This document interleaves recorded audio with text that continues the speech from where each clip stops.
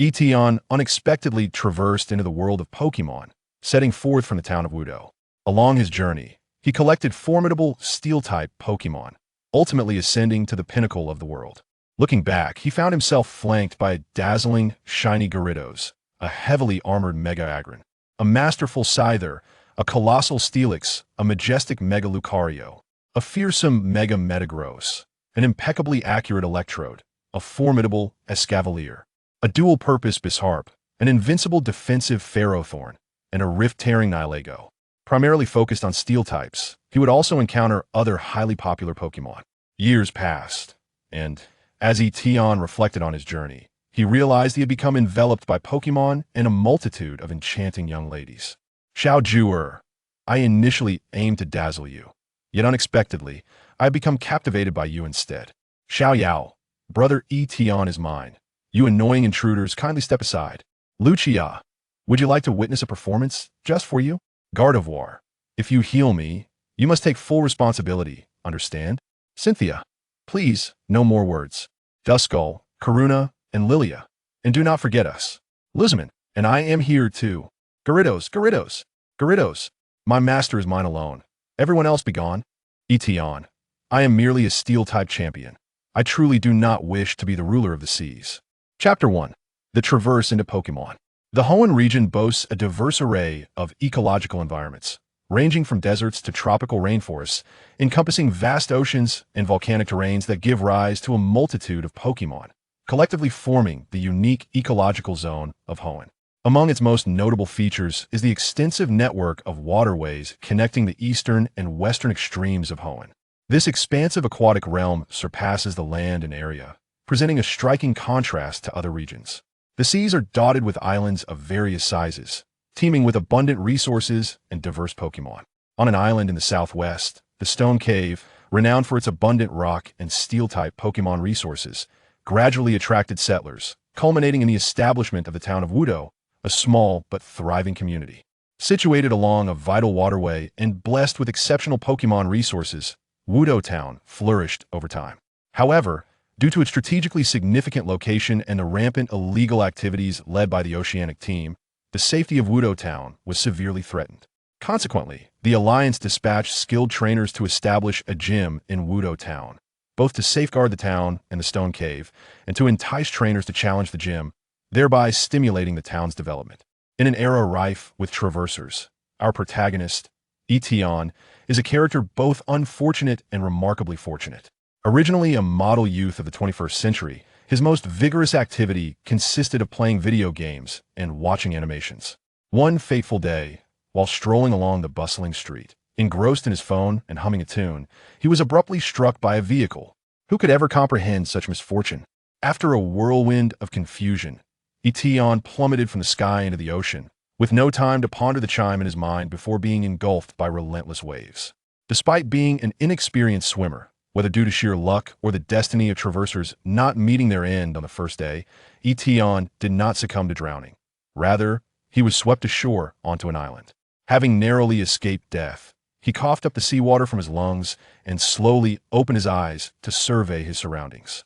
Above him, seagulls with blue and white plumage perched in small groups on the sandy beach, tilting their heads to observe the drenched human before them, exhibiting no hint of fear.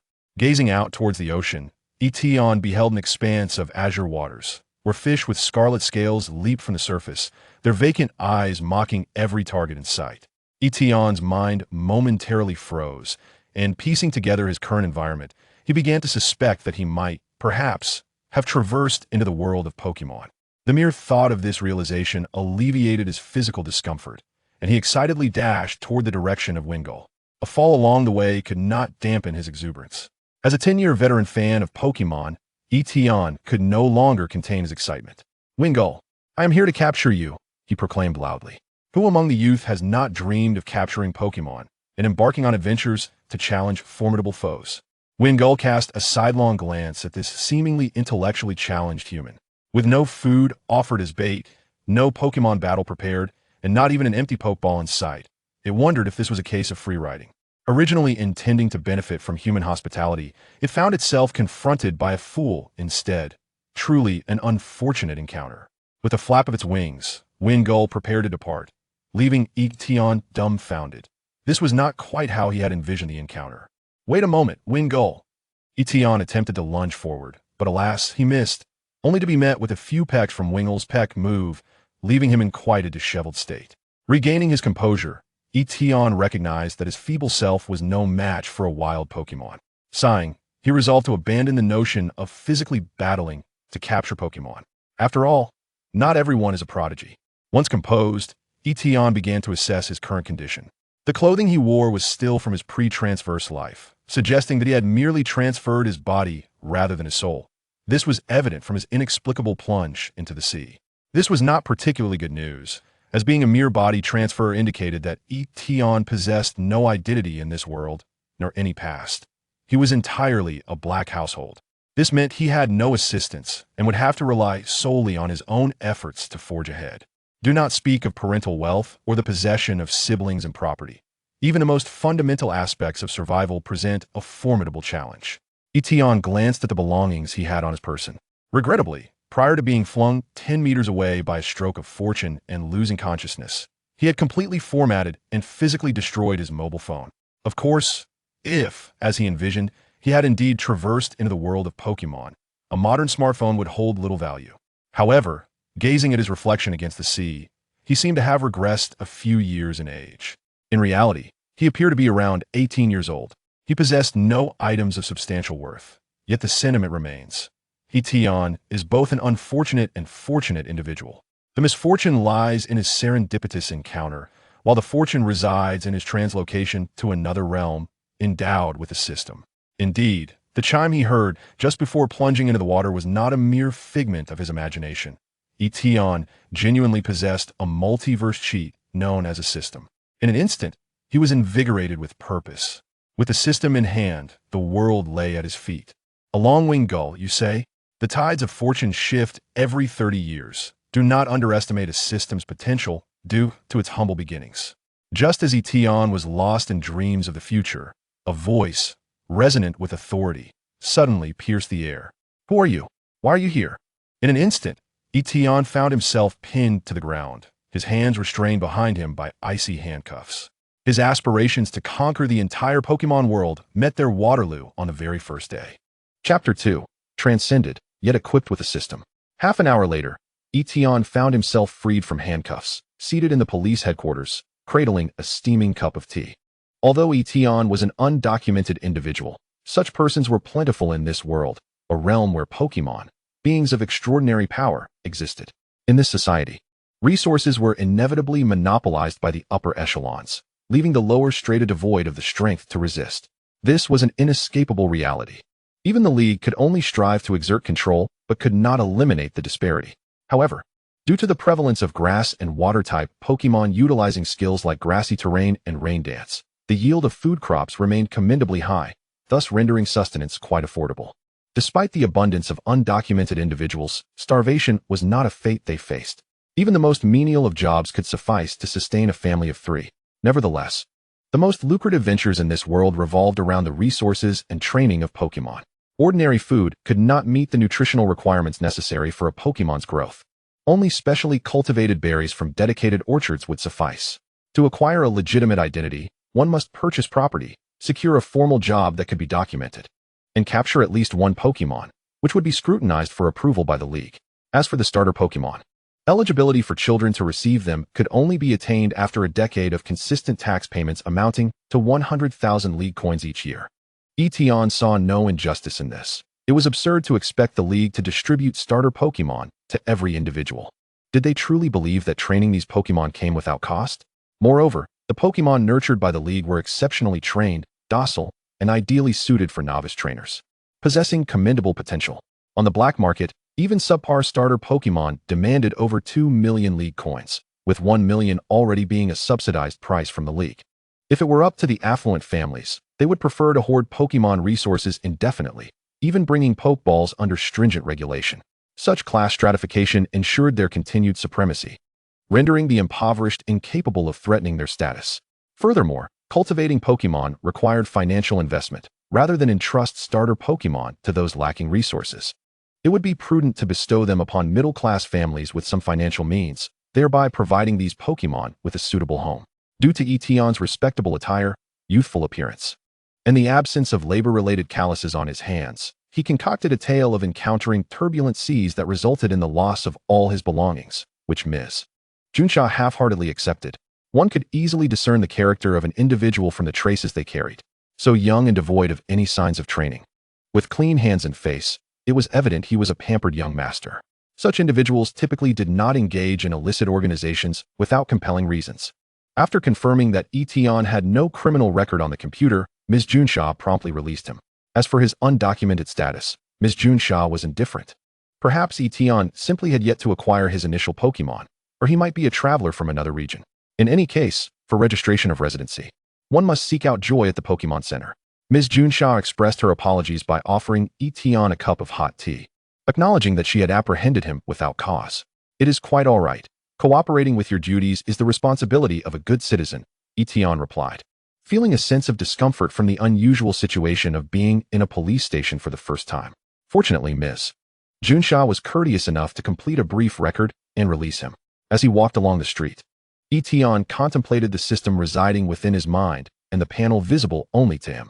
Throughout the preceding half hour, he had called upon the system countless times. Yet only this singular panel materialized, devoid of any responses or task assignments. It was evident this was a system akin to a dormant entity lacking self-awareness. Its sole function was to grant him one item from the Pokémon world each day, including even Master Balls and rare candies, tools of considerable advantage.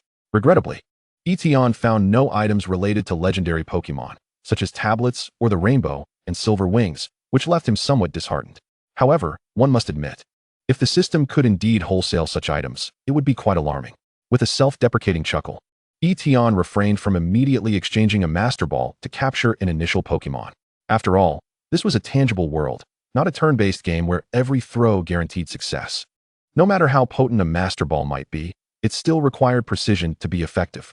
Fast Pokémon or those possessing psychic abilities could easily elude capture. And with Tian's physique, even possessing a Master Ball would not guarantee he could catch a Pokémon. The infamous example of the colossal Wailord from the Hoenn region swallowing a Master Ball whole serves as a stark reminder. As for legendary Pokémon, even if a Master Ball could capture them, Tian would not dare attempt it. Did they truly believe this was a game world?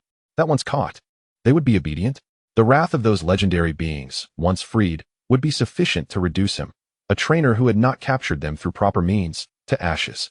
Indeed, many trainers succumb to their own Pokémon each year, particularly novice bug catchers and young boys in shorts, with a staggering 30% mortality rate during their initial captures.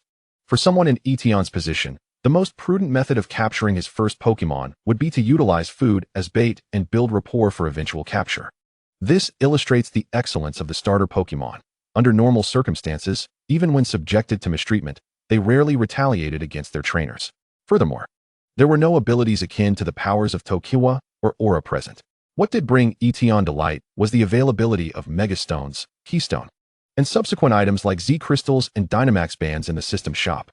This indicated that he would no longer face resource-related concerns when capturing Pokémon in the future. After studying the options in the system's marketplace for a considerable time, Tian ultimately had to confront reality. He required a temporary solution for food and lodging, in addition to a fundamental understanding of this world. He exchanged for a large golden pearl and located a legitimate League store to sell it, acquiring 200,000 League coins as startup capital. He also purchased an array of living essentials, several League guides, books on Pokémon training, and the latest magazines, intending to ascertain the current timeline. The advantage of a legitimate League store is the assurance of quality. They had clearly marked buyback prices and allowed for returns in case of quality issues. As for the black market, Tian would not consider it in the near future. While it might present opportunities for bargains, it was rife with uncertainty regarding quality, and once sold, items could not be returned and could lead to being cheated. At least until he had established some means of self-defense, the black market was not an option. These resources were generally commonplace and not particularly valuable. What truly struck Tian as exorbitant were the resources concerning Pokémon. A standard Poke Ball cost 2,000 League coins, and low-level energy cubes were sold individually. Due to his current lack of identification, he could not reside at the Pokémon Center, so he rented a modest abode nearby, preparing to familiarize himself with the present timeline. Chapter 3. Exploration of the Stone Cave. Dr. Okido, alongside numerous Pokémon researchers, has developed the Pokédex, which will replace identification as the emblem of a legitimate league trainer. The Dragon Messenger, Yulongdu, has joined the prosecutor's office to rigorously combat the illegal activities of Team Rocket in the Kanto region. The highly publicized Steel Prince, Zivki Daigo, has evolved his rare metallic Pokémon into a Metagross. The Water Prince, Mikoli, ascends to the pinnacle of coordination mastery, the new generation's most powerful champion. Sharona from the Sinnoh region prepares to challenge the Elite Four. As Tian perused various articles, news pieces, and gossip, he discerned the precise timeline he currently inhabited, roughly a decade prior to the inception of the original narrative. This era marked the emergence of new generation champions such as Dawu, Sharona, and Mikoli, who had yet to fully mature. It was the best of times, yet also the worst of times. However, to compete and engage with individuals of such prodigious talent, who could rival any epoch, was undeniably the most exhilarating endeavor. In the ensuing days, Tian fervently immersed himself in a wealth of knowledge regarding Pokémon and the rudimentary techniques for pacifying them, along with various methods for nurturing Pokémon of diverse attributes. Ultimately, this knowledge directly influenced his ability to successfully capture his first Pokémon. Once he felt adequately prepared, he procured camping gear, including a miner's cap and a shovel, and positioned himself at the entrance of the stone cave, a few kilometers from Dewford Town. Tian was resolute. He did not intend to casually capture any Pokémon. Instead, he aimed to venture into the stone cave to secure a Pokémon of commendable quality. Although the system's capabilities ensured that once his first Pokémon matured, his endeavors would snowball, Tian firmly believed that capturing a Pokémon necessitated a commitment to its care. He yearned for his initial Pokémon to accompany him to the very end, rather than merely serving as a tool for capturing others. Thus, hastily capturing a snake-patterned bear or a spiny bug to assume the role of a shorts-clad boy or a bug-catching youth was not a path he wished to pursue. To facilitate his pursuit of Pokémon, Tian invested significantly in several boxes of premium energy cubes and a few bottles of Moo Moo milk, all aimed at attracting Pokémon of lower levels. Additionally, he prepared several decisive items. Upon observing Tian alone, devoid of a single Pokémon, a kindly uncle who was resting offered a gentle reminder. "Young man, if you wish to enter the stone cave, it is advisable to capture your initial Pokémon first." He had witnessed many a gold seeker, yet most departed empty-handed. After all, the stone cave was not without its perils. Despite the League's efforts to develop the area and remove many dangerous Pokémon, individuals still went missing within its depths each year. Not every dream-laden youth conformed to the archetype of a protagonist. "Thank you, uncle, but I am determined to capture an exceptional Pokémon," Tian replied, tightening his backpack as he ventured into the stone cave. The uncle shook his head but refrained from further admonitions. The initial segment of the stone cave had been developed and posed little danger. However, it also lacked a significant Pokémon presence. After wandering for some time, Tian encountered neither a single Geodude nor a Zubat. The Pokémon resources within the stone cave were indeed remarkable, as even the most ordinary Geodude and Zubat fell within Tian's capture range. Both of these Pokémon possessed 3 evolutionary stages, and their final forms were quite commendable. Should he find a suitable candidate, Tian would not hesitate to capture one. Descending through the natural tunnels, Tian soon spotted Zubats hanging upside down from the cave ceiling. Upon detecting Pokémon traces, he immediately activated the system's scanning feature. Zubat. Gender: female. Type: poison, flying. Ability: inner focus. Aptitude: ordinary. Level: 12. Aptitude classifications: hatchling, 19, ordinary, 10 to 19, elite, 20 to 39, gym, 40 to 59, semi-champion, 60 to 79, champion, 80 to 89, tier 3 god, 90 to 99, master tier 2 god, 100 to 109, tier 1 god, 110 to 129, legendary beasts, 130 to 139, creator god, 150. Skills: supersonic, absorb, scare, mean look. Inherited skills: quick attack.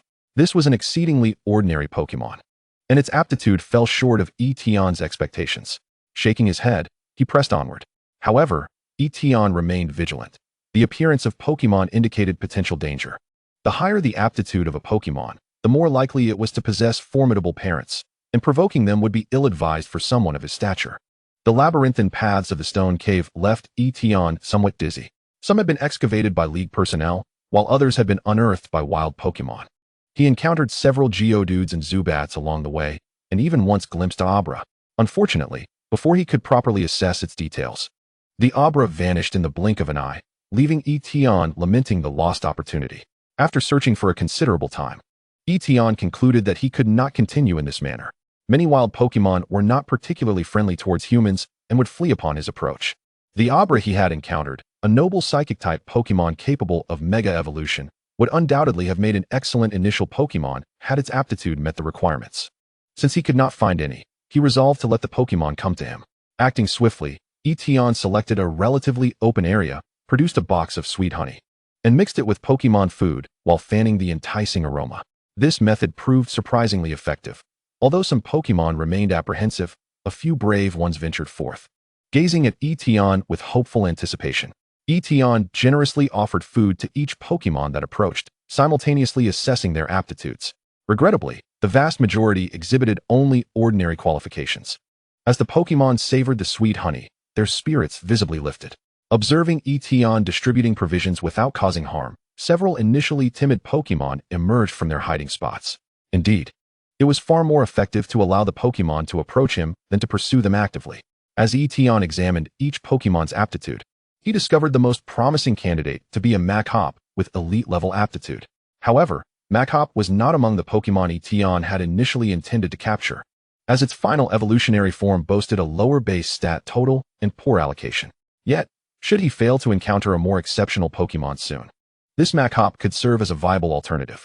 While Tian continued to distribute food, a faint yellow figure peeked out from behind a rock in the corner, hesitantly observing the nearby Pokémon and humans with a glimmer of desire in its eyes. However, it hesitated for a long time, fearing it would be driven away like before.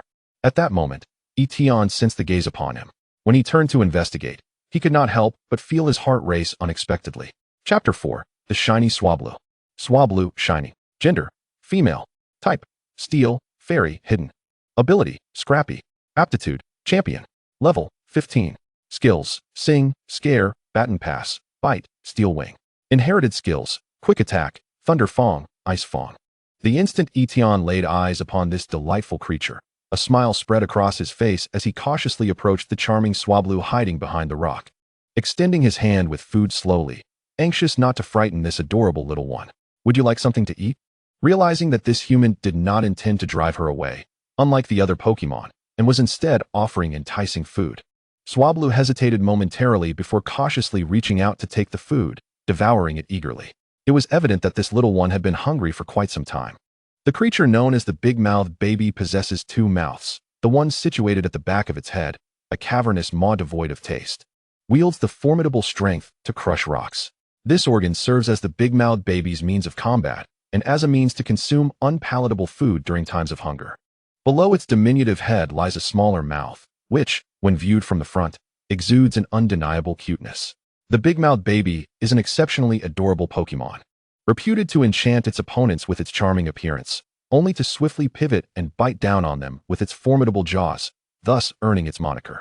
Typically, big-mouthed babies sport a yellow body, with black horns and limbs. However, this particular specimen boasts a signature maw and limbs of a dark crimson hue, hinting at a perilous nature. Shiny variants do not necessarily denote superiority. While they are rare among humans, they represent a complete anomaly within the Pokémon realm, often leading to their ostracization by their peers. It is no wonder that such a gifted Pokémon finds itself in a state of hunger. As the little creature satisfied its appetite, Tian gently stroked the small head of the big-mouthed baby. Initially, the Pokémon seemed somewhat timid, perhaps unaccustomed to such tender treatment. But soon it acquiesced to Tian's affection, even nudging his palm with an air of enjoyment. This is indeed a big-mouthed baby. Although it lacks an evolutionary form, its steel fairy typing grants it an impressive array of resistances, specifically 2 immunities and 8 resistances, with a remarkable 4-fold resistance to bug-type attacks, only vulnerable to fire and ground types. Despite the current slumber of Xerneas, which has relegated the fairy type to a hidden state, this does not imply that such a type combination lacks strength. The steel fairy combination is emblematic of the official favorites. Apart from keychains, only Mega Aggron, the Sword of Kings, and the family of little blacksmiths boast similar prowess, half of which are legendary Pokémon of exceptional caliber. The big-mouthed baby's base stats, however, are not extraordinary, with none exceeding 100. Yet, upon Mega Evolution, it possesses the noble ability of huge power, effectively doubling its physical attack. theoretically granting it a staggering 210 base physical attack stat, unrivaled in the Pokémon world, enabling it to unleash devastating physical output. Even Mutuo X and Mega Heracross do not reach such terrifying levels of offensive prowess, making this Pokémon a true underdog warrior. As long as one remains cautious of abilities that nullify its traits, such as those possessed by Mummy or Ghastly, or skills that exchange traits, it can wreak havoc without restraint. Mega Evolution endows it with a physical defense of 125 and a special defense of 95, which, while commendable, does leave speed as its only weakness. However, this can be substantially mitigated through the acquisition of the moves Taunt and Sucker Punch, marking it as a premier physical attacker. Among the Pokémon that do not exceed a base stat total of 500 in their Mega forms are the Big-Mouthed Baby, Gengar, and Beedrill. Yet all are formidable creatures that defy the notion that base stats are the sole determinant of strength. Moreover, this particular Big-Mouthed Baby possesses elite potential, inheriting 3 crucial moves, including the key move Sucker Punch and 2 from the farmer's 3 fangs. Its hidden ability can synergize with Life Orb, circumventing the detrimental side effects of continuous health reduction while benefiting from a 30 power boost. Truthfully, Tian did not anticipate encountering such an exceptional Pokémon. It is likely that within the entire Stone Cave, no creature boasts greater talent. Once the Big-Mouthed Baby acclimated to Tian's touch, he produced a box of high-grade Steel-type energy cubes and offered them to the creature. It was evident that the Big-Mouthed Baby relished these treats, sensing their beneficial impact on her growth. After she had her fill, Tian seized the moment to exchange for an elegant black and gold luxury ball from the system, placing it before the Big-Mouthed Baby. Little one, would you be willing to become my partner? I vow to cultivate you into the most outstanding Pokémon in the world. Before Tian could present further enticing offerings, the Big-Mouthed Baby enthusiastically nodded, activating the luxury ball's opening mechanism with her tiny paw, and entered within. The luxury ball did not even tremble once before confirming the successful capture. Tian stood momentarily stunned before jubilantly raising the luxury ball, exclaiming, "Pokémon, get dazed." However, as there was no one around, and with the Pokémon indulging in their meals, his enthusiasm fell flat, rendering him the object of curious glances from the surrounding Pokémon. Capturing a creature with such an unusual coloration was one thing, but to display such peculiar behavior was another. One could only wonder if this human was slightly unhinged. Nonetheless, the food he provided was indeed delectable, and on that account, they chose not to disdain him. Awkwardly releasing the Big-Mouthed Baby, Tian found himself gazing into her inquisitive eyes and instinctively reached out to pat her head. Big-Mouthed Baby, how did you find the luxury ball? In the game, luxury balls do not enhance capture rates. However, the Pokémon caught within them experience a rapid increase in friendship due to the comfort they provide. While other Pokeballs are designed for capture, the luxury ball's true purpose lies in nurturing, making it far superior for raising Pokémon. The Big-Mouthed Baby, being captured for the first time, did not feel discomfort. Rather, the luxury ball enveloped her in a soothing embrace, confirming that the Big-Mouthed Baby felt no adverse effects. Tian retrieved her and secured the luxury ball at the designated spot on his belt. He then turned his gaze towards a group of Pokémon still engaged in their feast. Little ones, have you encountered any beautiful stones or unique minerals? I can exchange more food or these high-grade energy cubes for them. Since he was already present, Tian intended to gather some resources. He could not continuously redeem gold pearls at the shop for currency, as that would raise suspicion. Currently, Tian was in a developmental phase and preferred to remain discreet. Upon witnessing Tian produce energy cubes, a rarity in the wild, several Pokémon contemplated briefly before darting off, eager to return to their nests in search of valuable treasures to trade. Before long, a selection of Pokémon returned, bearing an array of colorful stones. Upon evaluation, most were merely aesthetically pleasing rocks, yet some fragments of evolution stones and precious gem ores were also among them. While evolution stone fragments do not enable corresponding Pokémon to evolve, they can be ground into powder to serve as nutritious supplements, which the Alliance's formal shops routinely purchase. One particularly enthusiastic Geodude presented an Everstone, for which Tian rewarded him with a high-grade rock-type energy cube, causing the little creature to leap for joy. Chapter 5, The Gray Forces. After distributing the Pokémon food and energy cubes, Tian emerged from the stone cave, laden with a backpack full of various materials. Amidst a farewell wave from a throng of Pokémon, "It seems you had quite the haul," came a familiar voice from behind. Turning around, Tian recognized the man who had previously offered him guidance. Surprised to see that he had not yet departed, Tian remarked, "You're still here, sir?" The man chuckled heartily. Glancing at the luxury ball at Tian's waist, a glimmer of excitement flickering in his eyes. It appears you have successfully captured your initial Pokémon. Many young trainers falter at this stage. Noticing Tian's silence, the man felt slightly embarrassed and shifted his gaze to the backpack behind him. Young man, would you be interested in a trade? I specialize in acquiring these unique mineral resources, and I assure you, my prices are quite fair. Tian paused for a moment before shaking his head. I didn't gather much this time, sir. It probably wouldn't be of interest to you. The man smiled knowingly. Oh, quite the cautious one, but in this line of work, vigilance is wise. It ensures longevity. With that, he produced a business card and handed it to Tian. Should an opportunity for collaboration arise, feel free to visit us. Once again, I assure you, the price will surely satisfy you. With that, Tian tucked away his business card, expressed his gratitude, and departed. Brother, this lad appears to have fared quite well this time, doesn't he? Yet, we haven't spotted anyone else around. Why not? One of the younger subordinates made a gesture across his throat, only to receive a sharp slap from his boss on the back of his head. The subordinate nearly stumbled, bewildered as to what he had said wrong. Use your brain. Do you even consider who can afford luxury Pokeballs? It's not merely a matter of wealth. Perhaps it's some young master seeking a taste of life outside his gilded cage. To say the least, even if you were to act, what makes you think you could withstand the ensuing retaliation from a powerful family? The younger subordinate, feeling somewhat defiant, retorted, as long as we keep it clean. Who would know it was us? The elder brother, infuriated, felt the urge to kick the insolent youth. Do you think those influential families will play by the rules like Junsha? The moment anything happens to their young master, the entire Dewford Town will be under lockdown, and all underground forces will be swept clean. At that time, the superpower Pokémon will be brainwashed one by one. Do you truly believe you can escape? The subordinate, clearly unaccustomed to such dire scenarios, gasped in disbelief. It can't be that exaggerated, can it? With a cold smirk, the elder brother replied, last year, the eldest son of the Zafuchi family was attacked, and not a single underground force in the entire Kanas city escaped unscathed. Hundreds perished. And Devon Corporation issued a bounty of 100 million. That sum could easily sell your own father. He gazed at his trembling subordinate, akin to a quaking quail, then turned to the rest of his crew. When out there, keep your wits about you. Know who you can offend and who you cannot. Don't drag others down with your foolishness. The younger subordinates nodded eagerly in agreement. Many understood this principle, but only those truly reckless would go around flaunting their bravado and making enemies. Out in the world, the goal is to seek wealth. It is a low profile that ensures longevity. Upon arriving at the Alliance's shop, Tian sold off his spoils from the stone cave, including the invaluable Everstone. These were all mere trifles, entirely beneath his notice.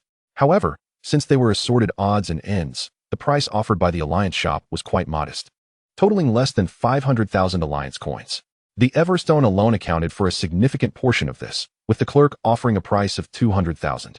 With a sigh, Tian acknowledged the undervaluation. Yet, the Alliance held its own advantages, unless it was a task issued by the Alliance. The purchasing prices were generally stable and fair. As long as the items were not stolen goods, the Alliance could guarantee the fairness and confidentiality of the transactions. No one would seek to make trouble for you when trading at the Alliance shop. However, this was not the case in the black market. Though the purchase prices were higher, there were also many unscrupulous dealers. Moreover, with his current ordinary-level big mouth, venturing into such a predatory environment posed a risk of not emerging intact, especially after encountering that group of individuals outside. Tian sensed a few of his subordinates casting him looks that were less than innocent. To be prudent, Tian terminated his rental contract and secured a new residence farther away, opting for a house with a yard. After releasing Big Mouth, Tian crouched down to gently pat its small head. Big Mouth, I am about to train you, and it may be grueling, but I will remain by your side throughout. Feeling Tian's sincere affection, Big Mouth nodded resolutely. From the moment of her capture, she had already prepared to grow alongside her trainer, sharing both joys and hardships. For the next month, Tian dedicated himself to training Big Mouth in his yard. In addition to attempting to activate the fairy type with the fairy wing, he specifically exchanged for Big Mouth's Evolution Stone and Mega Evolution Stone, aiming to enable her to undergo Mega Evolution. If Big Mouth could achieve Mega Evolution, it would significantly enhance Tian's self-defense capabilities. A Mega Big Mouth was in an entirely different league compared to a regular one. Moreover, every few days, Tian fed Big Mouth a rare candy, ensuring she received high-energy cubes and steel and fairy gems to assist in developing her inherent energy, facilitating her rapid growth. The effect of a rare candy in the real world was not merely an instant level up. That would be far too unfair. Its true purpose was to unlock a Pokémon's latent potential, allowing it to be fully realized. This process was not instantaneous. It required training for the Pokémon to attain genuine growth and realize its full potential. If one were to draw an analogy, it would be akin to nutritional supplements. Merely consuming them without exercise would lead to weight gain, while combining them with training would yield robust muscles. During this period, Tian trained Big Mouth in his modest yard, mastering inherited skills and truly making them her own. Additionally, he utilized several TM discs, completing Big Mouth's Fire Fang from Farmer's Three Fangs, thereby vastly expanding her skill pool. Among the various enhancements across generations, Tian placed the highest value on Mega Evolution and Z-moves from the Alolan region. These two official enhancements were not limited by geography. Gigantamax depended entirely on the power of Eternatus and only functioned in certain gyms within Galar. As for terastallization, it was even more cumbersome, requiring a Terra Orb for each use. In the absence of Terra energy in Hoenn, utilizing it once would consume a day's quota, making it a costly endeavor. In contrast, the overall amplification of Mega Evolution and the explosive potential of Z-moves were evidently more cost-effective. After a month of training, Tian finally reached the moment of harvest. Chapter 6. The Coco Dorlax Clan. Big Mouth, I am counting on you this time. Big Mouth excitedly responded, feeling a tremendous surge of strength coursing through her. The current Big Mouth was no comparison to her former self. Big Mouth, shiny. Gender, female. Type, Steel Fairy. Ability, Adaptability. Held item, Big Mouth Mega Stone. Potential, Champion. Level, 38, Elite Peak. Skills, Screech, Scare, Baton Pass, Crunch, Iron Head, Taunt, Ambush, Thunder Fang, Ice Fang, Fire Fang, Psychic Fangs. Fairy Wind, Brick Break, Play Rough, Swords Dance, Protect. Not only was her fairy type fully activated, but her skill set had also broadened significantly. Notably, while Big Mouth possessed steel and fairy types, the skills available for these two types were quite limited. She primarily dealt damage through skills of other types. This time, Tian planned to venture back into the Stone Cave to capture a formidable ally. After all, to participate in the upcoming Colorful Ghost Conference in a year, he needed to capture at least 6 Pokémon. Furthermore, to challenge the gym, he needed to secure at least 2 Pokémon. At the entrance of the Stone Cave, Tian once again spotted the uncle who appeared to have some shady connections. Uncle, long time no see. Is that you, kid? Having not seen Tian for a month, the uncle had almost forgotten him, though he could barely recall the boy due to the few luxury balls he had encountered. My name is Tian. This time, I might be able to trade with you. I am called Ajay. They all refer to me as Brother Jia, and you may call me that as well. Tian felt a twitch in his brow. While he knew this was likely not the man's real name, he suddenly had no desire to associate with this character. Hello, Brother Jia. TSK, the children these days lack manners. The uncle stroked his weathered face. He was only 40, yet felt like he was being called uncle. It seems you are quite confident this time. Are you looking to shop or to capture Pokémon? Both. Depending on what I find this time, Tian replied, shouldering his bag and stepping into the cave. For reasons unknown, Aegislash glanced at Tian's silhouette and sensed a newfound confidence emanating from the boy. Upon delving into the stone cave, Tian released his Gulpin. Was there a particularly formidable or bizarre Pokémon lurking within the depths of the cave? Gulpin pondered for a moment before nodding, leading the way for Tian. Generally, the offspring of powerful Pokémon inherit commendable talents, and Tian's objective was to locate the habitats of such Pokémon. The stone cave was a labyrinthine expanse, where even the most seasoned mountain dwellers could easily lose their way. However, they were not without the guidance of local Pokémon. After navigating several twists and turns, and descending deeper underground than Tian could fathom, Gulpin squeezed into a narrow passage. This cramped and uncertain tunnel bore a striking resemblance to those excavated by Drillbur. To Tian's astonishment, he had indeed stumbled upon traces of Drillbur. Without hesitation, he crawled inside. Following Gulpin for a considerable distance, a soft blue glow beckoned from ahead. Tian hastened through the passage, entering a vast cavern illuminated by walls embedded with scintillating blue, stardust-like minerals. These precious stones were highly coveted by noble ladies, each capable of fetching exorbitant sums in the hundreds of thousands of alliance coins. Additionally, a species of brown mushroom thrived within the cave, adored by Pokémon from the Monster Egg group. It was astonishing to discover such a place nestled deep within the stone cave. Gulpin called out to Tian, urging him to follow. Distracted by the enchanting environment, Tian hastened towards Gulpin. Inside the cavern, he beheld a dozen or so Drillbur feasting on the mushrooms scattered across the ground, along with several more Drillbur and a single Bisharp. Bisharp. Gender: female. Type: steel rock. Ability: sturdy. Potential: near champion. Level: 52 mid-gym. Skills: metal claw, rock tomb, protect, iron head, metal sound. Upon assessing the gym level Bisharp, Tian swiftly abandoned his initial plan, opting instead for a gentler approach to capture. Greetings, Bisharp. My name is Tian, and I am a Pokémon trainer.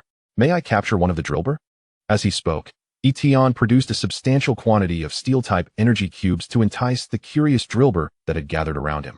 Having lived underground since infancy, the Drillbur were accustomed to a diet of minerals and mushrooms, and they had never encountered such delectable offerings. One by one, they gathered eagerly, hoping for more. Roar! Bisharp glared disapprovingly at her young. She had relocated her kin to the depths of the earth to avoid human contact, only to find her offspring so easily swayed by a mere energy cube. Bisharp, I understand your desire for a peaceful life with your children, but do you not wish for them to achieve greater growth? Gulpin had advanced to elite level in just over a month under Tian's guidance, and he promised to provide a variety of excellent nutritional products.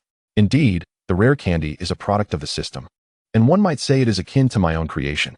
Given the abundance of energy cubes Tian presented, Bisharp refrained from immediately expelling this human, sensing that he bore no ill intent. Yet, the thought of separating from her offspring was equally unappealing. After weighing her options, Bisharp decided to politely decline the young trainer's request. Bisharp let out a series of roars, and the Drillbur and Drillbur swiftly formed a circle around Tian, enclosing him. Do you wish to battle me? If I win, you will allow me to capture a Drillbur, correct? Bisharp nodded, her gaze filled with pride. In her view, it was inconceivable for Gulpin, who only radiated elite-level aura, to triumph over her. Very well, but do not backtrack. Gulpin's countenance was filled with determination. This would be her first real battle since mastering that particular move. To Tian, Bisharp appeared formidable, yet her weaknesses were glaringly apparent. The steel and rock typing rendered her vulnerable to fighting and ground-type moves, both of which dealt quadruple damage. Additionally, her speed was lacking, making her susceptible to being outmaneuvered in a battle of similar levels. Tian's concern lay in the possibility of being overwhelmed by all the Pokémon at once. Gulpin's slower speed might jeopardize her ability to defend him. Otherwise, Tian held no fear of facing a gym-level Bisharp. Tian retrieved the keystone necklace concealed within his collar, resonating with Gulpin's Mega Stone. The moment had arrived. Answer my bond, Gulpin. The keystone in Tian's grasp emitted a brilliant light, while Gulpin's Mega Stone shimmered with a myriad of colors. Under the incredulous gaze of Bisharp, Gulpin's form underwent a dramatic transformation. The dark red upper jaw morphed into a vivid crimson. An additional moss sprouted behind her head, resembling twin ponytails, and her coloration shifted to a striking black and yellow. Whereas Gulpin had previously exuded a semblance of cuteness, the Mega Gulpin now radiated an aura of ferocity and power, with its fearsome jaws capable of tearing anything asunder. At that moment, Gulpin's presence rivaled that of the gym-level Bisharp. Chapter 7. The First Battle of Mega Gulpin. Mega Gulpin, Shiny. Gender: female. Type: Steel Fairy. Ability: Huge Power. Held item: Life Orb, Gulpin Mega Stone. Potential: Champion. Level: 48, Mid-Gym. Skills: Scare, Baton Pass, Crunch, Iron Head. Taunt: Ambush, Thunder Fong, Ice Fong, Fire Fong, Psychic Fangs, Fairy Wind, Play Rough, Swords Dance, Protect. The Mega Evolution had elevated Gulpin's prowess to an entirely new echelon, boosting her level by 10 and transforming her ability to Huge Power. At level 48, she had surpassed the gym level, closing the gap with Bisharp significantly. Bisharp was taken aback. She had never heard of such an evolution for Gulpin. Gulpin, use Swords Dance. Bisharp was momentarily stunned, and Tian seized the opportunity to command Gulpin to enhance her strength. A flurry of sword-like shadows enveloped Gulpin, and in mere seconds, her attack power surged by 2 levels. Roar! Bisharp, refusing to be idle, swiftly grabbed a nearby rock and hurled it at Gulpin. Use Ambush. Gulpin dodged the rock slide, darting toward Bisharp, her massive jaws infused with dark-type energy, striking mercilessly. Bisharp's considerable bulk was knocked to the ground. Bisharp howled in agony, her armor cracking under the impact. Even with her formidable defenses, she could not withstand this assault. Was this little one's strength excessively overwhelming? Following a single Swords Dance, Gulpin's attack power had escalated twofold, combined with the effects of Huge Power, resulting in a terrifying quadruple boost. Not to mention the additional 30 from the Life Orb. Ambush was already a high-damage move with a power of 70, yet it had not achieved a one-hit knockout. Bisharp's defenses were indeed remarkable. Still unwilling to concede, Gulpin declared, "Use Brick Break."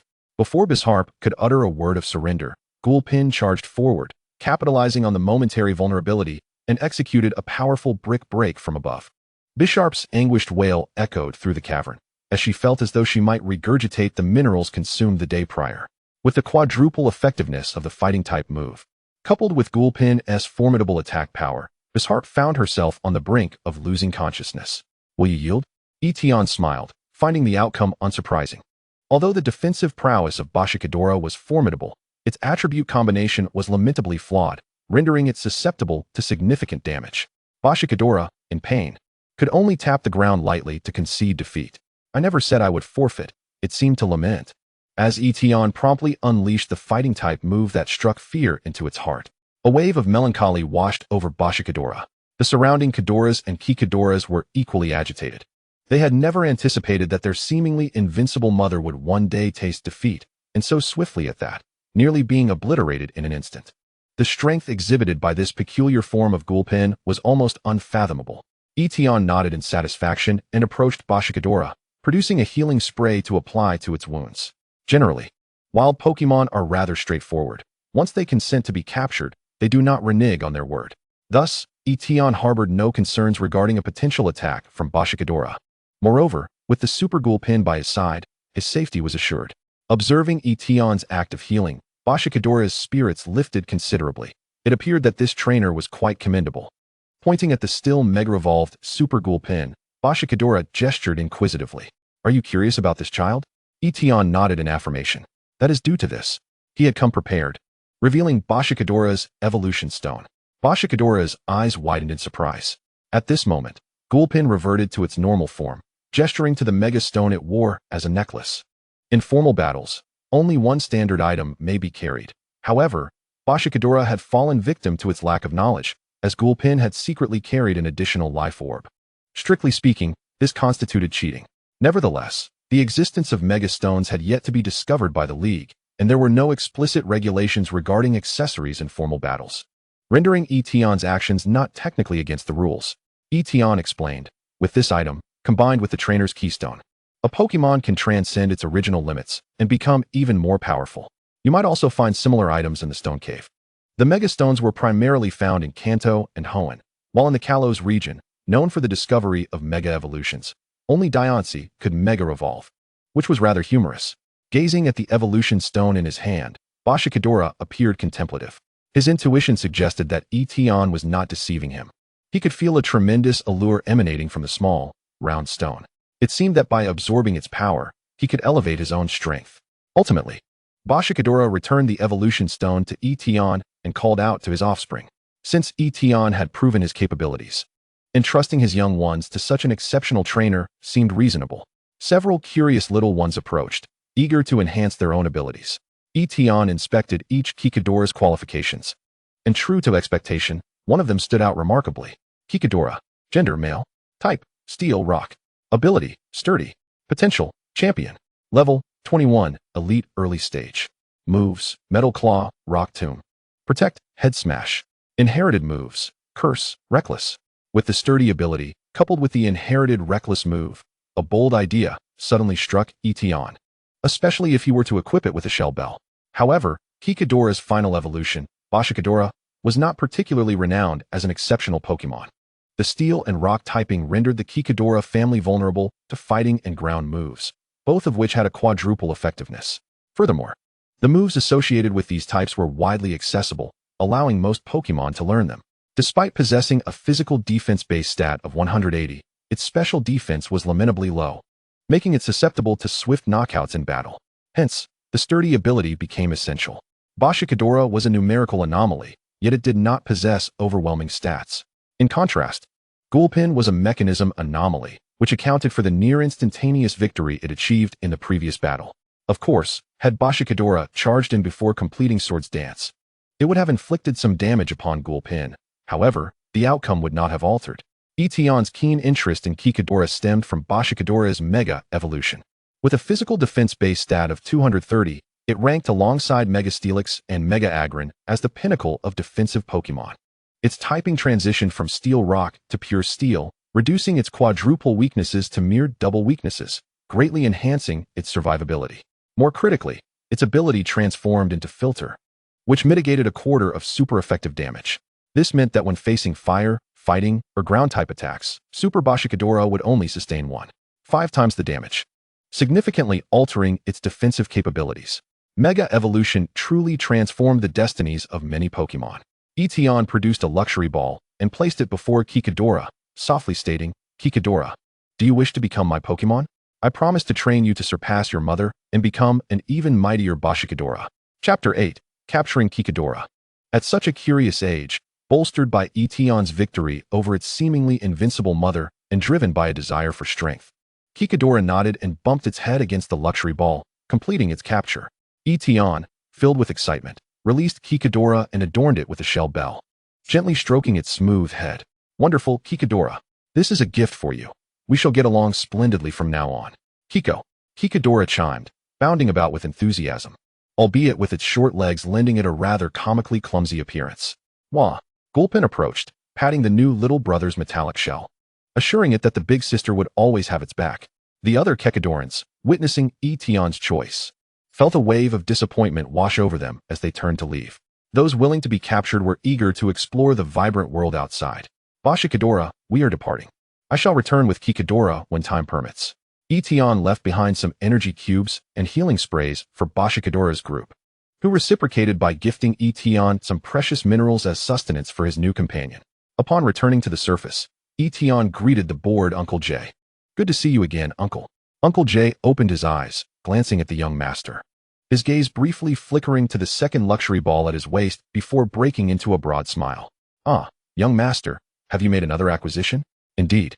This time I may require some assistance from you," Tian acknowledged, not refuting Uncle J's statement. After all, one's identity is often self-bestowed.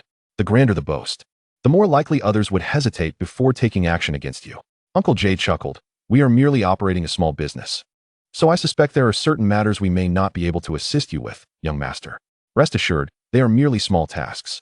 Uncle J remained silent, sensing that this time, the young master exuded significantly more confidence than before, in stark contrast to the previous encounter where he appeared somewhat wary. Had the family's protective arrangements been put in place, or did he possess newfound support? However, such matters were beyond his concern. His organization was not a purely criminal entity, but rather a gray market intermediary, occasionally engaging in less than savory work. Following Uncle J into an alley at the street corner, they knocked rhythmically on a dilapidated door, 3 knocks to the left and 3 to the right. The observation hatch creaked open, revealing an elderly man, his expression inscrutable, fixated on the uncle. Having brought a client for a lucrative transaction, the uncle spoke, and the hatch promptly closed. A series of locks clicked open, and the rusted door swung ajar. Upon entering, the elder merely cast a fleeting glance at Tian, offering no further commentary. Meanwhile, the uncle proceeded to introduce Tian to the establishment. The black market, a phenomenon present in every city, varies only in scale. However, it is noteworthy that nearly every region's black market is interconnected, thereby rendering our operations significantly expansive. Any rare commodities, including Pokémon, can be procured here, alongside services such as money laundering and the issuance of commissions.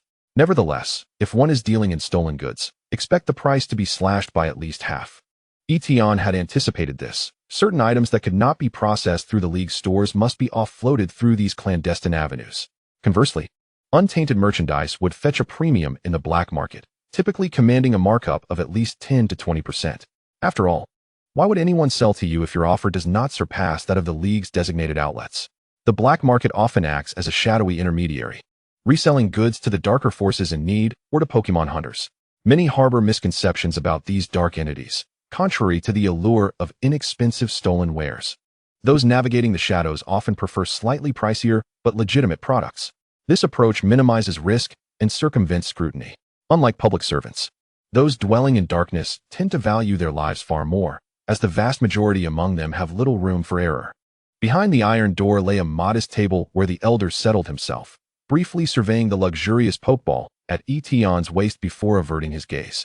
Those engaged in this line of work are often a motley crew, indifferent to such trivialities. "What business do you wish to conduct, young master?" he inquired. Tian removed his backpack, spilling a collection of rare ores onto the table, including a few low-purity evolution stones and a never-melt ice. All items were clean. He sought a fair price. Upon hearing that the goods were legitimate, the elder perked up, meticulously assessing the items before presenting his offer.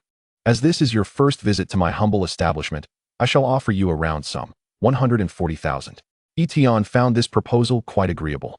It seemed the black market was indeed advantageous in this regard. I require a trained Ditto, as well as a legitimate trainer's identification. The elder did not pry into the reason behind the young man's request. Instead, he stood and retrieved a Pokeball from behind a shelf. A Ditto will cost you 400,000, and the identification 20,000. Tian frowned slightly. Is that not rather steep? While the price for the Ditto was reasonable, being a hard currency within the black market, coveted by many dark factions, he found the cost of the identification to be unexpected. After all, the League's formal trainer identification typically required no more than 100,000 Alliance coins, and acquiring even a basic Pokémon was not overly challenging. Even for someone like Tian, an individual without a formal record, securing legitimate identification after obtaining 2 Pokémon was merely a matter of passing a review. The elder, accustomed to such inquiries, explained, "There is a rationale behind the expense. If you were to follow the regular channels, it would certainly not cost so much. But that would take at least a month. Here, we can resolve it in an hour, with options across various regions, ensuring safety and reliability." Tian regarded the elder's assurances of safety with skepticism. The black market operates under the principle of goods sold as is, no returns, contrasting starkly with conventional stores. Nevertheless, he nodded in agreement to the quoted price.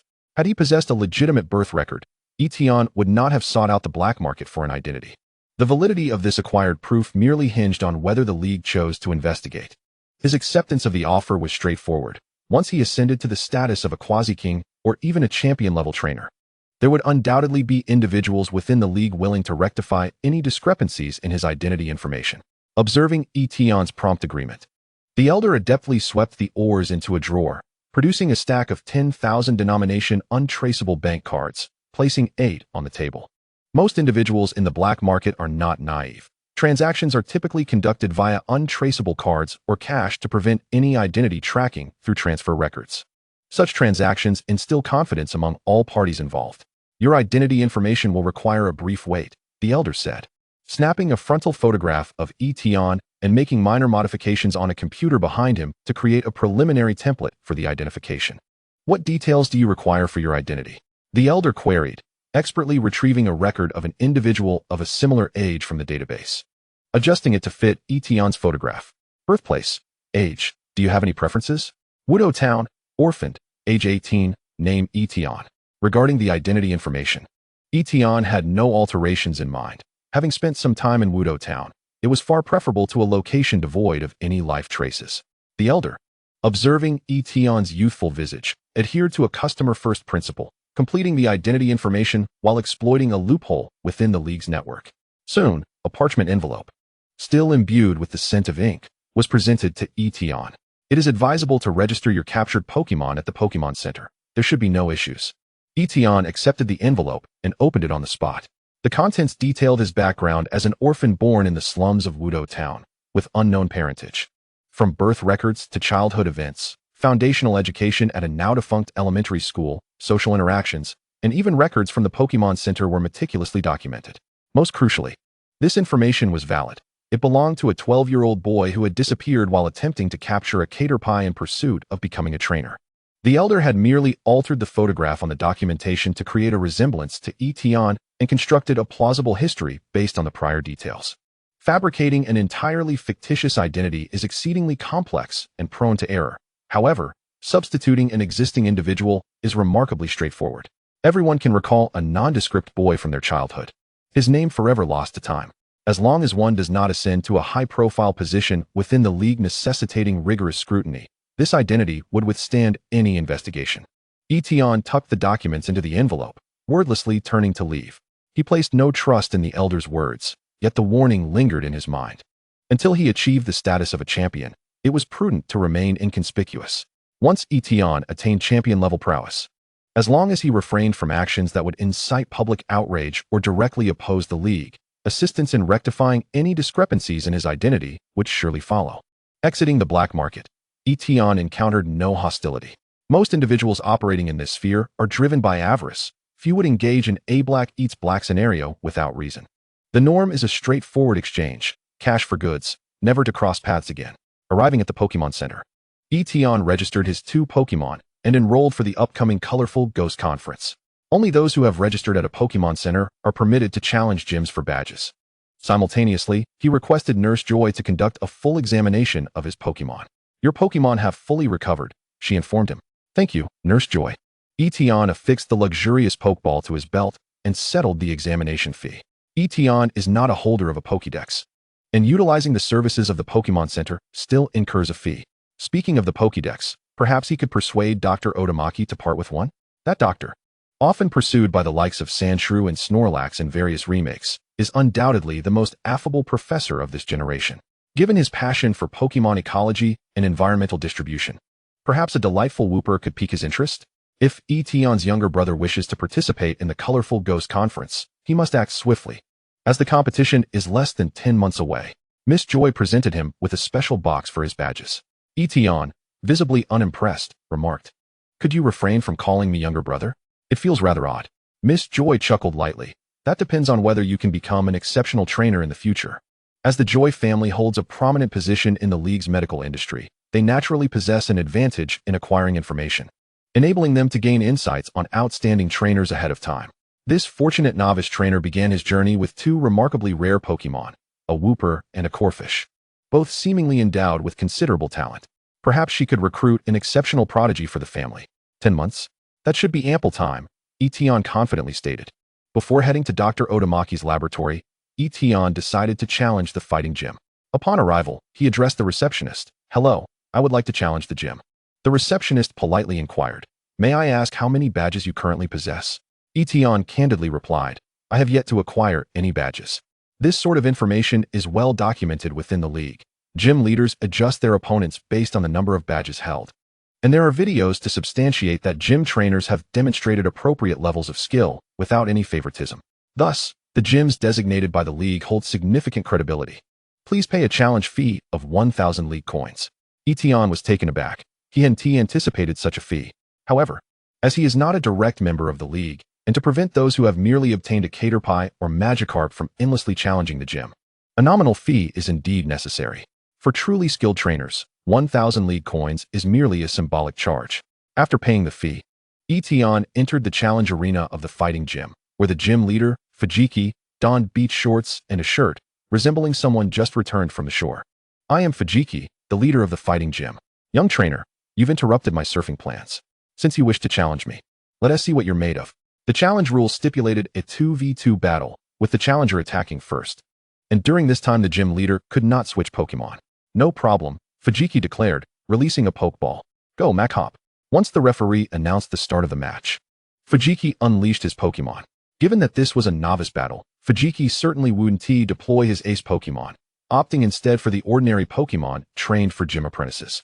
Nonetheless, this Machop was level 20, certainly not something an average novice could handle. "Wooper, I choose you." Upon Tian's call, the unique coloration of his Wooper caught Fujiki's eye. A shiny Pokémon. What a fortunate lad. But do you not even comprehend the most basic type advantages? Fighting types have the upper hand against steel types. Yet, formidable strength can effortlessly breach such barriers. Wooper executed Sword's Dance.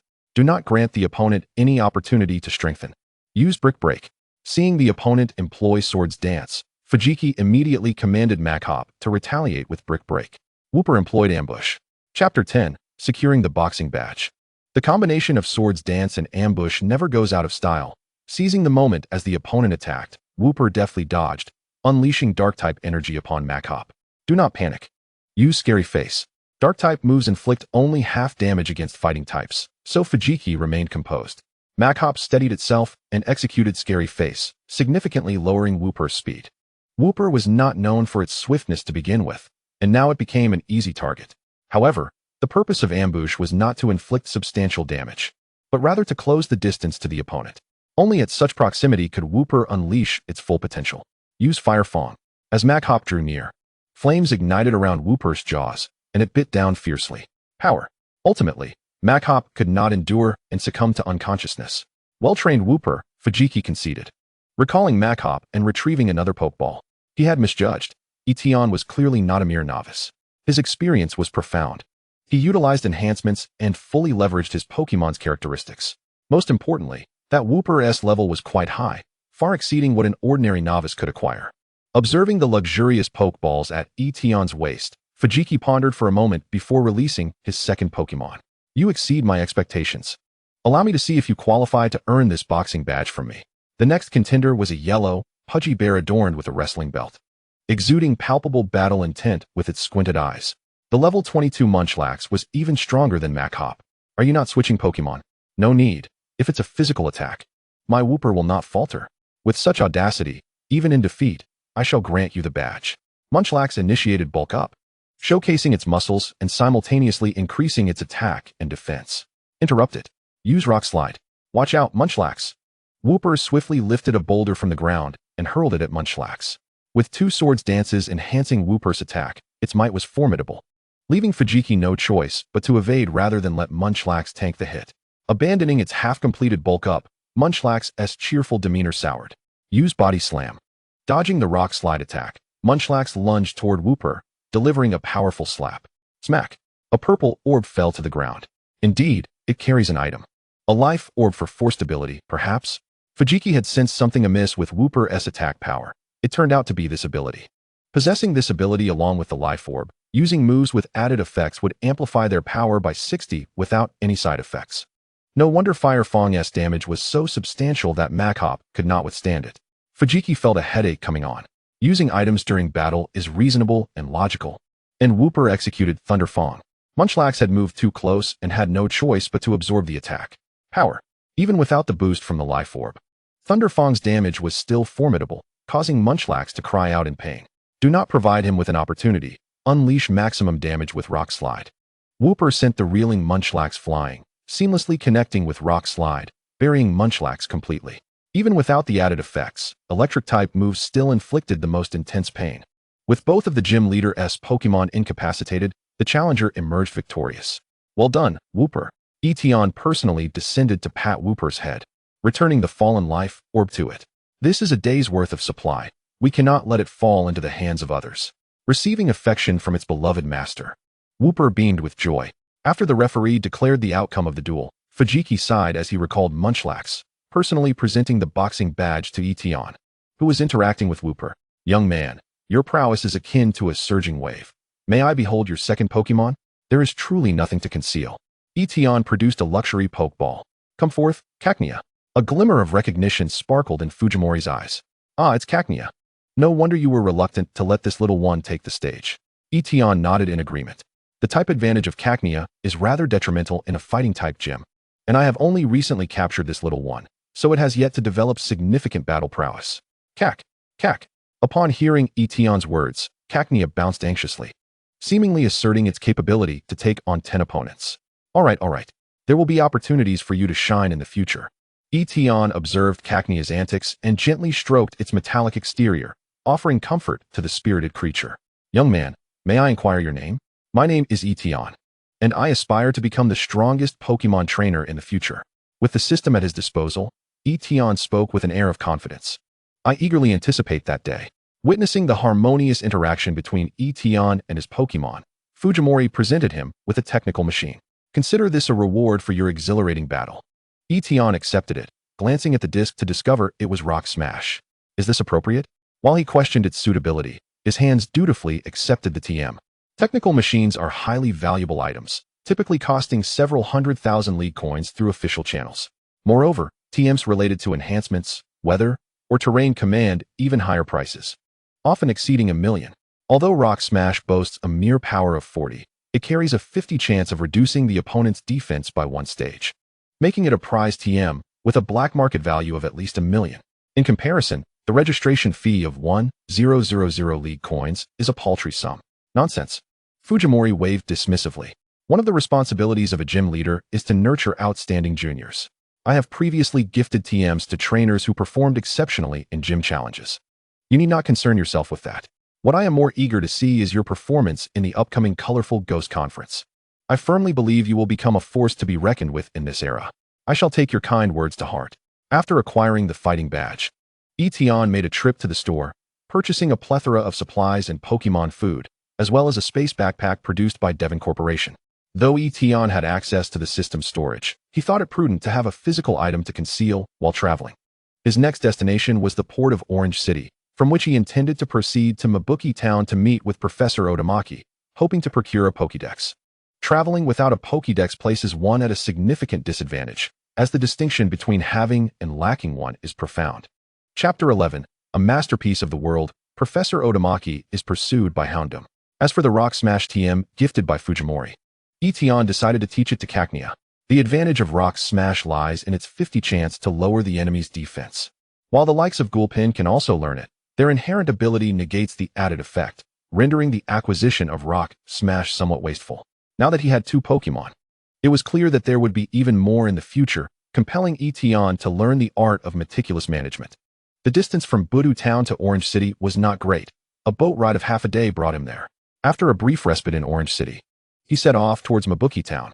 Along the way, Tian trained Cacnea against wild Pokémon to gather battle experience, while also keeping an eye out for any suitable Pokémon to capture.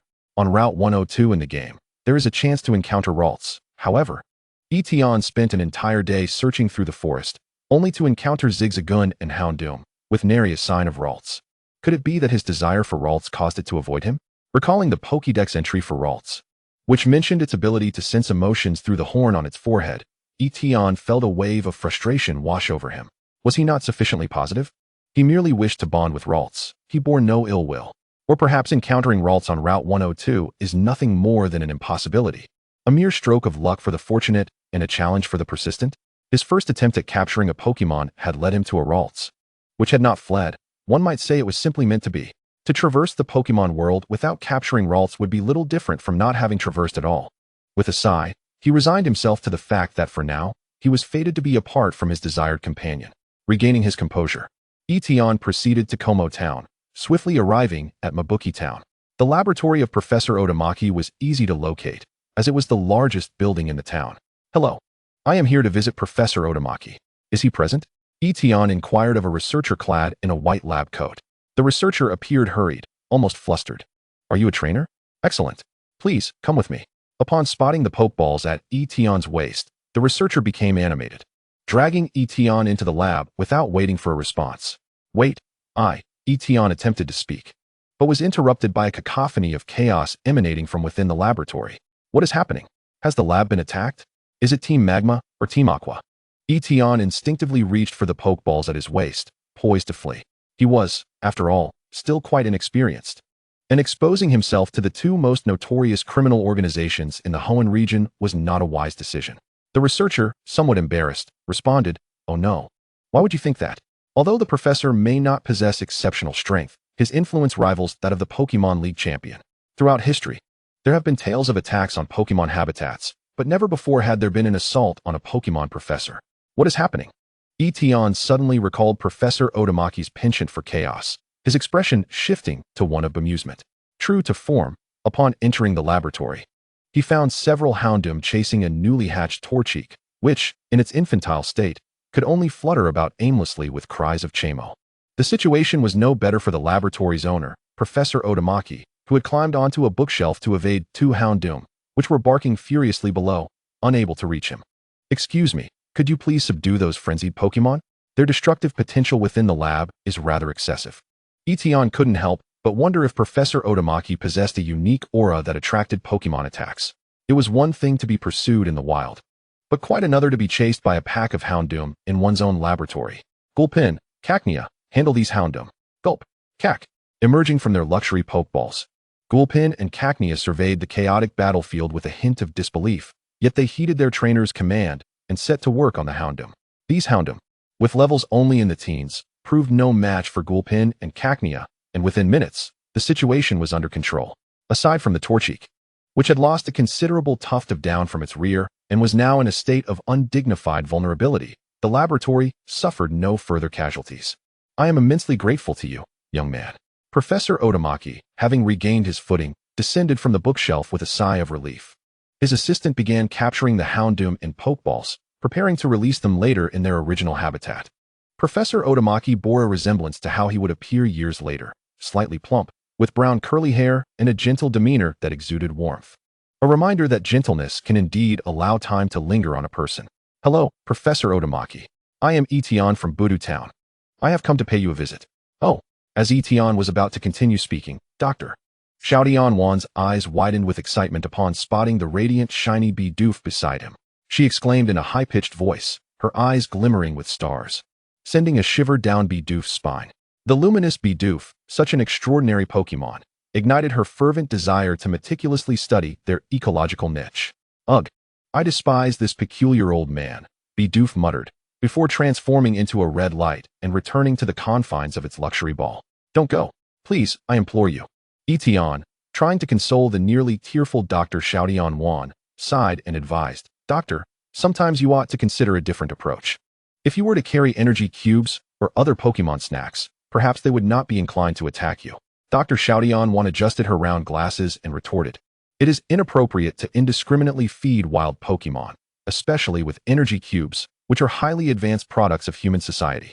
Such actions would lead wild Pokémon to lose their natural instincts. An onlooker researcher couldn't help but interject. Is this the reason why you ventured into the wild to observe wild Pokémon without even bringing a single Pokémon for your own protection, only to be chased back by a pack of wild hounds? Had it not been for Tian's unexpected visit, you might have sustained injuries while searching for the Pokémon distributed by the Alliance. Indeed, the doctor was no stranger to injury, a common occurrence for her. Such absurdity from one's mentor is rare even within the realm of Pokémon research. Chapter 12. The Trial of Dr. Xiaotianwan. Feeling slightly embarrassed from being openly critiqued by her student, Dr. Xiaotianwan blushed. This is a necessary measure for observing Pokémon ecological niches. Bringing a powerful Pokémon might frighten those adorable creatures. By the way, may I ask who you are? Tian, resigned, reiterated his introduction. You are here to visit me? Are you a newly debuted trainer this year? Tian nodded. I wish to obtain a Pokédex from you. Dr. Xiaotianwan had anticipated this request. It was customary for rookie trainers visiting local Alliance professors to either receive their initial Pokémon or to acquire a Pokédex. However, a Pokédex is not something that can be handed out casually. Unlike starter Pokémon, the authority to issue a Pokédex is akin to a privilege for professors. Yet it also signifies an endorsement of a trainer's legitimate status as an Alliance trainer. The holder of a Pokédex is expected to relay data from their journey back to the Research Institute for scholarly purposes, essentially marking them with the Institute's label. If the Pokédex holder were to commit any egregious acts, while the Xiaotian Research Institute might not suffer severe repercussions, its reputation could certainly be tarnished. Deep down, Dr. Xiaotianwan was also reluctant to entrust the Pokédex to anyone with dubious intentions. How many badges have you acquired so far? Dr. Xiaotianwan inquired, preparing to test him. Tian replied earnestly, 1, the Fighting Gym's boxing badge. Ah, that lad, Fujiki, I see, Dr. Xiaotianwan remarked as she approached the desk, retrieving a piece of stationery to write a letter. My dear boy, the master of the Changhua Gym, Qianli, is my friend. With my letter of introduction, you may meet him at the Changhua Gym. Master Qianli is an expert in normal-type Pokémon. Although he only relocated from the Chengdu region 2 years ago, his prowess has already reached the elite level. Were it not for the fact that all Elite Four positions are currently filled, he might have ascended to that rank. Tian had indeed heard of Master Qianli, renowned as the father of the illustrious heroine Haruka from the advanced generation, and a formidable trainer in his own right. To train a Pokémon of the slaking lineage, boasting an impressive base stat of 670. To overcome its lazy nature in a short time is a testament to Qianli's exceptional skill. You will study for a while at the Changhua Gym, and if Master Qianli recognizes your talent, this Pokédex shall be activated for you. Dr. Xiaotianwan handed Tian a letter along with an unactivated Pokédex and a Steel-type Pokémon breeding manual. What is this? Tian asked, his eyes shimmering with excitement as he gazed at the manual. Since you just assisted me with a small favor, consider this a token of gratitude. Tian was overwhelmed with joy. After all, this was a training manual provided by an Alliance professor. Although Dr. Xiaotianwan was not akin to Professor Oak, who was also a champion, the materials she offered were undoubtedly of high quality. Thank you very much, Dr. Xiaotianwan. You are truly a blessing for novice trainers. Dr. Xiaotianwan smiled. Consider it a little assistance for newcomers. By the way, I noticed that both of your Pokémon are Steel types. Are you planning to specialize in Steel Pokémon? Tian had indeed contemplated this matter. Generally, trainers' teams are categorized into specialized and mixed types, each with its own merits. The minimum requirement for the Elite Four is to possess at least one team of elite-level specialized Pokémon. I captured these two little fellows by chance, as I simply adore them, not solely for their type. Although Tian had no intention of confining himself to a single Pokémon type, the thought of capturing primarily Steel types crossed his mind, for it is true that Steel Pokémon are rarely unattractive. For early-stage teams, I personally recommend that newcomers focus on training Pokémon of a single type, as this approach lessens the cultivation pressure and allows for some commonality in breeding resources. However, the disadvantage of specializing in one type is that it is easily countered. The upper limit is higher with a mixed team. Yet, a mixed team demands a greater level of skill from the trainer, requiring far more effort and resources than a specialized team. Tian pondered for a moment before expressing his gratitude to Dr. Xiaotian Wan. Thank you very much. I will consider this carefully. Dr. Xiaotian Wan nodded. She could see that Tian was a person of strong opinions and ideas. Such trainers tend to go further than the average ones. After assisting in tidying up the mess at the Xiaotian Research Institute, Tian bid farewell to Dr. Xiaotian Wan and returned to the forest. As night fell, Tian set up a tent by the riverside and began preparing dinner. Bidoof and Kecleon's meal consisted of Steel-type Pokémon food, complemented by 2 high-grade Steel-type energy cubes and several berries. Energy cubes, of course, cannot serve as a meal. Adequate nutrition combined with proper training methods is the scientific approach. After all, one seldom hears of someone relying solely on supplements for sustenance. Sitting by the campfire, Tian perused the Steel-type Pokémon breeding manual in his hands. Much of the content was illuminating, and the experiences of predecessors were immensely valuable. As a novice in the realm of Pokémon training, Tian found the techniques for crafting energy cubes, dietary combinations for different Pokémon species, and training methods for moves to be treasures of great significance. Suddenly, a buzzing sound from a Beedrill's wings caught Tian's attention. What? Beedrills are still active at this hour? He wondered, casting a curious glance into the depths of the forest. Normally, Beedrills are nocturnal Pokémon, and their activity at this late hour could only indicate one thing: territorial disputes. Even Pokémon hunters rarely provoke swarms of Beedrills. If hundreds of Beedrills were to charge, not even gym leaders or elite-level Pokémon would guarantee the safety of their trainers. In the wild, there are no regulations prohibiting Pokémon from attacking trainers directly. Should I investigate? Tian weighed the pros and cons, as Beedrill was among the more competent Pokémon and one of his intended bug-type mainstays. Ultimately, while the final evolution Beedrill may not boast an exceptional base stat, it is one of the few bug-type Pokémon capable of Mega Evolution. Mega Beedrill possesses formidable speed and attack, making it an extraordinarily effective assassin. The most striking aspect is undoubtedly the imposing presence of the Beedrill, which has effortlessly defeated 3 dodo birds and 3 dragonites, leaving a profound impression on everyone. Without hesitation, Tian recalled his Swablu and Kartana, setting off towards the source of the battle sounds emanating from the forest. In the darkness, Tian beheld the 2 factions engaged in combat. The Beedrill swarm and the hunting Butterfree clan were locked in a fierce struggle. Chapter 13. The Sale of Spoils. The Beedrill's stingers pierced the bodies of the invading hunting Butterfree, while the Butterfree retaliated with a flurry of paralysis powder. As the Beedrills succumbed to paralysis, the Butterfree lunged forward, piercing the Beedrill's bodies with their elongated mouthparts. The battle between the 2 factions was a relentless clash for survival, showing no signs of cessation. Tian had no intention of intervening, for this was a war between species. In the wild, such conflicts often lack a sense of right or wrong, existing solely as a struggle for life or death. As Dr. Tian Jin aptly stated, humans should refrain from interfering with the natural survival methods of wild Pokémon. Fostering dependency on humans could lead to catastrophic consequences. Turning his gaze towards the Beedrill's nest, he noted that the majority of Beedrills were out in battle, leaving only a few iron-shelled pupae hanging within the nest. Amidst this life-and-death crisis, some of the pupae had even evolved prematurely to join the fray.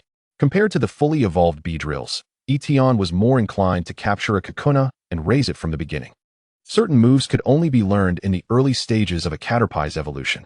Applying insect repellent to himself to eliminate any scent, Tian recalled his 2 Pokémon. Swablu and Kartana were far too slow. He would fare better on his own. Stealthily climbing the tree, he examined the unhatched Caterpie eggs within the Beedrill's nest, only to find none that met his expectations. Generally, wild bug-type Pokémon exhibit limited potential. The highest quality eggs he encountered were merely of average and elite tiers, with one being a gym-level Kakuna egg. Having been influenced by Swablu and Kartana, Tian had raised his standards considerably. He sought at least a quasi-champion level of potential to satisfy his aspirations. Nevertheless, the Beedrill nest boasted an abundance of Beedrill honey, along with a collection of rare berries and bug-type resources gathered by the Beedrills. To his astonishment, he even discovered a poison barb, an item that could enhance the potency of poison-type moves when held by a Pokémon. Just as Tian was collecting a substantial amount of Beedrill spoils, a sudden chorus of buzzing reached his ears. With a swift glance, he spotted a Beedrill at the entrance of the nest, frantically signaling to its comrades. Alarmed, Tian immediately released Swablu. Swablu, use Flame Burst. Swablu, sensing the precarious situation, did not hesitate, delivering a powerful bite that incapacitated the newly evolved Beedrill. Without delay, Tian recalled Swablu and made a hasty retreat. As he exited the nest, several Beedrills were already returning, and upon spotting Tian, they charged at him with their stingers poised. Not daring to linger, Tian knew that being surrounded by Beedrills would spell certain doom. Fortunately, the hunting Butterfree swarm encroached upon the Beedrills, forcing them to abandon their pursuit of Tian to confront their mortal enemies, with only a few Beedrills trailing behind him.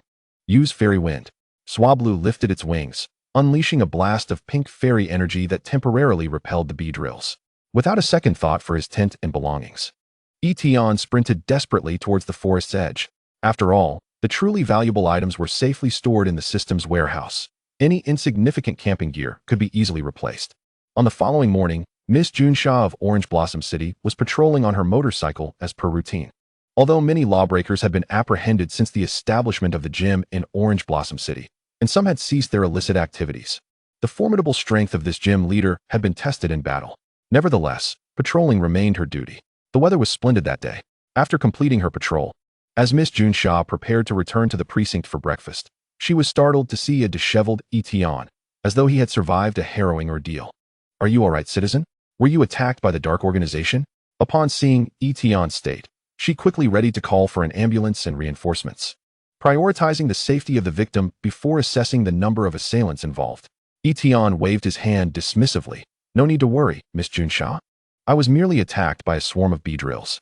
With a sigh of relief, Junsha quickly realized that this was more perilous than an encounter with the Dark Organization. At least the Dark Organization had human motives, greed, or lust, but Beedrills were driven solely by a relentless instinct to kill. "I recall that there is a proper road between Dewford Town and Orange Blossom City.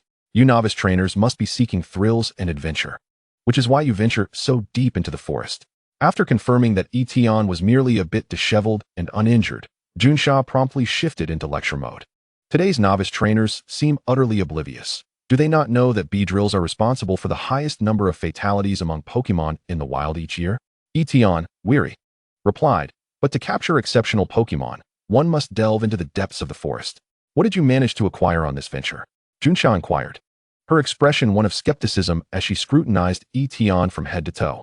Aside from the 2 luxury balls at his waist, he bore no signs of success. "Nothing," Tian admitted, a look of resignation on his face.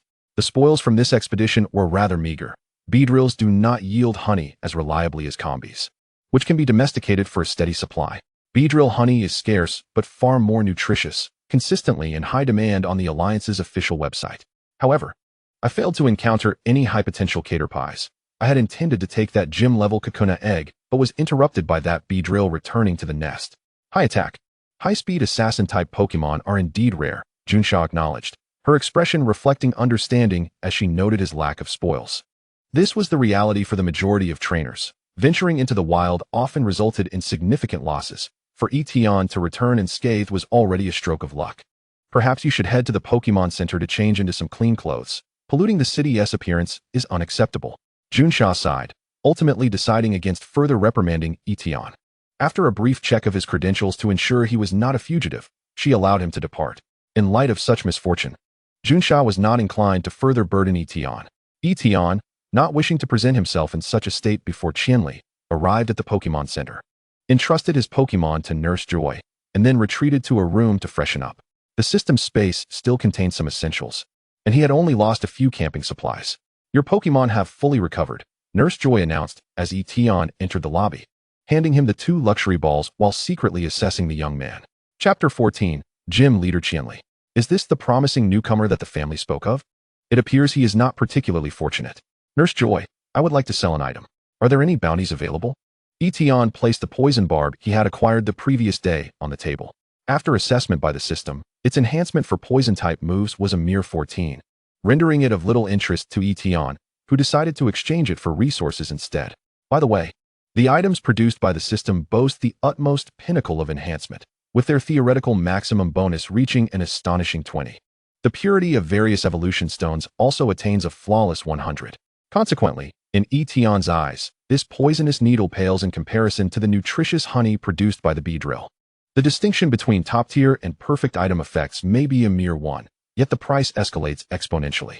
For trainers who have reached the zenith of their capabilities, such as those at the Elite Four or Champion level, any incremental advancement for their Pokémon is worth any price.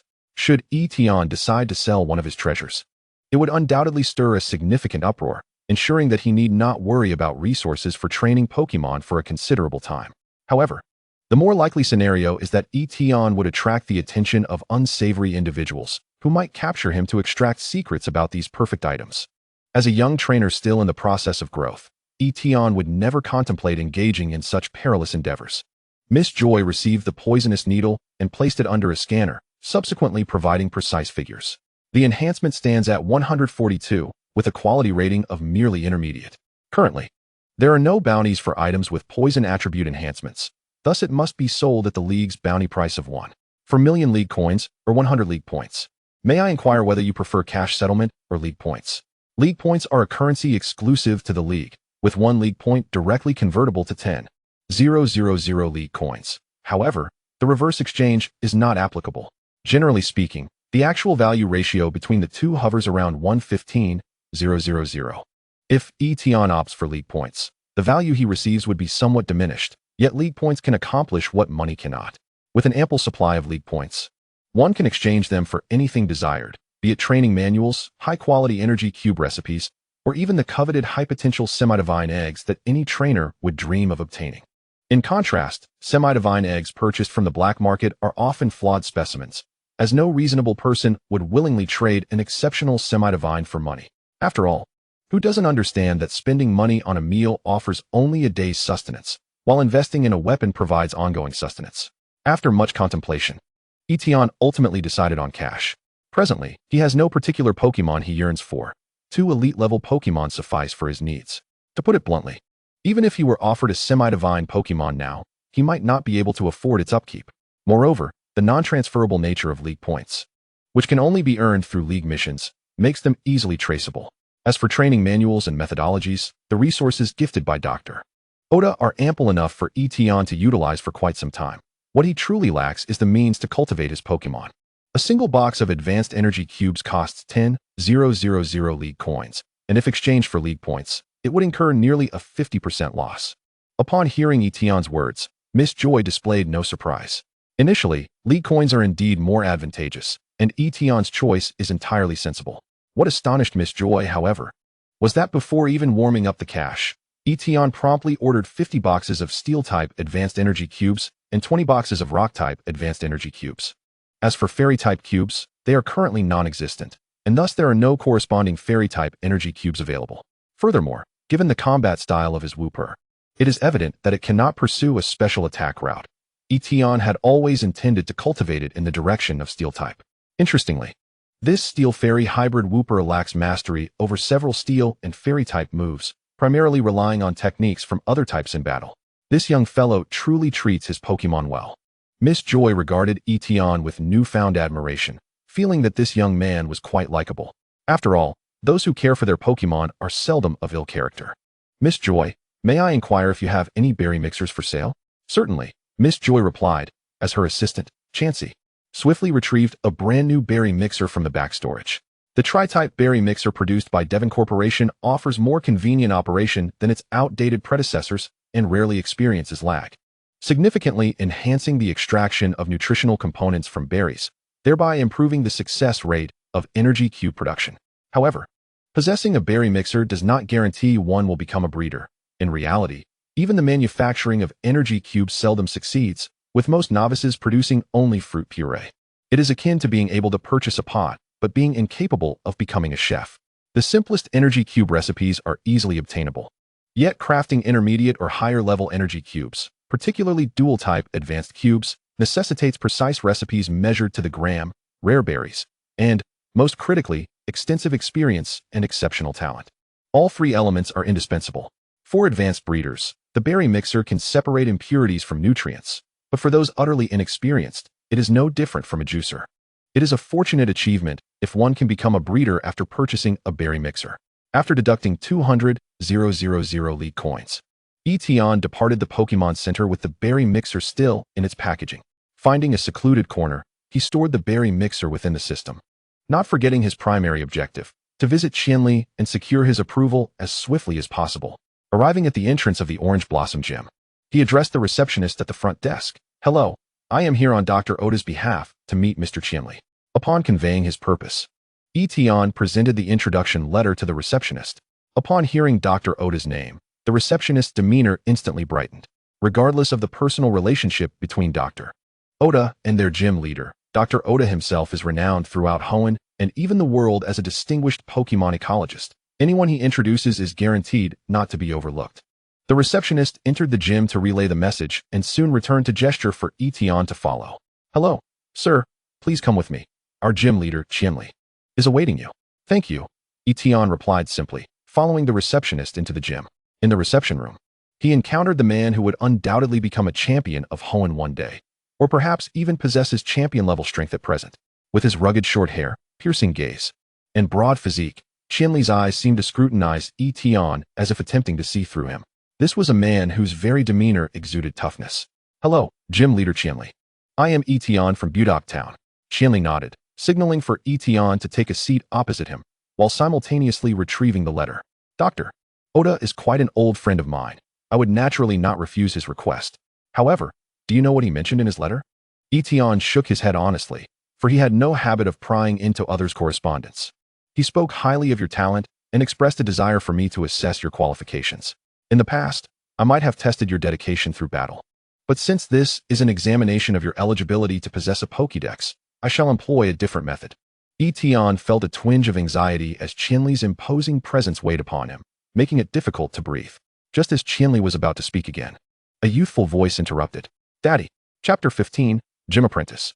The tough atmosphere dissipated in an instant as Qianli gazed at the little girl who had barged in, his face a mixture of helplessness and affection. "Xiao Yao, did I not say I was receiving guests?" Tian cast a peculiar glance at Qianli, recalling Dr. Oda's description of him as a daughter slave. What he had initially thought to be friendly banter between pals turned out to be a genuine sentiment devoid of exaggeration. Moreover, was this the future Hoenn dance diva? Even in her youth, she radiated an adorable charm. Hoenn's dance diva. She seemed to be merely a fraction of Tian's age. Yet one could not help but acknowledge her potential as a future champion of the Grand Hoenn contests, already showcasing her beauty at such a tender age. "Mr. Qianli, is this your daughter? What a delightful little girl." Upon their first meeting, Tian refrained from presumptuously ruffling the girl's hair and instead simply complimented Xiao Yao's charm. Hearing this, Qianli's stern gaze softened slightly. "Do not presume that my praise for your daughter will lead you to an easier examination. No, in fact, your expression has betrayed your true thoughts." Tian even suspected that if he maintained a good rapport with Xiao Yao, Qianli might directly allow him to pass the assessment. Unbeknownst to Tian, he was still quite naive regarding the depth of a father's affection for his daughter, leading him to such childish conclusions. Typically, a protective father would resort to physical measures to eliminate any unwelcome advances toward his precious child. "Big brother, who are you?" Facing the older boy who had just praised her, Xiao Yao curbed her mischievousness slightly and regarded Tian with earnest curiosity. "This is someone I intend to recruit as an apprentice for the dojo." Qianli hastily fabricated an excuse, signaling Tian to cooperate. It was not entirely a fabrication. He had planned to assess Tian's character in this manner, albeit now under a more formal pretense. An apprentice at the dojo could, to some extent, be considered a disciple of the dojo master, implicitly authorized to utilize the dojo's name while out in the world, a sort of unofficial support. "Is that so? Then big brother, you both carry on. I'll come find you to play when I have some free time." After pondering, Xiao Yao grasped Tian's identity. Losing interest in the adult's conversation, she waved goodbye to Tian and dashed off to seek her mother. Compared to other apprentices who referred to her as young lady, she found Tian, the one who praised her cuteness, far more entertaining. Once Xiao Yao had departed, Qianli transformed back into his aloof, formidable persona, but alas, This countenance no longer intimidated Tian. The situation is as follows. You will first serve as my apprentice. I shall pay you a salary according to the standard apprentice rate. Tian's expression became somewhat conflicted as he replied, Mr. Qianli, I fear I do not have much time. I have registered for the Colorful Ghost Conference in 10 months, but I have only managed to collect one badge so far. In truth, it generally took 2 to 3 years of travel to gather all the badges, and there were many qualified candidates for the conference. 10 months felt rather tight. However, Tian was confident he could accomplish this feat, provided he did not squander too much time at any one dojo, especially since he had not yet assembled a complete team of companions. Very well, then let us set a 1-month deadline. Should I deem you competent within that time, I will grant you an early pass. Although Qianli also felt the time frame was rather pressing, as a guide for novice trainers and the guardian of the local city, he could not suggest that Tian wait until the following year to participate in the conference. Such a statement would undermine the enthusiasm and efforts of the trainers. I appreciate your hospitality during this time, Tian replied, marking the official commencement of his apprenticeship at the Changhua Dojo. Kokodora, use Metal Claw. Tian's calm command echoed through the dojo's challenge arena. Kokodora, resembling a small tank, concentrated steel-type energy in its tiny hands and struck down forcefully at the opposing seismic bear. The opponent, evidently still fresh from the novice stage, was swiftly incapacitated by the attack. Seismic bear, hold on. It was clear that the young challenger was not a complete novice, as he lacked the special ability to rejuvenate his Pokémon. The seismic bear succumbed to defeat. The young boy's face fell in despair as he reluctantly recalled his Pokémon and exited the dojo. Well done, Kokodora. Tian returned Kokodora to its Pokeball. This marked the 3rd day of his apprenticeship at the Changhua Dojo. The tasks over the past few days had involved dealing with inexperienced trainers who had just captured their initial Pokémon but had yet to earn any badges. The Pokémon they brought were rather ordinary, mostly seismic bears or elegant swallows, with the occasional ferocious hyena, all of which Tian dispatched with ease. Those who could not distinguish between powerful and weak Pokémon often proved to be rather troublesome. The league allowed apprentices to battle with the initial badges they earned, as long as they demonstrated a standard level of training. Ironically, Tian's very first badge had been obtained from the dojo master himself, which surprised him. Clearly, Tian had been performing exceptionally well in his battles thus far. Tian Gidge, is it over? Xiao Yao burst forth, her large, adorable eyes eagerly fixed on Tian, seemingly anticipating something. Tian smiled and released his Dezua, prompting Xiao Yao to excitedly rush over. Initially, she had been somewhat intimidated by Dezua's large maw filled with sharp teeth, which could indeed be intimidating. However, after growing accustomed to it, she discovered that Dezua was actually quite endearing and had a gentle disposition. Under Tian's encouragement, Xiao Yao and Dezua quickly became good friends. Few fairy-type Pokémon are devoid of charm. Isn't that right, Dezua? Dezua, reluctantly nudging the clinging Xiao Yao, cast a mournful glance at its trainer. Tian, in turn, offered Dezua a pleading look, as he felt somewhat guilty about the situation. Nevertheless, it was imperative to foster a good relationship with Qianli, the doting father. Thus, he had to win Xiao Yao's favor, even if it meant putting Dezua through some discomfort. Previously, as Qianli was preoccupied with dojo affairs, he had rarely interacted with Xiao Yao, particularly since his primary Pokémon were rather fierce. Xiao Yao had developed a certain aversion to Pokémon. However, Tian had informed her that there were also charming types like Dezua among Pokémon, igniting her passion for them. Qianli, it seemed, lacked an understanding of a woman's heart. After all, no girl, regardless of age, can resist the allure of adorable things. Moreover, cultivating a good rapport with Xiao Yao bore numerous benefits. For instance, due to Xiao Yao's efforts, Tian had already gained access to review less critical materials within the dojo, and certain formulas for single-type intermediate energy blocks had also been made available to him. Indeed, during this period, Tian had been self-studying the craft of energy block production, preparing to cultivate a side business that could be publicly utilized. Raising Pokémon can be quite costly, and Tian did not wish to expose his secrets or resort to poaching Pokémon for sale. Thus, he needed to explore legitimate and profitable avenues. However, creating energy blocks is akin to watching a video to learn cooking. One may understand it visually, yet executing it with one's hands proves challenging. Moreover, Tian lacked even a video, possessing only a simple recipe. Chapter 16, Energy Blocks. Tian still vividly recalled his first experiment, when he took out a murky, viscous little block to offer it to Dezua, only for Dezua to vehemently shake its head. nearly going so far as to express its determination not to consume such a peculiar concoction. As for trying a bite himself, Tian believed he shared a certain telepathic bond with Dezua. He would unequivocally decline any form of culinary abomination. Another advantage of temporarily serving as a dojo apprentice was that since Xiao Yao had formed a good relationship with Tian and was aware of his need for numerous berries to learn how to create energy blocks, Qianli had granted Tian certain privileges, allowing him to withdraw a limited amount of intermediate-level berries each day for practice. The status of a breeder is quite esteemed, with the few master breeders revered by the Hoenn League holding a status comparable to that of the Elite Four. Any endeavor pursued to perfection can be deemed an art form. After spending some time playing with Xiao Yao, Tian had even suggested to Qianli that they select a starter Pokémon for her to serve as a childhood companion. This proposal was unexpectedly met with Qianli's attention, as he recognized that his preoccupation with dojo responsibilities had indeed led to a neglect of his daughter's needs. Choosing a gentle starter Pokémon might indeed prove to be an excellent suggestion. In his leisure time, Tian remained steadfast in pursuing his dream of becoming a breeder. Drawing upon previously gathered insights, he meticulously crushed various fruits, blending them in precise proportions within a fruit mixer. He stirred the mixture slowly, skillfully adjusting the speed at appropriate intervals while incorporating additional ingredients. Ultimately, once the concoction attained a clear, gelatinous consistency, he poured it into molds, allowing it to solidify at varying temperatures based on the characteristics of the energy cubes being crafted. After the mixture set, he used a small knife to divide it into appropriately sized pieces, completing the process of energy cube production. To be candid, when Tian first attempted this endeavor, it felt akin to a civil engineer mixing concrete rather than preparing a meal. The meticulousness required in material combination and timing was exceedingly high. Even a slight misstep could result in impurities or peculiar outcomes, leading to drastically divergent results, reminiscent of a chemical reaction. Nevertheless, Tian relied on his scientific reasoning and the knowledge he had acquired in his past life, systematically categorizing and documenting the mistakes he had made. In the end, he successfully produced a finished product. Gazing at the box of transparent energy cubes in his hands, Tian could hardly contain his exhilaration. Success. Although they were merely basic energy cubes of a single attribute, this accomplishment indicated that Tian had already attained the foundational qualifications to become a breeder.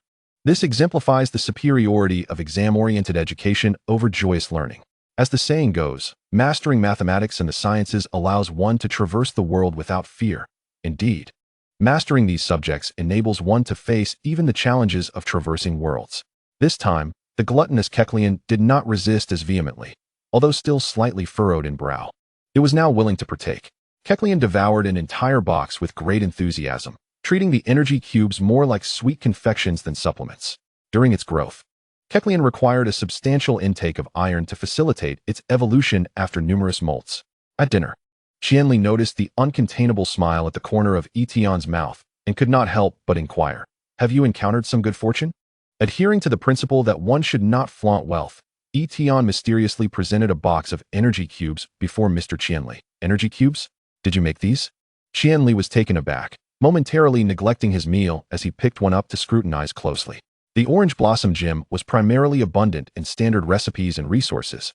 Thus, the energy cubes Tian had produced were also of the standard variety. With the experience and keen eye of a champion, Qianli swiftly assessed the quality of Tian's creation. A preliminary evaluation determined it to be a basic energy cube, a versatile type suitable for unevolved Pokémon of the normal attribute at the novice stage. While the quality was not exceptional, it was nonetheless acceptable for sale. This single box could fetch 500 Alliance coins. This was still due to the normal type not being particularly popular. Had it been a more sought-after type, like fighting or ground, the energy cubes could easily exceed 500 Alliance coins. The production cost, however, was less than 10 Alliance coins. This exemplifies the exorbitant profits of breeders. Yet what piqued Qianli's interest even more was the brevity of time Tian had taken to learn the art of energy cube creation. It had only been a matter of days. Qianli vividly recalled how, during Tian's initial attempt at crafting energy cubes, he had produced something that even wild Pokémon would refuse to consume. He might just be witnessing the emergence of a legendary prodigy. "Gym leader?" Tian watched Qianli's complex expression. "It's nothing.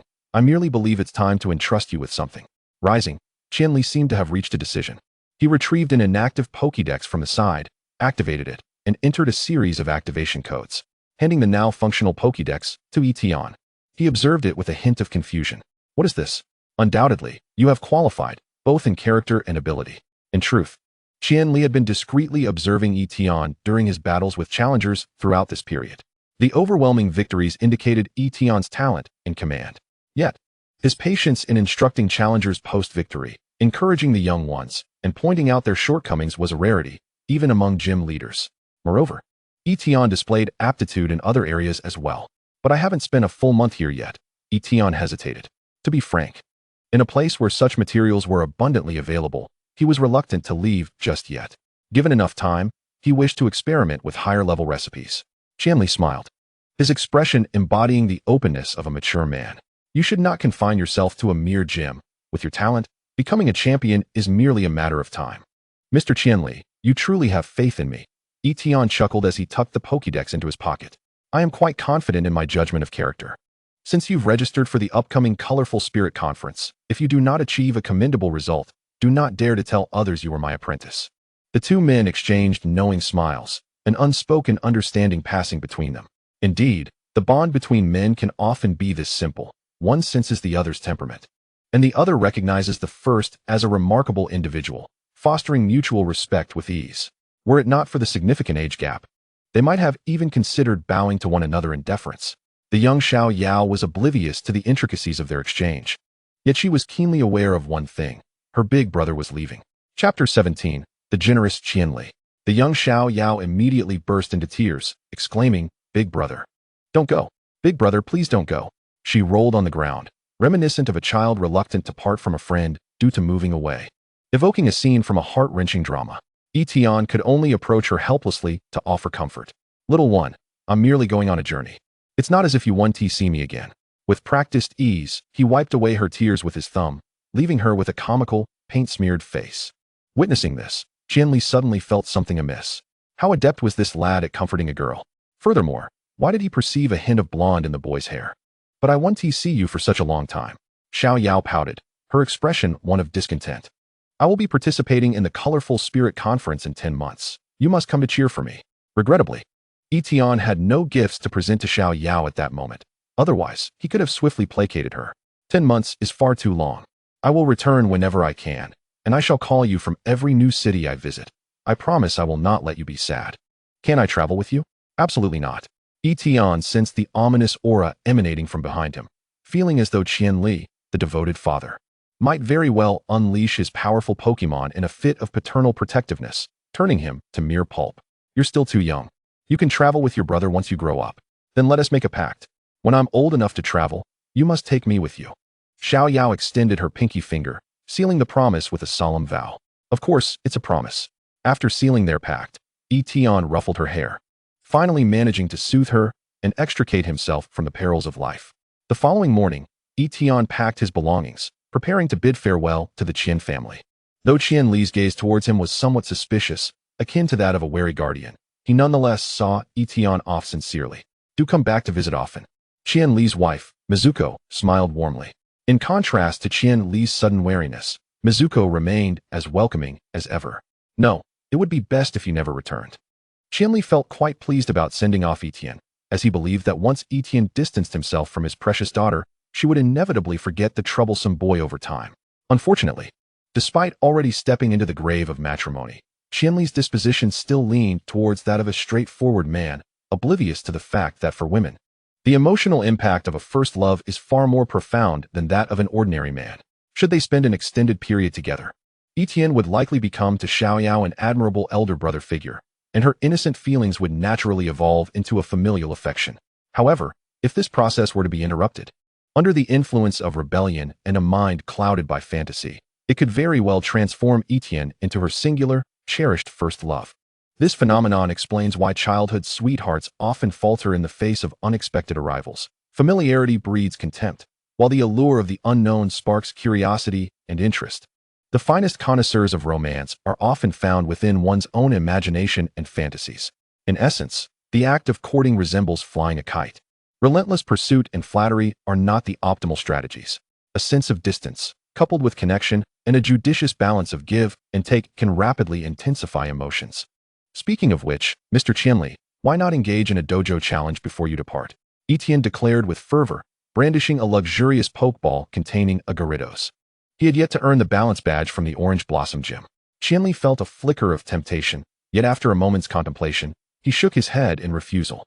Once you have acquired 4 badges, I shall face you in a proper duel. By then, even if I summon my strongest Pokemon, I trust no one will raise an eyebrow, considering your aspiration to win over my adorably charming daughter. A dark thought crossed Qianli's mind, almost provoking a sinister chuckle to escape him. Under Mitsuko's persistent hints, Qianli reluctantly uttered, "Very well, I shall honor my promise. It's time to grant you your apprentice salary." Confused, Tian followed Qianli into a vast greenhouse nestled in the dojo's rear. "What is this place?"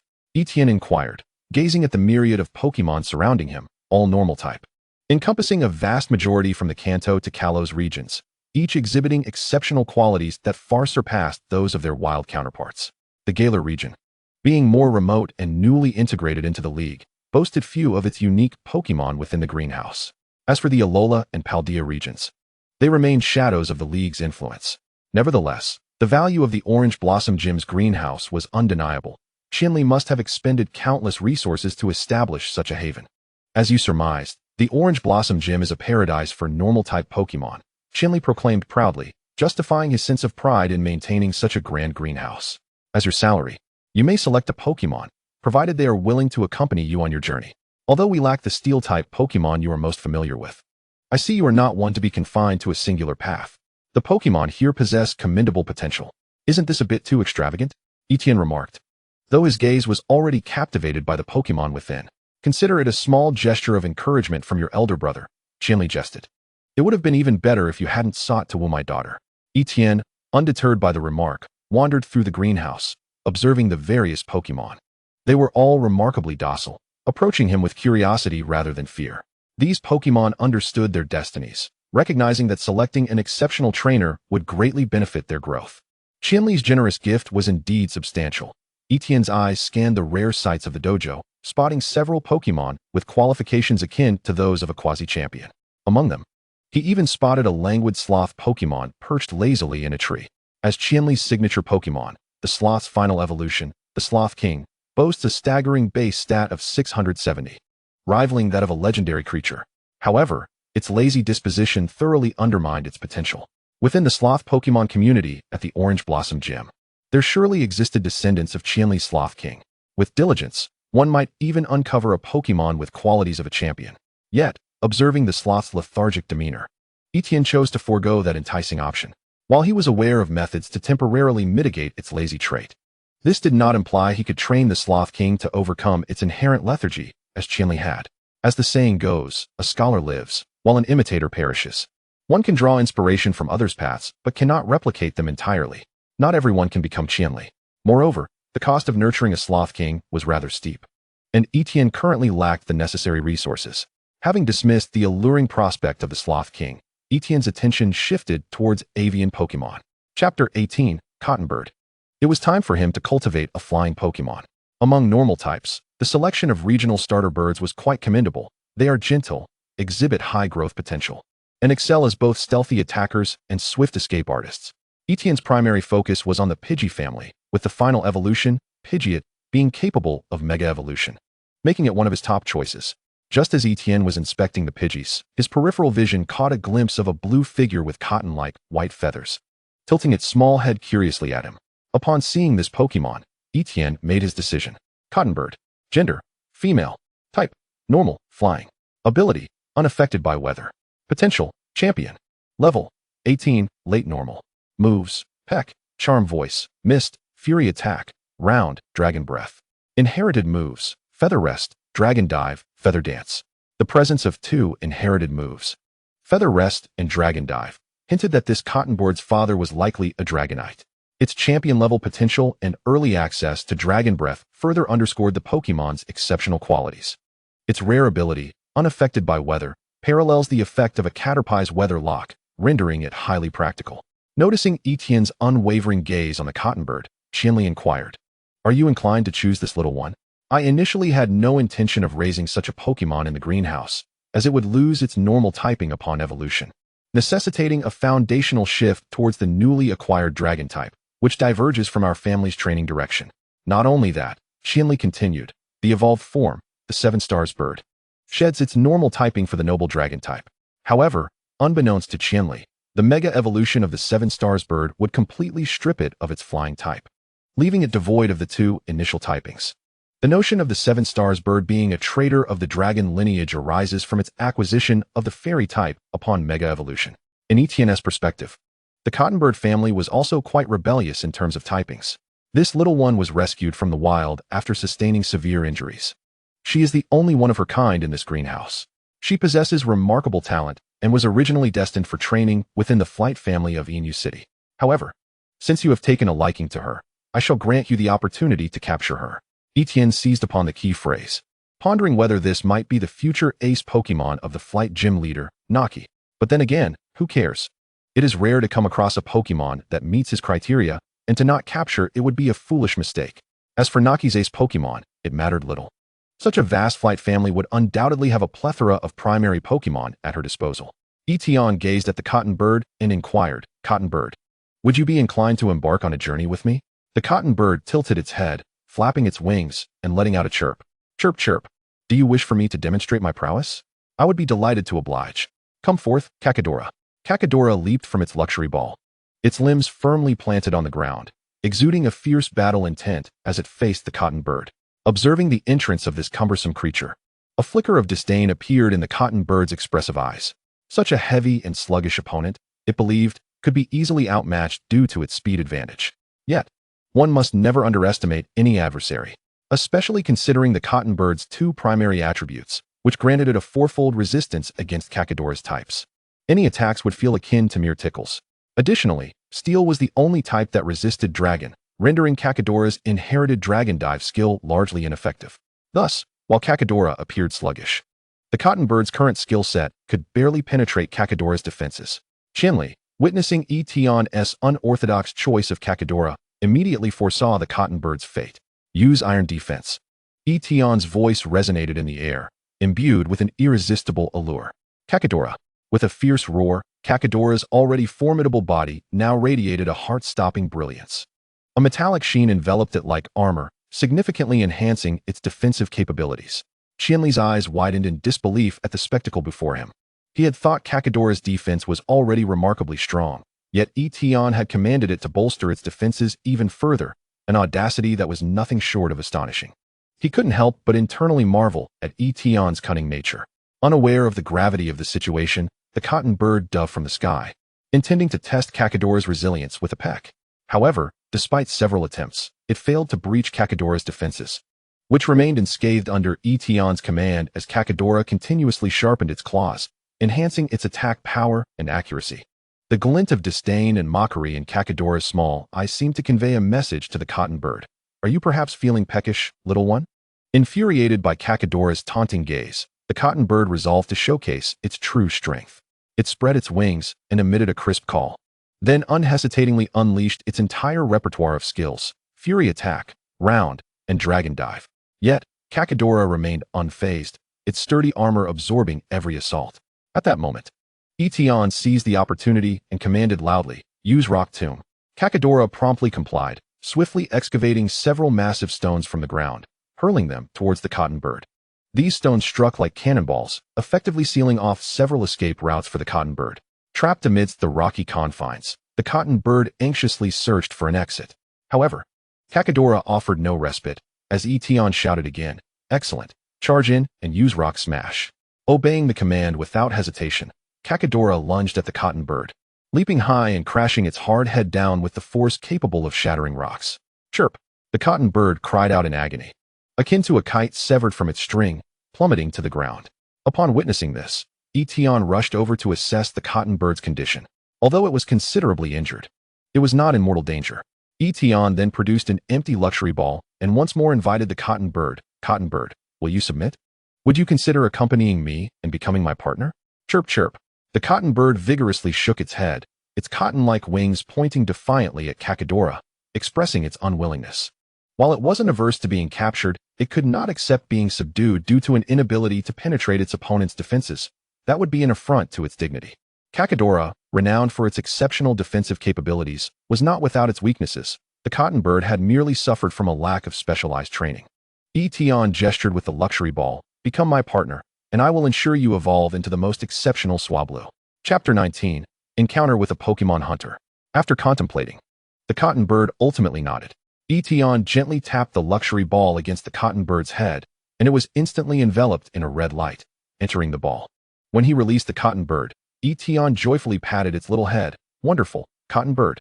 We shall coexist harmoniously from now on. With the cotton bird now captured, Tian bid farewell to Qianli's family, replenished his supplies, and set forth towards Orange Blossom Forest, preparing to train before challenging the Rock Gym in Kanas City. Orange Blossom Forest was unlike the forest between Orange Blossom City and Mega Town. It was one of the two largest forested regions in Hoenn, teeming with wild Pokemon. The cotton bird employed Peck, soaring into the sky and swooping down to incapacitate a blocking caterpie. After skillfully collecting some silk, Tian spared the Pokemon and continued on his way. Orange Blossom Forest was also a vast treasure trove, rich with precious resources.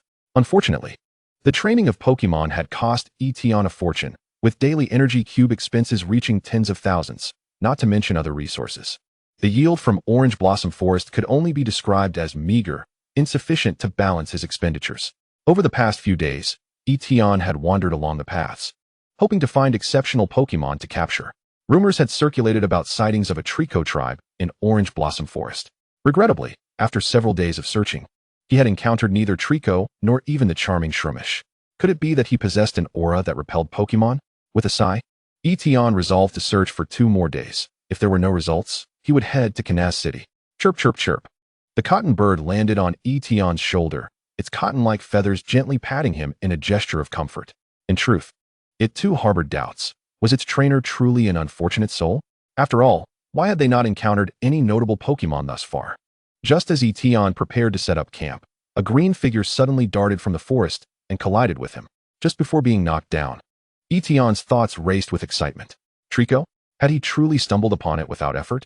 Yet, as he rose and discerned the figure before him, he realized it was not a Trico, but rather an extraordinarily rare Scizor.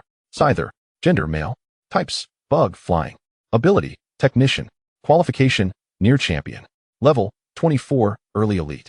Skills, quick attack, fury cutter, wing attack, endure, double team, quick guard. Inherited skills, reversal, feint, quick defense. This Scizor possessed considerable talent, yet its condition seemed dire. With a ghastly wound on its abdomen, its gaze towards Tian was filled with deep-seated animosity and wariness. While it was normal for wild Pokemon to be cautious of humans, such hostility was alarming. Typically, Scizor were social creatures, so encountering a solitary young Scizor brimming with potential was exceedingly unusual. As the Scizor fled in a panic, Tian suddenly felt an ominous premonition. Do you need assistance? Instead of ordering the cotton bird to attack, he withdrew a healing spray. As a result, the Flygon, ever vigilant, brandished its dual blades, preventing Tian from approaching. Observing this, Tian could only raise his hands in a gesture of goodwill, placing the healing spray on the ground while he took several steps back. The Flygon, noticing his cautious demeanor, slightly lowered its guard, especially as its condition was indeed rather dire, necessitating some form of treatment. However, an awkward situation arose when the Flygon approached the canister of healing spray. The design of the spray was intended for trainers to utilize, ideally requiring hands of some sort. Yet the Flygon possessed only a pair of scythe-like arms. Tian, Flygon. Very well, I shall administer the medicine. Please do not attack me. Tian said as he picked up the healing spray and approached the still somewhat wary Flygon, carefully applying the spray to its wounds. The effect of the spray was remarkable. The injuries on the Flygon's body quickly began to clot, halting the bleeding. Additionally, Tian produced an energy cube of the flying type to replenish some of the Flygon's stamina. After receiving care during its time of injury, the wariness in the Flygon's eyes visibly diminished. Have you encountered any villains? Do you require my assistance? Tian inquired, his interest piqued by the Flygon's exceptional talents. As he yearned to capture it, the Scizor was indeed one of the illustrious Pokemon in his plans. Its skillful traits could fill the role of a swift attacker in his team. However, in order to win the Flygon's loyalty, he needed to assist it in overcoming its current predicament. The Flygon hesitated, reluctant to plunge its benefactor into danger while its own kin faced grave peril. This dilemma weighed heavily upon its conscience. Fear not. My companions are exceedingly powerful, Tian reassured, releasing his Golbat, which had recently made remarkable strides in strength. The formidable aura it emanated dispelled the Flygon's lingering concerns. This human trainer might truly be capable of rescuing his kin. How many humans were involved in your assault? What Pokémon did they possess? And do they wield any advanced technology? It was essential to gather intelligence on the enemy prior to battle, as this might clearly prevent a downfall. The Flygon quickly gestured, but unfortunately, Tian could not comprehend Pokémon speech and could only surmise that there were 3 individuals, each accompanied by at least one Pokémon. At that moment, Tian envied those with extraordinary abilities. Kid, you'd best not meddle in affairs that do not concern you. Tian immediately turned his attention to the source of the voice behind him, where a man with a menacing glare emerged, accompanied by a large hound. His gaze fixated ominously on Tian and the Flygon behind him.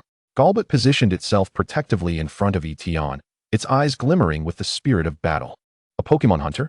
Tian mused, noting that the man's uniform bore no distinctive markings, leading him to conclude that he was not affiliated with any nefarious organization, but rather a member of the loosely organized Pokémon hunters. In theory, any trainer could register as a Pokémon hunter. However, one could not be too cautious.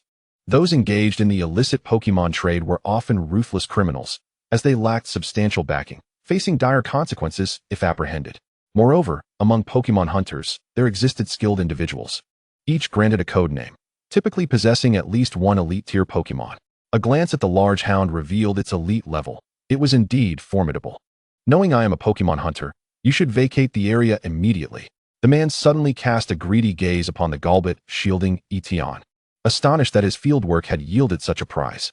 Kid, surrender all your Pokémon, and I might spare your life. Golbat, Fire Fong. Kecleon, Rock Smash. Chapter 20. The Hunt for Hunters. Tian had little patience for the man's threats. His 2 Pokémon leaped forth, swift as arrows, charging directly at the Pokémon hunter. What? The Pokémon hunter exclaimed in surprise. Golbat, attack that trainer directly. The man withdrew his hand from behind his back, revealing a Pokeball. Evidently, he had no intention of releasing Tian from his clutches. Tian was not surprised. Relying on the mercy of an enemy in a life-or-death struggle was sheer folly. Golbat and Kecleon swiftly subdued the large hound. In that moment, the man seized his opportunity, casting his Pokeball without hesitation. A flash of white light heralded the arrival of another Golbat. Clearly a backup plan as he aimed to exploit its speed and agility for a surprise attack on Tian. It was likely that this fledgling trainer was wholly unaware of the rules governing wild battles, for in such realms, no rules existed. This Golbat was evidently of a lower level than the large hound, barely surpassing level 20, indicating it was not a primary Pokémon in the man's roster. However, Tian was far from unprepared. I've been waiting for this. Swablu, bind that Golbat. Kecleon, provoke it, and Golbat, eliminate the opponent. Tian commanded, unleashing Swablu to ensnare the Golbat, while Kecleon initiated a taunt, causing the large hound to lose its composure and disregard its trainer's commands, launching an assault on Kecleon. Damn it, you little brat. The man's voice brimmed with fury and frustration as he reached for his waist, intending to retrieve a spare Pokémon. However, before he could complete the motion, Golbat charged forward like a bolt of lightning, its powerful jaws sinking into the man's thigh with tremendous force. The man let out a chilling scream, but before his cry could fully escape, Tian, like a specter, swiftly approached, covering the man's mouth with his hand and pinning him to the ground. The might of Golbat's jaws was formidable. The man's thigh was already a mangled mess. If you so much as twitch, I shall sever your throat, Tian warned coldly, issuing commands to Golbat while simultaneously warning the man. The terrifying jaws of Golbat pressed against his neck. A slight movement could spell his demise. Faced with the specter of death, he finally regained his composure, stifling the pain radiating from his leg, and refrained from uttering a sound. Tian, seeing this, unhesitatingly unclipped the Pokeballs from the man's belt, returning the large hound and Golbat while promptly locking the Pokeballs to prevent any further escape. Next, Tian meticulously searched the man's body, ensuring he bore no weapons. Throughout the process, the man complied fully, and once Tian finished, he feigned a conciliatory tone. Friend, must we escalate this to a lethal confrontation over a trivial matter? How about this? I shall relinquish my Pokémon and the money I possess. Will you let me go? Meanwhile, the man harbored malicious thoughts, vowing that if he could return safely, he would make this boy pay dearly. Tian remained unfazed, drawing a dagger. Pressing it against the man's hand under his terrified gaze, the blade poised at the joint of his fingernails. The man's eyes widened in terror. disbelief flooding his features as he realized this seemingly frail youth possessed a ruthless resolve. What do you wish to know? If you've been captured by Junsha, your fate won't be any better. The man's voice trembled, attempting to mask his fear with threats. Tian met his gaze steadily and succinctly stated, I ask, you answer. A lie costs you a finger.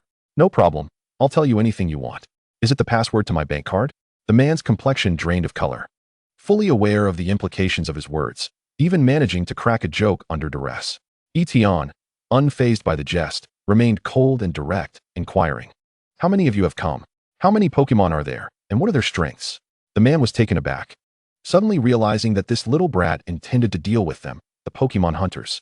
His eyes darted around, as he hastily replied, There's another person. The Pokémon is a Spearow. Tian turned his gaze towards the direction of the Scizor. Is he speaking the truth? The Scizor shook its head in response to the man's fearful gaze, clearly indicating that he was lying. The man had not anticipated this turn of events, and soon he experienced the sensation of being deeply wounded.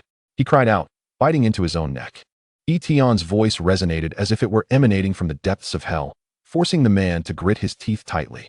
Fearful that the ferocious Pokémon would indeed heed Tian's command and sever his neck in one swift motion. What do you want to know? I will confess.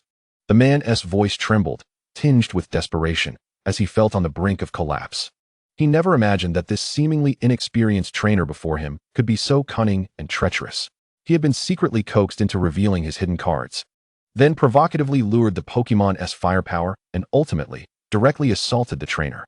His experience in wild battles was profoundly extensive. He even began to suspect whether he had encountered members of those infamous dark organizations, individuals known for their ruthlessness, willing to stop at nothing to achieve their goals. This thought deepened his fear. Many people only shed tears when faced with the coffin. With the presence of Scizor, the man had no choice but to divulge all the information about his companions. After all, they had merely formed a temporary team, lacking any genuine camaraderie. Selling them out was no great loss. A Gyarados, a Donphan, and a Gloom? Tian murmured softly, his mind racing. These three Pokémon had reached the elite level, their strengths not to be underestimated. Confronting them would indeed pose a challenge. I've told you everything I know. Can you take me to see Junsha now? I still have a bounty on my head. The man only wished to swiftly reach the station, at least to avoid further torment. Tian regarded him expressionlessly and replied, Thank you for your trouble, but it's unfortunate you've seen my face. Upon hearing this, the man's pupils constricted sharply, a sense of foreboding washing over him. Just as he opened his mouth to say something, Tian's dagger plunged into his heart. The man's eyes widened in disbelief. His face contorted as if he wished to utter a word, but his throat only produced a choking sound as blood gushed from his mouth like a fountain, instantly staining his chest a vivid crimson. Chapter 21. The Advancing Supermouth. Tian watched as the man slowly collapsed before him, his heart devoid of significant turmoil. Although contacting Junsha would yield a reward, the spoils would be confiscated. Tian would not engage in such a thankless endeavor. The first time he took a life with his own hands, he felt a churn in his stomach, an overwhelming wave of nausea washing over him.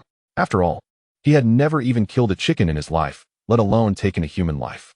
Dull, the supermouth wished to comfort Tian. I'm fine, Tian replied, forcing himself to regurgitate and striving to calm his tumultuous emotions.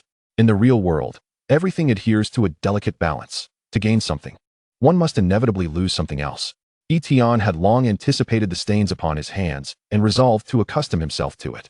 Nevertheless, he was determined to face this reality with composure and adapt to this new life. As for letting Pokémon take action, Tian had considered this as well. Cultivating a Pokémon's ferocity was indeed an integral part of their training process. However, at least for the first time, he wished to act himself rather than burden the Pokémon with the weight of his sins. On the other hand, Tian also needed to acclimate to this reality. He did not want to find himself in a precarious situation in the future, reduced to the same state of desperation as he was now. Swiftly, Tian gathered all the spoils into the system space and retrieved a Ditto from his backpack. He gently stroked Ditto's head, and it immediately understood his intention, beginning to alter Tian's appearance. In no time, Tian's visage transformed, bearing no resemblance to his original self. He gazed at his new image with satisfaction and then addressed Scizor. Shall we proceed together? Scizor nodded without hesitation and followed Tian.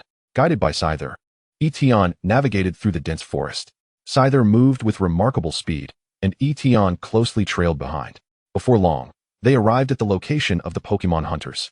Tian concealed himself behind a large tree, cautiously observing.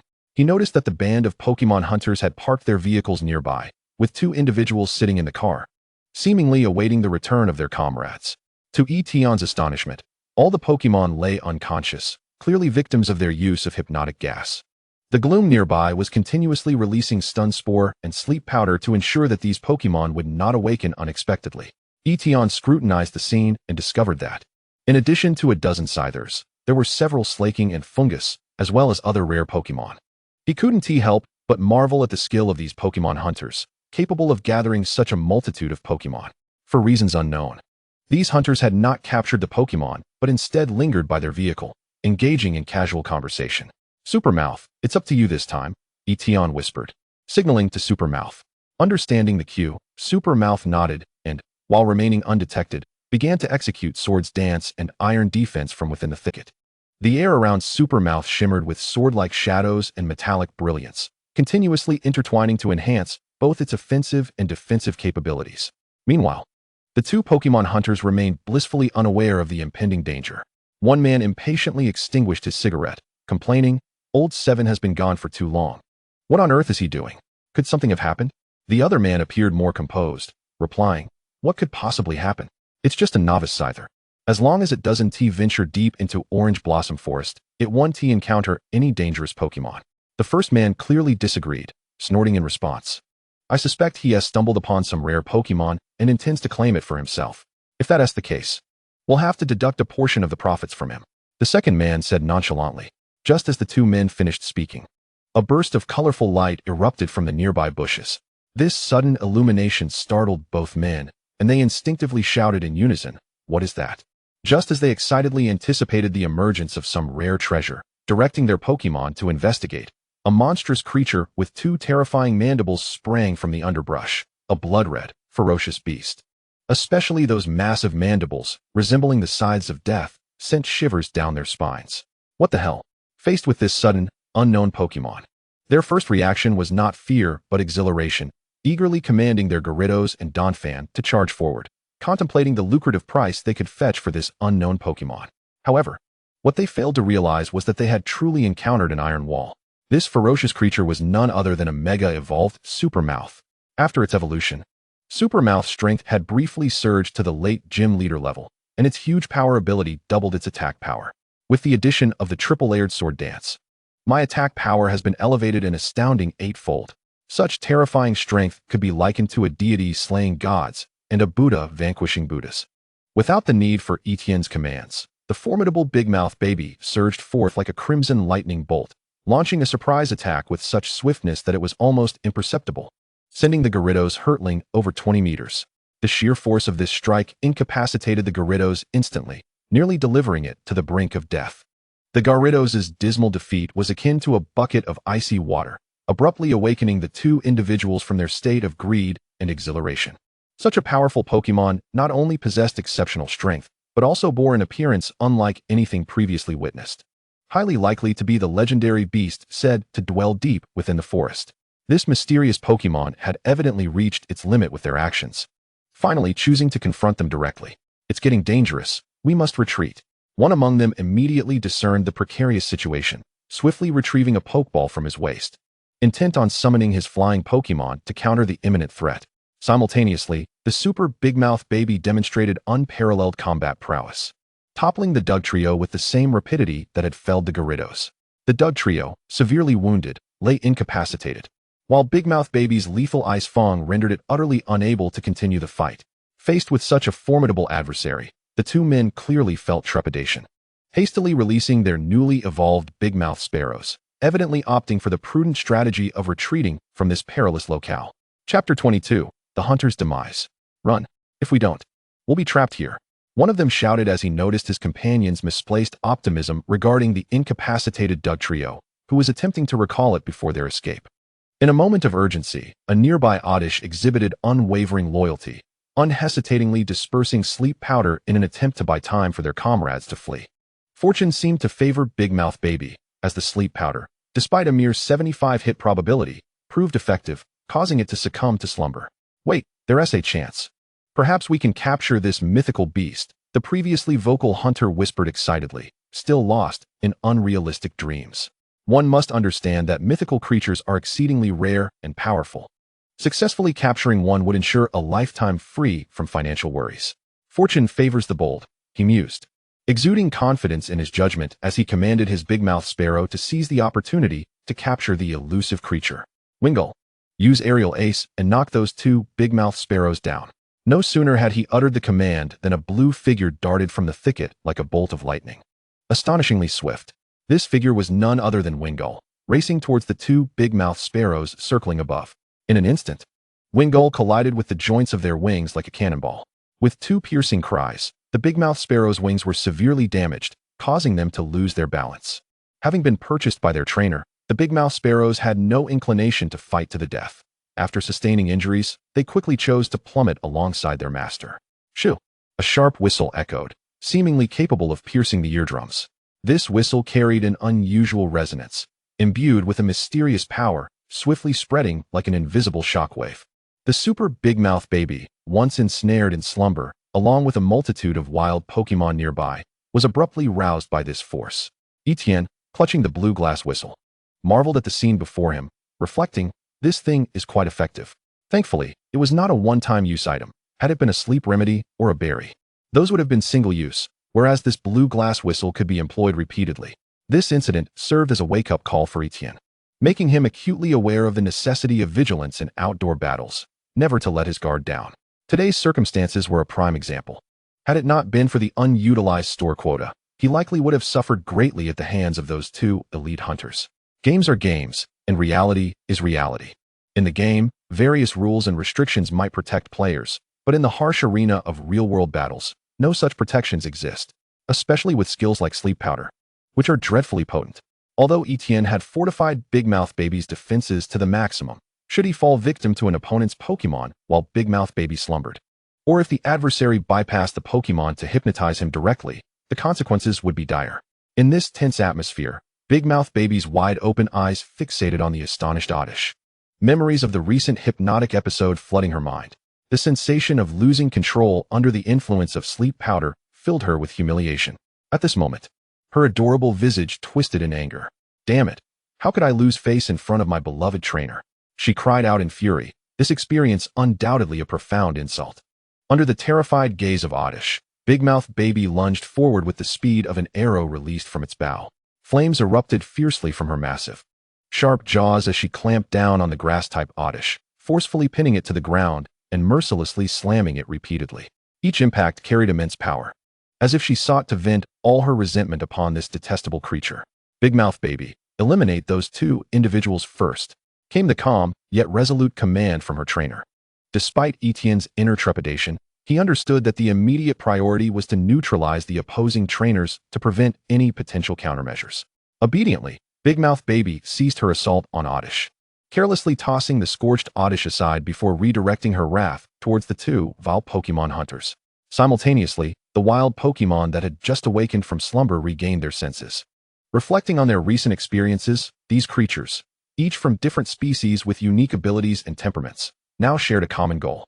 They swiftly converged, encircling the fallen hunters in an impenetrable barrier, as if to declare their collective anger and determination against these intruders. Wait, we surrender, we surrender.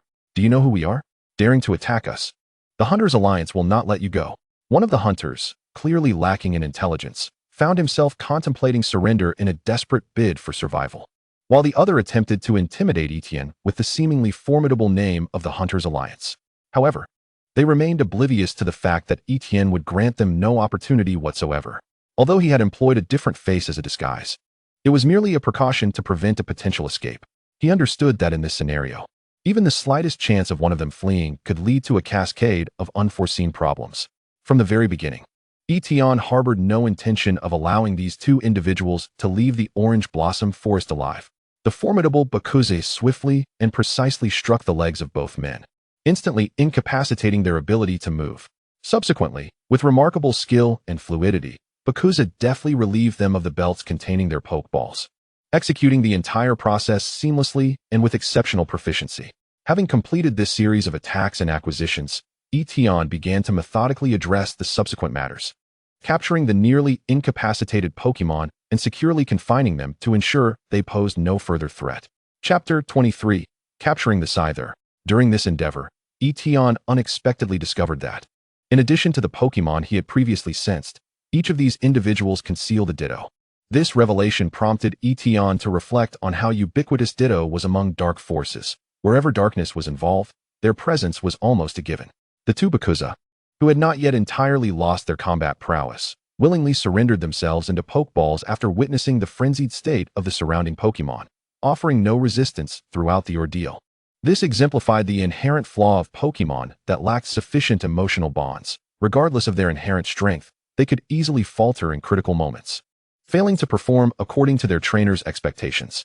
Had these two Bakuza chosen to defy the overwhelming pressure and make a desperate bid for escape at that critical juncture, Tian might have only managed to capture one of them, unable to intercept both. Though the Chimyan bird possessed considerable potential, its current level did not significantly surpass that of the Bakuza, and it held no advantage in size. In genuine combat, one must not rely solely on superficial statistics. Physical attributes such as size and weight, along with external factors like environmental conditions, can decisively influence the outcome of a battle. These two fellows are entrusted to you. Tian addressed the surrounding Pokémon, before turning to meticulously inventory the spoils of the encounter. Hey, you guys, the two hunters finally sensed something amiss. Realizing that Tian genuinely had no intention of sparing their lives, the Pokémon, granted permission, felt their pent-up fury ignite, unable to contain their rage any longer. Momo. Could I? In this somewhat chaotic area, dozens of Pokémon surged forward like a flame ignited by their collective anger. Soon, the screams of the two men ceased abruptly. Meanwhile, Tian was engrossed in cataloging the spoils of this operation. The fruits of violence and arson indeed yield golden rewards. Tian gazed at a spatial backpack scavenged from the vehicle, pleasantly surprised by its contents. Among the discoveries were several anonymous bank cards, revealing a balance exceeding 2 million Alliance coins, an immense fortune for most. Additionally, there were various Pokémon items, an abundance of energy cubes, and food. Though Tian lamented that most of the energy cubes were of low to medium quality, such items fell short of his standards for nurturing Pokémon, as he harbored lofty expectations for them. Nevertheless, these energy cubes and provisions were not entirely without merit. They could be sold for more valuable resources. Among the numerous items, the most valuable was undoubtedly a leaf stone with a purity of 74. Tian speculated that this leaf stone had been meticulously prepared for a gloom, as it played a pivotal role in the evolution process of that Pokémon. Yet, both the gloom and the leaf stone ultimately benefited him. A rough estimation placed the total value of his haul at an impressive 7 million Alliance coins, with the leaf stone surpassing even the anonymous bank card in worth, making it the most prized acquisition of the day. It was a pity, however, that the energy cubes were predominantly of lower quality. They were unsuitable for his aspirations in training Pokémon, relegating them to the status of commodities for sale. Of course, this was merely the yield acquired from the hunters, not accounting for the potential gains from the Pokémon they had been hunting. Tian was far from a saint. While he would never engage in poaching wild Pokémon, he believed that the accomplices of Pokémon hunters should pay a hefty price. As the wild Pokémon vented their long-suppressed rage, the atmosphere gradually calmed. With the explanation provided by Scizor, the Pokémon learned the full story and understood that it was Scizor who had led this trainer to rescue them. Even the most ferocious Pokémon displayed gratitude, presenting Tian with their long-coveted rare berries and various materials as tokens of appreciation. Some Pokémon, endowed with the pickup ability, even brought forth a collection of treasures they had gathered. Although many of these items appeared worn and were remnants abandoned by trainers in the forest, a few gleaming golden orbs stood out prominently. Tian graciously accepted the Pokémon's gifts, returning the favor with some energy cubes as a gesture of thanks. The Scizor he had first encountered regarded the group and Tian with shifting glances, each gaze seemingly laden with the weight of complex considerations and deliberations. After a moment's pause, Scizor appeared to reach a firm resolution and boldly approached Tian. The sharp forelimbs of Scizor subtly lifted. Gesturing towards the luxurious pokeball at Tian's waist, the message was unmistakable. Do you wish to become my companion? Tian's eyes sparkled with uncontainable excitement. It seemed inconceivable that after all he had done for Scizor and its kin, he would not capture this exceptionally talented Scizor. After resolving their troubles, it was only natural for them to forge a bond. Scizor nodded gently, and its fellow members offered their blessings rather than obstructing its choice. Among the young generation of its clan, this Scizor was undoubtedly the most outstanding. However, to follow an exceptional trainer, especially one who had shown such immense kindness to its clan, was an undeniably favorable choice for Scizor. Then let us guide one another. Go, luxury ball. Tian retrieved a luxury ball, and with a graceful motion of his arm, it soared through the air like a shooting star, directly aimed at Scizor. The luxury ball struck Scizor with precision, causing it to transform into a red light and swiftly enter the ball. The process was remarkably smooth, and the luxury ball displayed a successful capture indicator without even a flicker. Tian gently pressed the button on the luxury ball, and Scizor leaped forth from within. Tian looked at it kindly and said, "Take your time to bid farewell to your clan." Scizor turned to face its kin, slowly waving its forelimbs as if saying a final goodbye to its loved ones. Chapter 24. Selling the Spoils. After capturing Scizor, Tian wasted no time. He carefully examined the map in his possession, determined the direction to proceed, and resolutely set forth on the main road, stepping confidently towards Knaz City. At this stage, Tian had successfully captured 4 Pokémon and did not plan to acquire any more in the immediate future. Furthermore, he aimed to swiftly find an opportunity to liquidate the spoils of this venture, converting them into practical resources to better support his ongoing adventures and explorations. Tian remained oblivious to the petite figure peeking cautiously from beneath a grand tree not far from him. This enigmatic silhouette silently observed Tian's receding form, its eyes revealing an indescribable and profound longing. What Pokémon could it be? After a considerable time, Tian successfully traversed the Orange Blossom Forest and subsequently stepped into Knaz City. Upon reaching the city entrance, he dutifully presented his Pokédex as per routine. Junxiao, without even conducting a thorough inspection, granted him passage. Although he had stowed away some rather sensitive items within the confines of the system space, making them imperceptible to any scrutiny, Tian couldn't help but appreciate the convenience that possessing a Pokédex afforded him. After all, the existence of a Pokédex was akin to having the endorsement of an esteemed scholar, providing immense convenience and recognition. Upon arriving at the Pokémon Center, Tian handed several luxury balls to Nurse Joy before securing a room to rest for the night, alleviating the fatigue of his journey. As the holder of a Pokédex, such services were naturally complimentary. However, for a more comfortable lodging experience, one would need to book a room at an inn. The following morning, rejuvenated, Tian exchanged greetings with Nurse Joy and reclaimed his Pokémon. For the sake of convenience, he chose a deserted alleyway on the street to utilize Ditto's transformation ability. Donning a somewhat disheveled wig, slinging a backpack over his shoulder, and draping himself in a loose gray coat to obscure his figure, while concealing his Pokeballs at his waist to avoid drawing unnecessary attention. When Tian re-emerged into the public eye, even those familiar with him would find it challenging to associate this scruffy middle-aged man with his true identity. In a bid to further blend into the local environment, Tian casually selected a rugged-looking thug from the street, offering him a tip of 1,000 Alliance coins. The thug merely scrutinized Tian briefly, not inquiring about his intentions before pocketing the cash and leading the way. Shortly thereafter, they arrived at a somewhat antiquated shop, where the thug gestured towards a heavy iron door at the corner, stating, "The place you seek is just beyond that. My advice: it's best to wear a mask to avoid unnecessary trouble." In the entire Hoenn region, Knaz City undoubtedly shone as a dazzling commercial gem. As the headquarters for Devon Corporation, the city's economic prosperity was second to none. With its advantageous geographical position and developed commercial network, Knaz City had emerged as a vital logistics hub for the entire Hoenn region, its significance nearly rivaling that of the Alliance headquarters in Lilycove City and several port cities. To further broaden the channels of logistical trade, the Alliance, under the leadership of Devon Corporation's head, Zivki Mijuan, had initiated an ambitious project to carve a tunnel through the mountains connecting Knaz City and Dewford Town. This endeavor was not only crucial for the economic development of both locales, but would also profoundly impact the logistics landscape of the entire Hoenn region. As the saying goes, the brighter the light, the darker the shadows lurking beneath.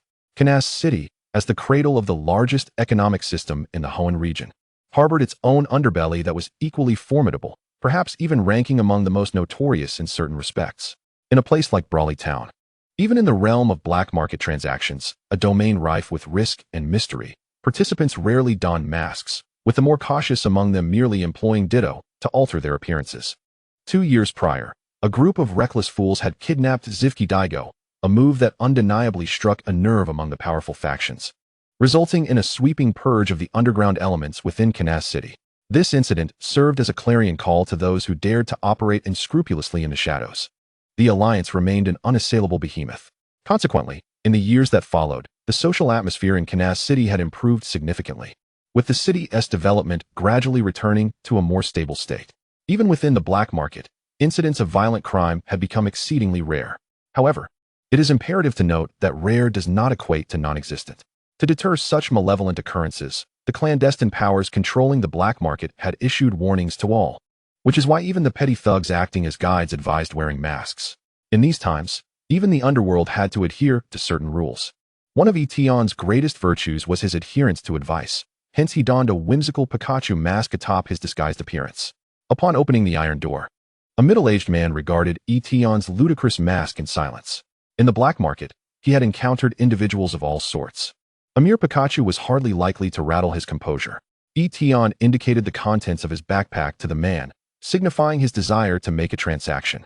The man understood and slowly moved aside a heavy wardrobe within the room, revealing a downward passage. The third shop on the left recycles Pokémon.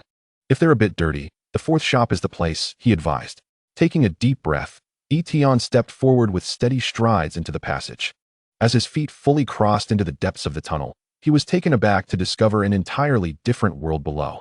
It was a small, albeit somewhat desolate, district, sparsely populated with shops and dotted with vendors obscuring their faces. Their figures appeared somewhat hazy under the dim lighting, with a meager assortment of pokeballs and various spoils, stained with blood and dirt, arrayed upon their stalls. In this unique area, the use of stalls required payment. However, the advantage lay in the possibility of encountering unwitting buyers unfamiliar with the market rates or eager to obtain specific items, often willing to offer a higher buyback price than conventional black market establishments. After familiarizing himself with the regulations, Tian rented a stall where he displayed the spoils he had acquired in the Orange Blossom Forest. Each item was meticulously organized and labeled, with the Pokémon clearly marked by level and detailing their innate traits.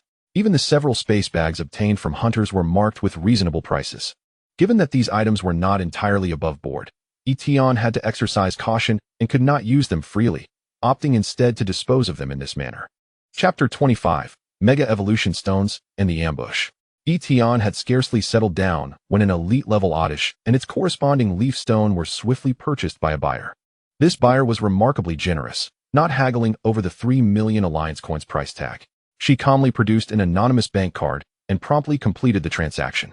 The entire process was efficient and clean, leaving Tian momentarily taken aback. He subtly shook his head. This person was undeniably a novice, utterly oblivious to the principle of keeping one's wealth discreet.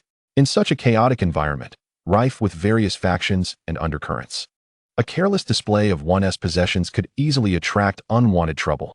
Tian discreetly noted that several individuals clad in black robes had stealthily followed, clearly harboring ill intentions. However, this was of no concern to Tian. He adhered to the principle of avoiding unnecessary entanglements, having ventured into the black market solely for business, with no desire to intervene. As time slowly passed, other Pokémon were gradually traded as well, while some individuals attempted to negotiate. The final selling prices for these spoils still reached an astonishing total of 8,200,000 Alliance coins. This hefty transaction amount seemed to stir quite a ripple through the atmosphere of the black market, drawing the attention of numerous onlookers. Tian methodically dismantled his stall, choosing not to leave immediately. Instead, he meandered through the black market, perusing the various enticing wares on display. As he ambled along, his attention was drawn to a stall brimming with an array of minerals.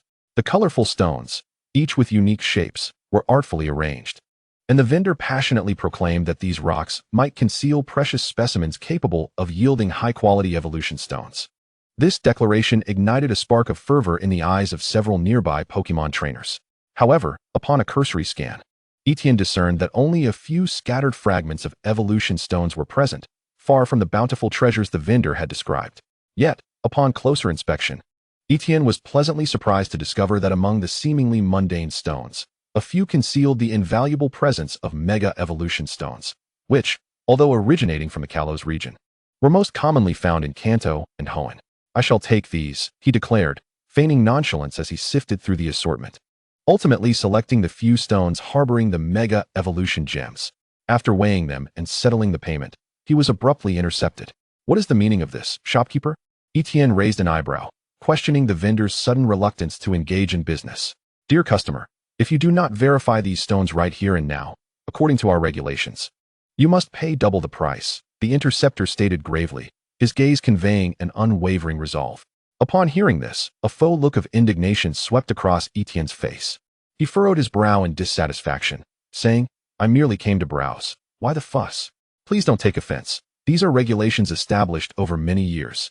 We hope for your understanding and cooperation, the blocker replied, attempting to defuse the awkward situation with a conciliatory smile. Ultimately, Etienne drew no undue attention and proceeded to open several raw stones.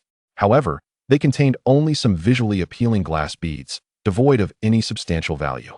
What a stroke of bad luck, he muttered, pocketing the few Mega Evolution stones and turning to leave. The overseer of the venue observed Etienne's actions with a burgeoning sense of curiosity. After all, previous gamblers who had similarly opened stones had often reacted with fury, violently smashing the worthless rocks to the ground in their anger before storming off. In stark contrast, Etienne exhibited no signs of anger. Instead, he departed with those seemingly valueless items. This aberrant behavior piqued the overseer's interest, prompting him, out of professional instinct and alertness to unusual occurrences, to report the incident to his superiors. As Etienne exited the black market, he keenly sensed a tale behind him, an immediate vexation washing over him. Is it so difficult to save a few days' worth of quota without attracting trouble? He pondered, somewhat exasperated. Is Kazan City truly this chaotic? Even after a massive cleanup operation, there still exist instances of underhanded dealings between shops? Upon reaching a corner, Etienne decisively released his Swablu. The adept little bird took to the skies, expertly scouting the surroundings. Confirming that no suspicious individuals lurked nearby, Etienne calmly turned and addressed the unseen follower. Come out. Must I invite you further? You are quite observant, kid. Two thugs emerged from the shadows, blocking Etienne's path in the narrow alley. Without hesitation, they summoned their Pokémon, a fierce Houndoom and a Hypno skilled in hypnotic techniques. An Esper Pokémon, Etienne thought, casting a surprised glance at the thug in front of him. The presence of a Psychic-type Pokémon undoubtedly complicated the situation.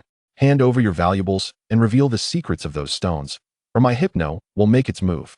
A sly smile crept onto Etienne's lips as he replied, If I were in your position, I wouldn't waste time with idle threats. Scizor, use Fury Cutter. Cacturne. Rock Slide. At Etienne's command, Scizor and Cacturne surged forward like arrows released from a bow, charging toward Hypno and Houndoom. Their speed was astonishing, closing the distance in the blink of an eye. Yet, Etienne's focus remained steadfast on the Psychic-type Pokémon. Having engaged in fierce battles with Pokémon hunters previously, he had developed a keen understanding of the formidable capabilities of Psychic and Ghost-type Pokémon, recognizing the necessity of caution in wild encounters. Hypno, use Hypnosis. Just as Hypno prepared to cast its spell, Etienne swiftly retrieved a blue glass whistle from his pocket, placing it to his lips and blowing with all his might. The energy from the blue glass whistle surged through Scizor, allowing it to disregard the impending hypnosis and unleash a flurry of fury cutters upon Hypno. With each successive strike, the power of the attacks compounded, delivering blows akin to sledgehammers. The bug-type's advantage over the psychic type became strikingly apparent. Hypno, overwhelmed by the relentless barrage, succumbed to the assault, its body marred with gruesome wounds as blood seeped from its injuries. Why isn't hypnosis working? The thug shouted in exasperation. Hypno used Psychic. However, before Hypno could execute its move, Etienne unleashed a Ghoul Pin, which, in a swift motion, amassed potent dark energy and launched a surprise attack, sending Hypno hurtling through the air. Hypno! The thug cried in terror, but it was too late. Hypno fell like a broken kite, crashing to the ground, motionless. Curse you! The thug, witnessing Hypno's defeat, hastily attempted to summon another Pokémon, but his actions were too slow. At that moment, Swablu descended from the sky like a bolt of blue lightning. Swablu, Dragon Ascent. Etienne commanded. Swablu responded instantly, its wings beating furiously as it plummeted toward the thug like a blue meteor. The thug, caught entirely off guard, had no time to mount any defense. With a resounding crash, Swablu collided with him, sending him crashing into the wall. The thug's body crumpled to the ground like a rag doll, his chest visibly caved in as blood trickled from the corners of his mouth. It was clear that this blow had dealt him severe injuries, very likely beyond recovery. After neutralizing the thug, Etienne's Pokémon did not cease their assault. Instead, they lunged at Houndoom, disregarding the defeated thug's pleas for mercy. While Houndoom was formidable, it too began to falter under the relentless onslaught. Ultimately, Houndoom collapsed, unable to continue the fight. Having dispatched the thug who attempted to flee, Tian's Pokémon finally ceased their attacks. At last, it is over, Tian sighed with relief, surveying the fallen Houndoom and thug. However, as his gaze fell upon the spoils of battle, he found himself grappling with yet another dilemma. How to handle the loot was yet another conundrum. After the customary retrieval of Pokémon from the corpse, Tian found himself grappling with the dilemma of how to dispose of these items. The black market was a realm he could no longer venture into with ease. After all, one could never predict who might suddenly emerge to pursue him. To ensure his safety, Tian reverted to his original appearance and took a circuitous route back to the Pokémon Center, where he meticulously examined his recent acquisitions: a Fire Camel Evolution Stone, an Electric Dragon Evolution Stone, a Gyarados Evolution Stone, and a Mega Stone. He murmured to himself, a flicker of excitement gleaming in his eyes. These evolution stones were indeed invaluable treasures. For trainers, possessing such Mega Stones meant the potential for their Pokémon to undergo Mega Evolution, thereby greatly enhancing their strength. Yet, when Tian laid eyes upon the Gyarados Evolution Stone, a wave of perplexity washed over him. Conventionally, one would not expect a water-type Mega Stone to surface in a mine. However, considering that Kanas City was renowned for its mines while also being adjacent to the sea, perhaps this was the reason the Gyarados Evolution Stone had found its way there. Although the current market value of these stones may not be substantial, Tian was acutely aware that once the news of Mega Evolution was officially disseminated, the prices of such stones would undoubtedly soar beyond his imagination. Moreover, based on his understanding of the original narrative, it would still take at least 7 or 8 years before Mega Evolution became widely recognized. With careful planning, Tian might just find a way to profit immensely from this phenomenon. However, all of this was a matter for the future, at the very least. He needed to achieve the status of an Elite Four member before he could dare to seize opportunities amidst the tumultuous tides of Mega Evolution. After finishing his lunch, Tian proceeded to the Kanas gym, preparing to challenge the establishment. I'm terribly sorry, but the gym leader is currently unavailable due to unforeseen circumstances. Would it be acceptable for our chief gym apprentice to accept your challenge? The receptionist said apologetically, her tone exceedingly courteous. Perhaps it was due to Tian's possession of the Pokédex that this staff member regarded him with particular respect. Tian smiled gently and replied, "That's quite all right." He had no intention of making things difficult for a staff member.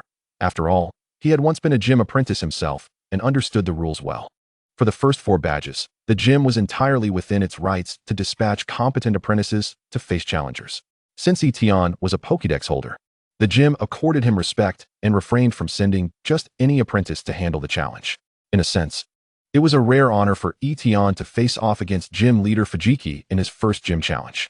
As Tian conversed with the staff member, a figure suddenly dashed in from the distance, a charming girl clad in a student uniform, clutching a backpack. She hurried along, perspiration glistening on her forehead, appearing somewhat breathless. And she looked even younger than Tian. Unless she harbored an unusual passion, it was evident that she must have rushed back from school after receiving notice of the gym challenge. Clearly, this apprentice was still a student at a Pokémon Academy, a prodigy in the study of geology. Dugwai straightened her attire and gracefully ascended the platform.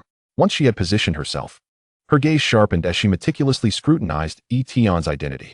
Upon discovering that Tian was not only a Pokédex holder, but also a former apprentice of the Orange Blossom Gym, curiosity welled up within her. After all, given his status, he was entirely qualified to participate in the colorful Illumination Conference through internal channels, bypassing the rigorous challenges faced by other contenders. What astonished Dugwai further was the fact that the recently appointed gym leader of the Orange Blossom Gym, Uncle Qianli, had left a message in the internal group for gym trainers, urging them to provide Tian with proper guidance. This revelation instantly altered Dugwai's perception of Tian, casting him in a peculiar light. Considering that Tian had only served as a gym apprentice for a mere fortnight, Dugwai's gaze turned quizzical as she regarded him. Could it be that he had somehow offended Mr. Qianli and was thus ousted? Chapter 27, Rhyhorn vs. Kecleon. The more Dugwai pondered, the more plausible this scenario seemed, and her gaze became increasingly peculiar, fixated on Tian. Meanwhile, Tian remained blissfully unaware of Dugwai's thoughts, oblivious to the fact that in her eyes, he had transformed into a problematic figure expelled from the gym. He also did not know that official gyms, much like Pokémon academies, had internal recommendation slots. Nonetheless, the gym challenge was set to proceed as normal. Dugwai adjusted her tie and retrieved a Pokeball. "I have seen the evaluation from Brother Fujiki regarding you. Although you are formidable, I will not simply hand over the rock badge. The rules for the Knaz Gym Challenge were 3v3, with the challenger attacking first, and gym trainers were prohibited from switching their Pokémon mid-battle. No problem, Tian responded, fully aware of the battle regulations. My first Pokémon will be you, Rhyhorn. With a powerful roar, Rhyhorn manifested in the rocky arena like a small mountain, its massive form and sturdy exterior evoking awe. The entire venue seemed to tremble under the weight of its presence. Tian stood on the opposite side, acutely sensing the strength emanating from Rhyhorn. Based on his experience, this Rhyhorn was clearly on the verge of breaking through to the elite level, an unexpected display for a challenger with only one badge. Following Uncle Chinley's advice, despite Brother Fujiki's favorable assessment, Dewford still opted to field a member from her secondary team, utilizing Pokémon she had nurtured day and night, rather than those trained exclusively within the gym, would yield vastly different results, even if their levels were equivalent. I leave it to you, Kecleon. As Kecleon appeared in the arena, Dewford was immediately captivated. Wow, it's a rock-type Kecleon. Her eyes sparkled with excitement at the sight of this adorable Pokémon, instantly dissipating any prejudice she had harbored against Tian. The sheen on Kecleon indicated that it had already achieved elite status. In Dewford's eyes, a trainer capable of cultivating such an exceptional rock-type Pokémon could not possibly be a villain. Tian opened his mouth to clarify that Kecleon was primarily a steel-type Pokémon, yet ultimately refrained from voicing his thoughts. Miss, the challenge is about to commence, the referee interjected quietly, unable to bear the unfolding scene. Ahem. Dewford coughed twice, striving to regain her composure. With determination, she turned her gaze to the imposing Rhyhorn and commanded, Rhyhorn, roll into a ball, and then roll forward. This combination move of rolling into a ball followed by a roll would exponentially amplify the attack's power. If not promptly addressed, the battle would soon descend into a state of despair due to the compounded force of the rolling attack. Rhyhorn began to roll, radiating a powerful aura. Each rotation seemed to accumulate greater strength, akin to cascading waves that bore down with immense pressure. Over half of the challengers Dewford had previously faced had succumbed to this very move. It loomed like an insurmountable hurdle before the multitude of challengers. The most effective strategy to counter this combination was to swiftly incapacitate Rhyhorn before its rolling momentum reached its zenith. Otherwise, defeat was nearly inevitable. However, Kecleon was not a Pokémon known for its speed. To compel him to chase after the swiftly rolling golem is akin to scaling the heavens, an endeavor fraught with difficulty. How do you intend to counter this maneuver? Dewford gazed at Tian with unwavering confidence, a flicker of anticipation stirring within her heart. Surely, a talent esteemed by Brother Tingshu would not be incapable of unraveling such a tactic. Deploy iron defense. Tian's voice reverberated with calm assurance, exuding an air of mastery over the situation. Kecleon methodically executed the iron defense skill, a faint sheen of mysterious metallic hues emanating from its form, signaling an escalation in its defensive capabilities. With the flawless manifestation of the skill, Kecleon's defense surged by 2 tiers, enveloping it in an impenetrable armor. If he cannot be caught, then let us not pursue. Kecleon had been cultivated towards the role of a tank, possessing inherent resistance to rock-type attacks. At this moment, the confrontation had morphed into a contest of hardness, a battle to see who could withstand more. Do not rush in. Continue to accumulate momentum, Dewford shouted, her eyes betraying a hint of astonishment, clearly unprepared for such a response from her opponent. In her view, enduring the rolling attack was a strategy bordering on madness, necessitating an immense burden of pressure and risk. Thus, the arena fell into a delicate stalemate. Kecleon executed the iron defense skill repeatedly, once, twice, thrice, each instance elevating its defenses to new heights, rendering any assault against it futile. Meanwhile, the speed of Golem's rolling continued to escalate, nearing its limit. Its movement mirrored that of a colossal boulder, hurtling forward with an unstoppable momentum, as if intent on crushing all in its path. The rolling technique was not akin to the simplistic mechanics of a game, where power merely doubled each turn, allowing for a fixed succession of 5 rounds. The potency of this technique compounded over time. Furthermore, excessive velocity posed a significant burden on the Pokémon itself. A moment's inattention could result in severe backlash. It must be acknowledged that Dewford's golem was indeed exceptional. Although it had yet to transcend the elite tier, it had managed to amplify the rolling power to 3-fold. Such prowess undoubtedly attested to the dedication and effort invested by Dewford in its training. Golem, charge forth. Ultimately, it was Dewford who faltered first, decisively issuing the command to attack, her eager gaze revealing a trace of determination. The adversary lay in wait, while her own side was depleting energy. Dujian cast a resentful glance at the man, questioning how he could employ such underhanded tactics. Both Pokémon had now entered a state of tripled enhancement.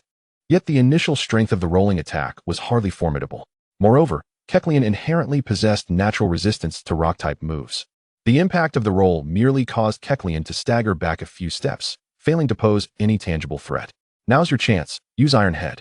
With Tian's fervent command, a brilliant white light ignited atop Kecleon's head, charging forward with indomitable spirit, colliding forcefully with Golem. The combination of Steel-type prowess and its innate attributes swiftly rendered Golem unconscious. Chapter 28, Recklessness.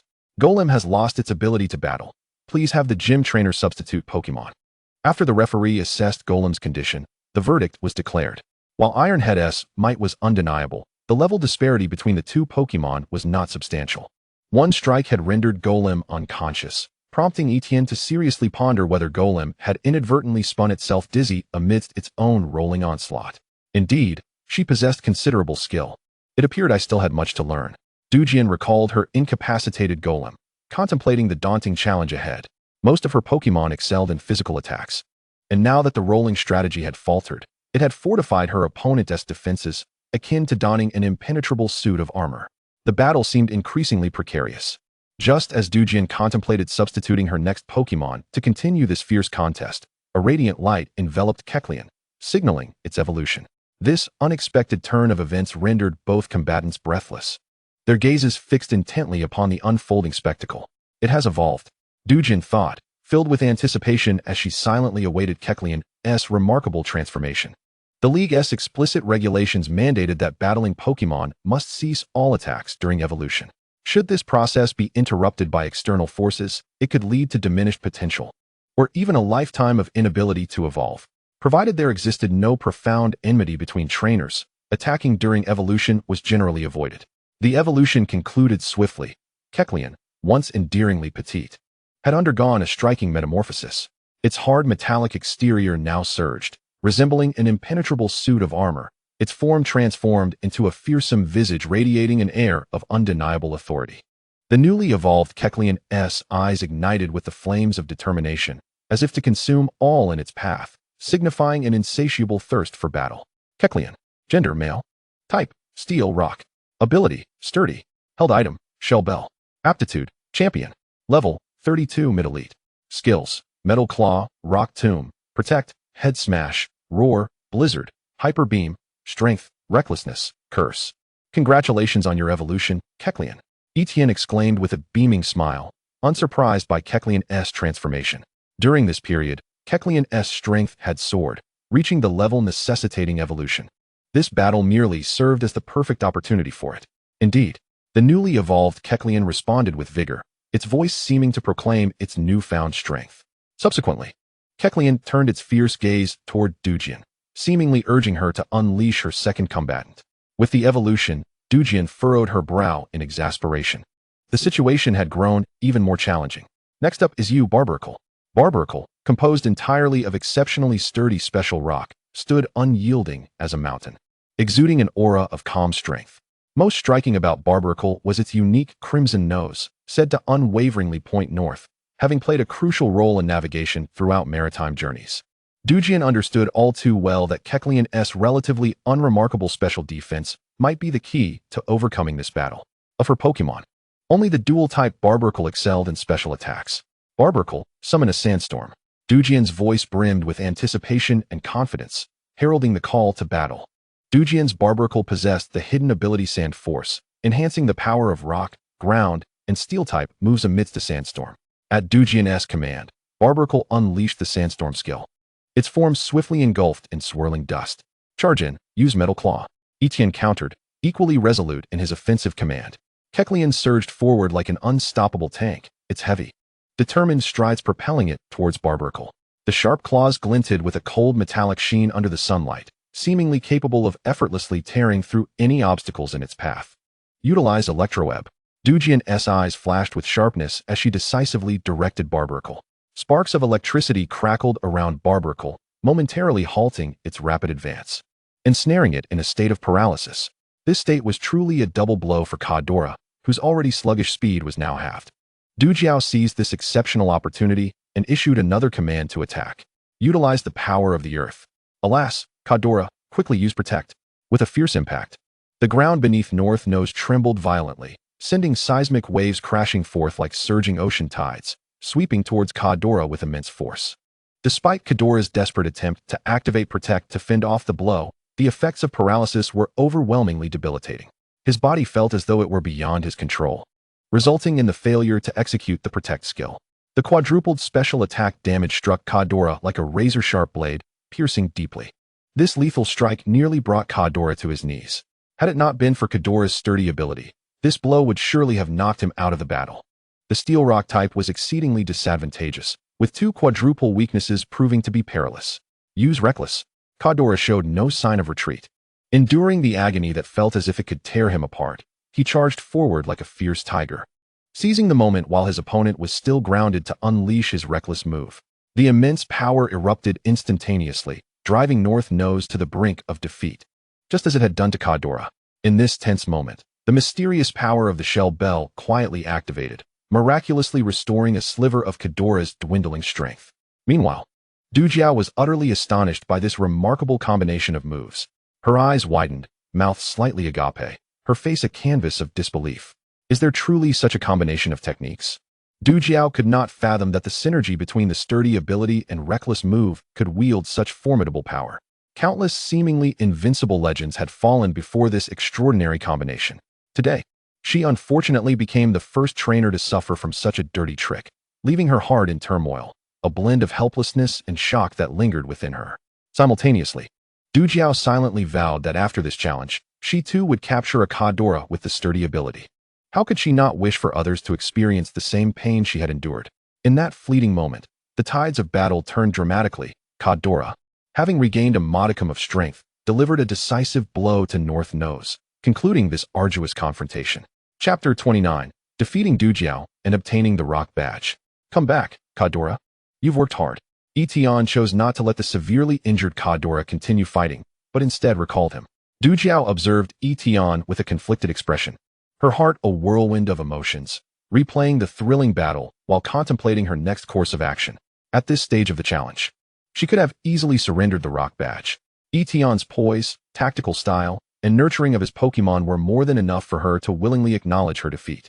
Anyone reviewing the battle record would find no fault in her performance.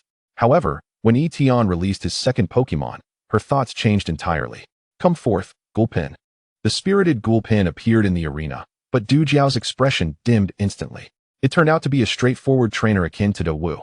She had foolishly believed that Tian, like herself, was solely focused on training rock-type Pokémon, and felt a twinge of shame for targeting him. It was a naive assumption. Come forth, Onix, the next battle is in your hands. Dujiao no longer hesitated and sent out a seasoned elite Onix. Although this Onix was the least among her team, its strength was not to be underestimated, far surpassing the previous two second-string Pokémon. Why this sudden targeting of me? Tian was perplexed. It was merely a gym challenge. Why bring out an elite Onix? Nevertheless, Tian had unwavering confidence in his Gulpin, believing that even without Mega Evolution, its strength was on par with any elite Pokémon. Use Ambush. As the battle commenced, Tian took the initiative. Gulpin surged forward like an arrow released from a bow, charging at Onix with unmatched speed. This tactic aimed to disrupt the opponent's rhythm and seize the upper hand. Dujiao, remaining calm, countered. First, use Harden. The accuracy of the ambush move often plummets when the opponent has not executed an attacking skill. Mechanically, ambush is designed to take advantage of the opponent's attack gaps, striking unexpectedly for maximum effect. Tian quickly assessed the situation. Abort ambush, use bind. Gulpin displayed remarkable battle acumen, decisively halting the ambush skill. It was already in close proximity to Onix. This was a special training tailored for Gulpin, whose speed was not particularly high and relied heavily on close-range attacks for damage. By interrupting moves, techniques like ambush, quick attack, and even extreme speed could be cleverly utilized as mobility skills rather than mere priority attacks. This enabled Gulpin to adapt more flexibly in complex battle scenarios, seeking the optimal moment to strike. Quick, use Protect. Upon hearing the opponent unleash the bind skill, Dujiao panicked momentarily and instinctively commanded Onix to use Protect. After all, Grass-type moves posed a terrifying quadruple threat to Onix, especially since Bind's unique feature allowed it to deal greater damage based on the target's weight. Under such circumstances, the risk faced by Onix was evident. Given Onix's size, the power of Bind approached the upper limits of the move's potential. While Gulpin was not renowned for its special attack prowess, one must remember that Onix itself was a Pokémon with extremely low special defense, and this inherent disadvantage was magnified in battle. If struck by Bind, Onix would likely lose its fighting capability immediately. Most importantly, Dujiao had never anticipated that Pokémon battles could be played in such a manner. Interrupting ambush completely nullified her meticulously crafted tactical plan. In a critical moment of battle, a barrier of protect suddenly glimmered around Onix, successfully shielding it from Gulpin's unexpected grass knot attack. Tian pressed the advantage. Rock smash, crunch. Dujiao frantically shouted, "Onix, quickly use Bind." A fierce confrontation ensued between Gulpin and Onix, with Onix relying on its formidable defensive capabilities to withstand several of Gulpin's ferocious attacks. Subsequently, Onix twisted its body, successfully ensnaring Gulpin tightly and exerting immense pressure. Gulpin winced in agony under the relentless force. The stark size disparity between the two Pokémon was pronounced. Under such unfavorable conditions, without formulating a strategy targeting Onix's weaknesses, Gulpin would find it challenging to secure victory in this battle. Dujiao wore a proud expression, confidently declaring, "It seems this battle will be a triumph for my Onix." Her meticulous preparation of a full team had not been in vain. Yet, was it not premature to say such things? Unleash Bind. Dujiao paused, bewildered, and inquired, "Unleash? What do you mean?" Dujiao was undoubtedly a highly strategic trainer. Yet in her exchanges with Tian, she fell into the carefully laid tactical trap. Her keen eyes had precisely captured the hidden detail beneath Onix, a rope intricately woven from grass-type energy. When did things go awry? Initially, the use of the grass knot was never neutralized. Upon witnessing the opponent's defense, I refrained from advancing to employ the grass knot and instead laid it on the ground, enticing the Onix to fall into the trap alongside me. Onix, evade. The urgency in Cuckoo's warning was palpable, yet it could not reverse the downward spiral. With a dull thud, the Onix was unfortunately ensnared, its massive form rendered helpless amidst the swirling dust. Before the smoke had fully cleared, Cuckoo swiftly retrieved a Pokeball, capturing the injured Onix. There was no need to look further. The outcome of this battle was glaringly evident: her complete defeat. From the initial misjudgment of the situation to the clever substitution of the nearly defeated Cacnea by her opponent and the oversight in setting a trap for the Gulpin, each step seemed to fall into the meticulous calculations of her adversary. This battle resembled a meticulously choreographed chess match, with every move orchestrated under the man's control. Upon Cuckoo recalling her Onix, the referee, in a solemn and resolute manner, announced, "The three Pokémon of Gym Trainer Cuckoo have all lost their ability to battle. Victory in this match goes to Tian from Dewford Town." Chapter 30, Cuckoo. In the face of defeat, a serene smile graced Cuckoo's face. "It seems I still have much to learn." The knowledge that could only be profoundly understood through practical experience was something unattainable in the confines of school. Indeed, the true joy of Pokémon lies in the battles. "Well done, Gulpin. You've remembered the tactics I taught you." Emerging from the dust, Gulpin wore a joyful expression as Tian crouched down to stroke her head. Given her weight, a mere fraction of Onix's, the grass knot had not inflicted substantial harm upon her. At that moment, Cuckoo entered the arena with steady steps, firmly clutching a badge that radiated brilliance. "You have won this gym challenge. Please accept this rock badge." Cuckoo's tone was sincere, then she shifted her focus. "I also wish to apologize, as I used a Pokémon far exceeding the challenge level. Nevertheless, you completed the challenge." From her black backpack, Cuckoo produced a technical machine. "While it may not be compensation, I would like you to have this." Tian accepted the technical machine and, upon discerning its nature, remarked earnestly, "Isn't this a bit too precious?" "This is a sandstorm technical machine," she replied. Such weather-related technical machines are typically of great value, circulating only among the true elite of the league. If sold on the black market, it could fetch over 2 million league coins. Truly, Cuckoo exuded a grandeur unbecoming of her age. Tian felt an impulse to provide for her in her old age. Cuckoo shook her head, her expression earnest. "In this battle, I learned an immense amount. The experience gained far exceeds that of this technical machine." With the conversation reaching this point, Tian accepted the technical machine, understanding that such items would surely have an internal price at the league-designated rock gym. Curiosity piqued, Tian inquired, though it may be presumptuous, "May I ask why you subjected me to that test?" This was the most tactful phrasing he could conjure, aside from her first Pokémon. Cuckoo had given him the impression that she did not wish for him to succeed in the gym challenge, as if harboring some personal grudge. Surprisingly, Cuckoo shook her head. Speaking mysteriously, I cannot divulge that information. Tian pondered, realizing that to keep Cuckoo's potential future as the gym leader a secret, he must not have offended such a significant figure. Cuckoo seemed to perceive his confusion, winking playfully, but rest assured, that person harbors no ill will toward you. As you put it, it was merely a test. Tian had already guessed who had imposed the additional difficulty. Even the most doting father should have limits. How could he genuinely abduct someone as young as Xiaoyao? Just then, Cuckoo approached Tian with a bright smile, her eyes filled with anticipation. Tian, would you be interested in visiting the Pokémon school?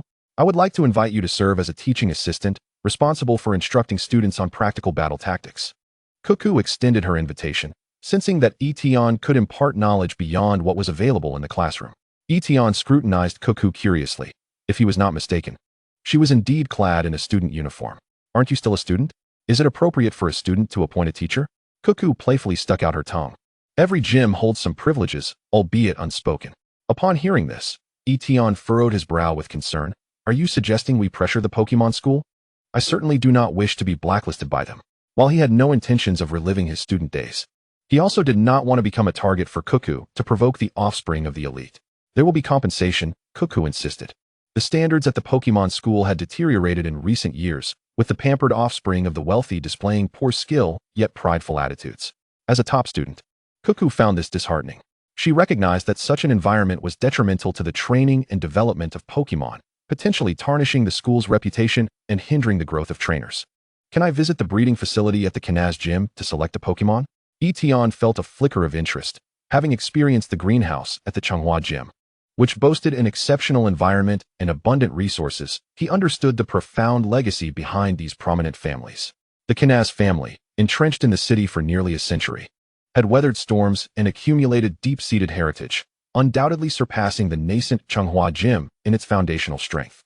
Perhaps within the breeding facility of the Kanaz gym lay Pokémon with championship potential. Cuckoo's expression turned slightly awkward. I'm afraid that is not possible. I am not yet the gym leader.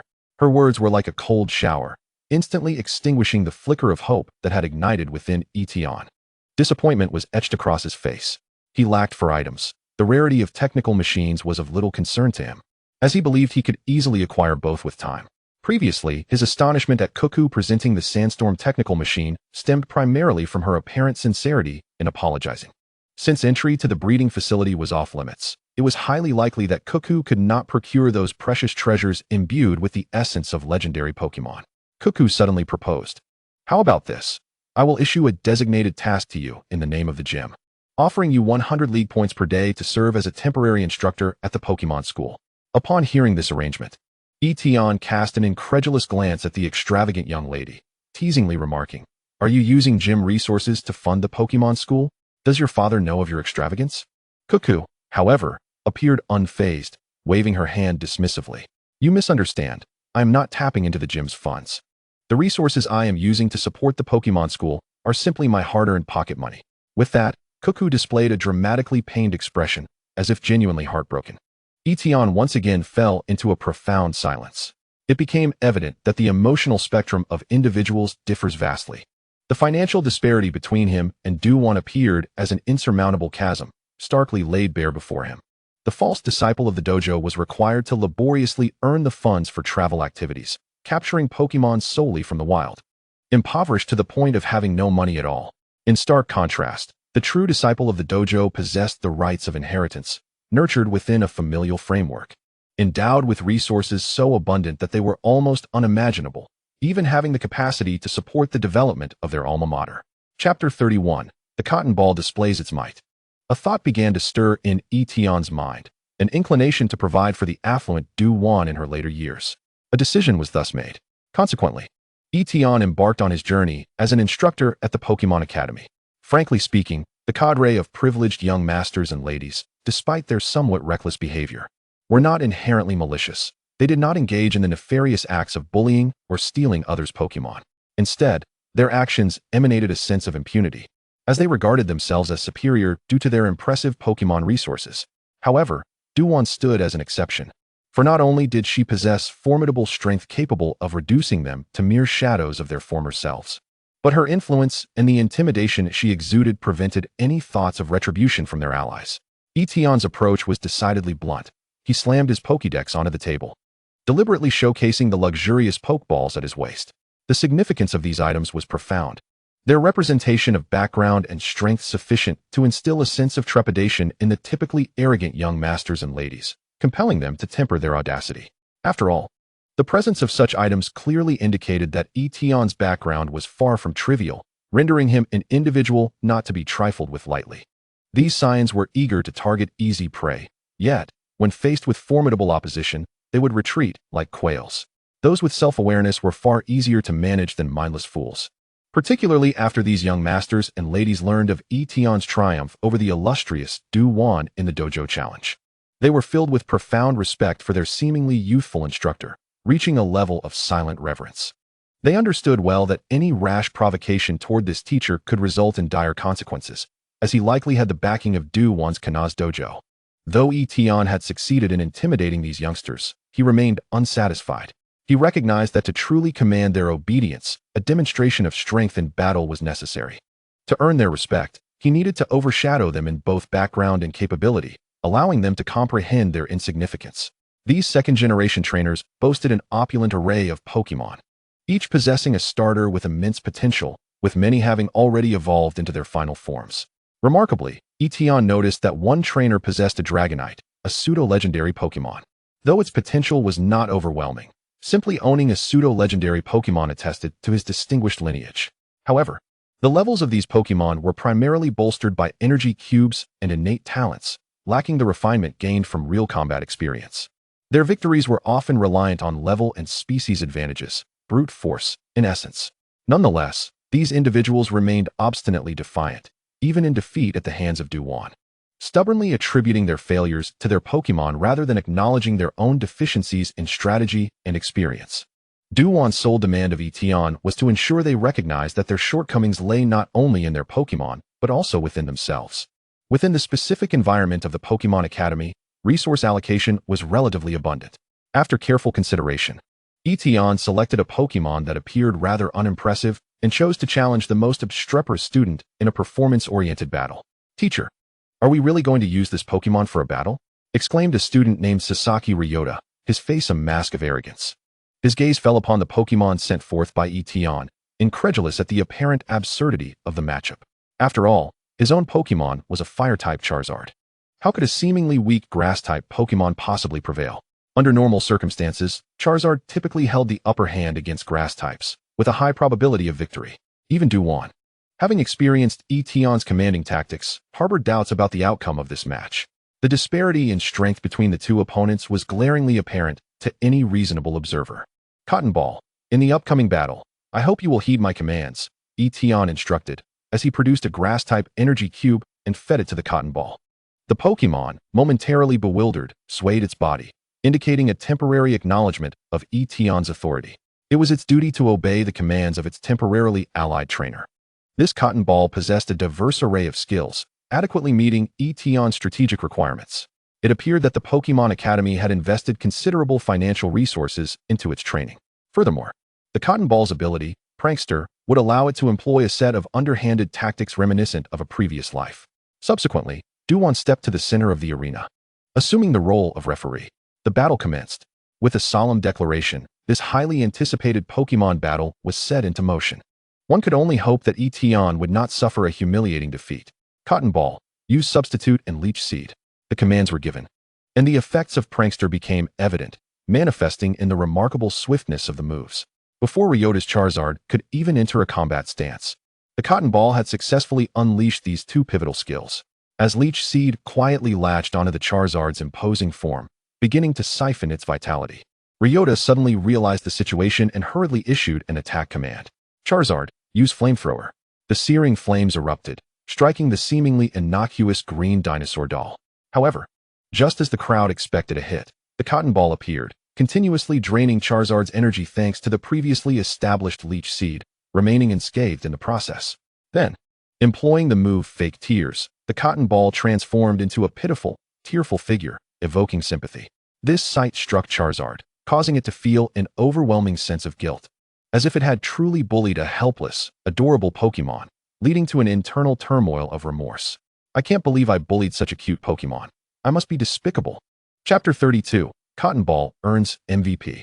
The dual special defense drops on Charizard created a wave of panic and anxiety within Ryota.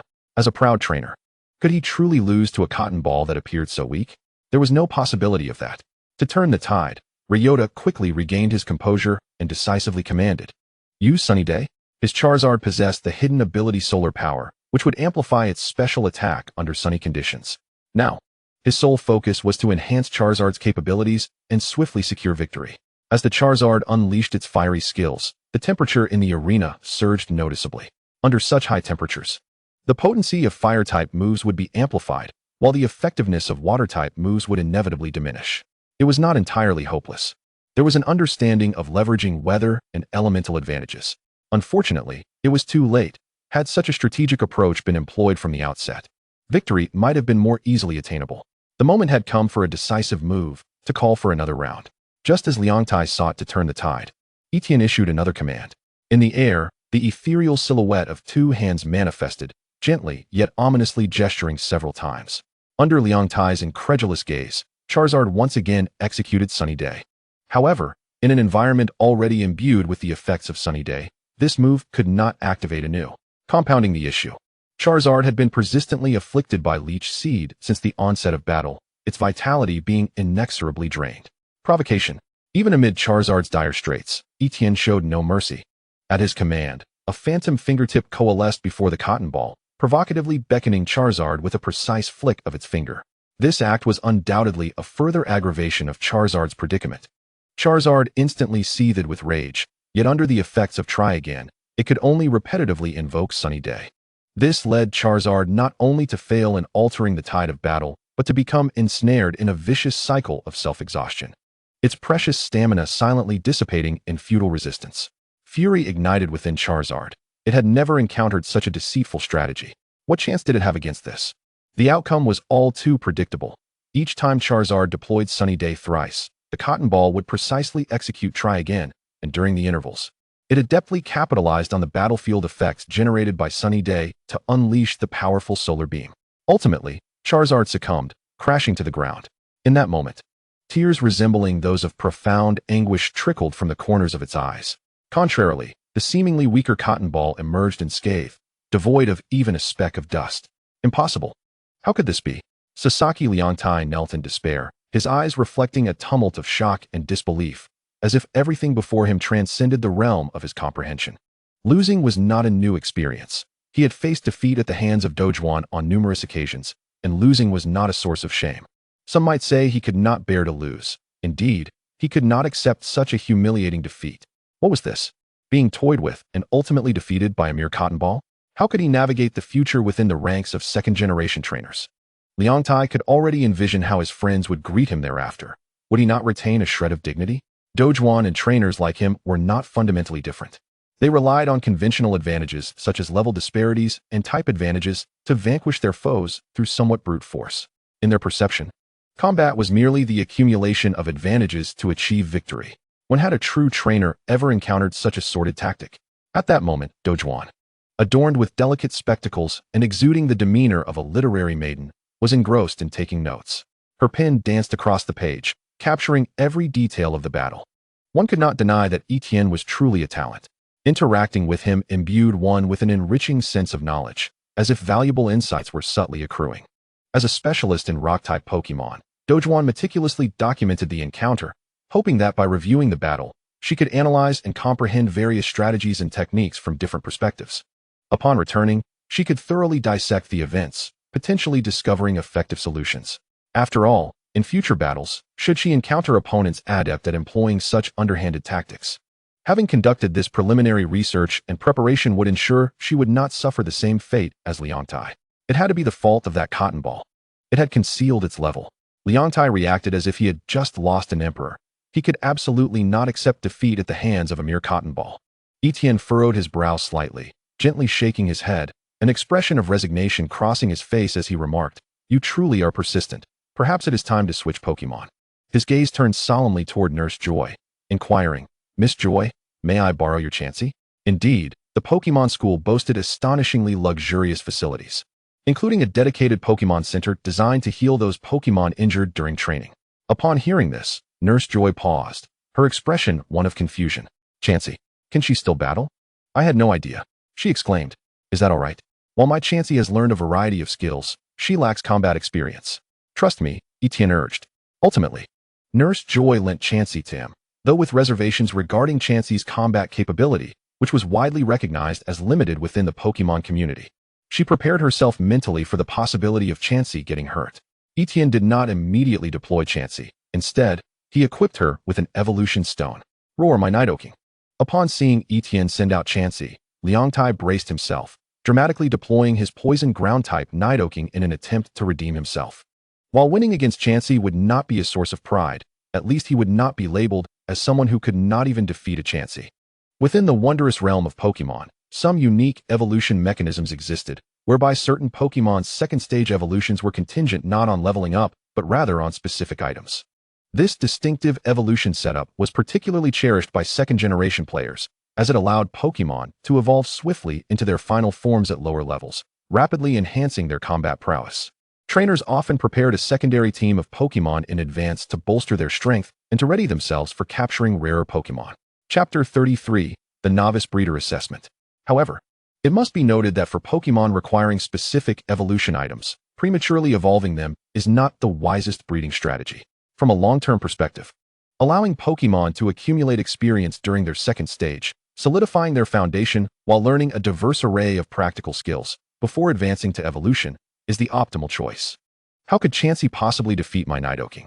Liangtai's words exuded confidence in his Pokémon's strength. 10 minutes later, there was no doubt that Liangtai once again found himself kneeling in defeat, as Chansey adeptly utilized skills such as Sing and Sweet Kiss. Combining multiple negative statuses with her prodigious stamina and the enhanced defenses granted by the evolution stone, ultimately wearing down Nidoking. It was evident that the boy had begun to question his very existence, even retreating from reality. Tian smirked slightly. Was this the extent of his mental fortitude? Had it not been for the ineffectiveness of Thunder Wave and Toxic against the poison ground-type Nidoking, he would have been tempted to see just how many negative statuses one Pokémon could inflict. It was a pity that Nidoking had evolved prematurely. Had it been able to learn the crucial move Horn Drill during its Nidorino stage, the course of battle might have been entirely different. Under such circumstances, it was highly probable that Tian would have refrained from sending Chansey into the fray. Ultimately, the existence or absence of the devastating move, Horn Drill, creates a profound disparity in battle prowess between Nidoqueen who has mastered the technique and those who have not, rendering them almost as two distinctly different Pokémon. When the fierce battle concluded, Nurse Joy eagerly rushed towards the battlefield, cradling her beloved Chansey as if fearing it might be snatched away. Who says that medical personnel lack combat capability? In the future, the world will indeed belong to her Chansey. Previously, you questioned how Chansey could possibly triumph over Nidoqueen. It is precisely the infinite possibilities of Pokémon that captivate everyone. If battles were merely a matter of numerical statistics, why would we even engage in them? We could simply release Pokémon to compare levels, and the lower ranked would concede, correct? Your companions have fought valiantly. Losing to a seemingly weaker Pokémon should not be viewed as a disgrace, for the outcome of battles is often influenced by a multitude of factors. However, I hope you can glean a lesson from this experience. The next time you encounter a similar opponent, do not find yourself in such a pitiful position on the ground. Understand that only through continuous growth and progress can you reveal a more formidable self in future battles. Do you comprehend? Ah, dear teacher. Under Tian's stern and resounding admonition, Liangtai felt as though he had undergone a profound spiritual awakening, infused with a newfound vitality. In that moment, he perceived a transcendence of his soul, as if he had been reborn. Kneeling on the ground, Liangtai's face was a tapestry of regret and anguish, tears streaming uncontrollably. Tian gazed quietly at the repentant youth before him, nodding slightly, contemplating that he had not wasted the 100 alliance points that Dujiao contributed daily. Today, he had fulfilled his role as a teacher, earning immeasurable merit. Even the most stubborn of students had acquiesced, and the other privileged heirs had gradually shed their habitual arrogance. They began to recognize that this new instructor possessed strength and charisma that far surpassed their expectations. Time flowed quietly within the Pokémon Academy of Kanas City, and Tian's daily responsibilities unfolded with meticulous order. By day, he immersed himself wholeheartedly in training his students and imparting knowledge. while simultaneously dedicating attention to the meticulous training of his own Pokémon, enhancing their synergy and combat capabilities through rigorous practical drills and skill refinement. As night fell, Tian did not relax. Instead, he redirected his focus to another crucial matter, his aspiration to obtain a junior breeder certification. After a period of relentless effort, Tian had made significant strides in the crafting of energy cubes. He could now produce junior energy cubes with stability and skill. Although he typically provided his Pokémon with high-quality, costly advanced energy cubes due to his meticulous care, the value of junior energy cubes should not be underestimated. Under the regulations of the Alliance, designated official stores maintain a consistent openness to purchasing energy cubes produced by certified breeders, with stable buying prices and straightforward transaction procedures.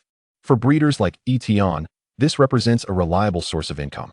Based on his current production capacity, should he exert his utmost effort, he could achieve a profit of 350,000 Alliance coins. Though this amount may seem insufficient for a few Pokémon's daily sustenance, many overlook the fact that Tian is still in the early stages of his breeding career, with vast potential for future development. This is merely the beginning. In the journey of advancing as a Pokémon breeder, reaching the intermediate level will yield an income growth of over tenfold. Further ascension to higher ranks could see daily earnings surpassing the million mark. More critically, at that stage, breeders will possess the capability to independently produce Pokémon energy cubes, achieving self-sufficiency. Thus, mastering the art of energy cube production is paramount, whether for resource acquisition or sustaining one's Pokémon. To be a competent breeder, the assessment encompasses far more than merely the skill of crafting energy cubes. In fact, the evaluation includes a broad spectrum of theoretical knowledge and the meticulous care of various Pokémon species. This rigorous and comprehensive assessment framework collectively enhances the value and authority of the breeder certification. When at the Orange Blossom Gym, Ms. Michiko emphasized the importance of becoming a breeder after learning of his ability to create energy cubes. The junior breeder certification symbolizes not only wealth, but also status. Holding this title undoubtedly brings numerous advantages and conveniences for one's future. With a solid foundation laid by the educational system, Tian felt no difficulty in mastering the theoretical knowledge. Coupled with recent focused study and preparation, he was confident in his ability to pass this examination. Tian could swear on his future happiness that he had never studied so diligently during his college entrance examinations. Chapter 34. Of course, I am. Finally, the day of the examination arrived as scheduled. Tian took a half-day leave to visit the Breeder Association in Kansas City. Upon arrival, he orderly presented his Pokédex to the front desk staff and introduced himself. "Hello, I am Tian, scheduled for this examination." The staff member glanced at Tian, sensing he appeared somewhat youthful, but did not comment further. Once his identity was confirmed, they allowed him to enter the examination hall. Inside, Tian surveyed the room, noticing that most candidates were older, with very few around his age. In fact, he was the only youth present. Among breeders, there is a saying, 40 is the age to enter, 60 is the age to become a master. As the saying implies, those who become junior breeders at 40 are often considered lacking in talent. However, if one achieves recognition as a master breeder before 60, they are deemed quite young within that community. Tian scanned the room and observed that most attendees were men in their 30s, with very few in their 20s. "Big brother, we will always support you." At that moment, a familiar voice rang from outside the window. After their relationship had grown closer, the boy from the Sasaki family had become something of a fan, addressing Tian as big brother instead of teacher. Was it his gregarious nature or simply his character? Tian sighed. Why had they come here? Du Jiao was unconcerned. Is that your support group outside? As the examination had yet to commence, a rather flamboyant young man sitting in front suddenly turned to Tian. "No, I do not know them." Tian promptly distanced himself from those of below-average intellect. "Young brother, are you here to experience the atmosphere of the exam?" "I had a similar experience myself," the youth remarked, having clearly recognized the so-called support group outside. In reality, the second-generation circle is quite small, with everyone encountering each other frequently. Thus, Tian was naturally perceived as a privileged youth, and for him, this examination was merely a minor endeavor.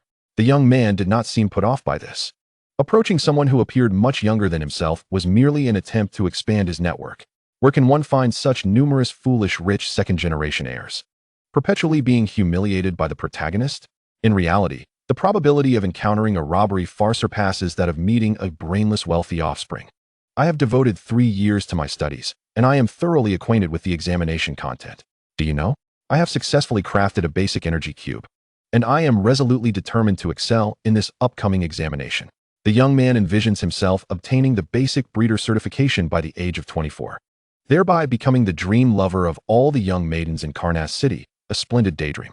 The onlookers promptly vacated the premises as the examination was about to commence. The examiner entered the examination hall with a steady gait, and his presence instantly silenced the previously cacophonous environment. Subsequently, the security personnel escorted the idle spectators outside. This measure was not merely to prevent familial cheating, but also to ensure that the other candidates could perform without interference. Before distributing the examination papers, the examiner solemnly cautioned, "Candidates, please be aware that whispering and the use of Pokémon to cheat during the examination are strictly prohibited. Any such infractions will result in a lifetime ban from participating in breeder assessments." His voice, though not loud, resonated with authority, instilling a sense of solemnity that demanded utmost respect. Just as he finished speaking, a hoodie appeared beside him, its level astonishingly reaching that of a quasi-champion. Undoubtedly, this hoodie was the examiner's Pokémon, and the presence of such a formidable creature attested to his prowess and status within the realm of breeders. Truly, the Breeder Guild is to be commended for its opulence in employing a quasi-champion Pokémon to oversee the examination. Witnessing this scene, the young man, who had not even had the chance to leave his name, reluctantly straightened his posture. The warnings from the Breeder Guild are not to be taken lightly. There was once a descendant of a member of the Elite Four who was banned for life due to cheating during the assessment, despite the Elite Four members' personal pleas for leniency being disregarded by the Guild's higher-ups. Upon receiving the examination paper, Tian did not hastily begin answering like the other candidates. Instead, he meticulously reviewed the paper. His gaze lingered on each question, seemingly contemplating how to respond. The significance of the breeder certification lies in the fact that this examination is fundamentally different from others. None of the questions are multiple choice. They are all open-ended, and one must provide a comprehensive explanation to receive any points. Which Pokémon can evolve into two distinct forms? Oddish, Masquerain, and Psyduck? No. The true focus of this question is not merely on the two evolutionary paths of a Pokémon, but rather on one Pokémon evolving into two entirely different entities. The correct answer is Turtwig. When it evolves into Torterra, the shell it sheds has a chance of becoming a separate Pokémon, Shellos. Which Pokémon experiences a complete transformation of consciousness upon evolution? Magikarp, due to its brain mutation leading to a drastic personality change? No, a more precise answer would be Paras. Upon evolution, Paras is controlled by the consciousness of the mushroom atop its head, while the original crab-like consciousness falls into slumber. Of course, Galarian form of Psyduck could also be considered a correct answer, but since the Galar region has yet to be incorporated into the league, its Pokémon ecology is not included in the database. Which Pokémon currently exhibits completely different appearances due to regional differences? As mentioned earlier, prior to the incorporation of the Alola, Galar, and Paldea regions into the league, many Pokémon only possessed one regional form. However, there is an exception, namely the family of Wailord found on the eastern and western coasts of the Sinnoh region. The Wailord on either side of Mount Coronet displays distinct appearances, showcasing the marvelous artistry of nature. According to current Pokémon theory, which Pokémon possesses the highest defensive capabilities at the same level? Ultra Necrozma? Certainly not. Besides Ultra Necrozma, Mega Blastoise, Mega Steelix, and Shuckle boast an astounding base physical defense of 230. However, as Mega Evolution has yet to be discovered, the correct answer is Shuckle, a Pokémon with both physical and special defense base values of 230. Regrettably, while Shuckle possesses high defensive stats, its HP stat is exceedingly low, rendering it a genuine glass cannon. Who is the most renowned professor in Pokémon ecology? This is a no-brainer. It must be me, right? Is it Professor Oak? No. If we're talking about the most eminent figure, it is undoubtedly the illustrious Professor Oak, who excels in nearly every field and is also quite formidable in battle. Professor Okido is famous mainly for his contributions to Pokémon ecology and habitat communities, but in terms of renown, he is still a few steps behind Professor Oak. Tian's eyes widened in disbelief. How could the examination be filled with such bizarre and tricky questions? Why couldn't they simply pose straightforward questions that wouldn't spark much controversy? Although he felt a tinge of frustration, the examination must proceed. Tian took a deep breath, striving to maintain his composure. For the previous question, he provided two answers and meticulously enumerated their respective justifications. With the examination content being extensive, even Tian, with his vast reservoir of knowledge, found the questions exceptionally challenging. As the minutes ticked by, an hour and a half later, Tian finally completed all the questions and submitted his paper without hesitation.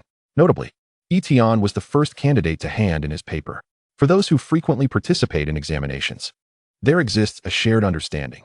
Those who possess genuine confidence typically do not require a second review of their papers. This does not imply that their answers are devoid of errors, but rather that if one cannot produce an answer on the first attempt, a subsequent review is unlikely to yield different results. Yet, a segment of individuals steadfastly refuses to accept this notion. Has he given up? Much like the nameless youth. Upon witnessing Tian submit his paper early, he immediately assumed Tian had surrendered out of inability. Upon seeing Tian leave after submitting his paper, Dewford felt somewhat astonished and naturally concluded that Tian had indeed given up, prompting her to approach him with words of consolation. It's normal for first-time examinees to feel this way.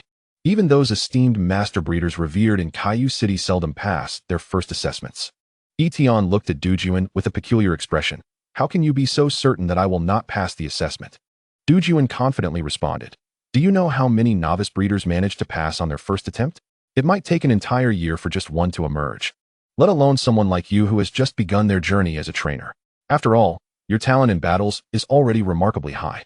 If you were also a prodigy in breeding, it would be terribly unfair to the rest of the world. The likelihood of possessing both battle and breeding genius is infinitesimally small, practically impossible. Tian raised an eyebrow, a provocative smile gracing his face as he said, All right. Since you are so confident, shall we wager something? Let's bet on whether I can pass this breeding assessment. Unexpectedly, Dewford cast a disdainful glance at Tian, her demeanor exuding arrogance as she replied, What do you have to wager? Her words dripped with a sense of affluence, akin to a sharp blade piercing Tian's tender heart, leaving him acutely aware of society's harshness. Is wealth truly that impressive? Although Tian felt a surge of indignation, he suppressed the impulse to retort, gritting his teeth as he proposed his wager. If I fail, I will work for you for free for a month. Deal. With a slight upward curve at the corners of her mouth, Dewford unveiled a barely perceptible smile, as if she believed victory was firmly within her grasp. If you win, I shall grant you one wish. In her eyes, the possibility of defeat was non-existent. Thus she harbored no concerns that Tian would impose any unreasonable demands. The two seemingly astute little foxes bore expressions of assured triumph, unaware that several esteemed figures present at the grading session were rendered utterly astonished by the remarkable performance of Tian, a novice in the breeder assessment. Among the multitude of candidates, a significant number had failed to articulate even a single solution, resulting in an unusually swift grading process. When Tian's paper appeared before the senior breeders of the guild, their eyes widened in disbelief. Not only was it the first paper submitted, but it was also filled with meticulously written answers. In light of such an exceptional display, the senior breeders erupted into fervent debate. This was not to suggest that Tian's answers were flawed. Rather, they were taken aback by the sheer audacity and creativity of his responses. All answers leaned toward perfection, with several ambiguous questions addressed with diverse solutions. His imagination was boundless and unorthodox. It had been years since such an outstanding newcomer graced the breeding community. This young man demonstrated remarkable foundational skills, though his practical abilities remained uncertain. What renowned scholar had devised such notoriously challenging questions? Were they attempting to incite discord between the League's scholars and the Breeders' Guild? While everyone held their own opinions and justifications, it was a shared consensus that Tian's performance in the written exam was commendable. Indeed, had there been a grading scale, the seasoned breeders would likely have readily awarded him an excellent rating. Unfortunately, the preliminary assessment only focused on pass or fail. After some deliberation, these veteran breeders ultimately decided to place Tian's name at the top of the list, alongside a few others who barely scraped by, thus announcing the results of the assessment. Dewford continued to daydream about appointing Tian as the chief apprentice of the Kanaz Gym, envisioning the abundance of free time it would afford her to pursue her own interests. However, in a moment far less dramatic than anticipated, the Breeders' Guild revealed that Tian was indeed the first name on the list, prompting many present to cast envious glances in his direction.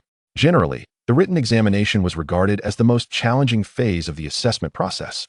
The subsequent task involved creating 3 types of basic energy cubes within a stipulated time frame. Although this task was not without its difficulties, those unable to meet such requirements would never subject themselves to the humiliation of participating in the breeder assessment. Therefore, passing the written exam essentially secured a place as a junior breeder. At that moment, Dewford found herself utterly flabbergasted. How could such a multifaceted genius exist in this world? How were ordinary wealthy girls like her meant to cope? The mere thought of having so readily agreed to Etienne's terms made her feel as though a cat was scratching her insides, leaving her restless and anxious. What conditions might he propose? He seemed to be a person of integrity. Surely he wouldn't make any outrageous demands, would he? Chapter 36. Young man. I see extraordinary potential in you.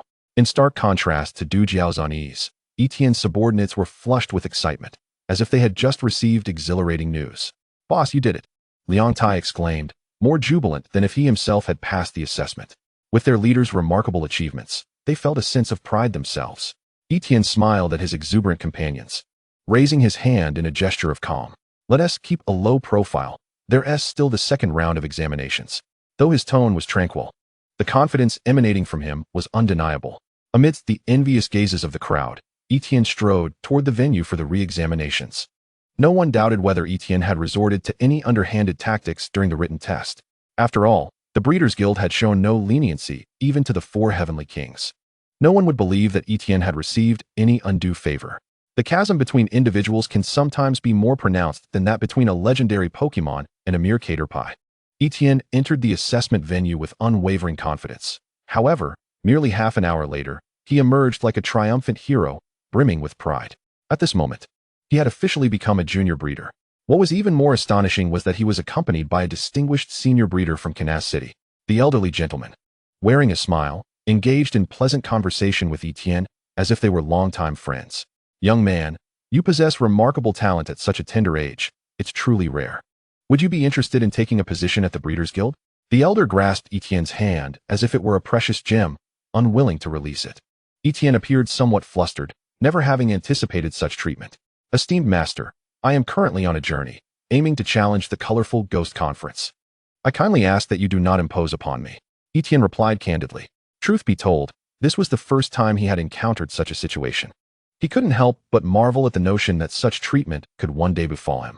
The elder seemed unfazed by Etienne's refusal. He waved his hand dismissively, chuckling. Ha, I am not yet a master. There is no need for such flattery. Yet, beneath his words, Etienne could detect a subtle hint of pride. Referring to a senior breeder as master was not inappropriate. It was both a compliment and a heartfelt wish for the recipient to transcend that threshold and ascend to greater heights within the breeding domain. Just as one might address a stranger as boss or refer to a deputy minister as minister in certain contexts, no one would be so socially inept as to correct such minor oversights. After all, in the intricate web of alliances, the League was not merely about conflict, but also about the nuances of human relationships. With no alternative, Etienne cast a pleading glance toward Du Jiao, who appeared anxious and apprehensive. The elder, noticing Etienne's distracted demeanor, followed his gaze to find Du Jiao, her unease evident in her expression, suggesting she was consumed by anxiety over potential loss. Is that you, Du Jiao? What brings you here? The elder's demeanor cooled slightly in contrast to his earlier warmth. Considering he was a respected elder, Du Jiao could only muster the courage to approach and greet him. Greetings, Master Fengyan. This Master Fengyan was a preeminent senior breeder in Kansas City, particularly skilled in the research and application of steel and rock-type energy cubes. Over the years, the Du Jiao family had benefited from his guidance, fostering a harmonious relationship between their families. You know young Tian? That is wonderful. Please, persuade him. A young man with such extraordinary talent should not squander his potential by not pursuing the path of a breeder. Master Fengyan lamented at the thought of letting such a gem slip away. Du Jiao's expression was akin to one on the verge of tears. Master Feng. Etienne is also quite adept in battle. Now, Du Jiao dared not look Etienne in the eye. She wished she could emigrate to the moon to avoid ever facing him again. It was all her fault for having spoken so impulsively, without considering the implications of such an arrogant condition. Now, the situation had spiraled beyond her control. Master Fengyan, noticing the blush on Du Jiao's face, with his age-old wisdom, quickly grasped the unfolding scenario. What a pity! I had intended to introduce you to my granddaughter, but alas, it seems you have already been claimed by another. Master Fengyan shook his head, patting Etienne on the shoulder. Master Fengyan let out a faint sigh and then spoke earnestly. I can comprehend the aspirations of youth, but with your innate talent, it would be a grave error to squander it, even amidst your travels. Do not neglect the pursuit of knowledge. Etienne was about to clarify that he and Du Wan were not involved in that manner, yet at that moment, his attention was captivated by a breeding manual that the elderly gentleman had produced.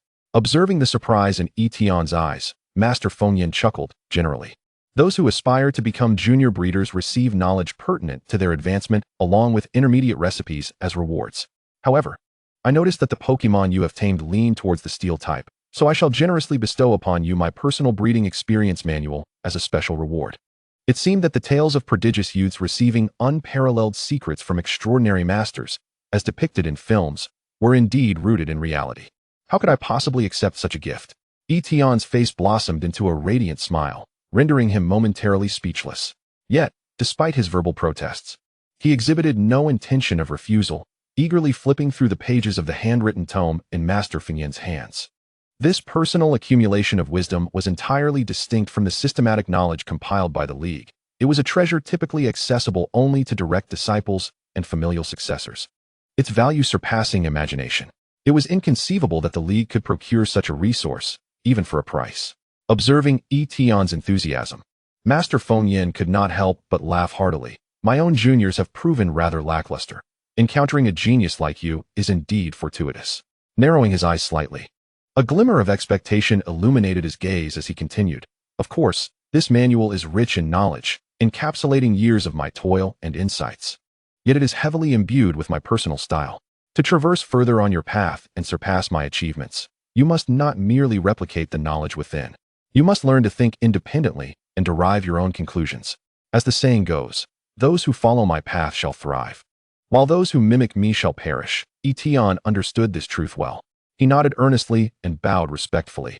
I will forever remember your kindness. Though he was not formally apprenticed, the notion of passing down knowledge and wisdom made him regard Master Fengyan as his mentor in spirit. Chapter 37. The meaning of travel at that moment. Tian immersed himself completely in the present, entirely forgetting his earlier denial of his relationship with Dewford. In matters of the heart, women are often more attuned to emotions than men, and Tian's silence led Dewford to entertain numerous thoughts. Could it be that what transpired previously was a meticulously crafted trap? Was this a case of entrapment? Could I report this to Miss Junsha? However, upon closer inspection of Tian, she realized he was rather handsome and with notable talent. If he were to truly pursue her, perhaps her family would not object. What name should we give our child? Dewford, Demeo, Dame. Dewford. Tian called softly, and she seemingly emerged from a reverie. Let us name him Ian, shall we? Dewford's eyes retained a hint of innocence and fantasy regarding reality. What are you saying? Tian furrowed his brow, gazing at Dewford with confusion. Oh, it's nothing, she replied with a slight nod, attempting to mask the subtle emotions that had surfaced moments ago. Then, shifting the conversation, she asked, by the way, what do you intend for me to do? Let's be clear, it cannot be anything too outrageous. Though Dewford spoke thus, she had already inadvertently revealed the name of their future child, making it clear that even if Tian were to propose a relationship now, she would likely respond with a playful, what can I do with you? Unfortunately, lost in the immense joy brought about by this unexpected acquisition, Tian remained oblivious to such nuances. The trivial matters of romance paled in comparison to the significance of his progress. The manual provided by Master Fengyan encompassed not only a wealth of professional knowledge and unique insights, but also a myriad of universal intermediate energy cube recipes, alongside several advanced energy formulations that Master Fengyan had devised through his own research. Among the various recipes documented within the manual, those pertaining to steel and rock types were the most abundant, covering nearly all exclusive recipes for steel and rock Pokémon currently recognized by the League. With these rich resources at his disposal, Tian would be well equipped to advance smoothly to an advanced level in the field of breeding. Even should he one day aspire to attain the status of a master breeder, this knowledge would remain invaluable. As the adage goes, joyful occasions invigorate the spirit. And in such a delightful frame of mind, Tian casually remarked, the earlier matter was merely a jest. How could I ever make an outrageous request? Previously, he might have considered asking Dewford for knowledge related to breeding rock-type Pokémon or utilizing the privileges of the Rock Gym to request the League for a few intermediate energy cube recipes. Yet, Tian now found himself indifferent to such trifles. However, unbeknownst to him, his flippant remark transformed Dewford's previously rosy cheeks into a stormy visage. What do you mean by that? Are you mocking me? Dewford felt her youthful heart was being toyed with, igniting a fierce anger within her, as if she could hardly contain the urge to retaliate against Tian for his perceived slight. Why must you think this way? Do you require me to propose some arduous condition for your satisfaction? Was Dewford perhaps masochistic? Was that not perverse? What is it that you truly desire from me? As the ancients wisely stated, only women and petty men are difficult to nurture, a timeless truth that remained unchallenged. After a prolonged period of tension, the sun had set. The younger students from the Pokémon Academy, sensing the tension, hastily made their exit, eager to avoid becoming pawns in the quarrel between the older pair. Let us leave it here. Continuing this dispute serves no purpose. Tian sighed lightly, gesturing toward a nearby exquisitely decorated dessert shop. Shall we indulge in some sweets? My treat. Although Dewford still felt a trace of anger, the recent argument had somewhat quelled her emotions. She pouted slightly, yet found herself unconsciously following Tian. No girl could refuse dessert, much like the West could not deny Jerusalem. Entering the dessert shop, Tian adeptly ordered a dual-flavored ice cream for Dewford while opting for a rich milk tea for himself. The aromatic scent of the tea seemingly permeating the air with a sense of bliss. Thus, the two of them savored delicious treats while relishing the tranquil moments on the sunlit street. Dewford, if you were to request that I fulfill your condition, I would ask you to travel with me. Tian suddenly halted, turning to regard Dewford with earnestness. Upon hearing his words, Dewford's heart fluttered uncontrollably. Did this imply an invitation for her to join him on his travels? However, was this not progressing too swiftly? Dewford, all that I intended to accomplish in Kanas City has been successfully completed. Tian tilted his head slightly, a glimmer of longing in his eyes. My next plan is to embark on a ship from the port in Changhua City to Kanas City, and subsequently head to Zijing City to challenge the local gym. But what do you mean by asking me to travel? Dewford's thoughts were in turmoil, her voice unconsciously softening as she cautiously inquired. Dewford, your combat talent is commendable, and your willingness to learn from your shortcomings is admirable. However, if one remains in the same place for too long, akin to a frog in a well, their perspective becomes limited, and achieving greater feats becomes exceedingly difficult, Tian explained slowly. The significance of travel extends far beyond merely collecting badges. In this vast world of Pokémon, countless exhilarating challenges await us. Trainers from various regions stand like majestic peaks, inviting us to engage in thrilling contests with them. What an electrifying experience that is. Not to mention, throughout this journey, we encounter an array of diverse Pokémon, adventuring in the wild, even battling against dark forces for our very survival. All of this is an essential path towards becoming a formidable force in our own right. I understand that both the gyms and the Pokémon Academy offer slots for the illustrious Colorful Spirit Tournament. However, to be candid, do you genuinely believe that remaining in school will equip you with all the knowledge and skills concerning Pokémon? While academia undoubtedly lays a solid foundation, true growth is often achieved through practical experience and adventure. I admire your passion for knowledge, yet I sincerely hope for your future development to flourish. And I wish for you to have more companions on the path to becoming a Pokémon master, collectively pursuing that ultimate glory. Chapter 38. The Meows of Orange Blossom Forest. Without enduring the trials and tribulations of life, how could one truly mature? Tian does not wish for a talent like Dewford to be confined to the small city of Kanas. Every individual harbors boundless potential and should aspire to a broader stage to showcase their brilliance. Tian's heartfelt words swept through Dewford like a warm spring breeze. Yet they also rendered her utterly silent. Deep down, she quietly lamented Tian's obliviousness.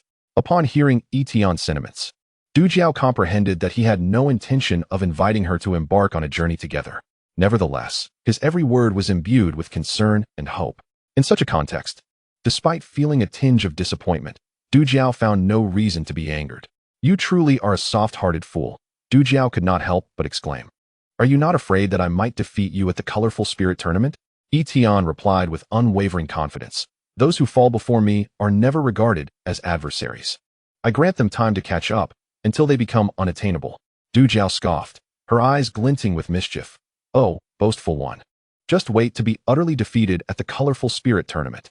To be honest, my strongest Pokémon has already reached gym level. With that, Dewford paused momentarily before gracefully extracting a luxurious cruise ticket from her backpack. Since you wish to travel by ship to Kanas City, consider this ticket as my gift to you. The departure is in 3 days, so relish this journey. After speaking, Dewford leaned in closer, a mysterious expression adorning her face. Lowering her voice with a hint of cunning. There will be some secretive events on board, you know? Is that something I should be hearing at my age? Tian felt somewhat reluctant. In truth, he harbored a psychological aversion to such cruises.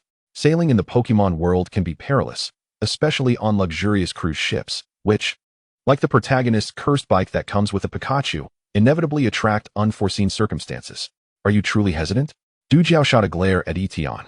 Tian was slightly taken aback and hastily clarified. It's not that. It's just a personal matter. He reached out and accepted the ticket, secretly pondering that while his luck may not be particularly favorable, it shouldn't be so dire as to sink on a ship. However, let there be no misunderstanding. Tian held no expectations regarding the mysterious events. Seeing this, Du Jiao's lips curled into a smirk, a hint of pride evident as she said, well then, you should express your gratitude. By the way, the earlier condition no longer stands.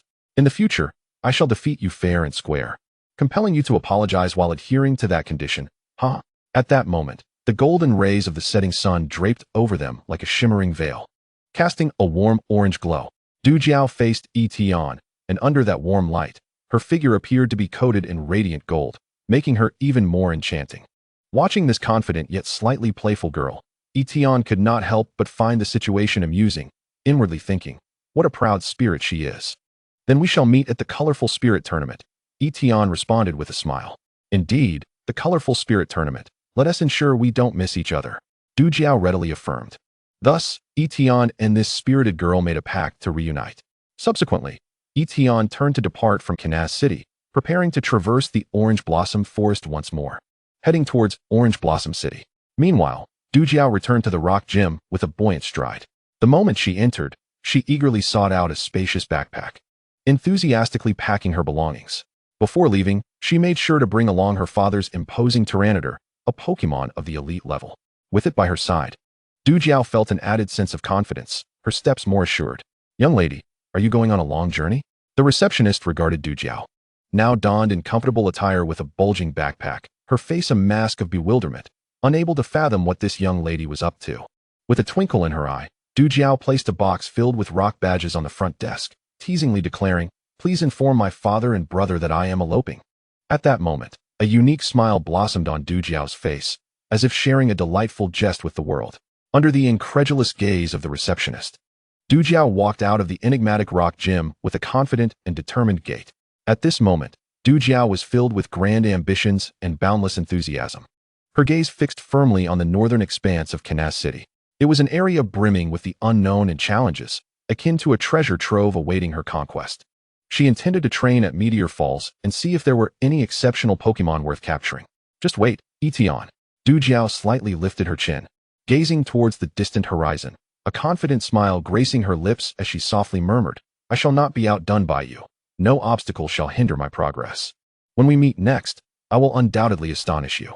Du Jiao clenched her fists, her eyes shimmering with fervent light, as if she could already envision the moment she would proudly stand victorious.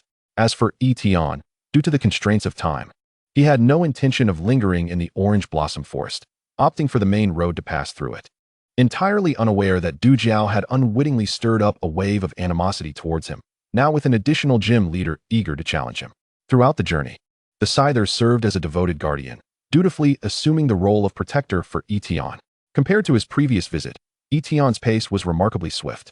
He traversed the Orange Blossom Forest in a mere day.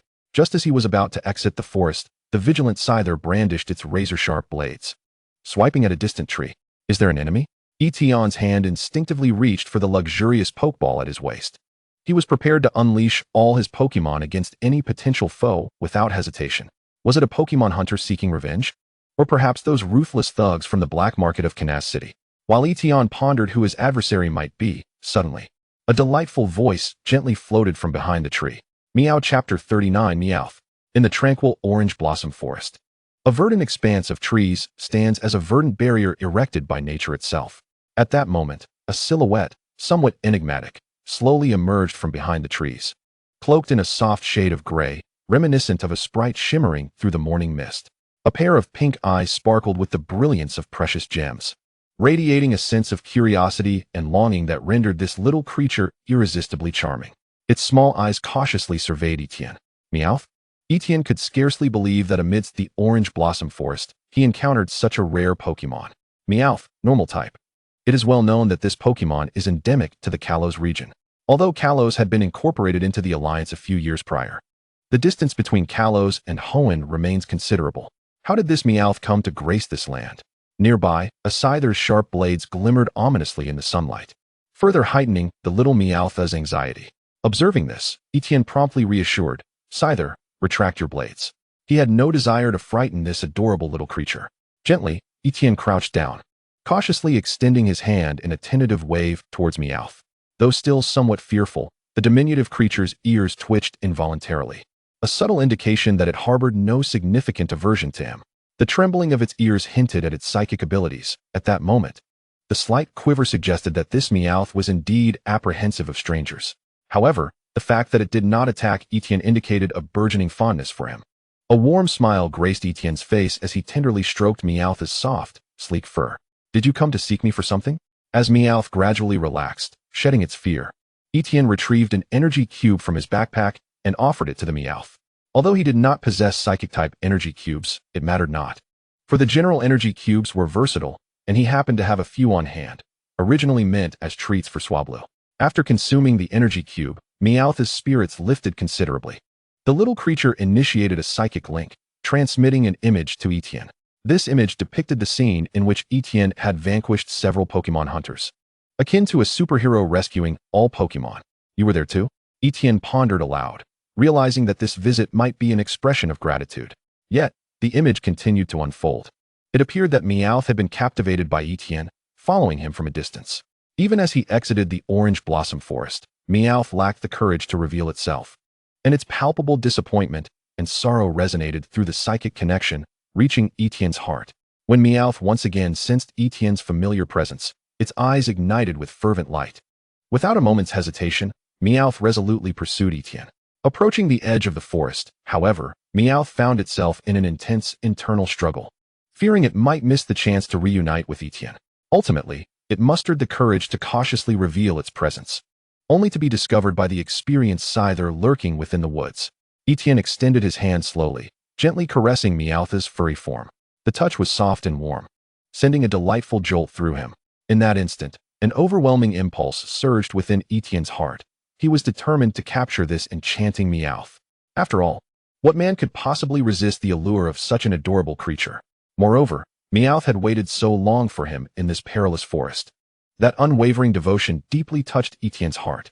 Considering that Meowth had been waiting for him all this time, he felt a twinge of guilt at the thought of leaving this little one behind. Not to mention, Meowth's evolutionary forms were equally endearing. The male exuded an aura of mysteriousness akin to the secrets of the cosmos, while the female radiated elegance, like a flower blooming amidst the clouds. Their appearances seemed tailor-made for Tian, striking a chord in the softest recesses of his heart. Meowth pointed towards the luxury ball at Tian's waist, prompting a knowing smile from him. One who acts kindly will inevitably receive unexpected rewards in due time. Just then, a faint yet clear voice echoed in Tian's mind. "To become stronger, to protect my companions." Tian's eyes widened in astonishment. He had not anticipated that Meowth could not only convey its emotions, but also communicate with him through telepathy. This undoubtedly underscored the extraordinary psychic potential of this Meowth. Furthermore, its soft, fluffy body only intensified Tian's belief that Meowth was the Pokémon he had long yearned for. Elated, he lifted Meowth into his arms, his gaze reflecting boundless joy. "I remember that the evolutionary forms of Meowth differ significantly in appearance between genders, right? Their abilities are also distinct. Are you male or female?" As Tian cradled Meowth, he sought to discern its gender. "Come here, let me see." Meowth. Unsurprisingly, Meowth reacted as though greatly startled, retreating behind the tree once more. Its little head cautiously peeked out, eyes brimming with wariness, as if Tian were some fearsome beast. Naturally, Tian bore the brunt of Meowth's anxious swipe, leaving a scratch on his face. Even the formidable Scizor could not help but avert its gaze, recognizing that Tian had unwittingly brought this upon himself. All right. I know you're a lovely little princess," Tian said, producing an empty luxury ball, while tending to his facial wound and inching closer to Meowth. The inherent aggression of female Meowth suggested that this fiery little creature was indeed a girl. Meowth regarded Tian with a face full of suspicion for the first time. She felt as though she had unwittingly wandered into a den of thieves.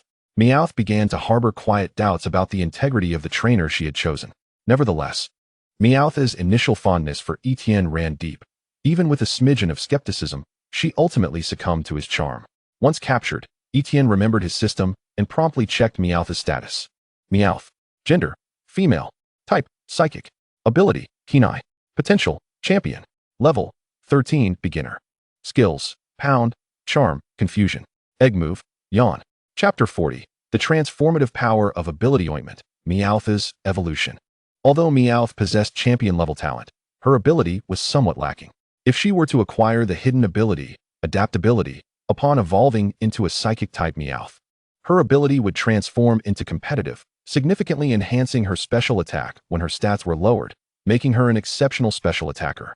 It is worth noting that the hidden ability of male Psychic-type Meowth differs from that of females. It possesses the ability Prankster, allowing for rapid skill execution and a more varied skill set, contrasting sharply with the female Meowth's role. Yet, such abilities are merely a detail. Alterations are not insurmountable. Tian released Meowth, cradling her carefully, before retrieving the ability ointment he had obtained that day, gently applying it to her fur. This super item, developed years later in the battle frontier, could transform a Pokémon's ability into a hidden ability, allowing Tian the privilege of experiencing it ahead of time. In addition to this ability ointment, there exists an ability capsule, permitting Pokémon with dual abilities to switch freely between them. Feeling the peculiar ointment being applied to her, Meowth squirmed slightly as it clung to her fur, an uncomfortable sensation causing her unease. Thus, Meow Meow instinctively began to struggle. Meow Meow. This is a precious item that can grant you an additional power. Could you bear with it for just a moment? Tian spoke softly, his tone imbued with anticipation and encouragement for Meow Meow. Recalling the profound sense of helplessness faced against the Pokémon hunters, the prospect of becoming stronger ignited a spark of hope in Meow Meow's eyes. Despite the discomfort coursing through her body, she obediently endured. Following the instructions, Tian meticulously applied the special ointment, rich with extraordinary power, evenly across Meow Meow's adorable and soft body, particularly around her ears. Where Tian inadvertently touched Meow Meow's crucial psychic organ, she instinctively began to squirm. Her little paws flailed, but Tian effortlessly restrained them. This was crucial for Meow Meow's future growth and development. He could not allow this whimsical little girl to act recklessly in this matter.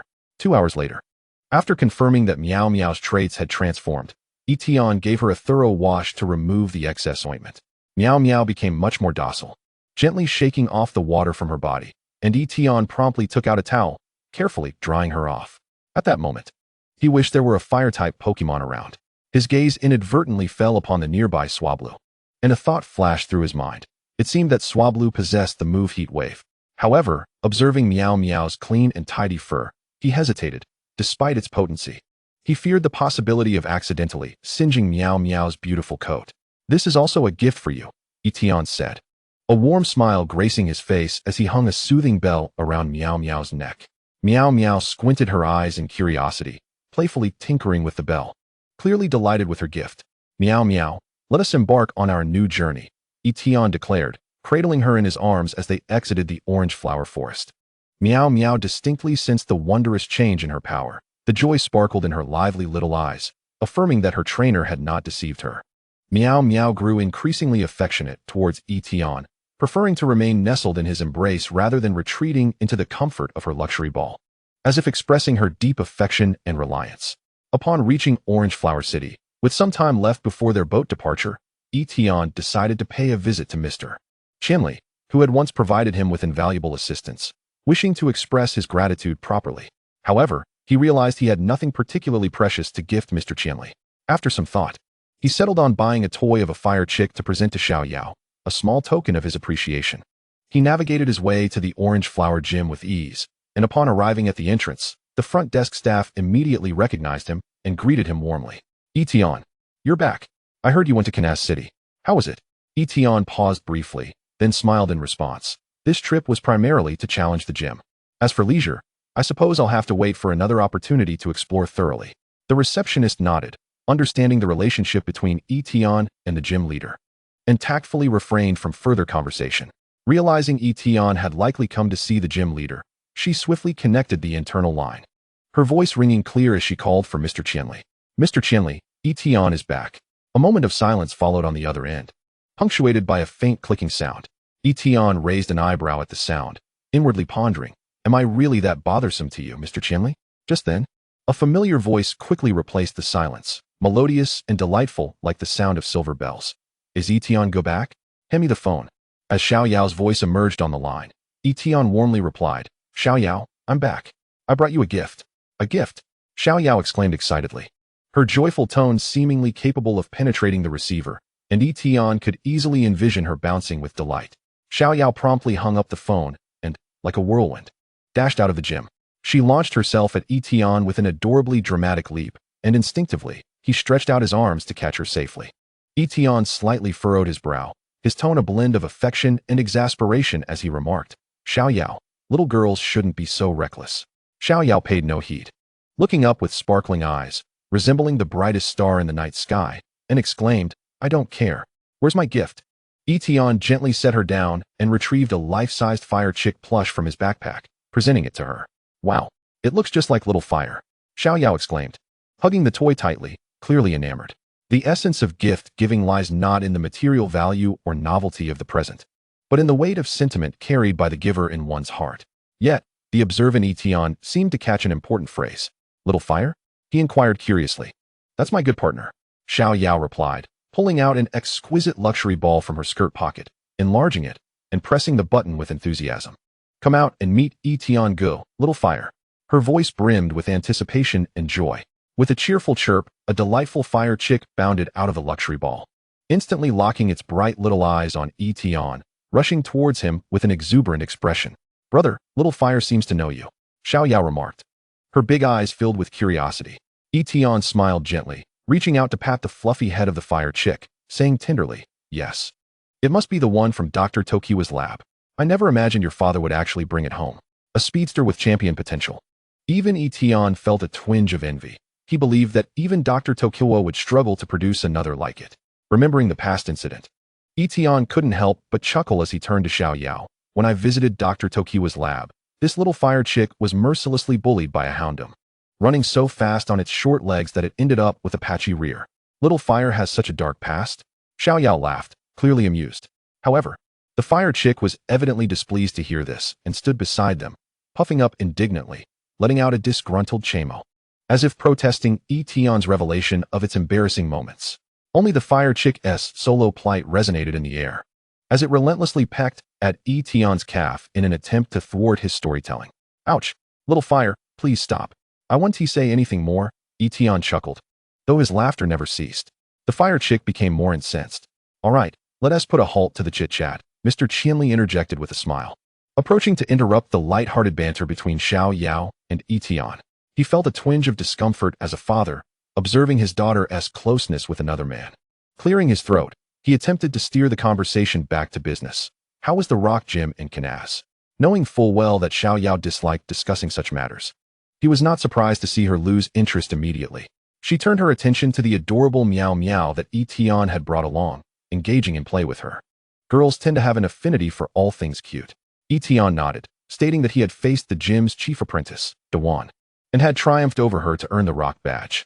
Qianli acknowledged Tian's performance with a nod of approval. However, Tian's subsequent action left him somewhat astonished. Tian produced a more exquisite badge from his pocket and showcased it to Qianli. A junior breeder? Qianli's eyes widened in disbelief, clearly taken aback by this revelation. He could not help but exclaim, I never imagined you would truly achieve this. It took Tian just over a month to progress from learning to create energy cubes to obtaining his junior breeder certification. While others marveled at Tian's accomplishment of becoming a junior breeder before turning 18, they were unaware that the actual duration of his training was even shorter. What are your plans next? Qianli inquired, smiling as he poured tea for both himself and Tian, gently nudging one cup toward Tian, a gesture of recognition.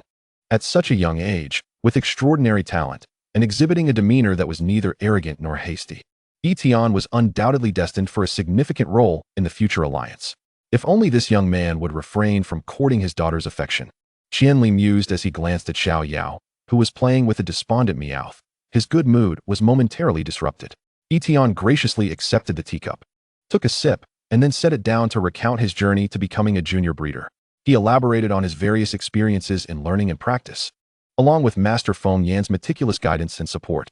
That master, Qianli remarked after listening to Tian's account, is exceptionally skilled, particularly in the breeding of rock and steel-type Pokémon, having achieved a true master level.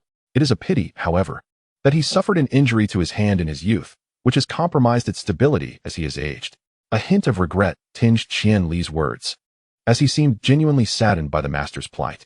Tian listened, feeling a swell of respect. He could only imagine the immense effort and perseverance required for someone with a hand injury to attain such accomplishments in the field of Pokémon breeding. The value of those notes he had received suddenly soared. Nonetheless, despite these challenges, the master had still managed to become a senior breeder through sheer talent and determination. Qianli continued, "This demonstrates that with sufficient resolve and diligence, any obstacle can be surmounted." Tian straightened his posture, his gaze resolute, fully aware of the long journey ahead of him.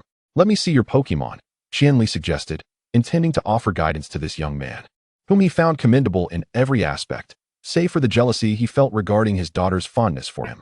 Without hesitation, Tian released all his Pokémon, and in an instant, various Pokémon displayed their unique charms, some standing, some flying, some jumping. Qianli observed with satisfaction. It was evident that Tian had cared for them well, as they were in excellent condition. However, when his gaze fell upon a Scizor, he paused, taken aback. The Scizor's fierce gaze exuded a wildness that set it apart from the other Pokémon. "Have you made up your mind?" Qianli stared intently at Tian, seemingly searching for an answer in his eyes. Tian nodded decisively, his voice firm and confident. "Yes, I have resolved to build a team centered around steel types, with Pokémon of other attributes serving as support to provide varied offensive capabilities." A glimmer of approval flashed in Qianli's eyes as he patted Tian's shoulder. Smiling, "You are already a mature trainer. I need not say more. Being chosen by Master Feng Yin signifies your unique insights into Pokémon. Just pursue your path, and your Pokémon will respond to your expectations." At this juncture, Qianli suddenly recalled something and turned to Tian, asking, "By the way, do you need me to prepare a metal coat for you?" Tian shook his head. "No, I have my own channels."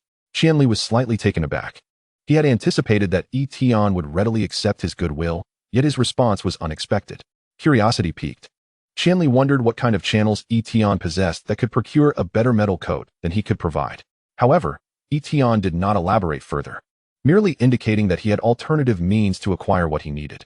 Qianli, sensing the boundaries of privacy, refrained from pressing the matter.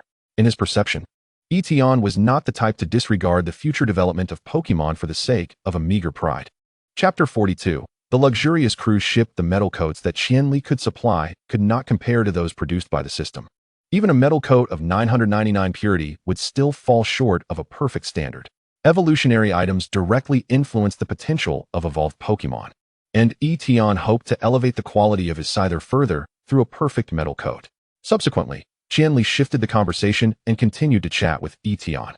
During their dialogue, Qianli learned that Tian hailed from humble beginnings, which endeared him further to Qianli, who had also risen from modest origins. Though Qianli had now established a gym and earned respect as a gym leader, he was acutely aware of the struggles faced by commoners in this world, allowing him to fully comprehend Tian's choices. In his view, having blood on one's hands was inconsequential as long as one could act without remorse. Even Jun Sha and the international police occasionally dealt with items pilfered from criminals in the black market. As long as Tian refrained from crossing any ethical lines, Qianli would be entirely accepting of his actions. He held no mercy for dark organizations and Pokémon hunters. In his eyes, such individuals possessed no rights and could be dealt with accordingly. After a casual conversation with Qianli, Tian found an excuse to depart, his destination being the black market to dispose of the Pokémon acquired from the thugs in Kanaz. Thanks to the presence of a Hypno, the price offered by the black market was nearly 50% higher than that of other elite sources. Tian marveled at the immense profits involved, pondering why Pokémon hunters were perpetually active. Nonetheless, he did not allow greed to cloud his judgment. He successfully completed the transaction and left the black market without encountering any trouble, leaving him somewhat disappointed as he had hoped for a more thrilling experience. After a restful night, the next morning, Tian bid farewell to Qianli and his family at the dock. Xiao Yao clutched the Torchic plush Tian had gifted her, trailed by the spirited Torchic, waving goodbye to Tian, who was already boarding the ship. "Big brother Tian, I will listen to your advice and take good care of Little Fire. Next time I return, I will surely surprise you," Xiao Yao exclaimed, her face radiating confidence. "I look forward to it," Tian replied as he stepped onto the luxurious cruise liner, his figure gradually shrinking amidst the sound of the ship's whistle. After confirming his ticket, Tian was guided by a steward through the spacious corridor until he finally arrived at cabin number 4, which was befitting of a gym leader's second generation like Dewan. The opulence of the suite was self-evident. Upon entering the room, Tian was taken aback by the sight before him. The decor was elegant yet lavish, with every detail reflecting a high-quality lifestyle. Massive floor-to-ceiling windows allowed sunlight to flood the room, offering a breathtaking view of the vast ocean below. Several seagulls soared past the window, their white wings skimming over the cerulean waters, bestowing a sense of vitality upon the sea. "Ah, seagulls, how nostalgic," Tian murmured, recalling his initial experiences upon arriving in the Pokémon world, a mix of laughter and tears washing over him. The lives of the wealthy are indeed extravagant. He couldn't help but exclaim. He leaped gracefully onto the plush waterbed, then stretched his body like a languid cat, reveling in this rare moment of tranquility. Cradling the adorable Meowth in his arms, he savored her soft fur and warm presence, as if all his weariness had vanished into thin air at that instant. However, this serenity was short-lived. Before long, the crisp sound of the doorbell rang out, jolting Tian from the brink of slumber.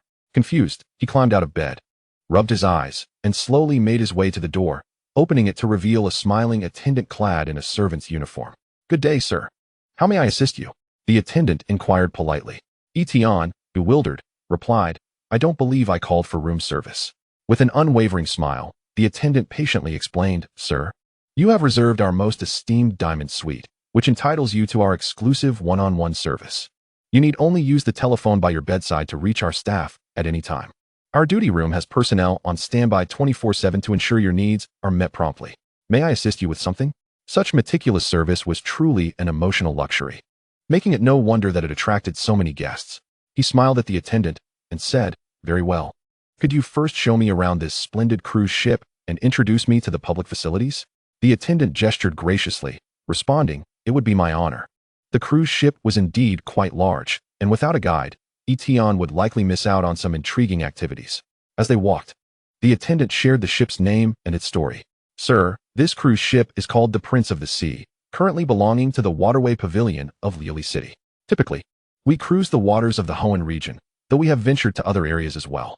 The first floor hall serves as both a dining area and ballroom, remaining closed during non-meal times, so you may look forward to the evening's dance after dinner. The second deck is a leisure area where many skilled anglers exchange tips and battle experiences. Feel free to join if you have such interests. The third deck is purely for entertainment, featuring a swimming pool, beach volleyball, and Pokémon battle arenas. However, due to space limitations, if you possess large or exceptionally powerful Pokémon of elite class or higher, please refrain from releasing them on the cruise." After the introduction, the attendant led Tian to the third deck. Every guest there had donned light beachwear and vibrant bikinis, their smiles sparkling in the sunlight as they savored the maritime ambience that was hard to find on land. This offered Tian a different perspective on the so-called elite. He had thought that nobility would always be clad in black suits or evening gowns, maintaining an air of elegance and decorum. In truth, these affluent individuals were not so different from the common folk when it came to leisure. "Sir," the attendant's voice broke into Tian's thoughts, filled with respect. "This afternoon, there will be an unconventional Pokémon tournament, exclusively featuring adorable Pokémon of the elite class and below. Would you be interested in participating?" Chapter 43, The First Encounter with Scizor. The attendant noticed how Tian clutched the cute Meowth tightly wherever he went, and upon reaching the deck, he was inevitably drawn to the trainers carrying their own Pokémon. The perceptive attendant quickly grasped the nature of the crowd, thus recommending the Pokémon battles. This was indeed the special service that Dujiao had mentioned. Despite rationality suggesting that Dujiao would not recommend any peculiar services, Tian could not shake off a sense of disappointment. "Elite class and below, isn't that the baby cup?" he mused, pulling his drifting thoughts back, contemplating that such a standard might only yield a badge or two. He completely forgot that he himself was merely a novice trainer who had just earned 2 badges. The attendant, hearing Tian's words, offered an awkward smile and explained, "As you know, this is not land. We must be cautious of how Pokémon battles may affect the ship's integrity." After considering the attendant's explanation, Tian reluctantly accepted the reasoning. Since he was already here, he might as well see what the competition was all about. He nodded. "All right then. Are there any rewards for this battle?" Noticing Tian's newfound enthusiasm, the attendant replied earnestly, "The first prize is a thunderstone with a purity of 96. The second prize is a mysterious water droplet with an amplification effect of 176. And the third prize allows you to select any existing TMs on board." After hearing this, Tian gave a slight nod. "Sounds fair, I'll sign up." In his mind, these rewards, when viewed individually, did not hold much allure. for he could easily procure them within a day. Even if he won, he would merely exchange them for resources better suited to his needs. Nevertheless, it was an opportunity for experience, and as far as Baby Cup rewards went, these prizes were indeed quite generous. The organizers were undoubtedly keen to attract the pampered young lords and ladies, as they typically looked down upon anything less than extraordinary. The attendant went off to register Tian, and shortly returned with a number tag matching his room number, smiling as he handed it over. To enhance the excitement and engagement, the competition rules were set as 1v1, with no substitutions allowed for the Pokémon in battle, which placed considerable pressure on newcomers. With such a low margin for error, should luck not favor them, and they faced an opponent with a type advantage, they could find themselves in dire straits. The number of participants was astonishing, with nearly 100 individuals holding number tags in Tian's view. Most appeared to be young people around his age, showcasing the appeal of such a richly rewarding tournament. In addition to those wholeheartedly dedicated to Pokémon battles, there were many merely wishing to join the commotion and observe, including passengers and crew alike. The crowd swelled, making the venue feel quite cramped. Suddenly, amidst the bustling throng, Tian's gaze was ensnared by a figure. Her golden hair shimmered like the sun, and the antenna-like headphones adorning her ears added a unique charm. With long, graceful legs and a confident gaze that seemed to declare her uniqueness to the world, everything about her unmistakably signaled to Tian that this was the person he felt he had encountered before. Scizor. He could not help but whisper her name. Scizor. The future gym leader of Laventon City in the Unova region, also possessed a remarkable side career as a model, enjoying immense popularity due to her striking looks and distinctive aura. Do you know me? Scizor inquired, sensing Tian's unwavering stare, a hint of curiosity in her eyes. Miss Scizor, I have had the pleasure of witnessing your performance. Tian greeted her in this manner. Upon hearing this, Scizor's eyes lit up, her excitement palpable as she exclaimed, "So you are my fan." Scizor beamed. Her modeling career had only recently begun, and she was far from the dazzling heights she aspired to reach.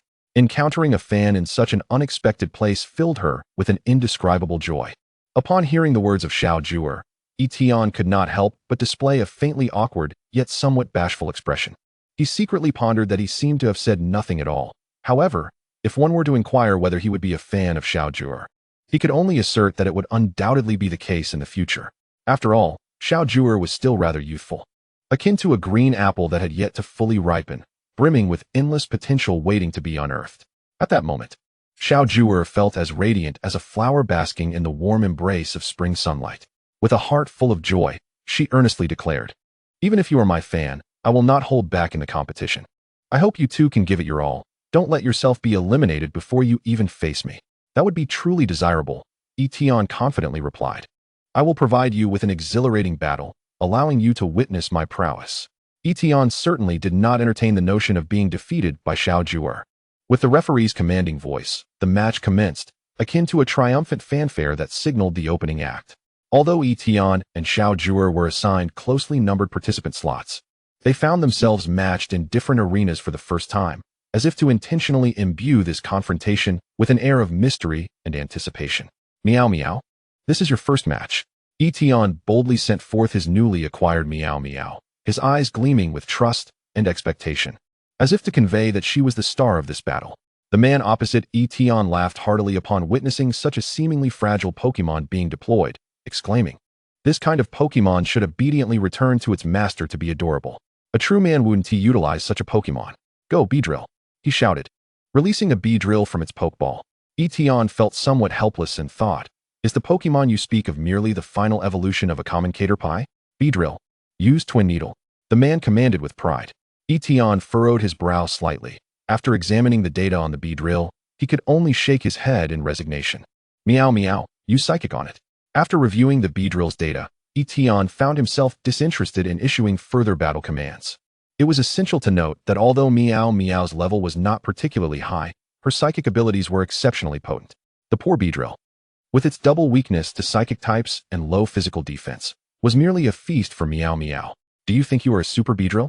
Chapter 44. The battle against Scizor. As the battle commenced, Beedrill soared into the sky, attempting to showcase its prowess. However, Meow Meow's eyes sparkled with confidence as she slightly flicked her folded ears, and her psychic powers surged forth. Beedrill appeared to be ensnared by an invisible force, struggling in midair, yet utterly unable to break free. In a stunning display for all to witness, Meow Meow deftly manipulated her psychic energy, sending Beedrill crashing down to the deck like a cannonball. Beedrill plummeted heavily, instantly losing its ability to fight. "Well done, Meow Meow," Tian softly praised. When Meow Meow leaped into his embrace, he rewarded her with a gentle head pat, a tender gesture akin to commending a victorious warrior. Meow Meow contentedly squinted her eyes, emitting soft purring sounds, embodying pure bliss. "Is Beedrill all right?" The young man's voice trembled with a hint of panic and disbelief. He could hardly fathom that his Beedrill had lost its fighting capabilities so swiftly. After the referee announced the result, the young man could only helplessly withdraw his Pokémon and exit the arena with his head hung low. He had harbored high hopes of dazzling in this competition to capture the attention of the companion who had accompanied him, yet now, all his aspirations shattered like fragile bubbles. The electrifying arena seemed infused with an invisible magic, as all present became enraptured in the fervent atmosphere of this Pokémon duel. Subsequently, Tian summoned his formidable allies, Swablu and Scizor, both on the verge of breaking through to the elite level. They advanced with a crushing demeanor, effortlessly overcoming the opposing trainers' Pokémon one after another. As the intense clashes unfolded, an increasing number of trainers regrettably withdrew, and the competition naturally transitioned into the exhilarating final stages.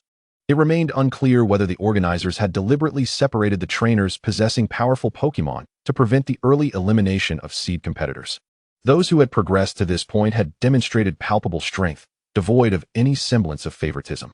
Aside from Tian, Scizor maneuvered across the arena with her electric-type Emolga, as swift as lightning, while the other two competitors were no mere novices, each being a distinguished trainer with mastery over the starter Pokémon. To heighten the spectacle of the match, from the semifinals onward, the format transitioned to riveting 2v2 battles, allowing trainers to fully exhibit their capabilities. Prior to the finals, Tian had effortlessly defeated an elite trainer with a Marsh Stomp and a Swellow using only his Scizor. Scizor, living up to the expectations, triumphed over her opponent through her exceptional skills and flawless synergy with her Pokémon, successfully securing her place to challenge Tian for the ultimate reward. "I cannot believe I am facing you in the final match. However, that Thunderstone shall be mine," Scizor declared, her face radiating confidence as she released her Pokémon with a resounding voice. "Go, Mareep." The first Pokémon she sent forth was a pink Mareep, the evolved form of Flaffy. The Mareep lineage possesses a unique growth trajectory as its internal energy surges. Its wool astonishingly becomes increasingly sparse until it evolves into the ultimate form, Ampharos, which is entirely devoid of fur. Farmers who breed Mareep for its soft wool invest considerable resources in equipping them with precious Everstones to stifle their evolution, thereby preventing the significant reduction of wool production. "An electric-type Mareep, you say? Then allow me to send forth my Scizor," Tian retorted. "Huh," Scizor declared confidently as Scizor made a grand entrance onto the battlefield, its sharp gaze fixed intently upon its opponent. "Flying types are weak against electric types. Use Charge," Scizor commanded with a clear voice, decisively instructing Mareep to bolster its strength. "We shall respond with Swords Dance."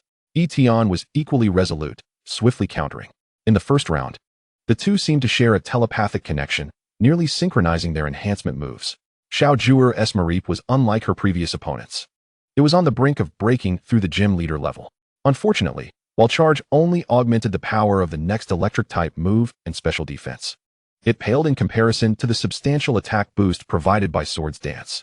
Upon realizing that Scizor had preemptively learned Swords Dance, Scizor felt a pang of anxiety, sensing that this round might prove challenging. Nevertheless, she swiftly regained her composure and decisively commanded, "Use Cotton Spore to obstruct Scizor's retreat. Use Double Team." Tian reacted swiftly.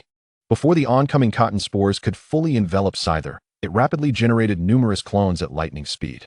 Alas, the sheer expanse of the Cotton Spores rendered it inevitable that the original Scizor would become ensnared by some of the cotton, hindering its movements. "Use Swords Dance once more to blow away the Cotton Spores." Tian issued a critical command. In an instant, Scizor began to spin, its blades dancing like shimmering shadows. The high-velocity rotation resembled a tempest, forcefully dispersing the cotton spores that clung to its body. Is there such a utility for Swords Dance? Little Ju could never have anticipated that the cotton spores would be unraveled in such a unique manner. Even more astonishing was the fact that the mantis, with remarkable ingenuity, further augmented its offensive prowess by employing the Sword Dance technique. Drawing closer, it executed a double slash. At the call of Tian, The Mantis surged forward with incredible speed, its razor-sharp dual blades gleaming with a chilling light under the sun, resembling two lethal daggers poised to strike at the fluffy sheep. "Quick, defend!" Little Ju exclaimed, her voice trembling slightly with anxiety. After benefiting from the enhancements of two sword dances, the Mantis's offensive power had reached a truly daunting level, and she could not allow the fluffy sheep to endure such an assault. The fluffy sheep valiantly assumed a defensive stance, barely managing to block the first strike from the Mantis. The force of the blow caused the fluffy sheep to shudder, its feet instinctively sliding backward. Yet, before it could regain its composure, the Mantis's second slash followed swiftly. With a pained bleat, the fluffy sheep was sent flying like a severed kite, crashing heavily to the ground. Chapter 45, Seizing Victory. Such incredible power. Could it be a characteristic of a technical expert?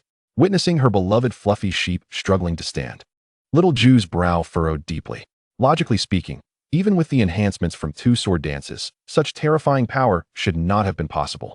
Little Ju's mind raced, and she quickly deduced the characteristic possessed by this Mantis. Correct, but alas, no reward. The Mantis unleashed another series of slashes, capitalizing on the advantageous momentum and launching a merciless assault, employing a move bolstered by its type advantage to decisively defeat the fluffy sheep. "Come back, fluffy sheep. It's your turn now, Electrike." Little Ju recalled her incapacitated fluffy sheep and sent forth her second Pokémon, the noble flying unit from the yellow-furred rodent family, Electrike, endowed with both electric and flying attributes. Swiftly closing the distance, Tian prepared to utilize the enhanced Mantis to secure a swift victory.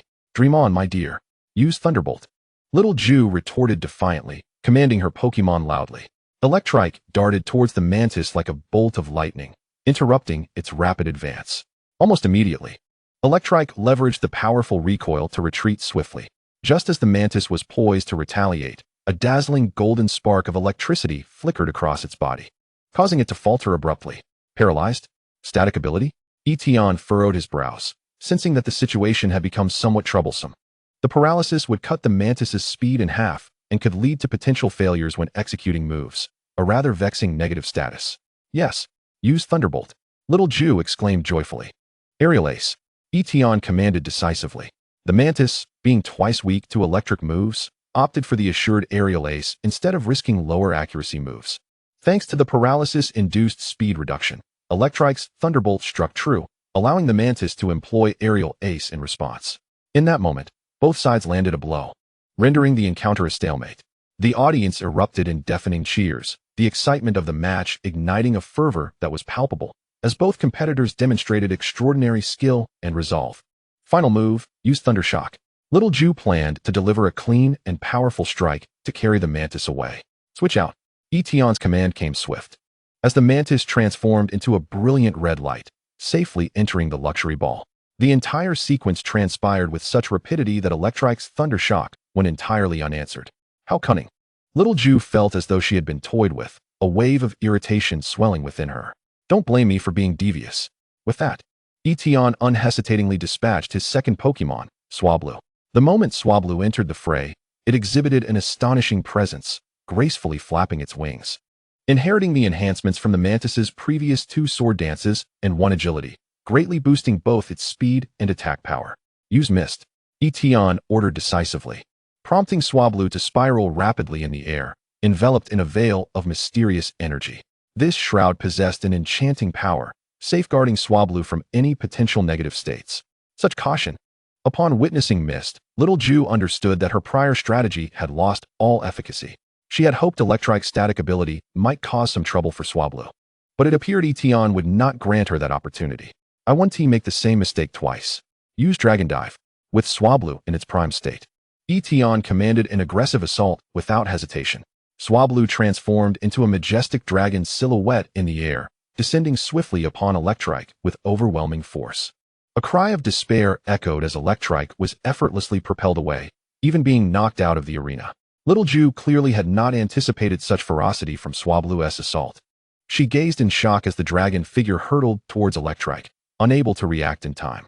The dual enhancements from the two sword dances, coupled with the might of the dragon-type move, rendered Swablu's attack exceptionally terrifying. Electrike stood no chance of withstanding it. The referee, observing the scene, promptly announced, "Electrike has been knocked out of the arena, thus the victory goes to contestant Tian." As the words echoed, The arena erupted in thunderous applause. The audience, thrilled by the spectacular match, cheered regardless of who emerged victorious. The sheer brilliance of the contest was more than enough. Throughout the battle, Electrike's static ability, the Mantis' switch tactics, and Swablu's mist had captivated the spectators, who found the tactical level to be unequivocally on par with formal competitions. Immersed in the intense confrontation, the audience relished this visual feast. Swablu, sensing the fervent cheers from the crowd, appeared particularly elated.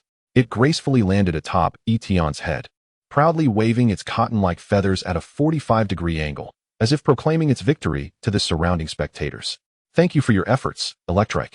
Little Ju cradled her injured Electrike, her expression not overly disheartened, as she sought Nurse Joy to tend to her Pokémon. Battles among Pokémon always entail victories and defeats. Little Ju was not one to be dismayed by loss, though she did lament not acquiring that precious Thunderstone. As the match concluded and the crowd began to disperse, Tian navigated through the throng towards Little Ju. "What's the matter? Here to flaunt your victory over me," she remarked, her expression tinged with defiance. "Both the Fluffy Sheep and Electrike are Pokémon I've recently trained.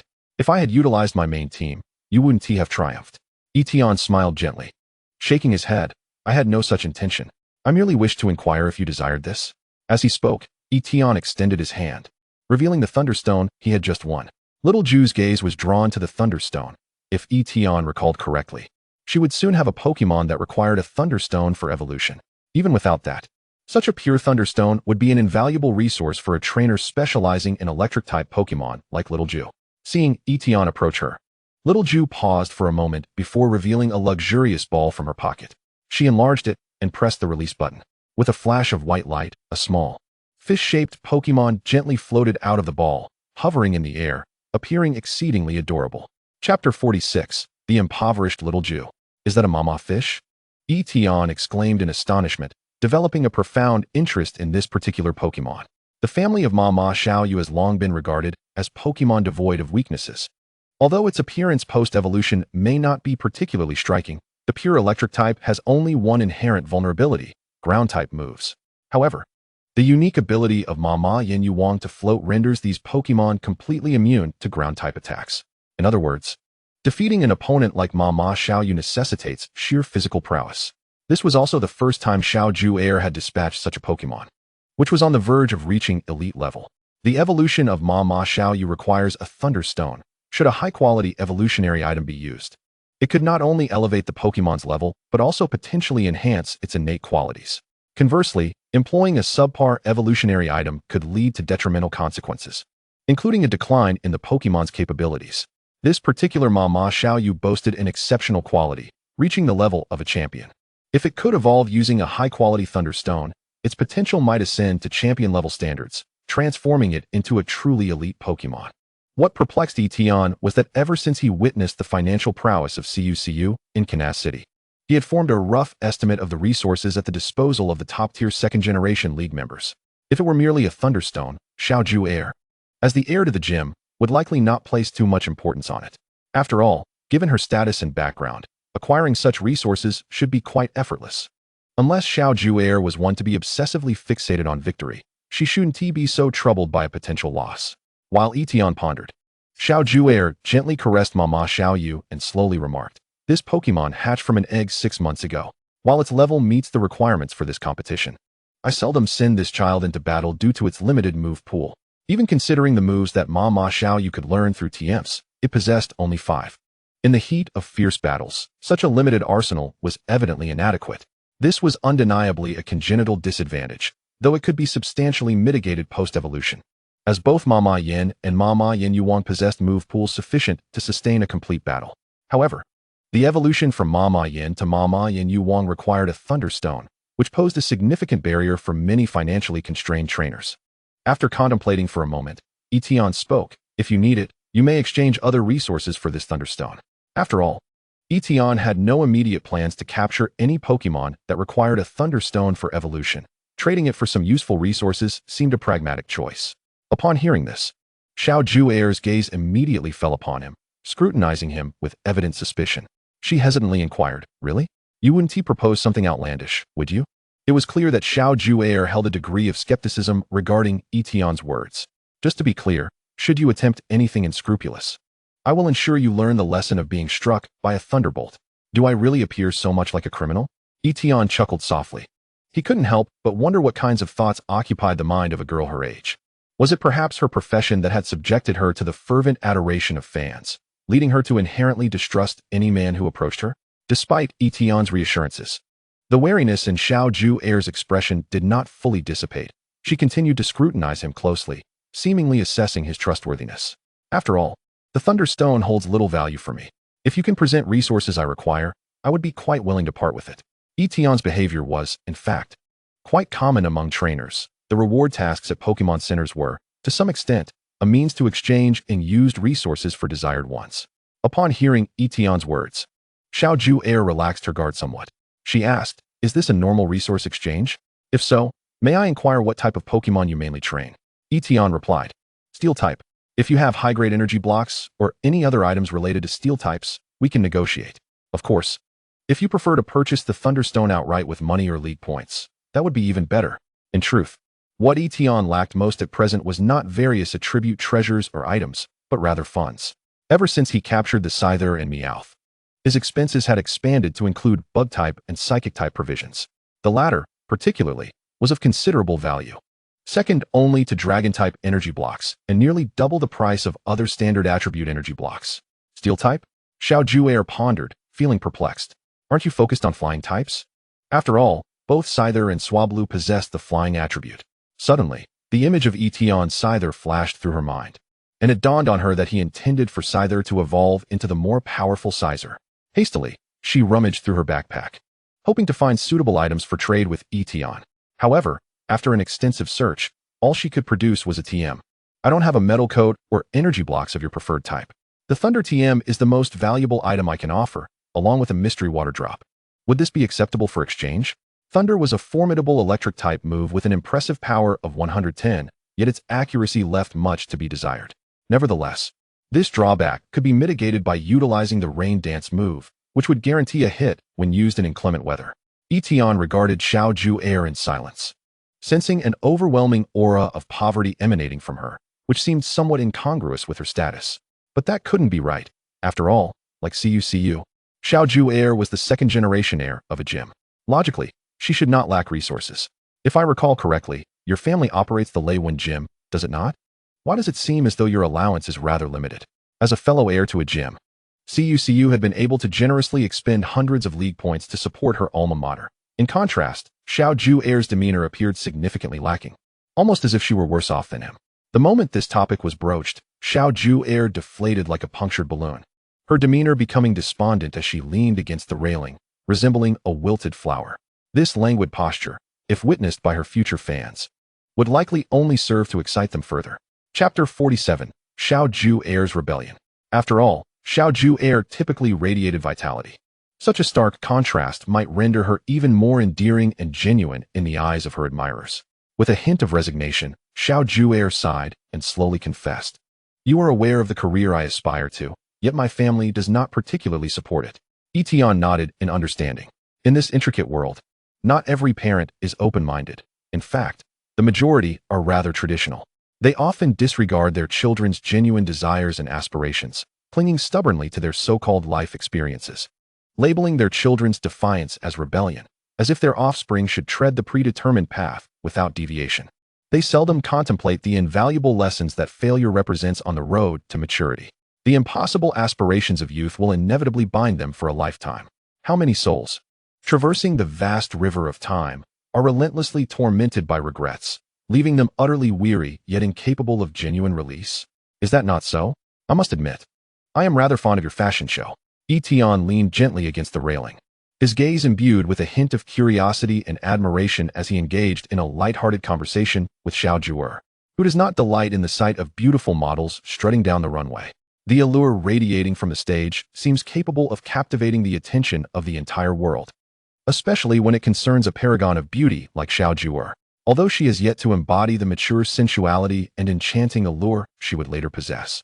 The vivacious aura of youthful exuberance she exudes is akin to the first ray of sunshine at dawn, refreshing and resplendent, compelling one to gaze unabashedly. Tian, naturally gregarious, perceives every journey as a wondrous adventure, with each encounter along the way presenting a delightful surprise. He effortlessly strikes up conversations with strangers, exchanging stories and sentiments.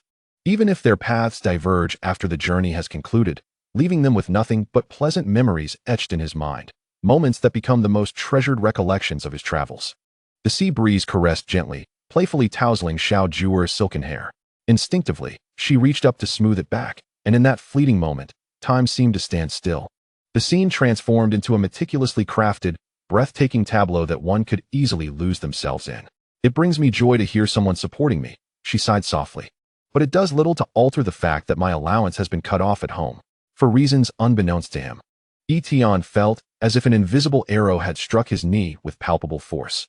He had casually brandished a skill disc for an electric-type move, only to be met with the harsh reality of his allowance being severed. How can a young lady like you expect us common trainers to bear such burdens? He inquired curiously of the vibrant girl before him. So, your arduous journey to Hoenn is to participate in the colorful conference, to prove yourself to your family? He continued, pondering what opportunities in Hoenn could allow Xiaojuer to demonstrate her capabilities beyond the customary regional competitions held in various locales. With a slight tilt of her head, Xiaojuer replied eagerly, indeed. If I can achieve commendable results at this conference, my parents will permit me to pursue my aspirations. Otherwise, they will leverage the gym's influence to stifle my ambitions. As she spoke, she playfully regarded Tian, a mischievous smile gracing her lips as she stuck out her tongue.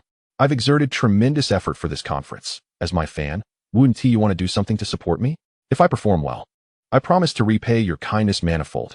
Despite her earnest assurances, Tian felt an inexplicable sensation wash over him, reminiscent of the peculiar notion of hearing a future gym leader demanding financial support. His expression remained unwavering as he responded, to steadfastly pursue one's dreams is no small feat. Yet I must respectfully decline your request. Life as a common trainer is fraught with challenges. Understanding that Xiaojuer was jesting, Tian harbored no ill will. After all, in this world, the concept of debt is loathed by gym families more than the scarcity of resources. Should Tian, in a moment of weakness, gift her an electric stone, it would not be long before someone else presented him with an equivalent resource. Parents often wield their influence subtly, ensuring their children receive the necessary resources without delay, for it is unthinkable to hinder the growth of exceptionally gifted Pokémon. Contemplating this, Tian regarded the electric stone in his hand with an expression of bemusement. Was it mere coincidence that Xiaojuer required an electric stone, and the prize for this baby cup happened to be one of such high purity? Xiaojuer, experiencing encouragement for her dreams for the first time, felt an uplift in her spirits, only to be deflated by Tian's refusal, her expression morphing into one of dismay. Tian, casting a sidelong glance, found some solace in witnessing the charming visage of the future stage queen during her youth. Are you truly going to sit idly by as I lose at the colorful conference and am forced to return to inherit the gym? Xiaojuer lamented vehemently. Tian could not help but sigh, remarking, such sentiments will earn you disdain. At that moment, he was struck by a thought and inquired curiously, by the way, does modeling not yield a decent income? Given that Xiaojuer juggled her apprenticeship at the gym and modeling, he expected her to be earning 2 salaries. Upon hearing his question, Xiaojuer appeared somewhat flustered. After a moment of hesitation, she replied, it's complicated. In order to ensure my independence in the future, my friends and I pooled our resources to establish this studio, which is currently operating at a loss. Tian's lips twitched involuntarily, his eyes reflecting a complex blend of emotions as he struggled to articulate his thoughts on Xiaojuer's rather extravagant venture. However, her subsequent rise to prominence on the fashion stage, culminating in her becoming a world-renowned model, attests that her decisions, albeit fraught with difficulty, were not misguided. Chapter 48, The Pulse. Well, I suppose I have little to lose. The mysterious water droplet combined with a rare skill disc indeed surpassed the value of the electric stone in his possession. Moreover, the thunder move is quite versatile, applicable to many Pokémon. Tian was aware that apart from individuals like Dawu, who had a peculiar affection for stones, most others would likely agree to such an exchange without hesitation. Following a smooth resource exchange, Xiaojuer glanced at her watch, her eyes shimmering with anticipation as she excitedly proposed, shall we dine at a restaurant tonight? My treat. Tian rolled his eyes, retorting, the meals in the lobby are complimentary. Did you truly think I was unaware? Xiaojuer chuckled playfully, a glint of mischief in her gaze. Just teasing. You're quite the astute one. But seriously, after a long day, let us enjoy a proper meal. However, before we go, You must change into something more presentable. Your current attire may lead to an unceremonious ejection from the restaurant, she added, chuckling at Tian's appearance. At her behest, Tian made his way to his cabin. Shortly after, he re-emerged clad in a respectable black suit, tailored specifically for guests aboard the cruise. Though many patrons from the upper decks might bring their own expensive attire, the service industry prides itself on attention to detail. Guests may forego the offered attire, but it is paramount that preparations are made. The Neptune Cruise Line exemplifies this ethos with unparalleled service, akin to the gentle warmth of the winter sun, even evoking comfort in someone like Tian, who typically eschews indulgence. Xiao Zhuer insisted that Tian don the suit, for in the eyes of the elite, an evening event serves as an excellent opportunity for networking, akin to battling Pokémon. Though Tian appeared disinclined to mingle with such individuals, making an entrance in beach shorts would undoubtedly be viewed as a grave affront. It is unlikely that Tian would indulge in sycophancy or flattery, yet he must take care to avoid offending others in a moment of impulsiveness. After changing into a fresh outfit, he deliberately applied a touch of hair gel to style his hair in a manner befitting a more mature persona. He gazed into the mirror, surveying his reflection from side to side, and nodded in satisfaction. Not too shabby. In contrast to the swift efficiency with which boys change, the girls took their time. Tian patiently awaited their emergence as the minutes ticked by. After a considerable half-hour, with the sky gradually darkening and Meow Meow beginning to yawn, Xiao Zhu finally opened the cabin door and stepped out gracefully. "You're rather slow, aren't you?" Tian remarked, somewhat exasperated. Xiao Zhu, unfazed, smiled playfully, her lips curving upward. A gentleman should possess the virtue of patiently awaiting a lady. Tian rolled his eyes at her response. That kind of virtue, I can do without. However, despite his words, he found himself utterly captivated the moment he beheld Xiao Zhu in her current attire. In that instant, it was as if the world around him dimmed, leaving only her radiance to shine forth, like a fairy emerging from a dream. She had donned a meticulously chosen white evening gown. The playful headphones had been discreetly removed, and her golden hair was elegantly styled into an intricate updo, secured with a delicate hairpin that resembled a splendid crown atop her head. Her face was adorned with light makeup, reminiscent of a gentle spring breeze that softly caressed her features, adding an air of maturity and charm. Upon noticing Tian in his elegant suit, Xiao Zhu's eyes sparkled with delight as she circled him, inspecting him with the admiration one would reserve for a priceless work of art, nodding in approval. Indeed, clothing transforms a person. You certainly appear more refined now, she exclaimed excitedly. Tian, taken aback by her words, raised an eyebrow and inquired, "What was my image in your eyes before this?" Without a moment's hesitation, Xiao Zhu replied candidly, "You were just a peculiar fellow who approached me wearing nothing but shorts." A shadow of embarrassment crossed Tian's face as he explained, "Those were beach shorts, and everyone was dressed similarly, weren't they?" Though it seemed unfair, he couldn't help but recall the scene, realizing why Xiao Zhu had initially regarded him with caution, suggesting he ought to have at least worn a checkered shirt. The image of himself in a floral shirt flashed through his mind, a thought he found increasingly unpalatable. "The gala must be commencing soon," Tian remarked, preparing to step forward when Xiao Zhu suddenly grasped his arm. "Wait a moment," she said softly. Xiao Zhu scrutinized Tian's ensemble, leaning closer as her slender fingers gently adjusted his tie. Then, she retrieved a vibrant red pocket square from her small bag, folded it artfully, and placed it into the pocket of his suit jacket. "Every gala has its own etiquette. Now it looks quite perfect," she declared, nodding in satisfaction at her handiwork. Many wondrous details often lie hidden within seemingly trivial nuances. Tian was momentarily taken aback, as if struck by an unseen force, before slowly meeting Xiao Zhu's gaze. At that moment, their eyes locked, and an invisible current seemed to pulse through the air. Both felt a flush rise to their cheeks, akin to the evening glow of the setting sun, spreading gradually. In a simultaneous fluster, they averted their gazes, as if avoiding something. "Don't overthink it. This is merely a mutual assistance between close friends," Xiao Zhu hurriedly asserted, her voice slightly hurried, uncertain whether she was attempting to convince Tian or herself. Hoping to quell her racing heart, "Shall we head to the dining hall?" Tian suggested, clearing his throat to dispel the awkwardness, and hurriedly walked toward the dining area. Chapter 49, The Secrets of Men. The dining hall aboard the Sea Prince was astonishingly vast, as if meticulously crafted for a grand culinary celebration. On either side, a buffet laid out a sumptuous array of delicacies, gleaming invitingly and tantalizing the senses. At the center, a stage, bathed in warm light, stood like the most resplendent jewel in the night sky, capturing everyone's attention.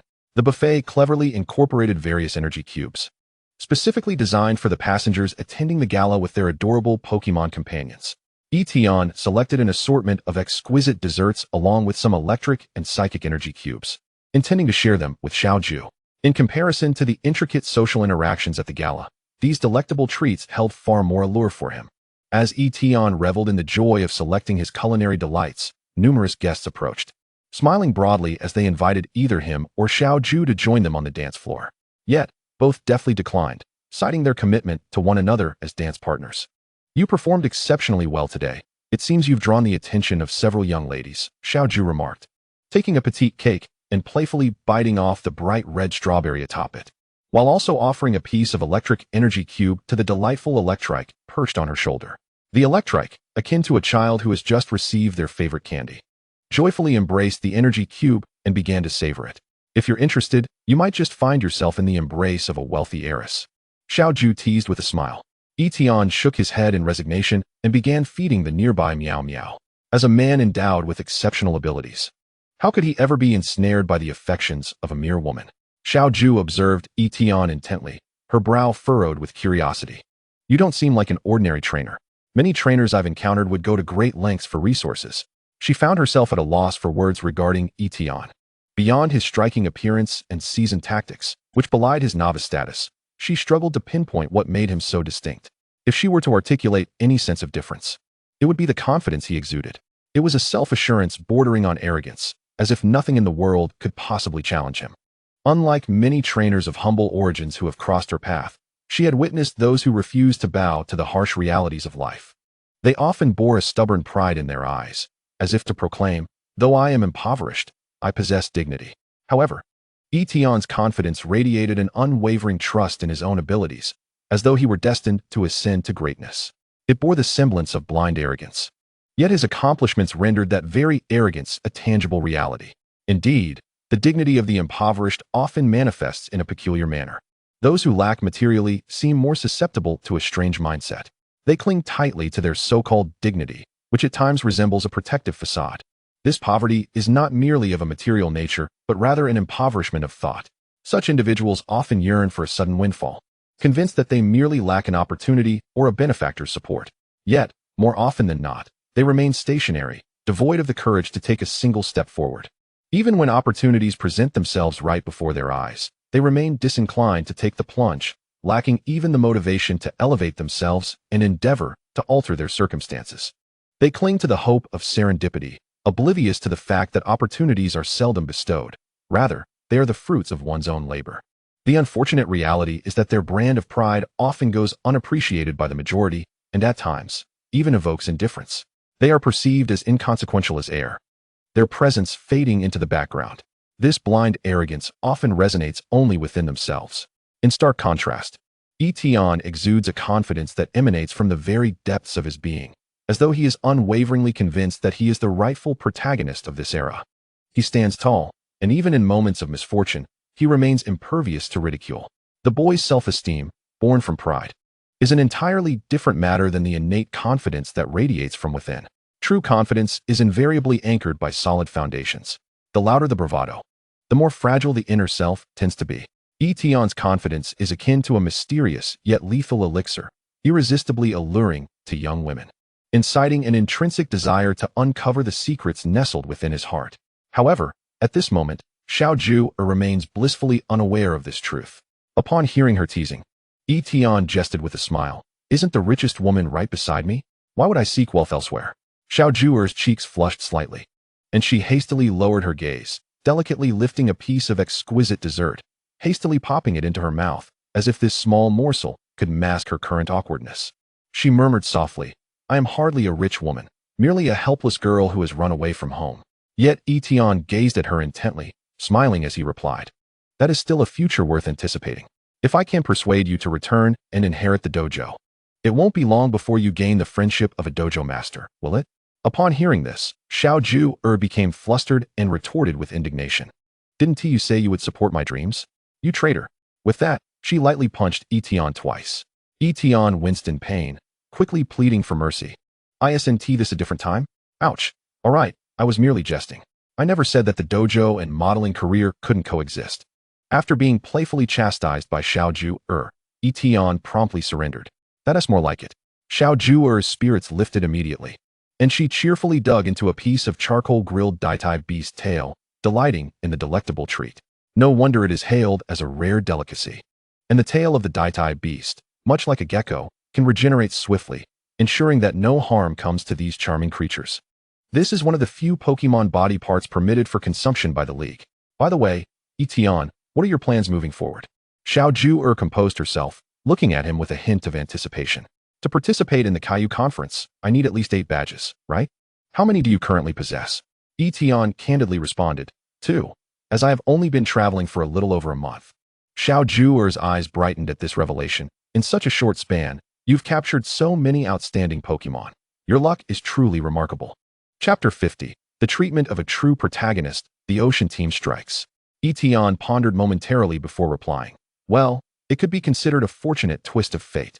Xiaoju did not press further, well aware that everyone harbors their own secrets, and thus refrained from pursuing the matter. Next, you plan to travel through the port of Kana City to challenge the dojo in Zijing City, right? Coincidentally, that is also my next destination. How about? Just as Xiaoju was enthusiastically discussing the future, a piercing alarm abruptly shattered the pleasant atmosphere. The once vibrant ballroom was plunged into darkness, and the melodious music came to an abrupt halt. An anxious voice echoed through the PA system. All passengers, please proceed to the cabins immediately for shelter. There are criminals approaching the Ocean Prince. Everyone must remain vigilant. The alarm blared, causing chaos to erupt in the ballroom. Xiaoju felt an overwhelming urge to lash out, questioning why such a dire situation would arise at this critical moment. At that instant, Tian had no time to consider what Xiaoju intended to say. He rushed to the window, peering into the distance. In the dim twilight, the silhouette of a ship emerged on the horizon. Due to the lack of light, Tian could not discern the details clearly, but the vessel's size and movement indicated it was certainly not a legitimate ship affiliated with the League. Unidentified ships at sea are almost invariably pirate vessels.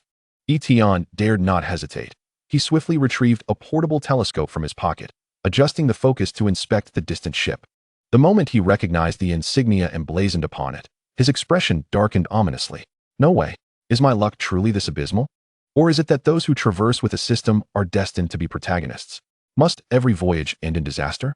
Noticing the grave change in Tian's demeanor, Xiaoju cast aside her scattered thoughts, realizing the urgency of the situation. She hurried to Tian's side, anxiously inquiring, who are they? If they are mere pirates, then perhaps the situation isn't too dire.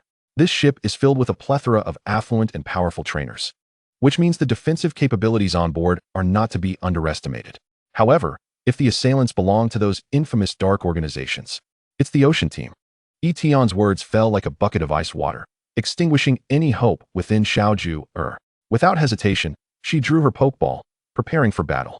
Aware of the Ocean Team's ultimate objectives, Tian understood that they would not attack a ship merely for ransom or to seize Pokémon, especially not a luxurious liner like the Ocean Prince, which bore the dojo's name. It was certain that the Ocean Team's assault had a specific purpose. Regardless of the eventual outcome of this attack on the Ocean Prince, the League would undoubtedly be incensed, and the Lioli Dojo, as the host, would certainly confront the Ocean Team.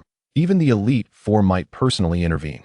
After all, such overt acts of defiance against the dojo's authority are utterly intolerable. Organizations like the Magma Team and Ocean Team can sometimes be even more troublesome than Team Rocket. After all, not all members of Team Rocket are insane. Most are motivated by the pursuit of wealth and resources, with the most likely intent behind hijacking a ship being ransom demands. However, the Ocean Team, driven by ideals and beliefs, poses a genuine threat. As Tian contemplated the situation, he unhesitatingly pressed the switches on 2 luxury Pokeballs. Gulpin, Kecleon.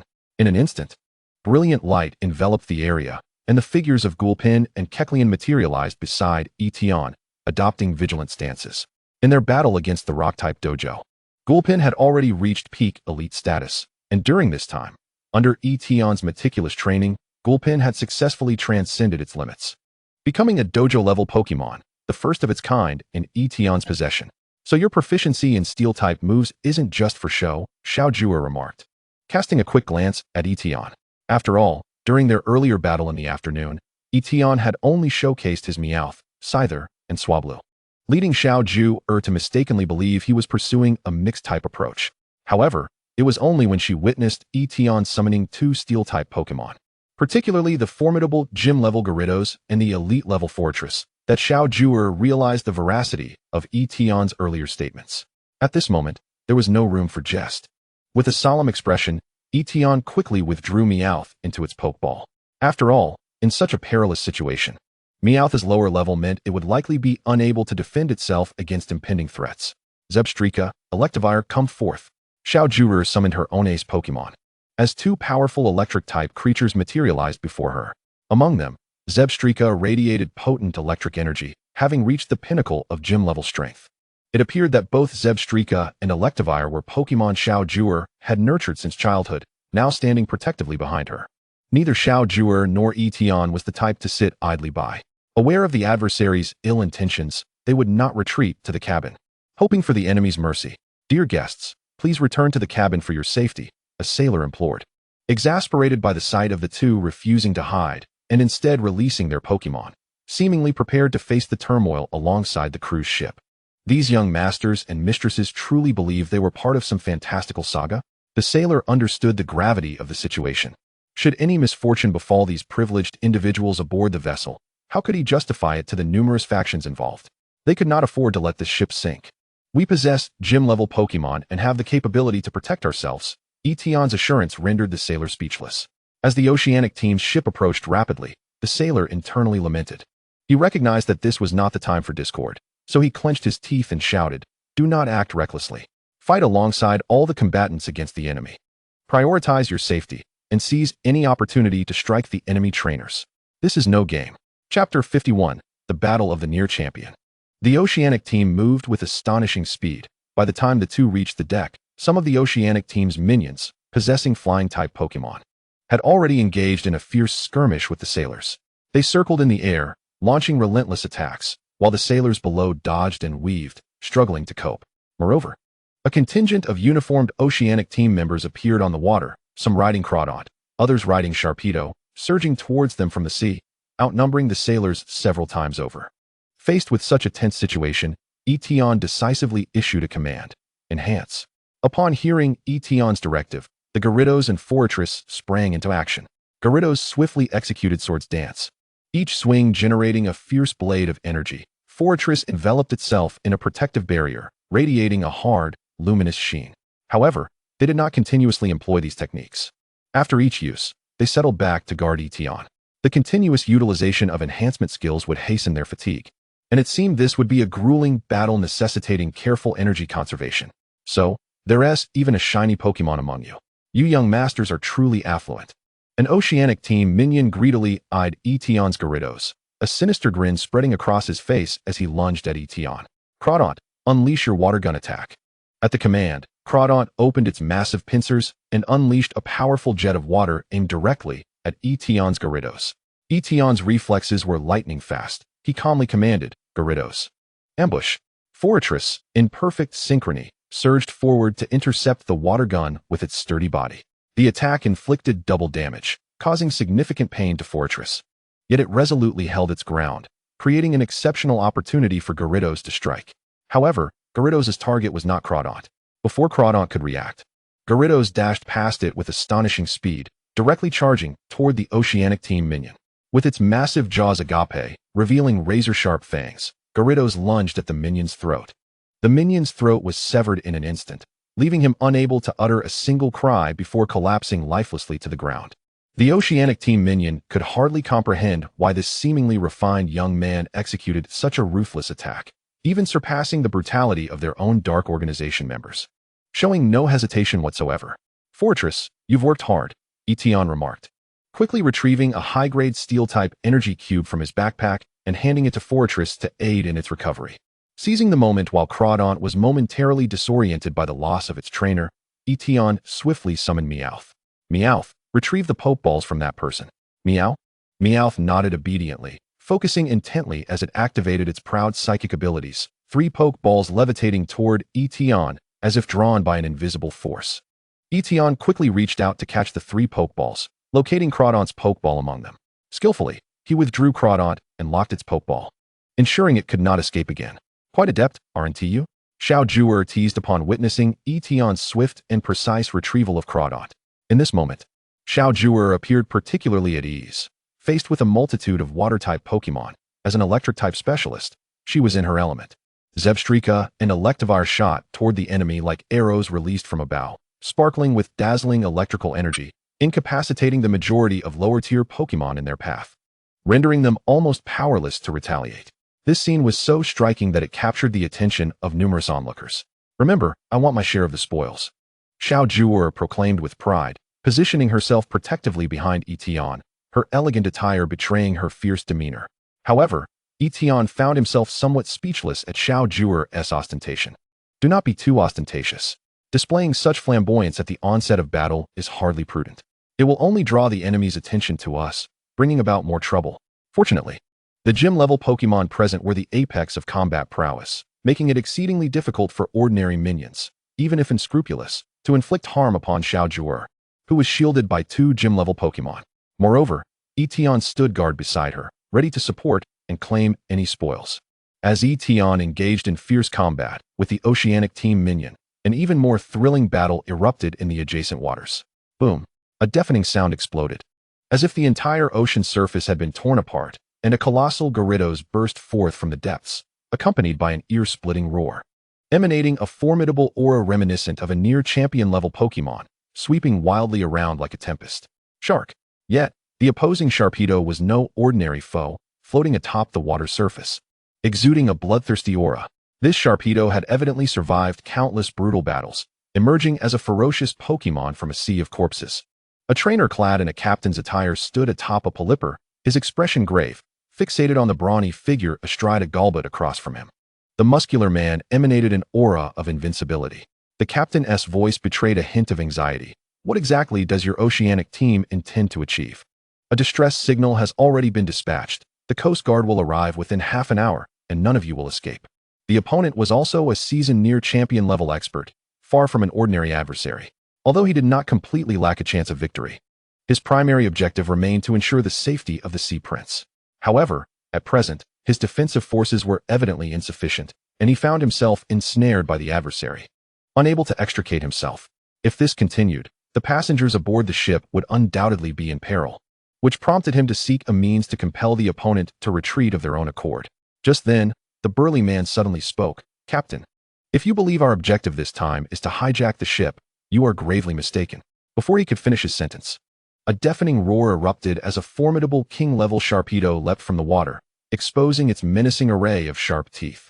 Concurrently, a multitude of Sharpedo surged to the surface, moving in a dense formation, resembling a well-trained army. A Pokémon legion? The captain's heart raced at the sight, realizing the magnitude of their forces. "What is your true intention?" he demanded, glaring at the burly man, perplexed as to why they would risk incurring the League's wrath unless they sought to commandeer the vessel. Chapter 52. Breaking the formation. Decapitating the command. No. Suddenly, a thought flashed through the captain's mind, and his expression darkened ominously. He understood the Ocean Team's objective. "Are you after those ancient documents?" The captain was not entirely ignorant of the notorious Ocean and Magma teams, known for their bizarre activities, often lurking in various regions of Hoenn to plunder ancient texts and historical relics. "At least you possess some knowledge." The burly man smirked with a sinister grin before issuing the command. "Sharpedo, attack." With his command, the previously lurking Sharpedo became a frenzied force, akin to ravenous wolves, launching themselves at the Gyarados with reckless abandon. These Sharpedo disregarded their own safety, engaging in suicidal assaults as they viciously tore into the Gyarados' flesh. As the saying goes, a multitude of ants can take down an elephant. Even the king-level Gyarados struggled to withstand such relentless onslaught, sustaining considerable injuries in the process. Particularly, the rough-skinned Sharpedo inflicted excruciating pain with each attack, making retaliation increasingly difficult for the Gyarados. "Damn it!" the captain roared in fury. "Gyarados, unleash Dragon Rage." Responding to the command, Gyarados opened its gaping maw and unleashed a colossal water vortex. This torrent surged forth like a violent tide, engulfing the Sharpedo, who were swiftly swept away and annihilated. Without close contact, the rough-skin ability could not be triggered. However, this was already Gyarados' limit. If it had possessed the overconfidence ability, its power would have escalated exponentially, potentially allowing it to effortlessly decimate the Sharpedo without the captain's command. The The full-power Dragon Rage had drained most of Gyarados' stamina, leaving it trembling as it approached its breaking point, making further escape nearly impossible. This situation was dire. The captain's expression grew increasingly grave as he fixated on Gyarados, silently praying for the League's marine police to arrive swiftly. With the Gyarados successfully restrained in the main battlefield, the combat on the deck had also reached an impasse. If reinforcements did not arrive promptly, the ship would likely succumb to the Ocean Team's assault.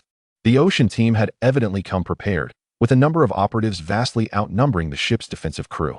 The already disadvantaged sailors felt the pressure mount exponentially in the face of such overwhelming adversaries. As Gyarados remained completely immobilized, the Sharpedo shifted their attack direction, surging towards the trainers aboard the Prince of the Sea, and the situation swiftly escalated into a perilous crisis. Had it not been for a few exceptional trainers among the passengers who bravely stood up to confront the Sharpedo, the ship would have already fallen. Tian and Scizor formed a particularly remarkable duo amidst the crowd, executing a coordinated defense against one flank of the Ocean Team's assault. However, this battle proved exceedingly arduous for Tian's Corphish. With its special defense capabilities lacking and water-type attacks being its vulnerability, even the lower-level Sharpedo posed a considerable challenge. Tian gazed solemnly at his beleaguered Corphish, internally lamenting its struggles. Return and rest, Corphish. He could not allow Corphish to take unnecessary risks. The consequences of a severe injury would be unfathomable. This stalemate could not persist. Furrowing his brow, Tian fixed his gaze on the Ocean Team's commander, acutely aware that defeating that officer might turn the tide for the Prince of the Sea. Tian grasped the evolution stone tightly, hesitating. Should he use it in front of everyone? If he did, with his current strength, it would be difficult to fend off the covetous eyes of the onlookers. Do you have a plan? Suddenly, Scizor's voice rang out clearly.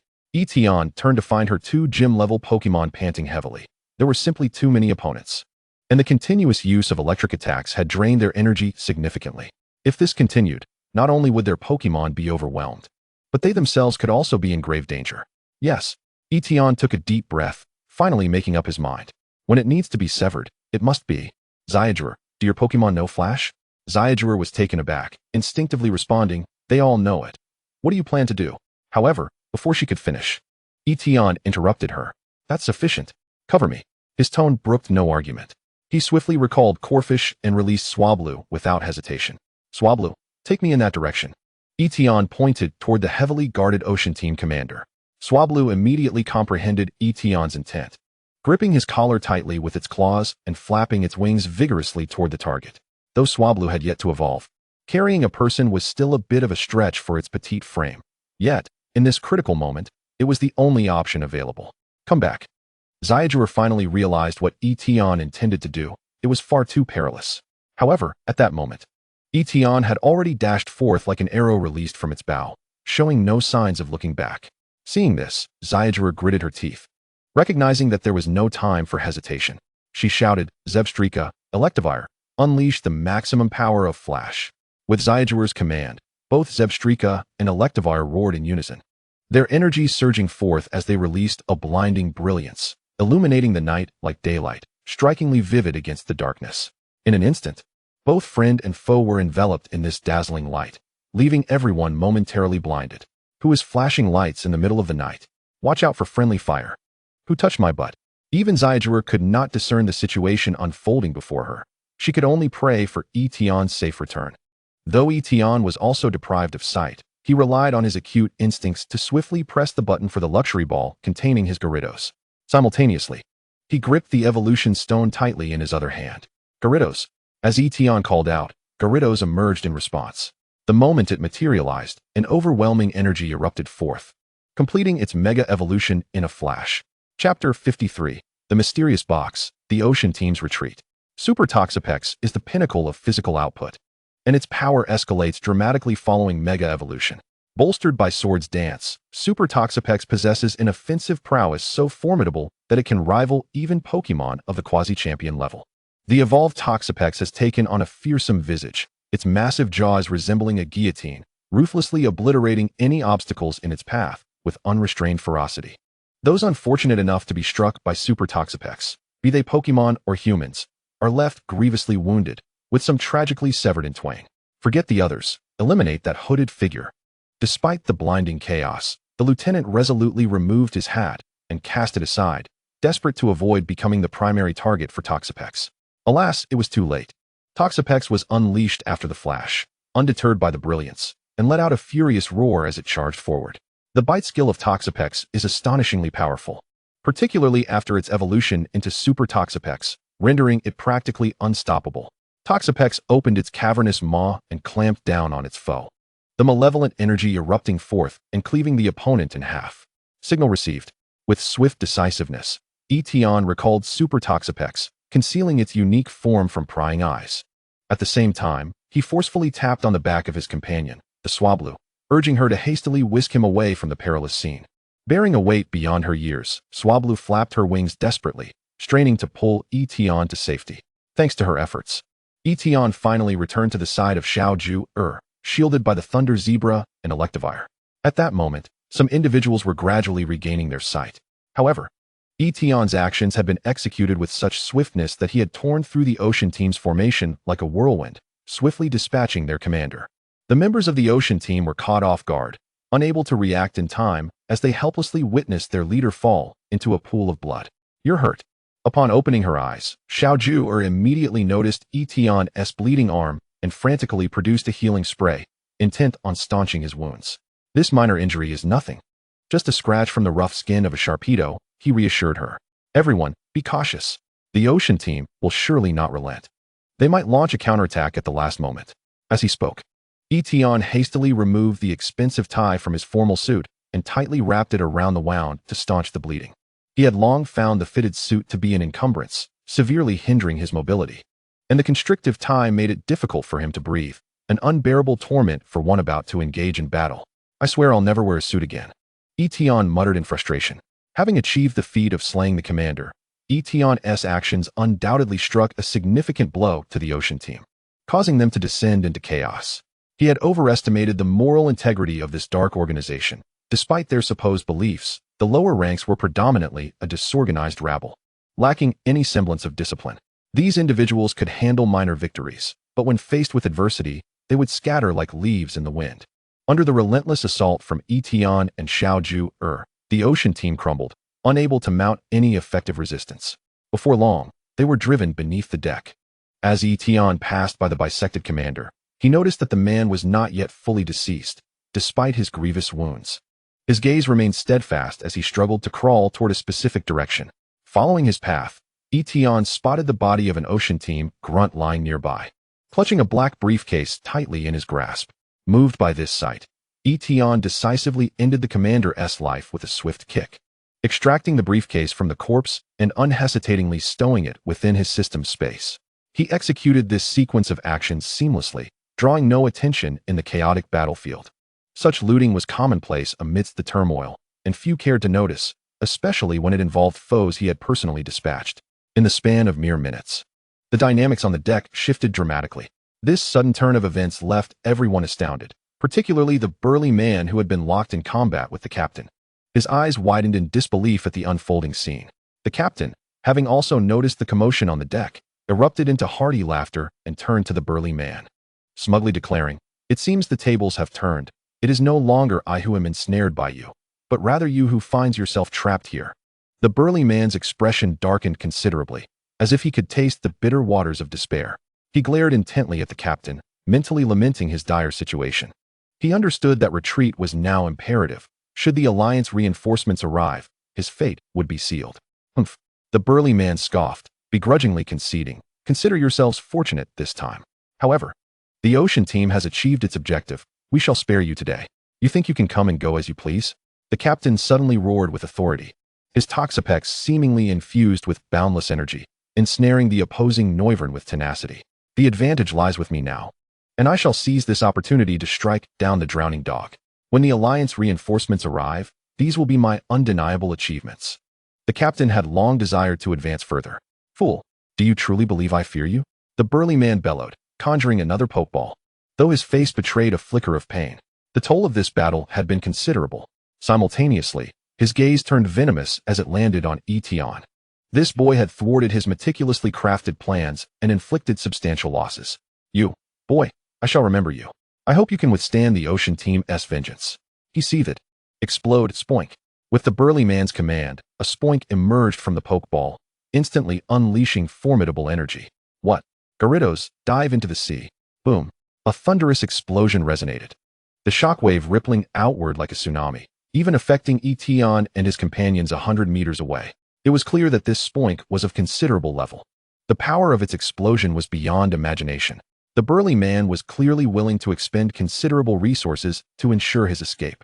Chapter 54, Swablu's Evolution. The Legend of the Shiny Altaria.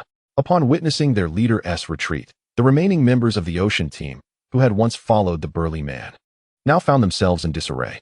Even the few loyalists among them were left with no choice but to flee in panic. The opposing force was substantial, and they scattered like headless flies, desperately seeking escape in all directions. Although Tian and the others fought valiantly to intercept, they managed to stop only a fraction of them. However, allowing some to escape could be fortuitous. It meant that any subsequent losses aboard the ship could be justifiably attributed to the Ocean Team. Given that the commander had been willing to sacrifice his life in a final bid to protect that briefcase, it was likely that its contents were of significant importance. Finally, it's over. Xiaoju, her once pristine attire now slightly disheveled, felt the tension of the recent fierce battle ease as her nerves relaxed. At this moment, she was utterly unconcerned about the risk of exposing herself before Tian, nonchalantly collapsing onto the ground as if all her strength had been drained away. Tian, on the other hand, expertly began to rummage through the fallen, searching for any potential spoils. Unfortunately, it seemed a tradition to venture into battle with minimal belongings. And after a lengthy search, Tian only managed to find a few Pokeballs and a handful of named bank cards, uncertain of how much of a fee he would incur should he attempt to sell them on the black market. With a resigned sigh, he slowly settled down to rest. Although the battle appeared to have been brief, the mental exertion felt even more exhausting than a protracted struggle. Creak. At that moment, the cotton bird that had landed nearby suddenly spread its pristine white wings and chirped merrily a few times. What was happening? Just as Tian pondered this, a miraculous event unfolded. The cotton bird began to emit a brilliant white light, as if cloaked in a divine veil, rendering it extraordinarily captivating. Is it about to evolve? Xiaoju also turned to observe, as the cotton bird had already been on the brink of evolution. And following such intense battles, its transformation seemed particularly seamless, as if it were a natural progression. Onlookers couldn't help but gather around. Evolution was the most wondrous spectacle associated with Pokémon, and no matter how many times one witnessed it, the enchantment never waned. Amidst the dazzling brilliance, the form of the cotton bird underwent remarkable changes, ultimately transforming into a graceful 7-stars bird, as if it had emerged from the clouds, elegantly presenting itself before all. 7 stars. The 7-stars bird chirped softly, its voice reminiscent of delicate silver bells, resonating in the air as though announcing its arrival to the world. Congratulations, 7-stars bird. Tian's face radiated uncontainable joy as he gently extended his hand to caress the bird's snow-white feathers. It felt akin to touching the softest cotton, delicate and comforting, making Tian reluctant to withdraw his hand. 7-stars bird. Gender: female. Type: dragon, flying. Ability: weather indifferent. Potential: champion. Level: 35, mid-elite. Moves: charming voice. White mist, fury attack, round, dragon breath, mystical shield, cotton guard, feather dance, dragon dive, and feather dance. Originally, Tian had intended not only to cultivate a versatile companion, but also to acquire an exceptional flying mount. The sensation of flying on a soft and comfortable creature like the 7-stars bird was truly delightful. Tian gazed at the 7-stars bird with great anticipation, his eyes sparkling with excitement. Now that you've grown, the next time you take me flying, it won't be such a strenuous endeavor. His tone was filled with dreams of splendid future flights. Upon hearing Tian's words, the 7-stars bird cast a disdainful glance at her somewhat insignificant master. Always preoccupied with such thoughts, you won't get to ride me again unless it's during a perilous moment. Just then, the 7-stars bird seemed to recall something, flapping her wings and calling out, 7 stars, 7 stars. Tian, momentarily bewildered, scratched his head in confusion. He certainly couldn't comprehend bird language. But that was of little concern. He had the ever-reliable Meow Meow. Having a psychic Pokémon was immensely convenient, akin to having an omnipotent translator at his side. Meow Meow swiftly conveyed the 7-stars bird's sentiments through telepathy, revealing that she was seeking a gift. A gift? Tian paused for a moment. But soon a flash of inspiration struck him as he remembered his earlier promise to the 7-stars bird. He had once told her that upon evolution, She would receive a special evolution form akin to that of the big mouth baby. With a bemused shake of his head, Tian assured, "Don't worry. I won't forget about you." Satisfied, the 7 stars bird ceased her antics, proudly raising her long and beautiful neck, akin to a noble princess, exuding elegance. "Since you have bestowed upon me a gift, I suppose I can occasionally allow you to ride me. Just occasionally, mind you." It wasn't until the 7 stars bird returned to her luxurious pokeball that Tian turned his attention to Xiaoju. Since earlier, she had seemed as if silenced, uttering not a word, and he wondered what occupied her thoughts. Tian inquired with concern, "Are you tired? Would you like me to help you back to your room to rest?" Xiaoju, startled as if jolted by electricity, sprang up and hastily replied, No, I can go back by myself." Earlier, during the evolution of the 7 stars bird, she had inadvertently overheard a couple whispering nearby, specifically about the unfortunate fellow whom Tian had defeated in the first round of the Baby Cup. The slender young man had expressed with deep affection, "My dear. It is said that couples who witness the evolution of a 7 stars bird will be blessed, ensuring a lifetime of happiness together." Oh dear, how annoying. Ignoring the fact that this was a dialogue between a young man and an older woman, it must be said that this statement had quite an impact on Xiaoju. Although she and Tian were not exactly a couple, they had known each other for several hours. During that time, they had shared many valuable experiences. Not to mention, they had exchanged resources and stood together against dark forces in moments of crisis. Surely, that could be considered a bond forged through life and death trials. Moreover, had it not been for that bothersome ocean team's sudden ambush, the very thought of it incited her anger. Could they not have chosen a slightly later moment to attack the Prince of the Sea? If they had, perhaps she and Tian could have experienced the evolution of the 7 stars bird as a couple. Chapter 55, The Water Drop Stone Tablet. These fools didn't even realize they could have attacked under the cover of night. They deserved to fail in their attempt. As Tian suggested they return to their rooms, Xiaoju instinctively protested, for they had only just met, and rushing back felt a tad too hasty. What's wrong? Tian scrutinized Xiaoju. Noting she appeared to be fine, the only potential issue was her slightly flushed complexion. Was she perhaps unwell? "I'm fine, it's quite late now. Good night," Xiaoju exclaimed before dashing away to her room, as if fleeing, even stumbling in her haste. Her clumsiness hardly suggested she was all right. "Is everything really okay?" Tian gazed in puzzlement at the direction in which Xiaoju had fled, filled with uncertainty. Yet, after a moment, he shrugged off his concerns. Recognizing he had a multitude of matters awaiting his attention, he entrusted the luxurious Pokeball to Miss Joy aboard the ship for the healing of his Pokémon and returned to his room, burdened with fatigue. Once inside, he eagerly retrieved the mysterious box from earlier. The box was unlocked, likely because the previous owners assumed it would remain unclaimed. Tian opened it with ease. However, the next moment, he shut the box with a snap, taking a deep breath to steady his racing emotions. He needed a moment to compose himself. After a brief interval, Tian slowly reopened the box, revealing a stone tablet that lay quietly within. The information displayed on the system interface caused his heart to quicken involuntarily. On the system interface, visible only to Tian, a few lines of text appeared. Water Drop Stone Tablet, sealed, one of the sources of the power of the creator god Arceus, containing the laws of water type. Water-type Pokémon near the tablet can gradually enhance their potential, and the power of their moves will also increase. The mere existence of this ability to enhance qualifications serves as irrefutable evidence of the value of this slate, for it imposes almost no restrictions on its use and is destined for perpetual utility. Moreover, Tian is acutely aware of the true nature of this slate, and to call it the most precious treasure in this world would be no exaggeration. Should he transition to a water attribute, such a divine artifact is undoubtedly worthy. However, this notion barely flickered in his mind before he resolutely dismissed it. As a man endowed with a system, how could he allow a suddenly appeared slate to sway his decisions? Nevertheless, capturing a water-type Pokémon remains an appealing prospect, he pondered. Much like acquiring a flying mount, engaging in maritime battles is essential. If he were to encounter another extraordinary situation akin to this evening's, a water-type Pokémon could facilitate an early escape. An exemplary water-type Pokémon. Perhaps he should contemplate capturing a Palkia? As a final evolutionary form from the Sinnoh region, Palkia boasts water and steel attributes, providing it with formidable resistances. Most notably, Palkia's majestic appearance resembles that of a regal emperor, making it one of Tian's favored Pokémon.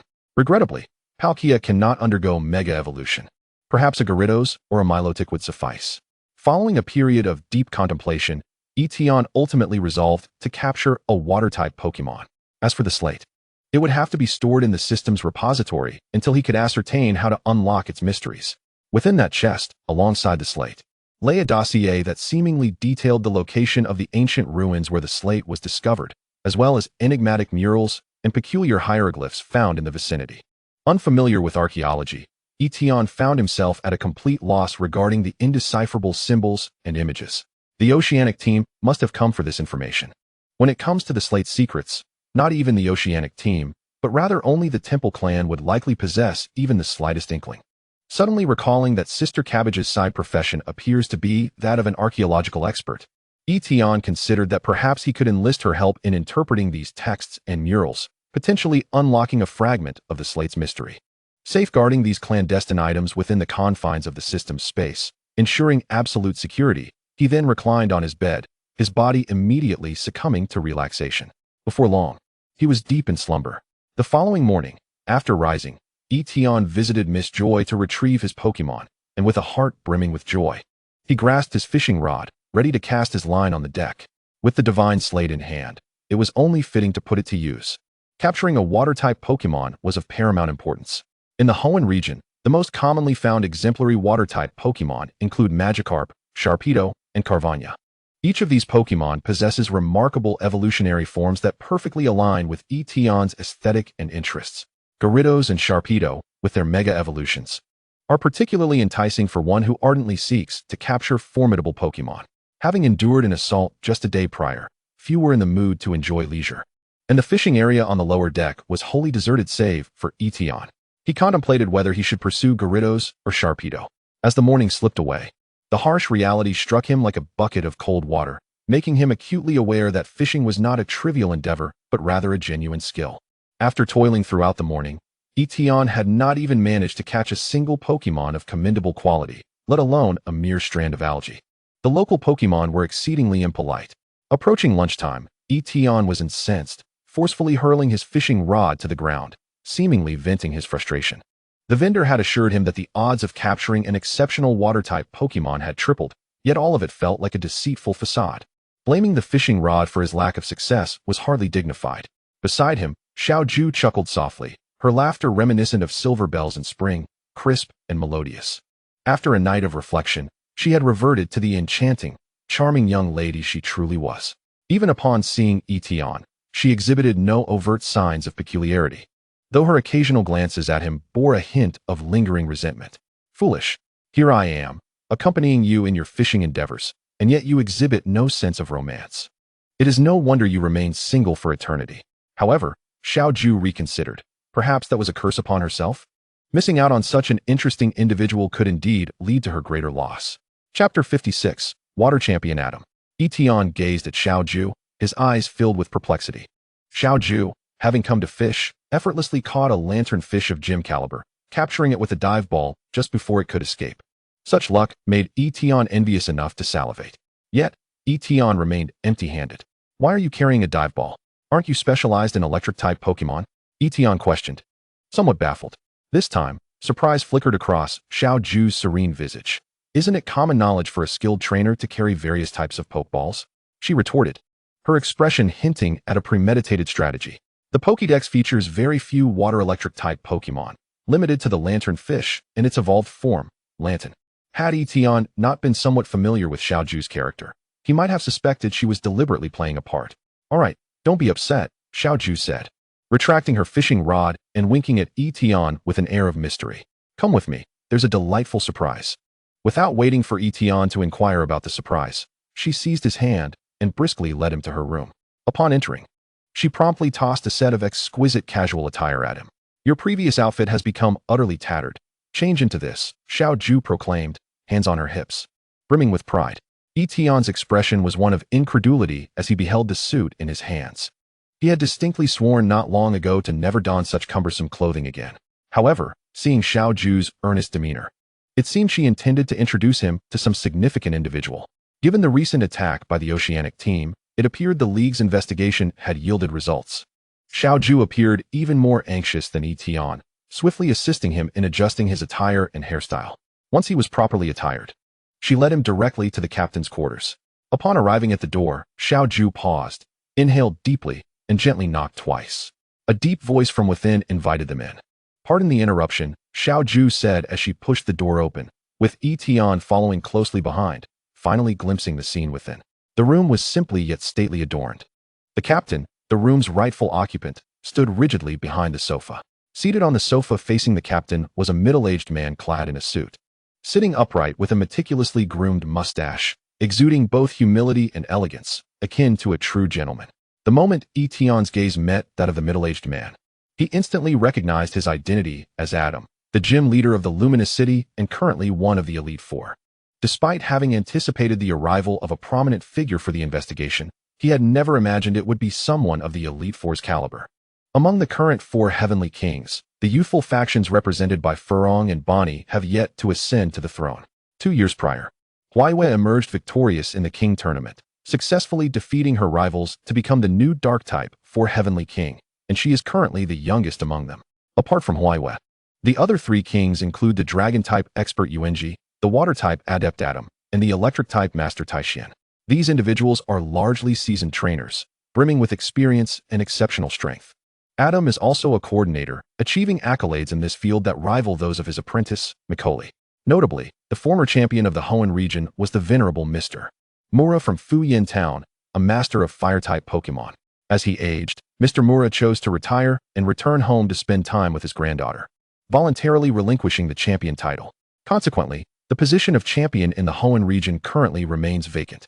Adam surveyed Tian, a smile gracing his face as he greeted him. "You must be Tian, truly a remarkable young man." Tian responded, "Greetings, King Adam. My name is Tian, hailing from Dewford Town." Meanwhile, a young man seated on another sofa caught Tian's attention. Clad in a search officer's uniform, he wore a serious expression, scrutinizing Tian as if he were a suspect. Had his possession of spoils been discovered? Tian remained composed, as he held no recollection of this stranger.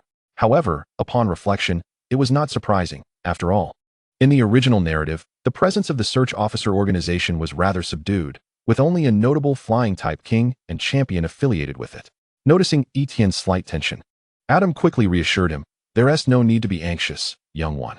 On a professional level, you thwarted the Oceanic team. On a personal note, you safeguarded the passengers aboard the Sea Prince, for which our Lioli Gym is immensely grateful." Hearing Adam's words, Tian felt a modicum of relief. Yet his expression still betrayed some unease.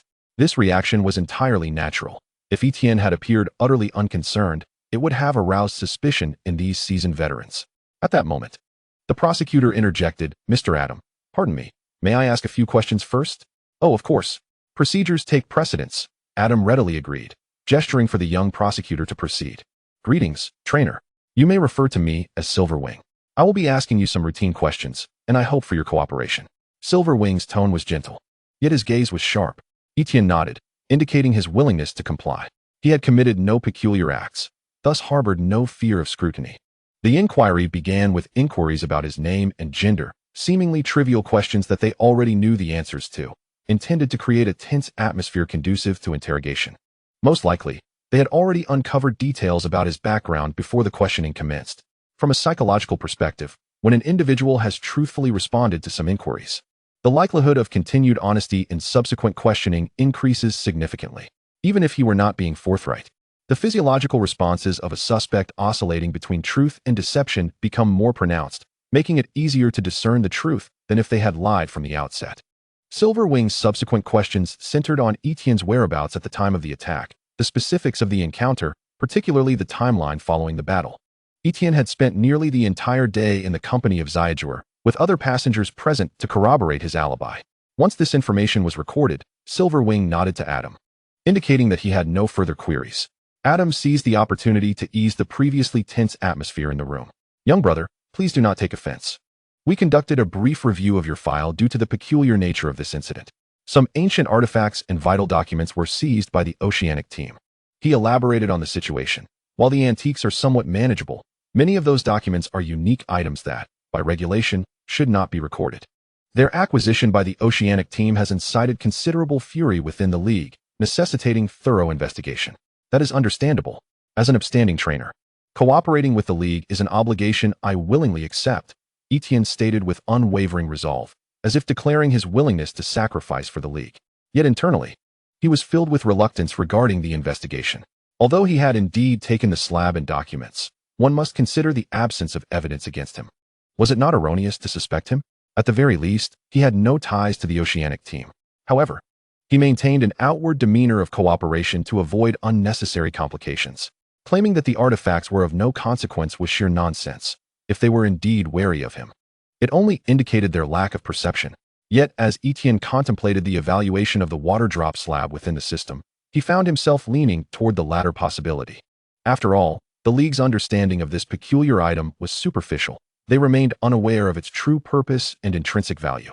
Observing Tian's earnest demeanor, both men grew increasingly pleased with his performance.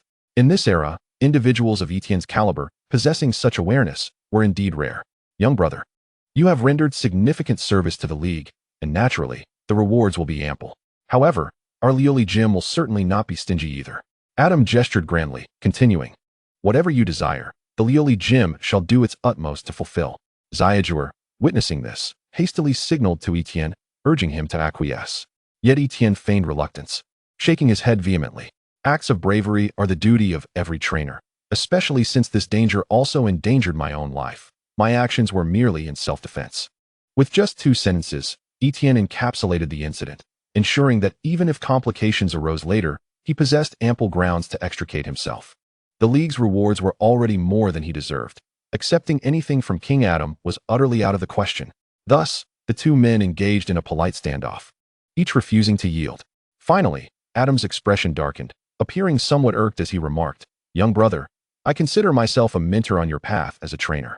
Your continued refusals seem to disregard the honor of our Lioli Gym. That is certainly not my intention. Tian hesitated, then ultimately nodded. Since a senior had spoken, it was only fitting to accept the elder's gracious offer. Indeed, I have a profound admiration for the water-type starter Pokémon, Pachima, from the Sinnoh region. Upon hearing this, Adam's face illuminated with a satisfied smile as he remarked, exactly. Humility is commendable, but one must not take it to extremes. However, if someone assists the League and receives no acknowledgement in return, others may erroneously believe that the League is incapable of offering anything. Adam cast a glance at Silverwing, then cheerfully patted Tian on the shoulder. I heard from Scizor's niece that your specialization is in Steel-type Pokémon. Pachima is indeed a perfect fit for you. Allow me to personally select an exemplary Pachima for you to nurture. I am confident it will become a valuable ally. Thank you very much, Senior, Tian replied, sensing Adam lifting his teacup, and he wisely suggested bidding farewell.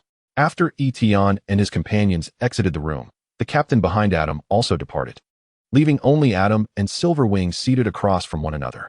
The room fell into a profound silence, and the smile that had adorned Adam's face gradually faded. He turned his expressionless gaze towards Silverwing and, after a brief pause, finally inquired, what have you discerned? Silverwing contemplated for a moment before responding. Based on the current circumstances, all testimonies align closely with what this young man has stated, effectively eliminating his suspicion. However, it appears that his words conceal certain elements, which is quite understandable. After all, in this day and age, what trainer is without a few secrets? The night, coupled with the morning, provided ample time for the prosecutor to unearth all of Tian's past. Born an orphan in Dewford Town, Tian had serendipitously captured a Bisharp and a Kecleon not long ago, thus embarking on his journey. Along the way, he garnered the admiration of the fighting gym leader Fujiki, Professor Otamaki, and the normal-type gym leader Chisato, making him a quintessential template of a life winner. Moreover, this young man seems to have an exceptional charm with the ladies. The daughter of the rock-type gym leader, Dujian, recently made headlines for her elopement, which appears to be linked to Tian. Furthermore, his relationship with Scizor has inexplicably deepened within merely a day, with Scizor even stepping forth to vouch for Tian's innocence, displaying an admirable disregard for the consequences. Aside from the somewhat dubious origins of his resources for nurturing Pokémon, Tian embodies the archetypal protagonist of a feel-good narrative. Not only does he possess extraordinary strength, but he also consistently resolves various crises at critical junctures, just as he successfully mitigated the crisis aboard the Ocean Prince, catapulting him into the limelight of the League as a noteworthy newcomer. Chapter 58, The Cunning Fox and the Young Fox. Whether considering the timeline or the motivation, and even Tian's reckless use of Flash to charge into battle, it is apparent that he cannot possibly be an undercover operative for the Ocean Team. Indeed, The rapid and well-prepared actions of the ocean team stem from the presence of a traitor aboard the ship. Those who had access to crucial information have all met with misfortune, making it difficult not to suspect that someone has betrayed them. Lacking motive, opportunity, and even the time to commit such a crime, it seems that aside from the somewhat cunning Silver Wing, the prosecutor's approach may require some re-evaluation. Adam sighed in resignation, slowly rising to his feet and directing his gaze out of the window. Recently, not only the ocean team, but also the lava team has begun to infiltrate the league extensively, and several incidents of internal sabotage have already occurred. Silver Wing, appearing weary, massaged his temples, inwardly lamenting the challenges faced by the prosecutors. I will apply for a bonus for Tian from the higher-ups as an apology for our previous suspicions, Silver Wing stated. To this, Adam merely shook his head gently, choosing not to elaborate. The prosecutor's duties are relatively independent of the gym, and he refrains from excessively interfering with others' decisions. Adam's gaze fell back outside, where Tian was joyfully conversing with Scizor, radiating happiness. He couldn't help but smile wryly, thinking, he truly is a clever lad. Adam had long perceived that Tian's earlier refusals were merely a tactic to garner greater advantages. Furthermore, Adam firmly believed that Tian was well aware of his understanding of his intentions, yet both parties tacitly chose not to disclose the truth. It was simply a matter of willing participants. Had Tian not been present the previous night, the Ocean Team's plan might have succeeded, with casualties being secondary. At that point, the reputation and honor of the Lioli Gym would have sustained a significant blow. For this reason alone, Adam felt immensely grateful to Tian. Reflecting on this, Adam's esteem for Tian rose even further. To possess such cunning and strategy at such a young age, combined with his remarkable talent as a trainer, it is foreseeable that Macaulay may soon find himself facing a formidable rival at this year's Caillou Conference. Perhaps forging a favorable bond with him would be prudent? Adam mused, for having one more friend is undoubtedly preferable to acquiring another enemy. Upon exiting the room, Scizor immediately seized Tian's hand, eager to boast. How about it? This time, I went to great lengths to secure such a generous reward for you. Convincing Uncle Adam was no simple task. I employed every trick in the book. As she spoke, Scizor raised her delicate chin, exuding an air that seemed to demand praise, prompting a smile from Tian. I truly owe you a debt of gratitude. Without your help, I wouldn't have even overcome last night's challenge. Whether it was safeguarding Tian or assisting him in protecting the secret of Mega Evolution, he held this favor close to his heart.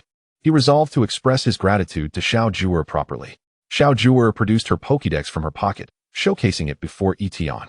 Look, a full 500 league points. With these, we won't have to worry about resources for quite some time. Tian once again felt the disparity that exists among gym leader heirs. Observing Scizor's excitement over 500 league points, it was evident that she had been in dire straits for quite some time. I estimate my points are similar. How about I treat you to dessert once we reach shore? Tian suggested with a smile. To his surprise, upon hearing this, Scizor leaned in closer, her stunning face fixated on him. I say, have you forgotten the promise you made me last night? Last night, Tian was momentarily taken aback, his mind racing to recall whether he had indeed made any promises to Scizor. Observing Tian's expression, Scizor's frustration peaked. Well, Tian, you've clearly forgotten. We agreed that I would receive a share of the spoils, and you don't intend to renege, do you? With her brows furrowed in indignation, she directed her ire towards Tian. No, how could I forget? Tian quickly replied, forcing a smile, though internally he lamented his predicament. Initially, he thought the matter of the spoils had been settled due to the League's reticence, but he never anticipated that the greatest trouble would arise not from the outside, but from within his own circle. The majority of the spoils consisted of water-type Pokémon, predominantly common species such as Liayu and Luanxiabing, which certainly held little value. I don't care, unless you give me the reward I deserve. You won't be leaving, Scizor declared, hands firmly on her hips, lacking any room for negotiation. Are you trying to extort me? Tian said, half amused and half exasperated. Who knows? Regardless, if you don't resolve this matter today, we're not done. Following the unexpected assault by the ocean team, the passengers aboard the ship exhibited little enthusiasm for further enjoyment. Upon reaching Kana City, they promptly disembarked. Although this battle resulted in a resounding victory for the League, the Ocean Team's attack still inflicted a degree of damage to the reputation of the Ocean Prince. Tian is no exception. Upon arriving in this city renowned for its port and technology, he is greeted by a bustling and vibrant scene.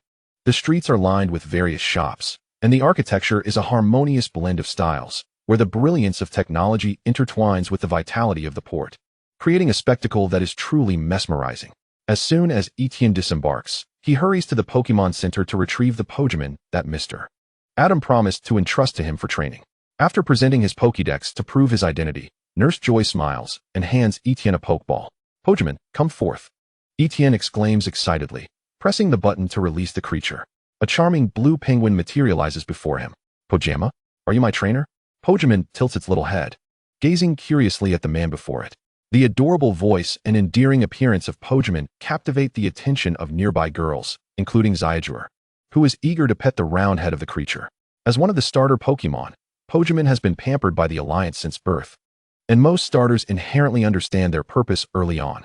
They are imbued with dreams and boundless aspirations, eagerly anticipating embarking on a wondrous journey with an exceptional trainer. "Hello, Pokémon. I am your trainer."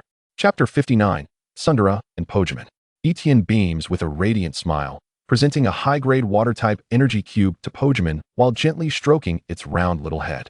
The surface of Pokémon's head appears smooth and round, but beneath lies a fine layer of fur, giving it a texture reminiscent of a plush toy. Unable to resist, Tian indulges in a few more gentle pats while utilizing his observation skills to assess Pokémon's capabilities. Pokémon: gender, male. Type: water. Ability: competitive. Aptitude: champion. Level: 5, young. Skills: pound, water gun, charm, peck. Inherited skills: hydro pump, icy wind, water ring. Pokémon. Mr. Adam did not mislead him. This Pokémon possesses exceptional aptitude, standing out among the many starter Pokémon bred by the Alliance. The 3 inherited skills are remarkably impressive, and with the combination of future water steel attributes, it is poised to become an outstanding defensive artillery on the battlefield. What a cute Pokémon. Scizor's voice rings with excitement as she slowly crouches down, her eyes shimmering with anticipation as she reaches out to touch Pokémon's round head. Unexpectedly, Pokémon lets out a clear cry of Pojama and scurries behind Tian. Its watchful little eyes seem to convey, "I don't want you to touch me." Seeing this, Scizor's heart feels as if it is shattering into a million pieces. Why? Is it because he gave you delicious food that you only want to be close to him? Still not ready to give up, Scizor pulls out a piece of energy cube emanating a delightful sweetness to tempt Pokémon, hoping this will catch its interest. Yet, Pokémon seems oblivious, ignoring her completely. "It might be the electric-type Pokémon aura surrounding you that puts him off," Tian observes, his spirits lifted by the closeness he shares with Pokémon. It is worth noting that Pokémon is a creature of great pride, akin to a noble prince, holding on to its own dignity and convictions. While Pokémon are known to refuse food offered by humans. However, today, during their first encounter, Pokémon unhesitatingly accepted the food Tian provided, indicating a very favorable impression of him. Scizor, undeterred, makes several attempts, varying her approach, stretching her hand out, and waving the energy cube in front of Pokémon, trying to garner its attention. Yet, no matter her efforts, Pokémon remains unmoved, steadfast like a resolute mountain, showing no signs of changing its mind. Finally, Scizor can only sigh in resignation and give up. "Don't worry. With time, the little guy will surely come to accept you," Tian reassures her, gently stroking Pokémon's round head, his face adorned with a warm smile. Pokémon reciprocates with a content expression, nuzzling Tian's palm, relishing the affectionate touch. Hearing this, Scizor feels as though her heart is rippling like a lake caressed by a gentle breeze. "Does that mean we will travel together from now on?" she asks with bright, sparkling eyes, full of anticipation. "You're planning to challenge the Violet Gym in Zijing City, right? Grandpa Tian and my family are old friends. If you go with me, perhaps Grandpa Tian will lower the difficulty of the challenge a little for our friendship." Tian nods slightly. The connection between the 2 electric-type gyms does not surprise him in the least. However, faced with Scizor's somewhat underhanded invitation, Tian resolutely shakes his head, revealing his unwavering determination. "I actually hope Mr. Tian will personally accept my challenge. After all, traveling is all about pursuing higher goals and challenging more formidable opponents, right? How could I miss such an opportunity as a gym challenge?" Scizor gazes at Tian, momentarily entranced. "Why are you looking at me like that?" Tian asks, puzzled by her gaze. Scizor gradually comes back to her senses and sincerely expresses, "It feels like someone like you simply cannot fail." Tian's unyielding passion for his dreams is truly admirable. A slight smirk graces his lips as he playfully replies, "I shall take that as a compliment." "No, it's a satire on your awkward personality," Scizor counters, shaking her head. Unbeknownst to them, a subtle shift in their relationship has begun to unfold, seemingly transcending the boundaries of mere friendship. However, when did this delicate emotion begin?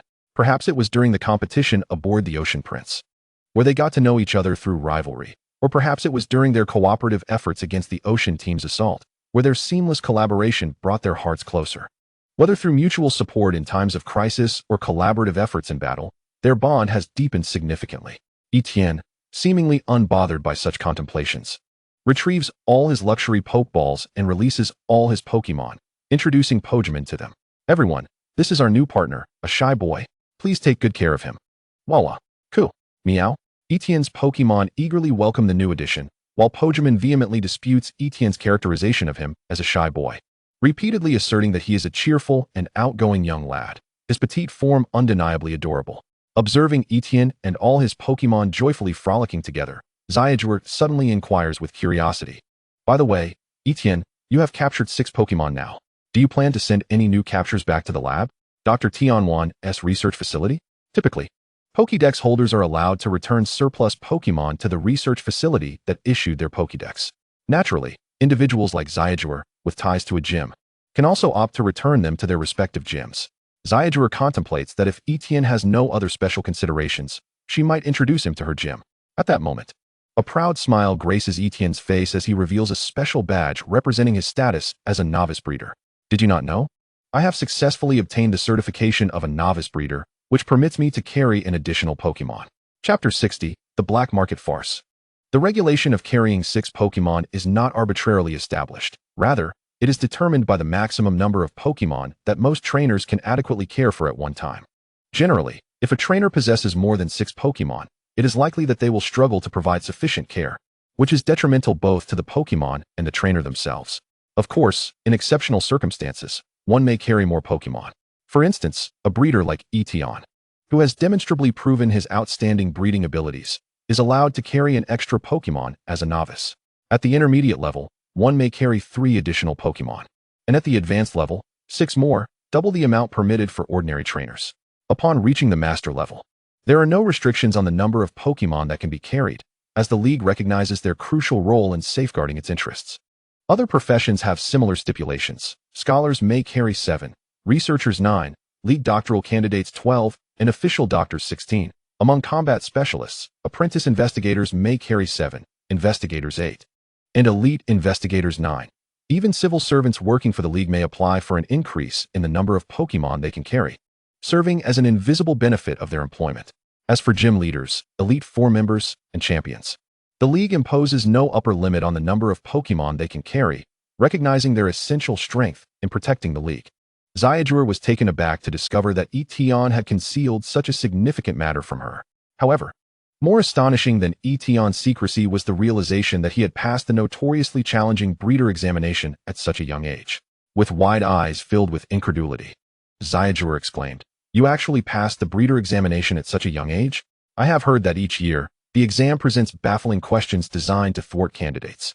Scizor's emotions were a complex interplay of joy at Tian's remarkable achievement and annoyance at his failure to share such vital news. Tian, however, remained composed as he replied, "It wasn't particularly difficult, to be honest. The examiners have a very broad mindset. Those questions can be interpreted from various angles, yielding different answers. There is no fixed approach to solving them. Once you grasp the examiner's intent, passing becomes far less daunting." Upon hearing this, Scizor fell into silence. After all, this was an examination with a pass rate of less than 1%. Yet, to Tian, it seemed as if passing was merely a trivial undertaking. Is genius truly universal across all domains? How rare is it to find someone like Tian, who excels in both battle and breeding? Scizor's curiosity surged like a cat's paw scratching at her heart, compelling her to uncover what else Tian might be concealing. She fixed her gaze on him, suspiciously asking, "You aren't hiding anything else from me, are you? For instance, are you a secret undercover investigator, or perhaps a researcher in a mysterious institute? I am still an otherworldly traveler, equipped with a system. But do I really need to broadcast such matters?" Nevertheless, he maintained an air of feigned calm as he declared, "I truly have no other identities. My background is quite unremarkable." Tian uttered words he himself barely believed. Scizor's bright eyes scrutinized Tian closely, and after confirming that he was indeed not hiding anything further, she felt satisfied and released him. Regardless, I shall rely on you throughout our upcoming journey. Also, I entrust you with the care of my Pokemon's meals. Rest assured, I will compensate you for your efforts. Knowing of Tian's status as a breeder, Scizor promptly decided to entrust him with the task of caring for her Pokemon. Please, spare me from that. Tian chuckled. If it were merely a matter of casual assistance, it wouldn't require much effort. However, if he were to accept payment, wouldn't he effectively become Scizor's employee? How could he then pursue her? After providing Bojamin with a brand new luxury ball and enjoying a restful night at the cozy Pokemon Center in Kanezumi City, Tian, invigorated, set out with Scizor. Their outing at this hour was not for a date, but rather for an important task, to address the precious spoils confiscated from the Sea Prince at the black market. Tian handed Scizor a ditto, and after they had both changed their attire, they sought out a local informant to guide them to the black market in Kanezumi City. Initially, Tian intended to handle the spoils alone, believing that discretion was the best course of action. However, Scizor expressed a keen interest in the black market and insisted on accompanying him to broaden her horizons, even claiming she would supervise him to ensure he didn't abscond with her share. In reality, Scizor had no idea how many Pokeballs Tian had seized, making her words a blatant self-deception. As for the Ditto situation, there was no alternative. Scizor's appearance was far too distinctive. Even if her fame had not yet reached household recognition, she would easily attract attention on the streets. Thus, Tian had no choice but to alter her appearance as well. Once the informant received his introduction fee, he readily escorted them to the black market and even kindly advised them to release their Pokemon to avoid unnecessary disputes. Scizor nodded in agreement, and in the next instant, the formidable Electivire, at the pinnacle of gym leader strength, materialized before the crowd. Electivire exuded an overwhelming presence akin to a surging tide, cascading with velocity towards its surroundings. The intimidating aura emanating from it sent shivers down the spines of those present, who had previously been concealing their identities, filled with ulterior motives, causing them to tremble in fear, fearing they had inadvertently crossed paths with the black market's enemies. Tian remarked with resignation, "There is no need to flaunt. An elite-level Pokemon is already sufficient to intimidate those with muddled minds." Oh dear, Scizor sheepishly stuck out her tongue, a faint blush creeping onto her cheeks, reminiscent of a child caught in wrongdoing. Realizing the blunder, Scizor hurriedly recalled Electivire and, with a gentle wave of her hand, released her adorable Mareep. However, the terrifying presence that Electivire had previously displayed had already etched a deep-seated fear in the hearts of those in the black market. At that moment, they regarded Scizor and Tian with trepidation, eager to distance themselves as quickly as possible. Chapter 61. The Shock of the Black Market. A few timid individuals, too frightened to linger, hastily departed the black market, deciding to steer clear of this murky waters for the time being. Esteemed guests, please refrain from causing a ruckus in the black market. Just then, an elderly man with snow-white hair slowly emerged from the shadows. Although his gait appeared steady, his eyes bore a hint of caution. Accompanying him was a cunning Houndoom of gym leader caliber. It was evident that he was responsible for maintaining order within this black market. Upon his arrival, the old man did not rush towards Scizor and Tian. Instead, he stood his ground, his gaze fixed intently on Scizor, clearly wary of the presence of her gym-level Pokemon, anxious not to invite trouble to the black market. "My sincerest apologies, this is our first visit. However, we come bearing business." With a smile gracing his face, Tian spoke as he opened his spatial backpack, revealing dozens of miniature Pokeballs neatly arranged within. While no one would readily believe Tian's explanation, the elder, upon witnessing the collection of Pokeballs, fell silent for a moment before ultimately choosing to pretend that the earlier incident had never occurred. After all, few would willingly turn away from a lucrative opportunity. "Are you too interested in wholesale or retail?" the elder inquired with a cool demeanor. Tian lowered his voice in response. "Let us go for a bulk sale. There are many identical Pokemon, and their origins are somewhat dubious." Although Tian's words were not entirely explicit, the elder grasped the implication instantly. The questionable origins were inconsequential, as the black market inherently dealt with items of dubious provenance. "Please, follow me," the elder beckoned, leading them to one of the larger shops where he accepted the batch of Pokeballs Tian had brought. However, he misinterpreted Tian's intent. As he stood before a machine meticulously examining the Pokemon, his expression transformed dramatically upon discovering that the majority were frillish and corfish. The appearance of such distinctly marked Pokemon in such quantities left little doubt in his mind regarding the implications of Tian's earlier comments about their origins. Initially, The elder suspected Tian might be a Pokémon hunter who had captured this exceptional batch through some unique method. Yet, he never anticipated that Tian was, in fact, quite mad. The sheer number of Frillish and Corphish, along with their evident quality, suggested they were not sourced from the wild. The only entity capable of mass breeding and utilizing these Pokémon in the Hoenn region was one of the two notorious dark organizations, Team Aqua. This realization left the elder in stunned silence. The clandestine forces operating in the gray areas, just outside the reach of the League's light, were bold enough to exploit its loopholes, but such brazen dealings with a dark organization were indeed rare. After all, the likes of Junsha would only pursue one individual, while dark organizations were known for their ruthlessness. To audaciously pillage from a dark organization and then openly attempt to sell it in the black market was tantamount to disregarding Team Aqua entirely. Could you at least pretend? He thought. Isn't this the black market? Shouldn't we be more discreet? My young friend, you truly present me with a formidable dilemma, the elder sighed, gazing at Tian with an expression of peculiar incredulity. You certainly lack any sense of decorum. Just say it plainly. Will you sell these Pokémon or not? Tian, appearing quite nonchalant, shrugged his shoulders. Had Frillish and Corphish not been so prevalent in the Hoenn region, to the point where the League's bounties on them were laughably low, he would never have resorted to the black market for this transaction. These legitimate spoils, obtained through efforts against dark organizations, could easily fetch a fair price on the League's bounty platform. The quality of this batch of Pokémon was notably high, with most attaining at least elite status, and a few even evolving into Sharpedo and Crawdot. After a moment of contemplation, the elder ultimately agreed to take all the Pokeballs. Such a valuable resource was indeed a rarity. Naturally, there was no reason to decline a business opportunity, though he could only offer 50% of the market price for this batch, as he was well aware of the circumstances. Upon hearing this, Tian did not respond immediately. Instead, he pondered briefly. He recognized that the elder's offer was significantly low, but there was room for negotiation. 70%, he proposed. After all, we both know the exceptional quality of these Pokémon. Furthermore, we plan to procure a batch of technical discs here as well, and would appreciate your assistance in cleaning these cards. As he spoke, Tian produced several real name cards from his pocket, handing them to the elder. The elder examined the cards. Although Tian's offer exceeded his initial expectations, the procurement promise he made was of considerable value. After careful consideration, the elder nodded. Very well, 70% it is. However, the cleaning will adhere to the usual protocol, necessitating a 40% service fee. This time, Tian did not engage in the usual haggling, but rather agreed readily to the elder's terms. Little Kiku, although feeling that the 40% fee was somewhat steep, saw that Tian, seasoned in such dealings, raised no objections, and thus resigned herself to silence. The elder, having discerned that the woman with the gym-level Electrike appeared to be a novice, had no intention of meddling further. At that moment, his sole thought was to expedite the departure of these two troublemakers, as he wondered if they bore any bounties from Team Aqua. After all, it was prudent to avoid unnecessary complications. As for the batch of Pokémon, the elder had already devised a plan. He could transport them to other regions for sale, or even directly sell them to the Hunter Association. Although this might yield slightly less profit, it would mitigate potential risks.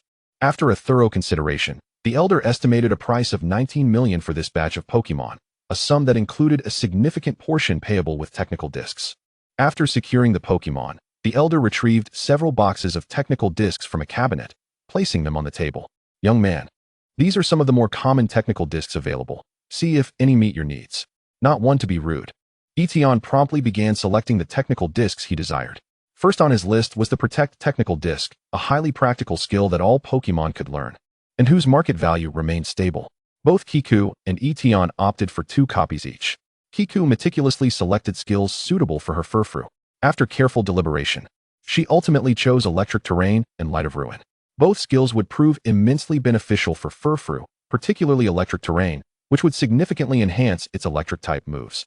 With Furfrou nearing evolution, Kiku aimed to maximize the potential output of her future Electrode.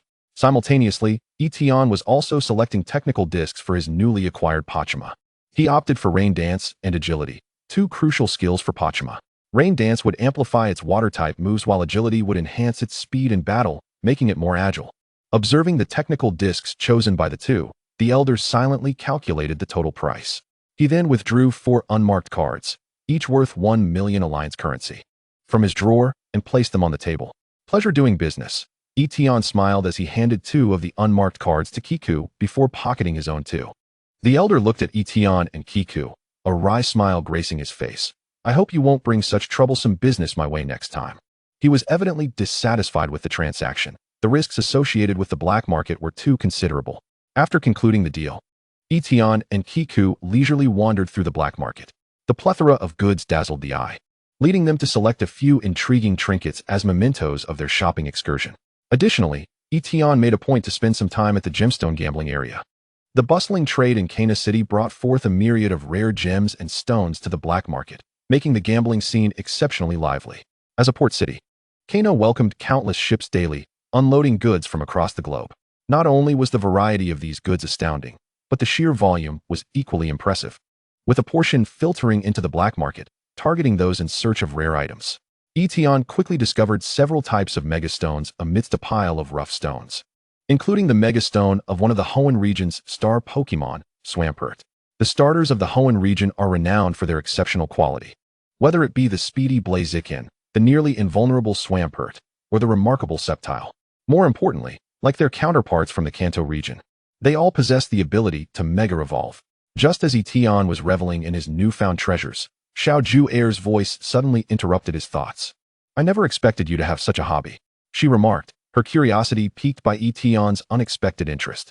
Upon recalling the steel-type Pokémon from Hoenn, she felt a twinge of understanding. It was quite normal for a man to have such interests, especially after their profitable venture, so she chose not to dwell on it.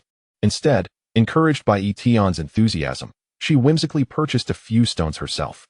However, the world of stone gambling is riddled with uncertainty. It is often said that 9 out of 10 bets are scams, making it nearly impossible to unearth anything of true value. Typically, the merchants would first use psychic-type Pokémon to sift through the stones, a common practice in the trade. A mere glance at the stones Xiao Juer selected led Tian to suspect that her money would likely go to waste. Shall we open them on sight? The stone merchant, pleased by the duo's selection of over a dozen stones, which contributed to a substantial revenue of over $1 million, felt a surge of delight. Believing he had encountered significant clients and thus adopted a particularly warm demeanor. This time, Tian was resolute in his decision to avoid repeating past mistakes. He would rather pay double the price than open the stones on the spot. Although the merchant found this behavior somewhat peculiar, he refrained from further questioning. Such clients, while not common, were not entirely unheard of in his line of work. To the merchant, it was merely a routine transaction. He muttered something about a wealthy patron and ceased to press further. Thus, Tian and Xiao Juer exited the black market without incident, the journey back remarkably calm. Xiao Juer, initially expecting some thrilling escapades, now felt a pang of disappointment, murmuring, I thought there would be some dramatic black-on-black plot. Upon reaching a deserted alley, Xiao Juer halted, removed her ditto mask, and began to change her attire. Tian instinctively stationed himself at the alley's mouth, playing the lookout to ensure no one approached. Typically, I am the one involved in such shady dealings, he thought. Feeling a strange sensation arise as he observed Xiao Juer changing so comfortably before him. The trust she placed in him, even without releasing a single Pokémon, was profound. Indeed, our esteemed young master Tian is the greatest, Xiao Juer replied nonchalantly, fully aware of the urgency to complete her outfit change.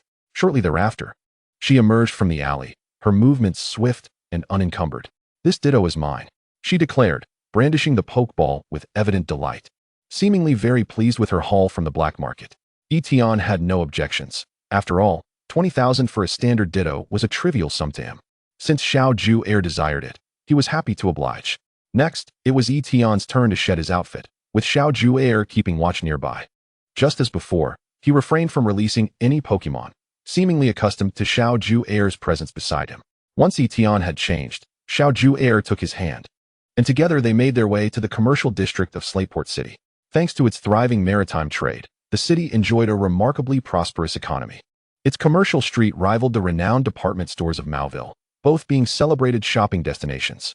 By the way, I haven't inquired about your dreams, Tian said, observing Xiao Juer frolicking exuberantly like an energetic husky. A sudden urge to understand her better welled up within him.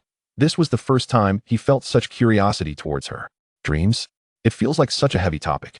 Xiao Juer hesitated, her playful Pikachu mask perched on her cheek, a milkshake in hand as she walked ahead. Girls like her seldom had opportunities to frolic freely in public as she was now. If I had to say, I want to transform the Lavaridge Gym into a grand stage where everyone can experience the magic of performance. With arms outstretched, she gestured dramatically, as if to illustrate the vastness of her envisioned stage. What an audacious notion, Tian thought, astonished that he would ever utter such a phrase. Chapter 63, The Evolution of Scizor. Suddenly, Tian began to comprehend why Xiao Juer's parents vehemently opposed her dreams. What was the difference between that and demolishing an ancestral grave to build a disco? He shook his head in disbelief, silently lamenting the rapid changes in the world. Undeterred by Tian's reaction, Xiao Juer continued passionately, "Your tone is just like those old men at home. This is merely the direction of the gym's development in the new era." She vocally championed her aspirations, vehemently condemning Tian's conservative views. Her voice brimmed with enthusiasm and confidence, as if she could already envision the Lavaridge Gym becoming a stage of great acclaim under her stewardship. "You're telling me that being a trainer is merely your side gig?" Tian asked, bemused.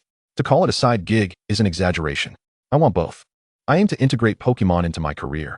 I shall not relinquish either," Xiao Juer declared proudly, her eyes sparkling with passion for both Pokémon and performance. Tian gazed at the radiant Xiao Juer, seemingly catching a glimpse of the future queen of electric-type Pokémon in the Unova region. The exuberance of youth fueled her enthusiasm for shopping, and Tian found himself experiencing the trials of accompanying a woman on a shopping spree. By the time they returned to the Pokémon Center, burdened with numerous bags, it was nearly dawn. "Why not use a spatial backpack?" Tian inquired, his expression one of confusion. He simply could not fathom why he had to carry such heavy loads when a more convenient option was available. "Humph, you just don't understand. This is the etiquette of shopping," Xiao Juer retorted quickly.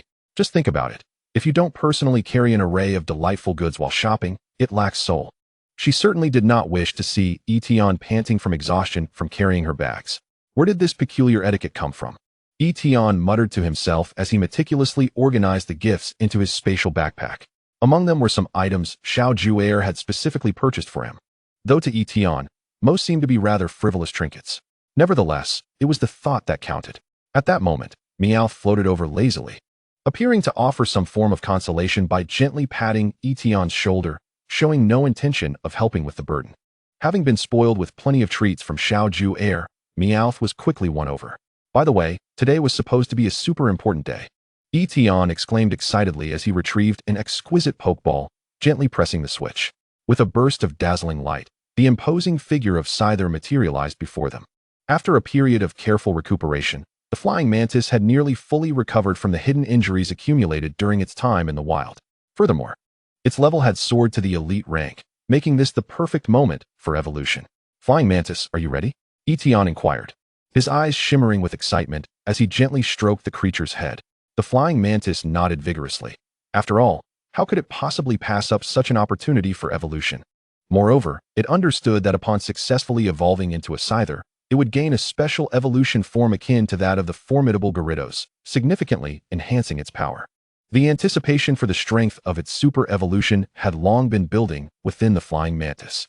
"Now, let us prepare this metallic membrane," Tian remarked, glancing at the time. With only a few minutes until midnight, he hastily exchanged for that day's allotment a perfect metallic membrane with a purity of 100. The luster and texture were simply exquisite. The purity of this metallic membrane was remarkable, although Scizor's eyes were not mechanical. Her keen observation allowed her to discern that this steel-type energy was extraordinarily pure, as if it were a treasure forged by nature itself, truly transcending the ordinary. The purity of this metallic membrane likely exceeded 98. Even the Zivki family, renowned for their expertise in steel, would find it exceedingly challenging to produce such a high-purity item. If the Zivki family were to discover that such a pure metallic membrane existed, they would undoubtedly rush to acquire it at any cost. How Tian managed to procure such a rare treasure remained a tantalizing mystery for Scizor, akin to uncovering a riddle of a hidden trove. With unwavering determination, the flying mantis accepted the metallic membrane and stowed it away, voluntarily entering the luxury ball.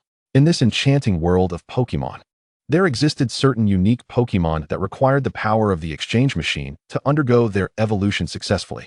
The benefits of connected evolution were numerous, the most astonishing being the absence of level restrictions. Once the exchange was completed, evolution would occur automatically. Of course, every situation has its duality. Connected evolution also bore drawbacks. as most Pokémon requiring specific evolution items needed those items to assist in their transformation. It resembled a grand ceremony. Without the crucial items, completion was impossible. Similar to the metallic membrane that enabled the flying mantis to evolve into Scizor, as well as the one that facilitated the evolution of Onix into Steelix. This item served not merely as a simple evolution tool, but also as a means to enhance the power of Steel-type moves for the Pokémon that bore it. However, due to its simultaneous magical effect of enabling specific Pokémon to evolve, the price of the metallic membrane was several times higher than that of other enhancement items. Thus, such a metallic membrane was not something the average person could easily possess. It was a treasure tailored for those exceptional trainers, leaving most to gaze upon it with longing. Tian produced an empty luxury ball and placed it alongside the flying mantis's luxury ball at the exchange machine. As the machine emitted a soft buzzing sound, it seemed to herald the commencement of evolution. Throughout the process, it felt as though time stood still for this miraculous moment, the air thick with a palpable tension and excitement. Soon, the flying mantis transitioned into a new luxury ball. After the exchange was completed, the long-awaited moment finally arrived. The flying mantis emerged from the ball, and in that instant, a radiant light of evolution enveloped it. As the brilliance flickered, it seemed as though the entire world fell silent, all eyes captivated by this extraordinary spectacle. Chapter 64, Scizor. As the dazzling light of evolution gradually faded, the flying mantis underwent a profound metamorphosis, transforming entirely. Post-evolution, the Scizor was cloaked in a shimmering crimson armor that radiated a metallic sheen, each glint narrating tales of its formidable defensive prowess. Its once sharp blade-like arms had now evolved into a pair of imposing pincers that appeared capable of crushing any obstacle with the slightest movement. Behind the Scizor, a pair of translucent wings unfurled, refracting a kaleidoscope of colors in the sunlight. The Scizor exuded an aura that commanded respect, its striking appearance rendering it impossible to look away. However, in comparison to its pre-evolution form, the Scizor's weight had increased due to the robust armor, bestowing it with a steadier presence. Yet, the wings that were intended to facilitate flight had now become mere decorative appendages, devoid of the ability to soar. Only in the heat of battle could it rapidly vibrate these wings to dissipate body heat, allowing it to endure longer in combat. Scizor. The Scizor proclaimed with a resounding cry, as if announcing its rebirth to the world. It exuberantly wielded its formidable pincers, creating a whistling wind. Thoroughly satisfied with its newfound strength, henceforth, it could finally grasp objects with its hands. Scizor. Gender male. Type bug steel. Ability technician. Qualification elite. Level 35 mid-elite. Skills fury cutter, wing attack, quick attack, shadow clone, double hit, payback, feint attack, quick defense. Gazing at the starry sky, Tian's expectations were confirmed. After meticulously addressing the hidden injuries within its body and utilizing the perfect metallic membrane for evolution, Scizor's qualifications had indeed ascended to the remarkable elite level. Tian's team now resembled a dazzling and formidable Pokémon legion, with each member boasting elite qualifications. The Scizor possessed only a single weakness to fire-type moves, which undoubtedly provided a significant advantage in battle, allowing it to withstand numerous types of attacks and establish a solid foundation for future offensive maneuvers. The technician ability further empowered it, marking it as a standout swift attacker within Tian's roster. If the pre-evolution flying mantis was an agile and elusive assassin, the post-evolution Scizor had undergone a spectacular transformation, evolving into an immensely powerful warrior. Just standing there, it radiated an awe-inspiring aura. "Congratulations, Scizor," Tian exclaimed, unable to conceal his joy, as he presented a special gift he had prepared. It was an exquisite bracelet adorned with a precious Scizor evolution stone. Tian clasped the bracelet onto the Scizor's massive pincers, akin to bestowing a medal upon a valiant warrior. "What is this?" Scizor queried curiously, her eyes filled with intrigue. "This is a gift for Scizor," Tian replied with a smile. "Every Pokémon that evolves into its final form receives such a special gift." Tian was reluctant to reveal the secret of Mega Evolution, even to Scizor, opting instead for a temporary evasion of her inquiries. This was not a matter of trust. Rather, he understood that he lacked the ability to safeguard this secret adequately. In this world brimming with challenges and opportunities, to carve out a place amidst the forthcoming monumental wave of Mega Evolution, one could not simply be satisfied with collecting the Mega Stones.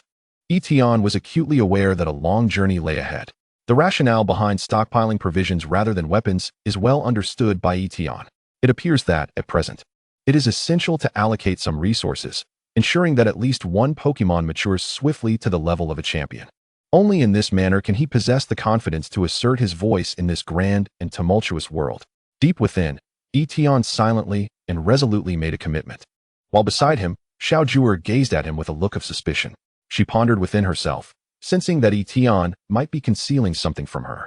However, upon reflection, Tian's behavior was not entirely peculiar.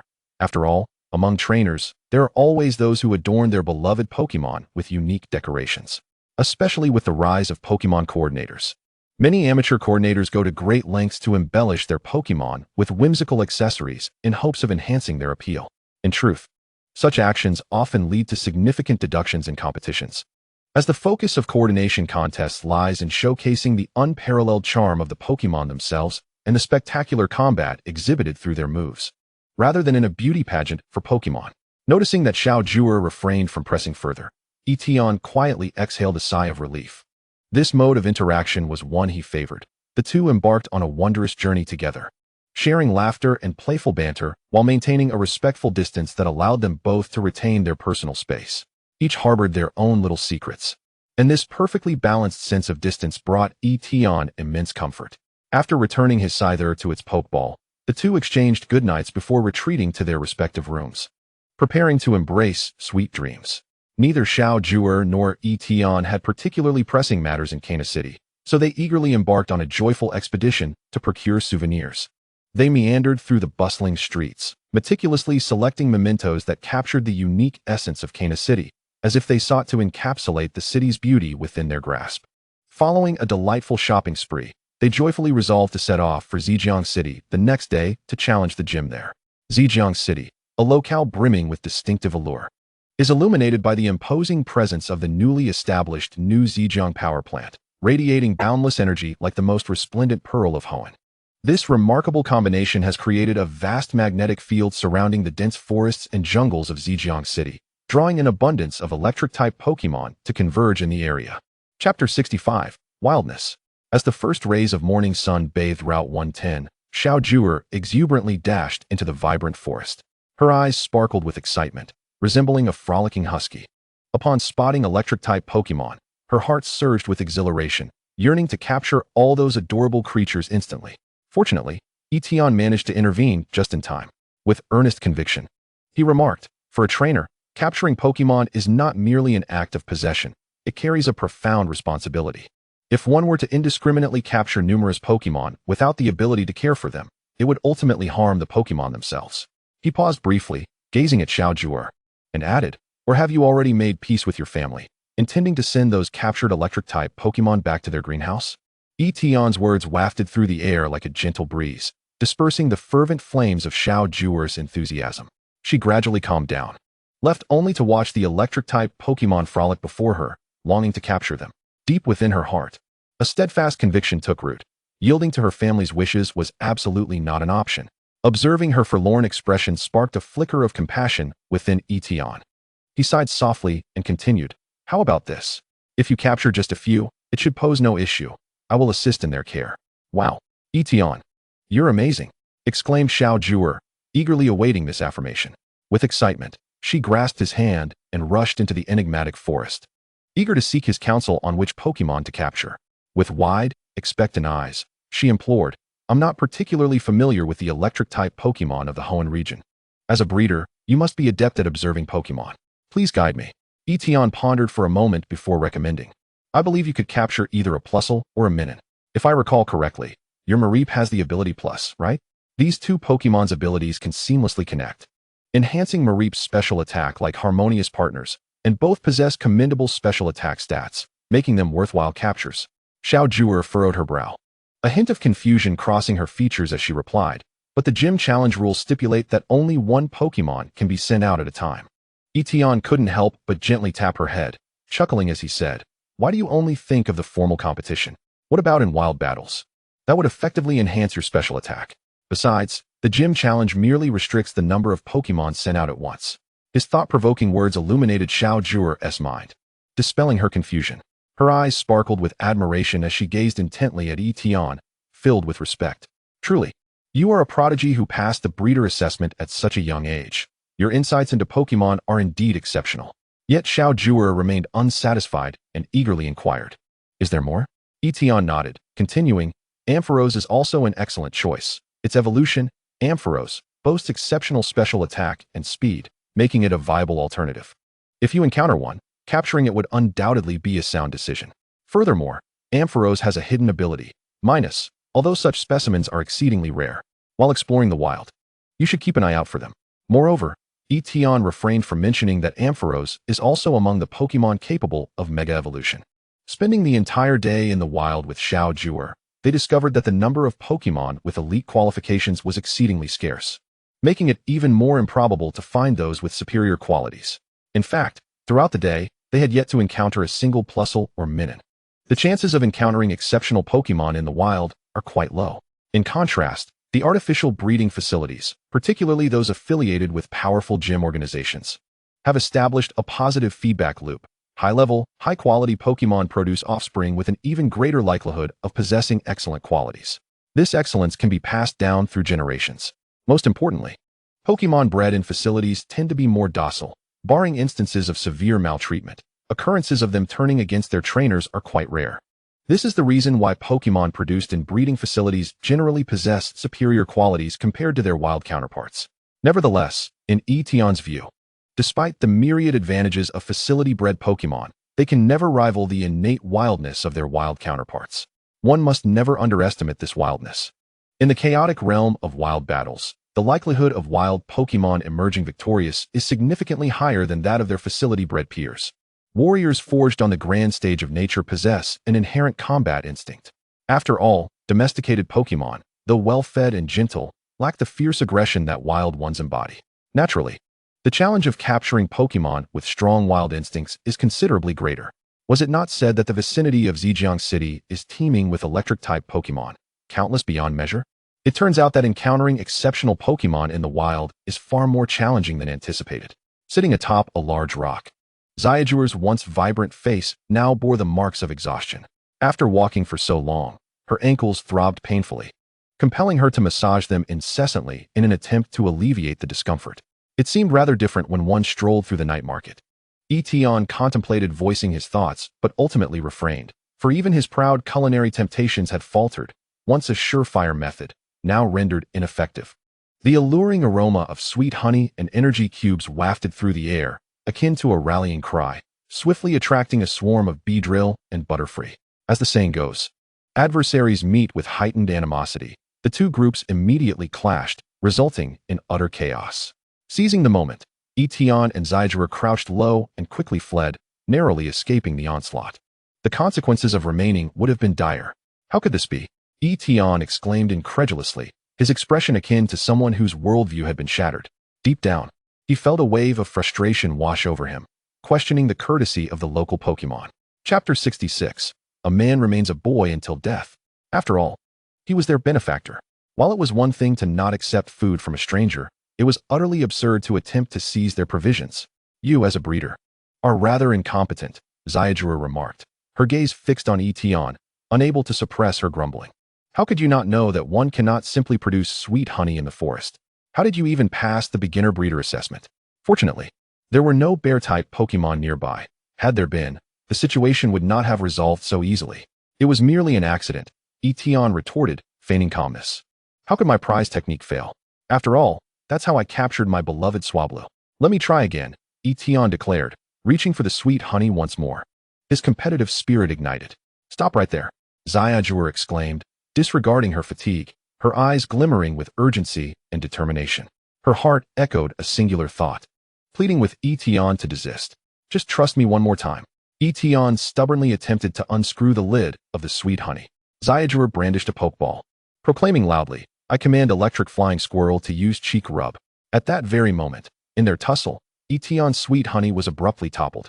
A heavy silence enveloped them, and soon after, the intoxicating fragrance of sweet honey began to spread freely.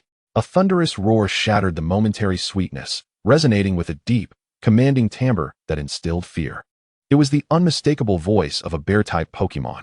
It's your fault for jinxing us. Tian's eyes widened with terror and panic as he turned to flee without a second thought. Can you really blame me?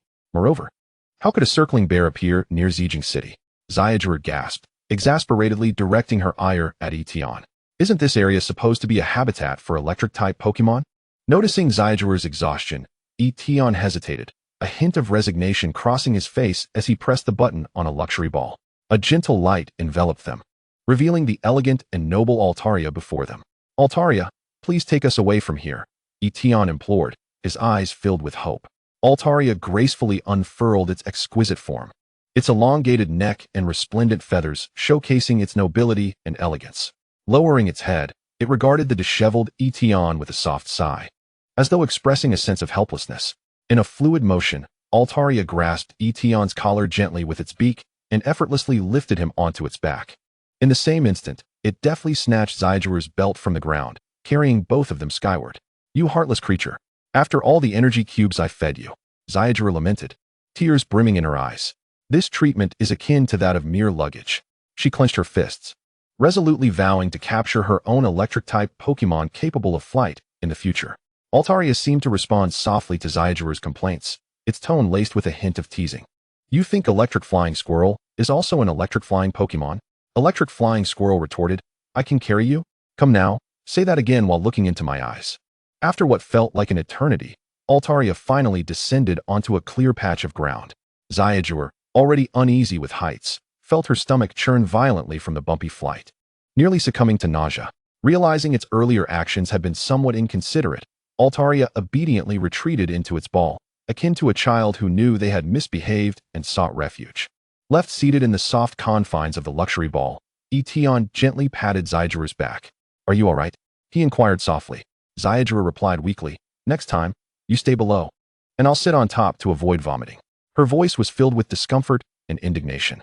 Tian, taken aback by her response, was momentarily at a loss for words, opting for silence.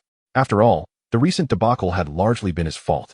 With a resigned sigh, Tian finally said, well, let us proceed to Zijing City as planned. As for Electrike and Manectric, we'll just have to see if we get lucky. Before he could finish, a pair of pink rabbit ears suddenly emerged from the bushes by the roadside, as if some mysterious creature were stealthily observing them. Electrike, Tian exclaimed, excitement illuminating his face, as if he had stumbled upon treasure. He gently patted Scizor's back, gesturing towards the bushes while urging her to keep her voice down to avoid scaring away this rare opportunity. Are you trying to kill me? I barely managed to stop that queasy feeling from being suspended in midair, Scizor retorted, her irritation flaring as she turned to glare at Tian. There. Tian's excitement surged as he pointed eagerly towards the thicket, signaling Scizor to remain silent. One must understand, rabbits are notoriously swift creatures, and the speed of Electrike is no exception. They needed to tread carefully. A moment's negligence could see this clever little Pokémon slip away. Upon catching sight of the pink rabbit ears depicted in the Pokédex, Scizor was instantly captivated, her focus shifting entirely away from Tian's earlier admonition. She stealthily crept towards the bushes, her footsteps as light as a cat's, fearful of startling the elusive creature. Regrettably, neither of them possessed a Pokémon capable of learning the move Mean Look. While the male Meowth's evolution could, Tian's Meowth was female, rendering it merely a special attacker. Their luck on this journey seemed rather dismal. As they crept closer, the vigilant wild Pokémon, seemingly equipped with radar, detected their approach in an instant. The petite Jundian Pai suddenly emerged from the underbrush, its round, glimmering eyes and fluffy body striking a chord deep within Scizor's heart. However, the moment Jundian Pai peered out, it locked eyes with Scizor, who was crouched like a cat with ulterior motives. In the next instant, the electric rabbit Pokémon, startled, leaped into the air and swiftly scampered away. Chapter 67. Capturing Jundian Pai, Pokémon will never be enslaved. Wait, Jundian Pai. Don't run. I wish to capture you, Scizor exclaimed, her voice tinged with excitement, as she hurriedly pursued the fleeing creature. Yet, within the thicket, how could she possibly catch up to the small, agile electric rabbit? Meow Meow, perched on Tian's shoulder, immediately grasped the situation and shouted loudly. Utilizing its psychic abilities, it floated into the air. With a delightful mew, Meow Meow's astounding powers erupted, its formidable telekinesis binding the desperately escaping Jundian Pai with invisible threads. Scizor's eyes sparkled with fervor as she seized this opportunity to release her own Pokémon. Thunder Zebra, charge. Use quick attack and capture that Jundian Pai. Mounted atop the Thunder Zebra, she gestured for a charge, her voice brimming with anticipation and exhilaration. With a swift swoosh, the thunder zebra dashed forth like an arrow, emanating immense power. In an instant, it collided forcefully with Zhendian Pai Pai. The electric rabbit soared through the air in an arc before landing in the thicket. Pai Pai! Zhendian Pai Pai cried out in pain. Hearing this, Xiao Zhuer felt a surge of excitement. Seizing the critical moment, she swiftly threw her Pokeball. Zhendian Pai Pai's power was not particularly strong, boasting only a level 14, rendering it almost insignificant against gym-level Pokemon. The Pokeball merely shook once before settling, the light on its surface ceasing to flicker, an indication of successful capture. Wonderful! I have finally captured Zhendian Pai Pai, Xiao Zhuer exclaimed, leaping with joy, her face radiant with a brilliant smile. This was a moment of great significance for her, as it marked the first Pokemon Tian had helped her capture. Come forth. Zhendian Pai Pai. Xiao Zhuer released the electric rabbit, her eyes filled with tenderness and delight, carefully administering healing spray from her backpack to the little creature. From now on, I shall be your trainer. Let us coexist harmoniously, she said, gently stroking the awakening Zhendian Pai Pai's small head, her face beaming with joy. Yet, Zhendian Pai Pai was not in the least appreciative, glaring at the grinning woman before it with a fierce gaze. You beat me up and now expect me to get along with you? Are you out of your mind? Should I demonstrate my prowess to see if we can indeed coexist? However, upon seeing Xiao Zhuer produce a high-grade energy cube, Zhendian Pai Pai's eyes lit up. Eagerly, it accepted the energy cube, cautiously placing it before its nose and sniffing. Does it smell good? The energy cube exuded a magical allure, instantly captivating Zhendian Pai Pai. After a brief hesitation, it could no longer resist and stuffed the energy cube into its mouth, gleefully chewing, as if relishing an unparalleled culinary feast. Before long, a look of pure bliss spread across Zhendian Pai Pai's face, its eyes squinting with delight. Ah, so this is all-inclusive? You should have said so earlier. I could have saved myself from that beating. Zhendian Pai Pai, without a shred of decorum, leapt into Xiao Zhuer's embrace, rubbing its cheek affectionately against hers, resembling a cute little darling. Indeed, it was a display of endearment. This was not a lack of dignity on Zhendian Pai Pai's part. Rather, for wild Pokemon, unless they belonged to a large, supportive community, they generally did not resist being captured, as long as their capabilities as trainers were proven and they could sustain themselves.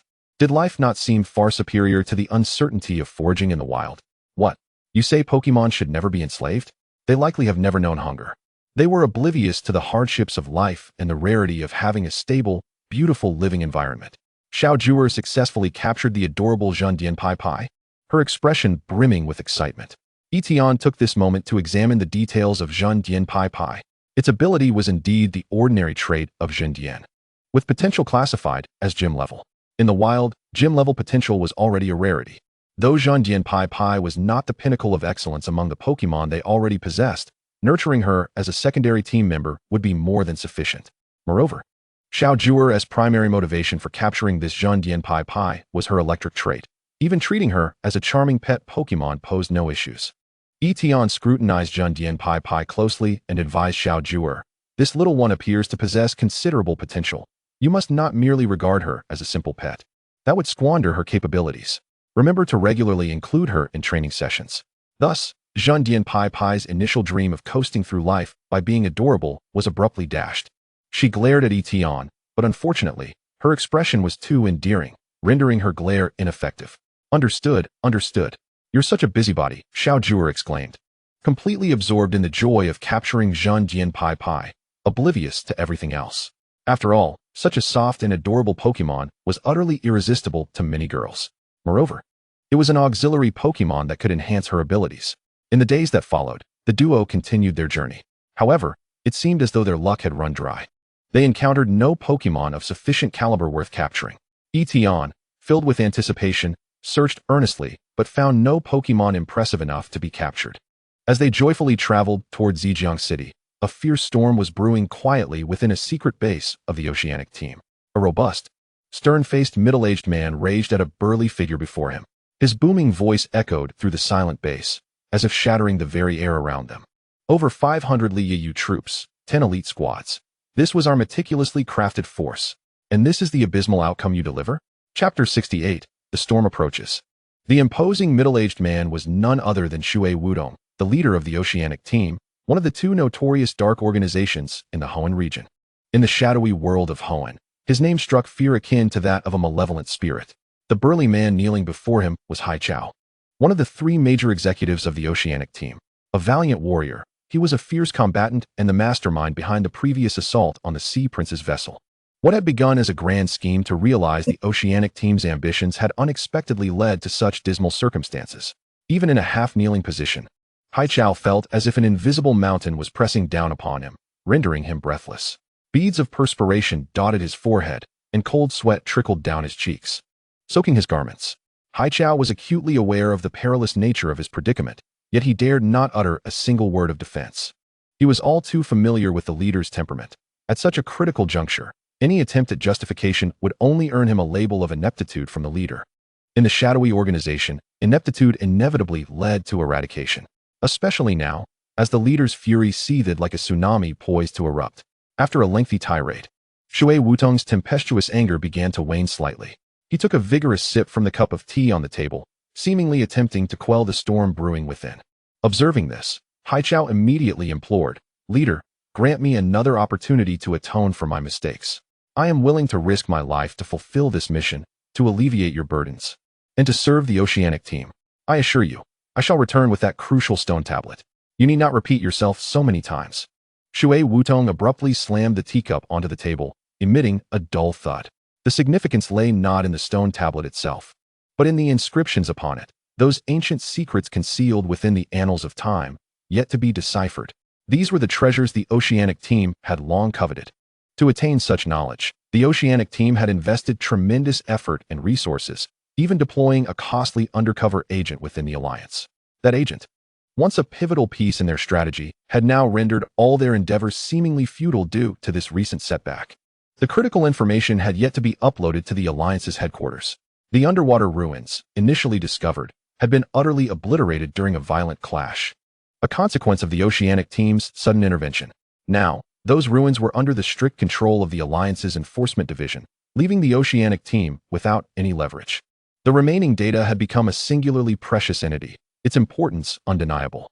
As a potential record of the Oceanic team's grand aspirations, the key to the enigmatic location of the deep-sea sovereign, Kyogre, the Oceanic team could not afford to overlook any detail related to it.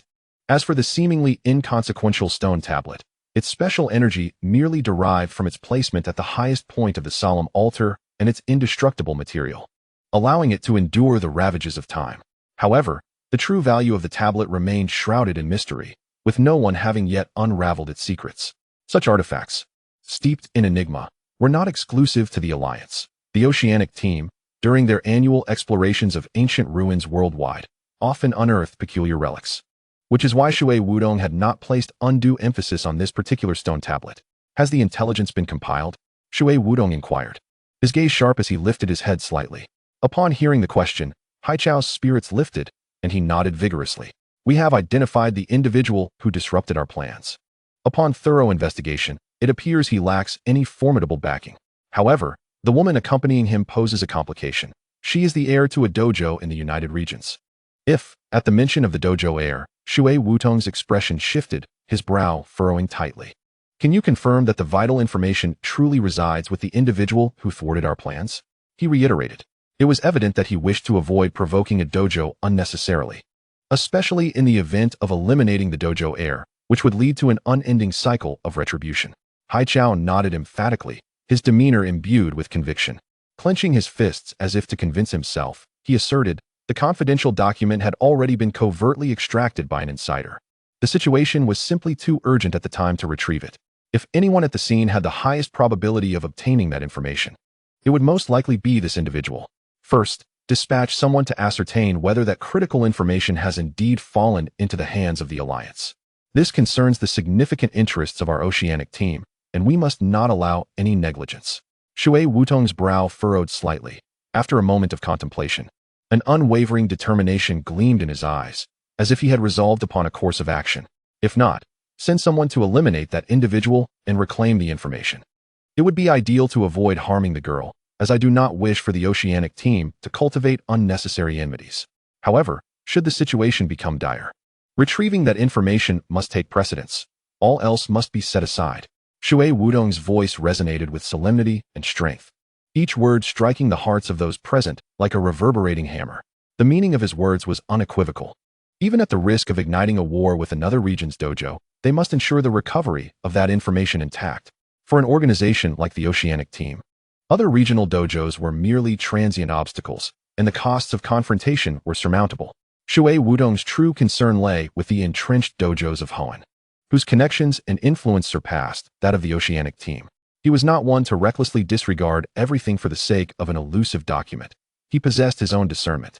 For years, the Oceanic Team had diligently gathered an extensive array of ancient manuscripts across Hoenn and other regions. With the nourishment provided by these invaluable resources, the Oceanic Team's expertise in archaeological discoveries could rival that of some venerable and storied ancient families. Given the artist's relentless efforts in crafting this narrative, would it be too much to ask for a 5-star review? I would be immensely grateful. Chapter 69, The Enthusiastic Miss Joy. The currently deciphered portions of the documents prominently mentioned critical terms such as water element, giant, and creation. These words served as mysterious keys, unlocking a door to an unknown and enigmatic realm, rendering it impossible for Shui Wudong to underestimate their significance. The Oceanic Team's grand dream of expanding the oceans would ultimately materialize through their efforts. For the future of the Oceanic Team, they would spare no expense. With his head held high, Shui Wudong declared resolutely, "I shall serve you with unwavering loyalty."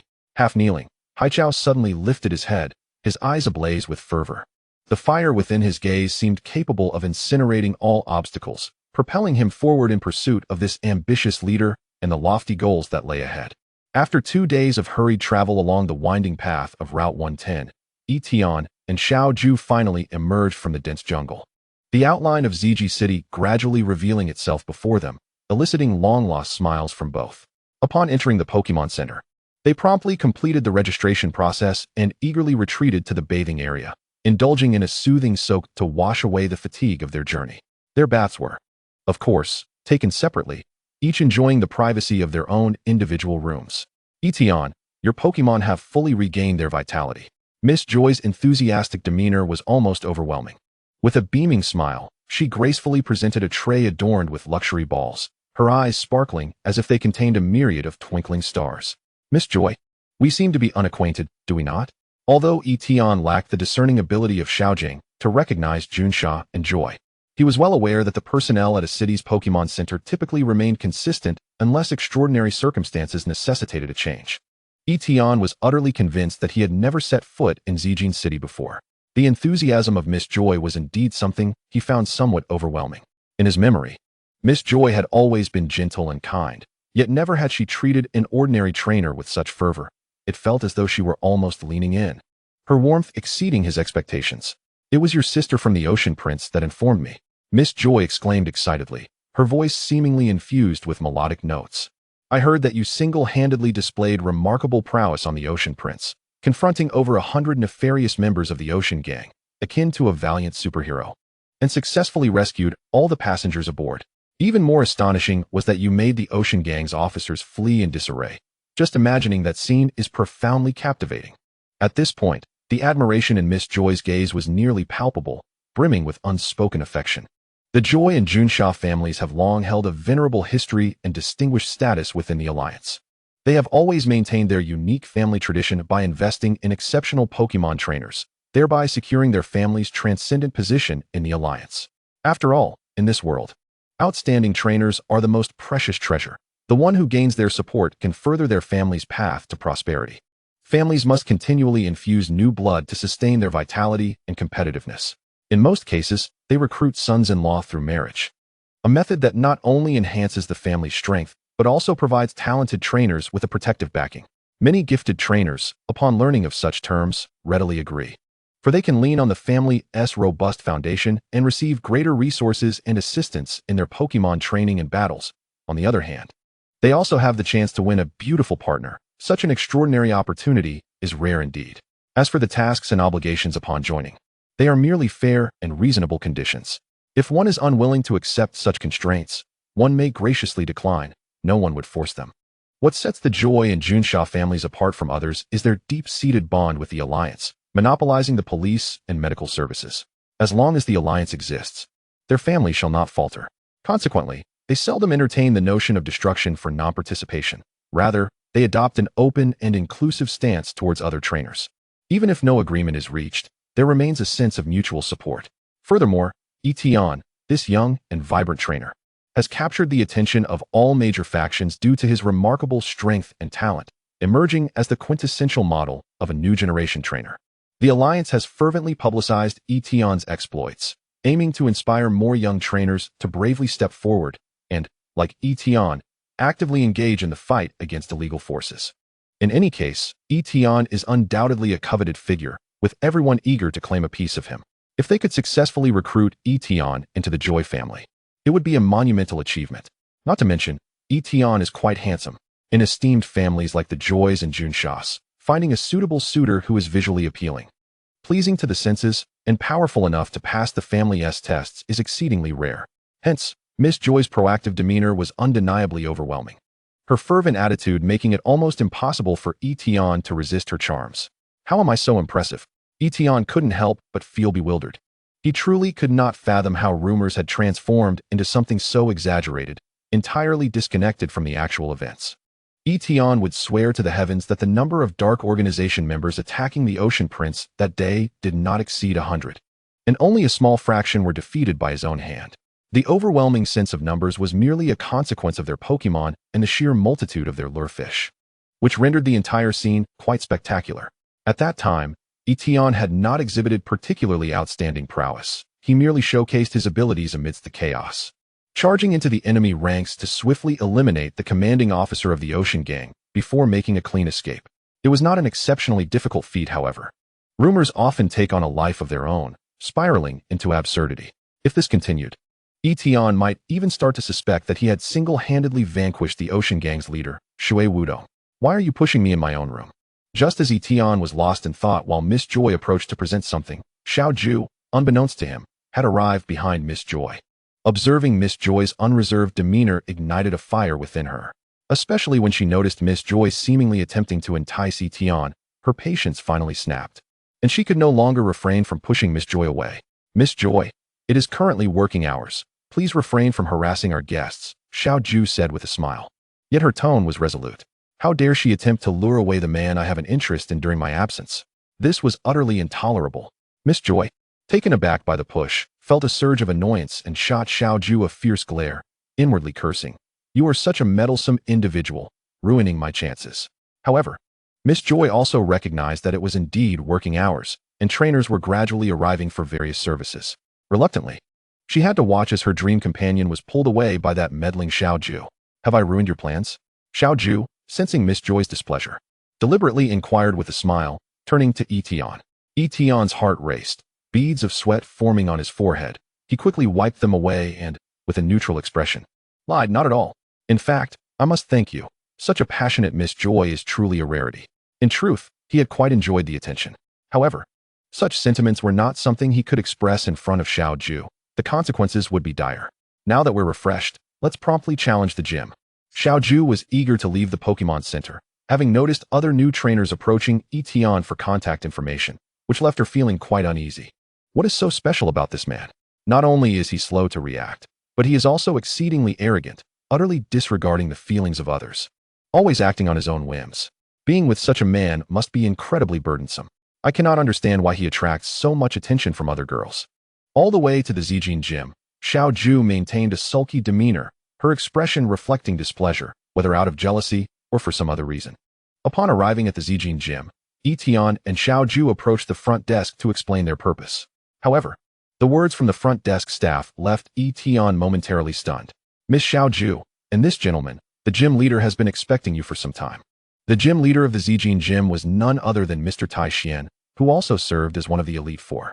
However, it was said that he had become quite obsessed with the construction of the new Zijin gym, even contemplating resigning from his position in the Elite Four to focus solely on managing Zijin City. Nevertheless, his strength as an Elite Four member was indisputable. Greetings. We have come to challenge the gym. Little Kiku cautiously pushed open the door, yet the moment her fingers grazed the doorknob, the grand entrance suddenly tilted backward as if it had lost all support. Stunned, little Kiku beheld the scene, and before she could react, she and the door tumbled heavily to the ground. To her utter astonishment, The fallen door swiftly unfolded like a transformer, transforming into a cable car. Bewildered, little Kiku and Tian found themselves aboard the cable car, which, amidst a violent tremor, shot off like a cannonball. They raced through the gym with breathtaking speed, akin to a roller coaster, leaving them utterly amazed. Little Kiku clung tightly to the handrail of the cable car, her complexion as pale as a sheet. At last, the cable car came to a gradual halt deep within the gym, right before an elderly man with a head of white hair styled like Astro Boy. The old man beamed with a smile, his eyes sparkling as they scrutinized little Kiku and her companion, before erupting into hearty laughter. Ha ha ha, my dear niece Kiku. And this heroic young lad, welcome to ZG City. I have heard of both your names here. His voice was resounding and infectious, evoking an immediate sense of warmth. This seemingly mischievous elder was none other than the legendary figure Tian, who had single-handedly envisioned and transformed ZG City from an obscure town into a hypermodern metropolis, earning him a legendary status among the people. Little Kiku steadied herself, striving to overcome the discomfort from the ride, and mustered her courage to inquire, Grandpa Tian, why have you set up those peculiar mechanisms in the gym? Her voice trembled slightly, clearly still shaken by the earlier experience. As for Tian, he had anticipated such eccentricities, yet the reality of an unbelted roller coaster still quickened his heartbeat with its unparalleled thrill. Having long heard of the gym's whimsical mechanisms, today's encounter was indeed an eye-opener. Upon hearing Tian's compliment, Tian, pleased that his creation was recognized, laughed heartily. Oh, not at all. I have crafted many mechanical thunder gods. Would you care to see them? However, little Kiku remained unmoved by Tian's enthusiasm. Taking a deep breath to steady her rapid breathing from the ride, she politely bowed to him and stated, Grandpa Tian, we are here to challenge the gym. After all, Tian was considered an elder to little Kiku, and basic etiquette must be observed. It would be disingenuous to claim disinterest in the thunder gods. Yet little Kiku felt indifferent towards mechanical creations.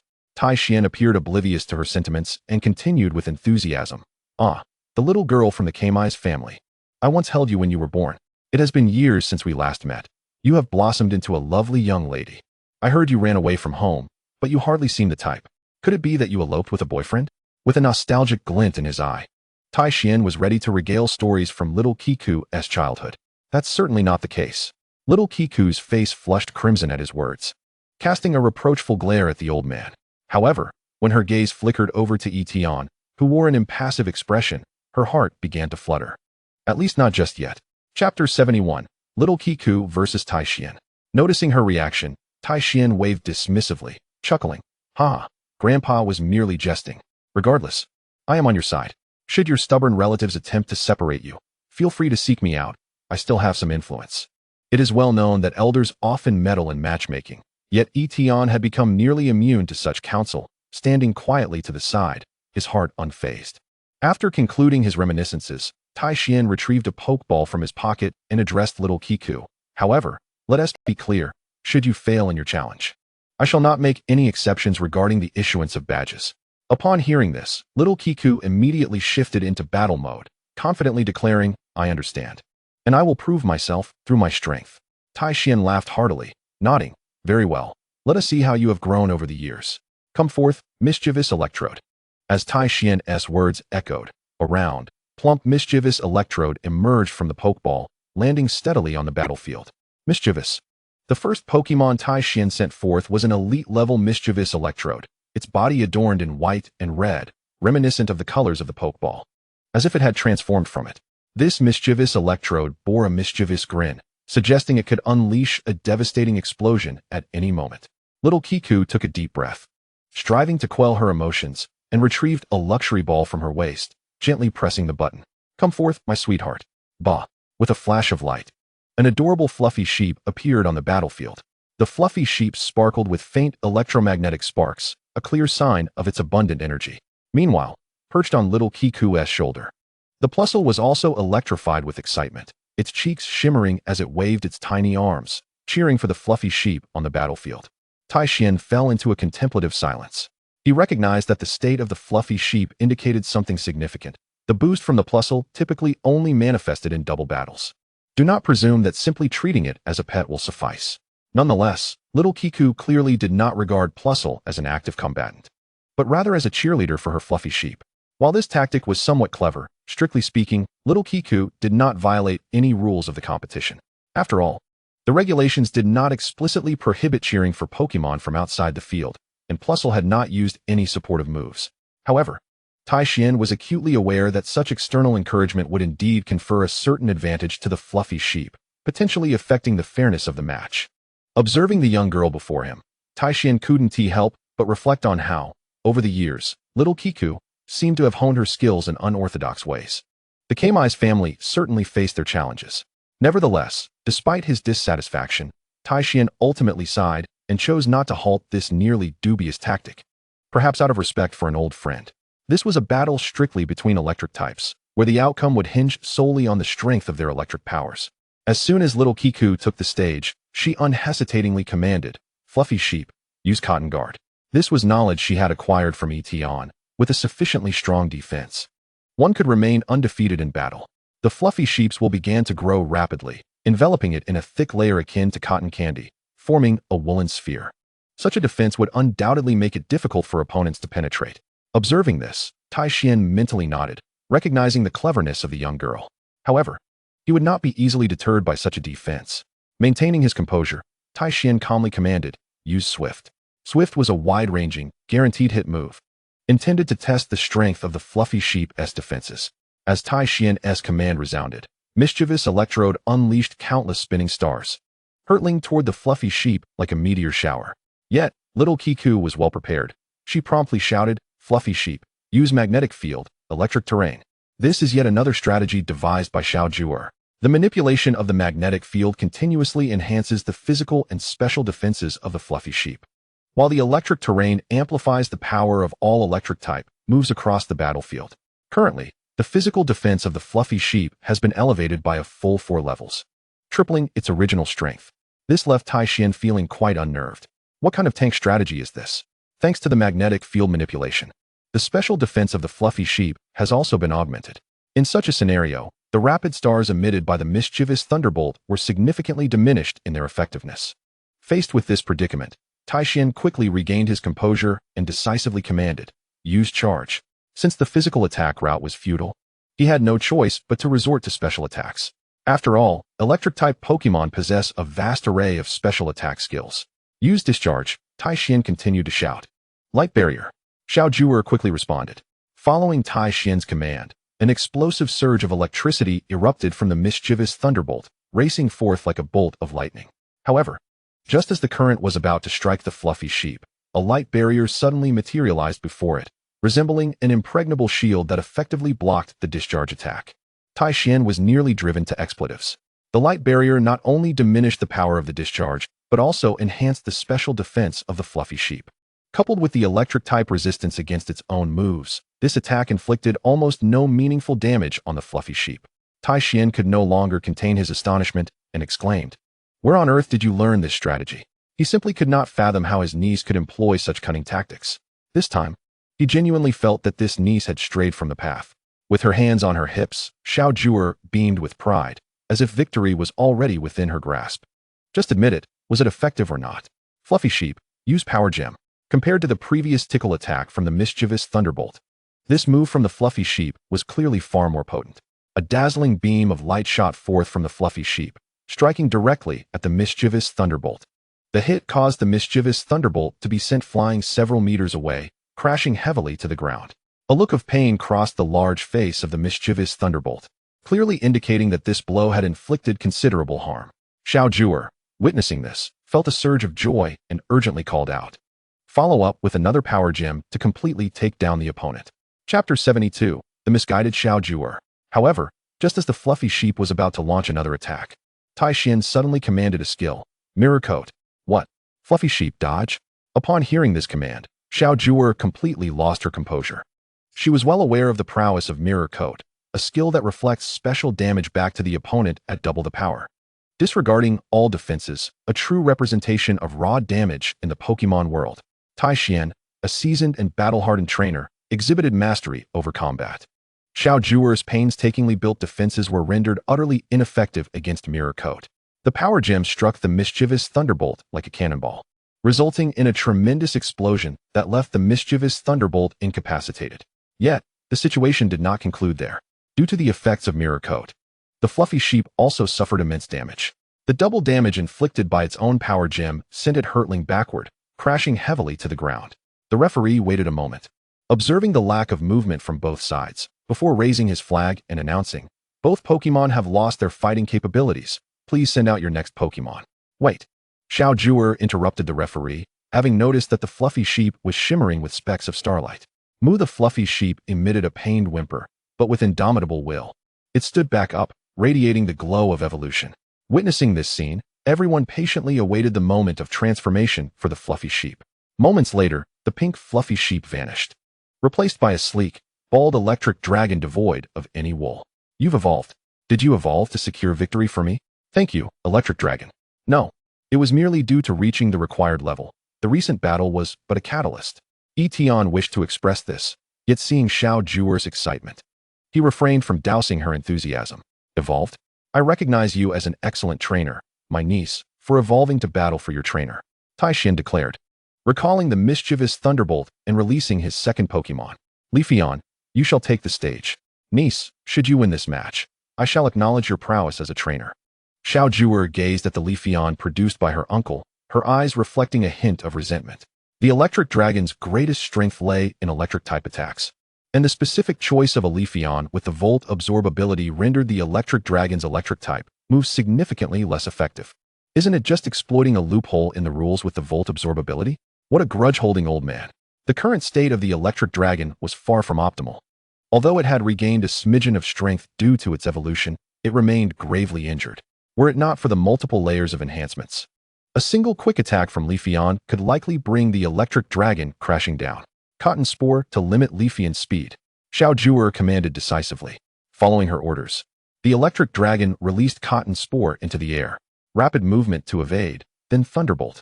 Tian's directives flowed seamlessly as Leafeon darted around the arena like a whirlwind, making it exceedingly difficult for ordinary attacks to land. The Cotton Spore technique could sometimes be quite unreasonable, despite Leafeon's use of agility. It still found itself ensnared by the mischievous cotton.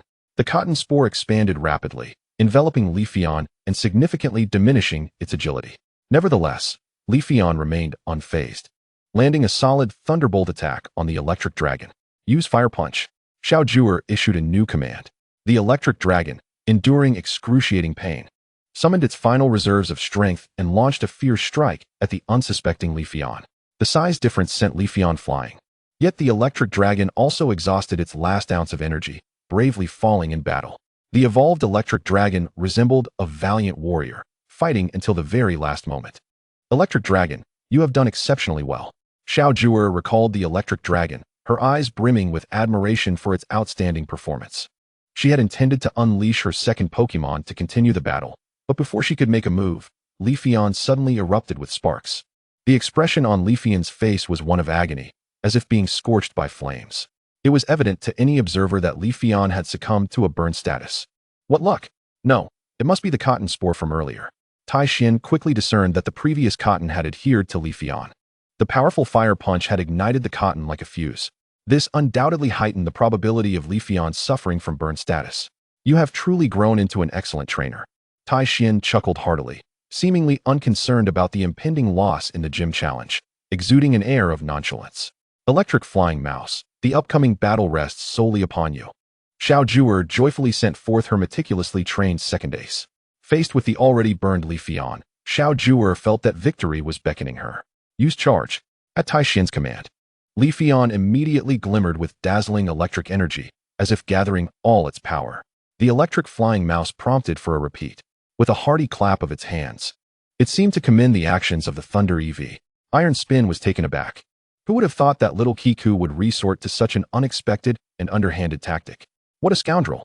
Meanwhile, under the influence of the electric flying mouse's maneuvering, Thunder EV appeared enchanted, inexplicably compelled to unleash its charge skill once more, ignoring the trainer's frantic shouts. "Humph, if it can't employ its electric signature move, then let us opt for another." Little Kiku commanded loudly, "Use Iron Tail."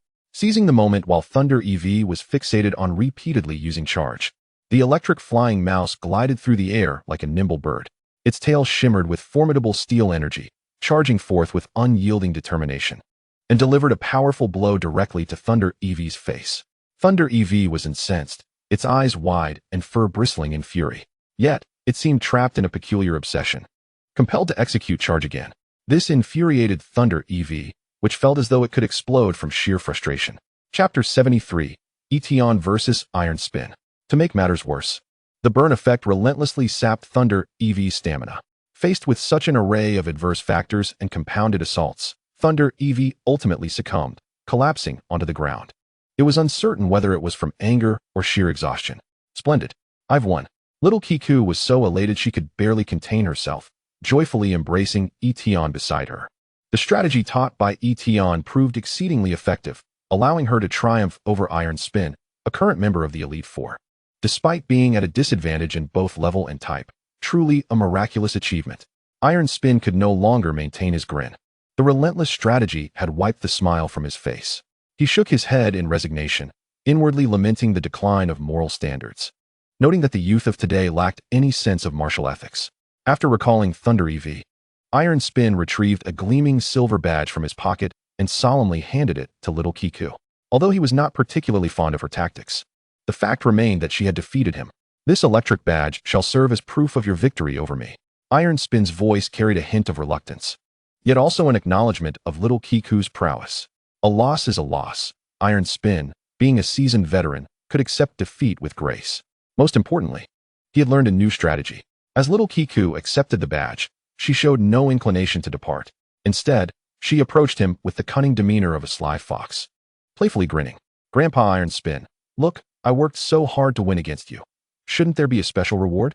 Little Kiku batted her big eyes at the elder.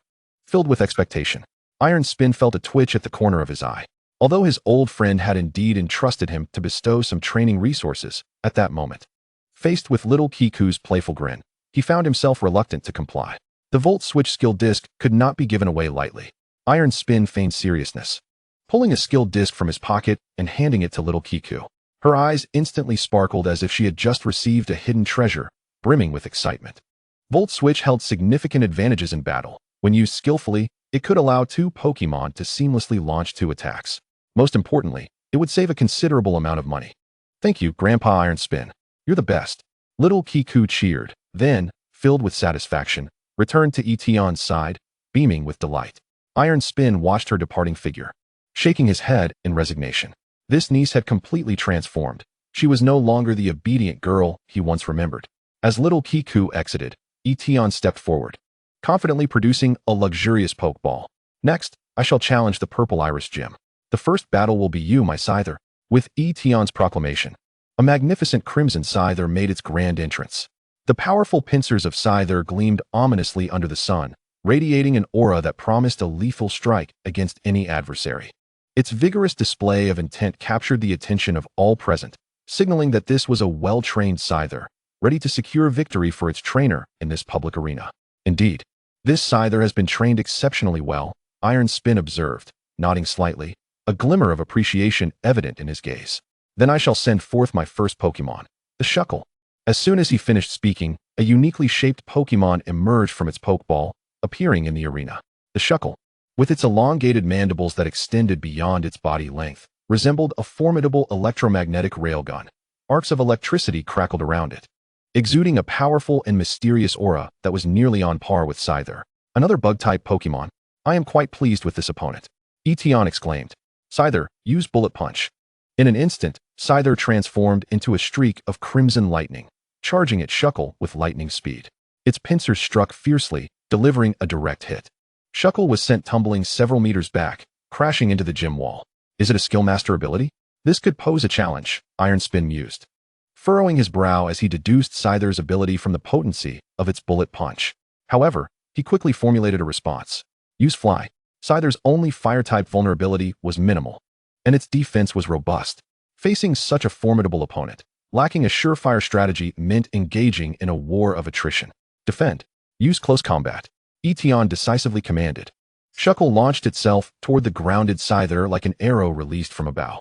Just then, a protective barrier of light appeared before Scizor, effortlessly absorbing the impact of the fly attack. Immediately after, Scizor abandoned its defense, unleashing a flurry of razor-sharp pincers upon Shuckle, creating a breathtaking spectacle of power and finesse that sent hearts racing. "Close Combat," a signature move of the fighting type, boasted a staggering power of 120, albeit at the cost of lower physical and special defenses post-usage. Shuckle, already lacking in defense, quickly found itself battered and bruised in the heat of battle, its condition precarious. Teetering on the brink of collapse, use Guillotine. Iron Spin commanded with resolute determination, signaling an escalation in the intensity of the battle. Finally, I've been waiting for this moment.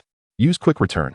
Tian's eyes sparkled with confidence, as if he had foreseen everything and was merely awaiting this precise moment. Moves like Guillotine typically had low accuracy, and without enhancing hit rate, battles could become fraught with uncertainty. However, should Guillotine land, its destructive power would be immense. How could Tian possibly overlook such a pivotal move? Scizor summoned all its strength and struck precisely where Shuckle's mandibles connected. This strike was flawless, landing directly on the critical spot. After executing this lethal blow, Scizor showed no inclination to linger on the battlefield, retreating with astonishing speed back into its luxurious pokeball, deftly evading the impending attack from Guillotine. In that seamless transition, the battle baton was passed to the next challenger, the formidable Kartana. As Goodra made his entrance with a steady and powerful stride, his colossal form radiated an undeniable aura of authority. Chapter 74, the finale. Goodra, resolve him with Rock Slide. Came Tian's command, precise as Goodra touched down. Understood, Goodra replied in a deep voice, and immediately, a multitude of massive boulders plummeted from the heavens, crashing down upon the already battered Shovel Farmer Cannon Bug, instantly incapacitating it. Return, Shovel Farmer Cannon Bug, sighed Tian, yet a trace of approval graced his countenance. He gazed at the young lad before him and couldn't help but exclaim, "Young man, your tactical execution is remarkably astute. I did not anticipate your sharpness, even predicting my use of Extreme Drop Claw. It seems that what appeared to be a reckless close-quarters battle was, in fact, a meticulously crafted trap prepared just for me." In contrast to the somewhat dubious tactics employed by Scizor, Tian's strategy exuded grandeur and elegance. Particularly noteworthy was the clever maneuver of the bug-type's rapid retreat to evade the Extreme Drop Claw, which illuminated the entire strategy with a dazzling brilliance. Even from Tian's seasoned perspective, it was challenging to conceive of a more flawless operation. Tian smiled in response. "All's fair in love and war, Mr. Tian. Which Pokémon will you deploy next? For an ordinary challenger, that successful tactic would have sufficed for me to award the electric badge. However, given your caliber..." A glimmer of anticipation flickered in Tian's eyes as he seemed to foresee an even more exhilarating battle between them. Facing such an exceptional young man in a gym battle made him feel rejuvenated. At this moment, Tian's demeanor turned serious. Qianli, in his eyes, was an individual of extraordinary potential, worthy of inheriting his Elite Four position upon his retirement. With Qianli's request in mind, and considering his close relationship with Scizor, it was only fitting for him as a mentor to thoroughly assess Tian's capabilities. "Come forth, Magnezone." With a shout filled with anticipation and determination, Tian summoned his second Pokémon, a Magnezone of electric and steel type. This Magnezone was evidently not a mere product of casual training. It boasted nearly elite-level strength.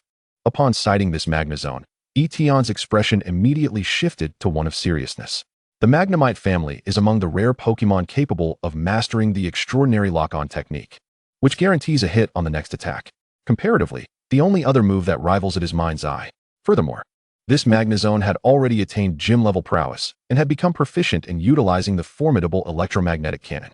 "Regardless of whether you defeat my Magnezone, I will award you the electric badge, but judging by your focused countenance," Tian thought to himself with a hint of amusement, "I can already surmise the decision you have made.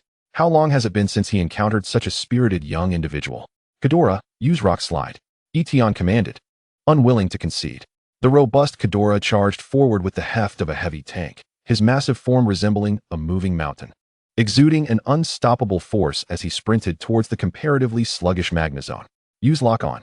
Tian's voice rang out, and the Magnezone promptly targeted the charging Goodra. As anticipated, the Magnezone, even at the risk of receiving super effective damage, unhesitatingly employed the lock-on technique against Goodra. Goodra's Rock Slide struck the Magnezone, inflicting considerable damage with the fighting-type move. Heavy Slam. Tian issued another relentless command, refusing to halt the assault. When faced with a tactic as potent as lock-on, there were few viable solutions. Aside from employing moves like Protect or Substitute, one could only swiftly eliminate the opponent before they could unleash their attack. The battle escalated to a climax.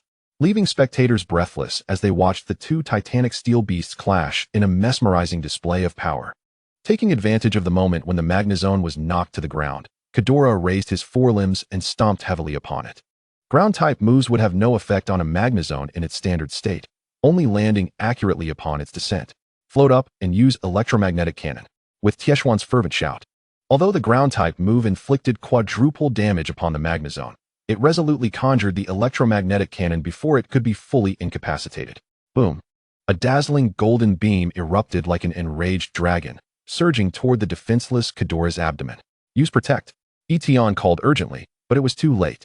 The barrier of protection formed just as the electromagnetic cannon struck directly. The thunderous roar shattered the silence of the gym, and even the hefty Goodra was violently propelled backward by the force of the impact. The sheer might of this move was evident. This battle was a brutal contest, with both sides paying a hefty price, resulting in mutual destruction. Goodra wobbled as he slowly rose to his feet, his figure shaking yet embodying an indomitable spirit. Witnessing this, Tian's expression turned somber. He furrowed his brow and murmured, "Sturdy ability, is it?" His meticulously trained Magnezone also possessed the sturdy ability, designed to prevent it from being knocked out in a pivotal moment, thereby preserving its chance to execute lock-on in the electric move, electromagnetic cannon. Unfortunately, it appeared that this Goodra had not afforded the Magnezone the opportunity to utilize its sturdy ability. Deliver the final electric attack. Don't give the opponent a moment to breathe. Tian exclaimed. Goodra, go for broke. Tian commanded in turn. Goodra's eyes ignited with a crimson glow, his entire being seemingly infused with boundless fury. The frenzied aura surrounding him rendered him an unstoppable force as he lunged forward, heedless of the electric attack, and relentlessly assaulted the Magnezone. Ultimately, Goodra succumbed. Yet his sacrifice was not in vain, as he nearly dragged the Magnezone down with him to the brink of defeat. Chapter 75. Tian claims the MVP. At this moment, the Magnezone resembled a ship battered by fierce winds and tumultuous waves, struggling even to remain afloat. Meanwhile, Tian still possessed a nearly unscathed Scizor, rendering the outcome of the battle painfully clear. Young man, your tactical prowess is truly impressive. Scizor's judgment is indeed commendable. Tian's voice, filled with admiration, resonated amidst the tension of the battle. However, Tian's words caused Scizor's face to flush a deep crimson, akin to a ripe apple. That faint blush spread across her cheeks, enhancing her already charming demeanor.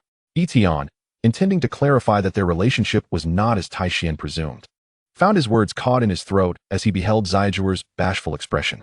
After all, he was not entirely oblivious. The myriad of interactions along their journey, her unintentional displays of concern, shy glances, and her demeanor towards other women were sufficient to indicate her growing fondness for him. Between them, there was likely just a final push needed to ignite a beautiful connection.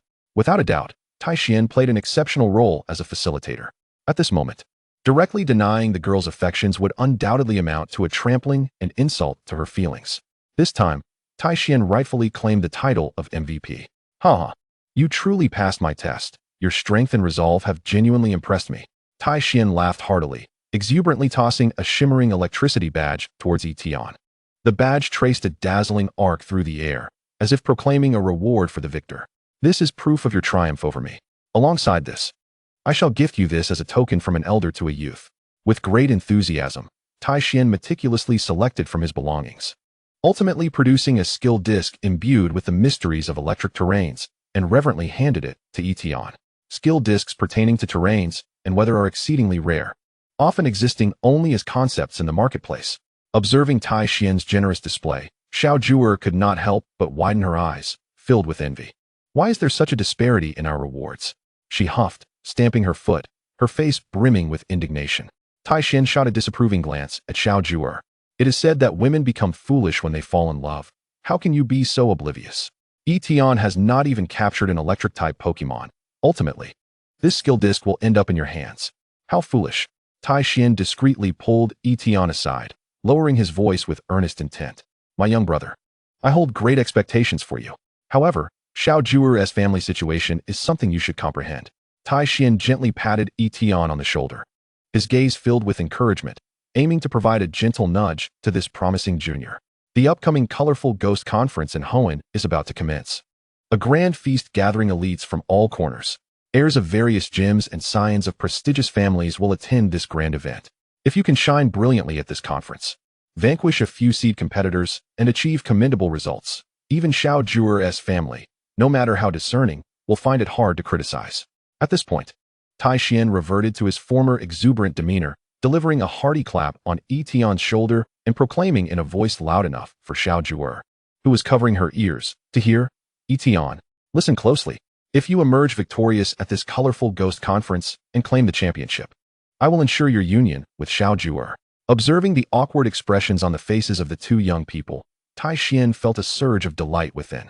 In his advancing years, witnessing young hearts intertwining brings a sense of accomplishment. At this juncture, Tian intentionally paused, squinting his eyes as a mischievous idea crossed his mind. Before Tian could respond, Tian continued, even if this notion seems a bit challenging, fear not. If all else fails, I could introduce you to my lovely granddaughter. How does that sound? You could then inherit my purple Zinnia gem. What nonsense are you spouting, you old rascal? Moreover, my sister is only 8 years old. Scizor's clear voice erupted like thunder, decisively interrupting Tian's words. With an air of protectiveness, she rushed in front of Tian, extending her arms as if to shield him from any unscrupulous intentions. Speak up. You wouldn't actually entertain such thoughts, would you? With an angry glare, Scizor turned back, her eyes burning with indignation, as if she wished to incinerate him. Yet, despite her fury, she remained steadfastly in front of Tian, determined to prevent him from being manipulated by that lecherous old man. What kind of image do you have of me? Tian felt a mixture of amusement and frustration. He could swear, even if he were to face Aralt's, he would never harbor any inappropriate thoughts towards a girl of such tender age. Observing the playful banter between the two spirited youths, Tian could not help but feel invigorated, as if he himself had been rejuvenated by their youthful energy. Youth is indeed splendid, Tian exclaimed heartily. With Tian's intercession, the relationship between Tian and Scizor swiftly transitioned from mutual understanding to an unspoken bond. Both intuitively aware of each other's true feelings, Tian inadvertently caught Tian giving him a thumbs up, the implication unmistakably clear. Brother, I can only assist you to this extent, the rest is up to you. Completely unnecessary. Trust in the innate allure that comes with being a transmigrator. Confirming that Tian truly harbored no such thoughts, Scizor's eyes swiftly zeroed in on the meddlesome Tian. Grandfather Tian, do not think you can remain aloof. As compensation for our emotional wounds, the new purple Zinnia must open its doors, allowing us ample opportunity for training. Tian's laughter abruptly ceased. The new purple Zinnia was his lifeblood. It was not merely the electrical heart of Zinnia City, but potentially of the entire Hoenn region. Tian harbored ambitions of establishing it as a breeding ground for electric-type Pokémon within the purple Zinnia gym. The resources invested in high-quality electric-type Pokémon alone amounted to astronomical figures. Dear niece, is your request not a tad excessive? Just say whether you will comply or not. Scizor, hands on her hips, wore an expression of sheer defiance on her small face. This old man has already done a good deed. He shouldn't mind parting with a few coins, right? Chapter 76, Exercise Caution. Ultimately, Tian reluctantly handed over the keys and identification network codes for the new purple Zinnia to Scizor, feeling as if his heart were bleeding during the exchange. Remember, do not recklessly touch any equipment, and above all, exercise caution. As he concluded, Tian wore a face full of concern. Inwardly, Tian calculated that whatever losses incurred would be covered by the Kamai's family. He merely hoped these two youngsters would not cause any disturbances within the unstaffed power plant. If a tragedy were to occur within his own gym, Tian would find it difficult to explain. Scizor remained blissfully unaware of the deeper implications behind Tian's admonition to exercise caution, yet Tian instantly grasped the underlying significance. For when Tian spoke those words, his gaze was fixed directly upon him. What is going on? Do others perceive me as some sort of menace? Such slander is utterly unfounded, a defamation of my honor and dignity. Before Tian could adequately defend his tarnished reputation, he was hastily whisked away by the eager Scizor. Pulling Tian along, Scizor exclaimed in a flurry, "Hurry! That old man has undoubtedly invested countless resources in the new purple Zinnia. We must seize our desired resources before he changes his mind." The new purple Zinnia is located beneath Zinnia City, more specifically, directly beneath the purple Zinnia gym. Tian had poured immeasurable effort into constructing this new facility, employing numerous Pokémon skilled in excavation to hollow out an area spanning several kilometers beneath the gym. To ensure stability and safety, Tian meticulously arranged for steel reinforcements and high-strength concrete to bolster the structure, effectively encasing the underground space in an impenetrable armor, thereby creating the largest unstaffed power plant in the Hoenn region. Within this facility resided a multitude of electric-type Pokémon, all contributing significantly to the plant's power generation. While the Purple Zinnia Gym was tasked with tending to these adorable electric types, a congregation of electric-type Pokémon gathers in this locale, creating a unique electric field that resembles a colossal electric-type Pokémon trap, enticing other electric-type Pokémon to converge upon the city of New Amethyst. This phenomenon gradually transforms the surrounding ecological environment into a distinctive habitat for electric-type Pokémon, fostering a symbiotic relationship that culminates in a beneficial cycle. In the future, the power generation capacity of New Amethyst is projected to exceed all expectations. This single power plant alone produces enough electricity to meet the demands of the entire Hoenn region, with a significant surplus available for sale to other areas. From this, one can easily fathom the immense scale of New Amethyst. However, the true entrance to New Amethyst is not like the one depicted in games, situated on a deserted island in the middle of a lake. Such a location, even without a key, would inevitably offer numerous means of access, rendering it utterly devoid of security. The genuine entrance to New Amethyst is concealed deep within the subterranean chambers of the Amethyst Gym. This place is not easily accessible. One must either gain the approval of the gym leader, Iron Shun, or defeat him to earn the opportunity to enter. Nevertheless, even if one expends considerable effort to gain entry, it is crucial to remember that as both the gym leader and a member of the Elite Four, Iron Shun possesses the means to summon a legion of supporters to assist him. At that point, intruders would find themselves in an embarrassing predicament, facing the grim fate of being overwhelmed. As a guest equipped with Iron Shun's identification network, Little Kiku naturally encounters no obstacles. After smoothly passing through 3 distinct checkpoints, the pair arrives at the electric-type Pokémon paradise of New Amethyst. This place is truly a haven for electric-type Pokémon, brimming with vibrant electrical elements. One can frequently spot adorable Magnemites, lively Electrode, and irresistibly cute Pikachu, all nestled contentedly in their respective niches, showcasing their electrical abilities. The primary task of these Pokémon each day is to generate power. Upon reaching sufficient output, they are rewarded with delectable Pokémon food and energy cubes. In these times, even Pokémon must toil in factories. However, the conditions here far surpass those found in the wild. In the wilderness, Pokémon face constant life-threatening hazards and must compete fiercely for sustenance. Yet, in New Amethyst, the living conditions are relatively favorable. Not only is there no imminent danger to their lives, but they also need not fret over the scarcity of food. Additionally, the air is infused with abundant electrical particles, and in this wondrous, plasma-rich environment, electric-type Pokémon flourish, enjoying optimal growth. Consequently, the vast majority of electric-type Pokémon find this environment immensely appealing. This locale is not limited to the common electric-type Pokémon such as Magnemite, Pikachu, and Electrode. It also hosts rare electric-type creatures like Jolteon, Electabuzz, and Zapdos, albeit in fewer numbers. Intriguingly, some powerful Pokémon autonomously oversee the order within New Amethyst and distribute Pokémon food. It is evident that these creatures are meticulously nurtured by the gym. Wow, so many electric-type Pokémon! Little Kiku exclaimed, her eyes gleaming with excitement. In comparison to her breeding facility at home, this place felt like a treasure trove.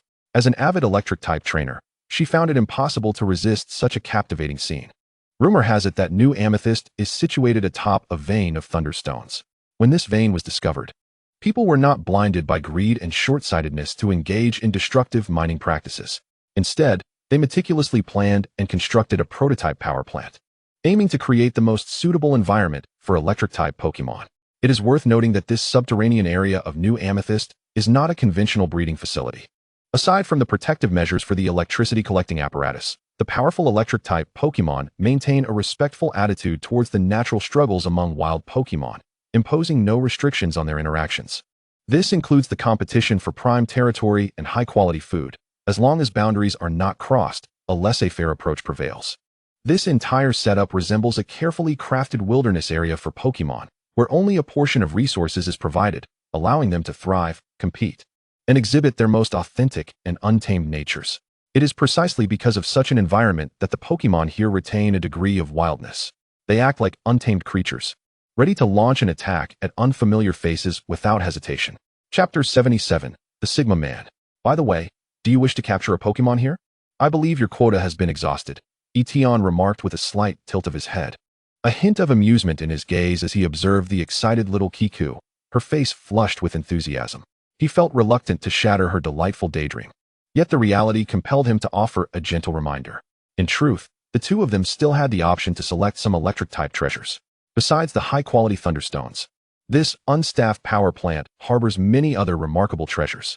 For instance, there are the power boosters that enable Electabuzz to evolve, magnets that enhance the potency of electric-type moves, and Pikachu's exclusive item, the Electric Ball, each a coveted treasure for electric-type trainers. Given Iron Shun's generous invitation to explore New Amethyst, he would surely not hesitate to allow them to take one of these treasures with them. Little Kiku, filled with the excitement of discovering a treasure, eagerly remarked, "If I encounter a Pokémon of commendable quality, I certainly cannot let it slip away easily. If all else fails, I can always seek help from Grandpa Iron Shun." Tian couldn't help but feel a bit embarrassed. Being a gym leader was no easy task, and little Kiku, too, seemed intent on taking advantage of her elder's generosity. However, as a direct beneficiary, it was difficult for Tian to suggest that she temper her enthusiasm, although Iron Shun had playfully teased them after their battle. Solidifying their bond, Tian harbored the belief that he should not overly rely on little Kiku's connections. Little Kiku, unfazed, was no fool. She often found resources appearing in her hands through inexplicable means. If she failed to notice such anomalies, that would be the real concern. After all, she was merely utilizing her family's resources, which would eventually become Tian's as well, a matter of timing rather than ownership.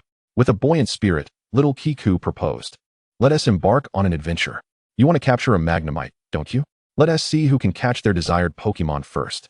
Tian was not swayed by her enthusiasm. Instead, he raised an eyebrow and inquired, "Given the circumstances, your chances of encountering a desired Pokémon in New Amethyst are certainly higher than mine, aren't they?" Upon realizing her intentions had been uncovered, little Kiku playfully stuck out her tongue, secretly lamenting her failure to deceive Tian, who surprisingly possessed a fair degree of intelligence. After a moment of thought, she offered, "If you manage to capture one first, I shall gift you a little present. What do you say?" Tian had initially felt a bit disinterested, but upon seeing little Kiku's mysterious and enthusiastic demeanor, curiosity and interest bubbled within him. With a slight raise of his eyebrow, he inquired with genuine intrigue, "Do you possess something I am unaware of? Pray, enlighten me as to what it is."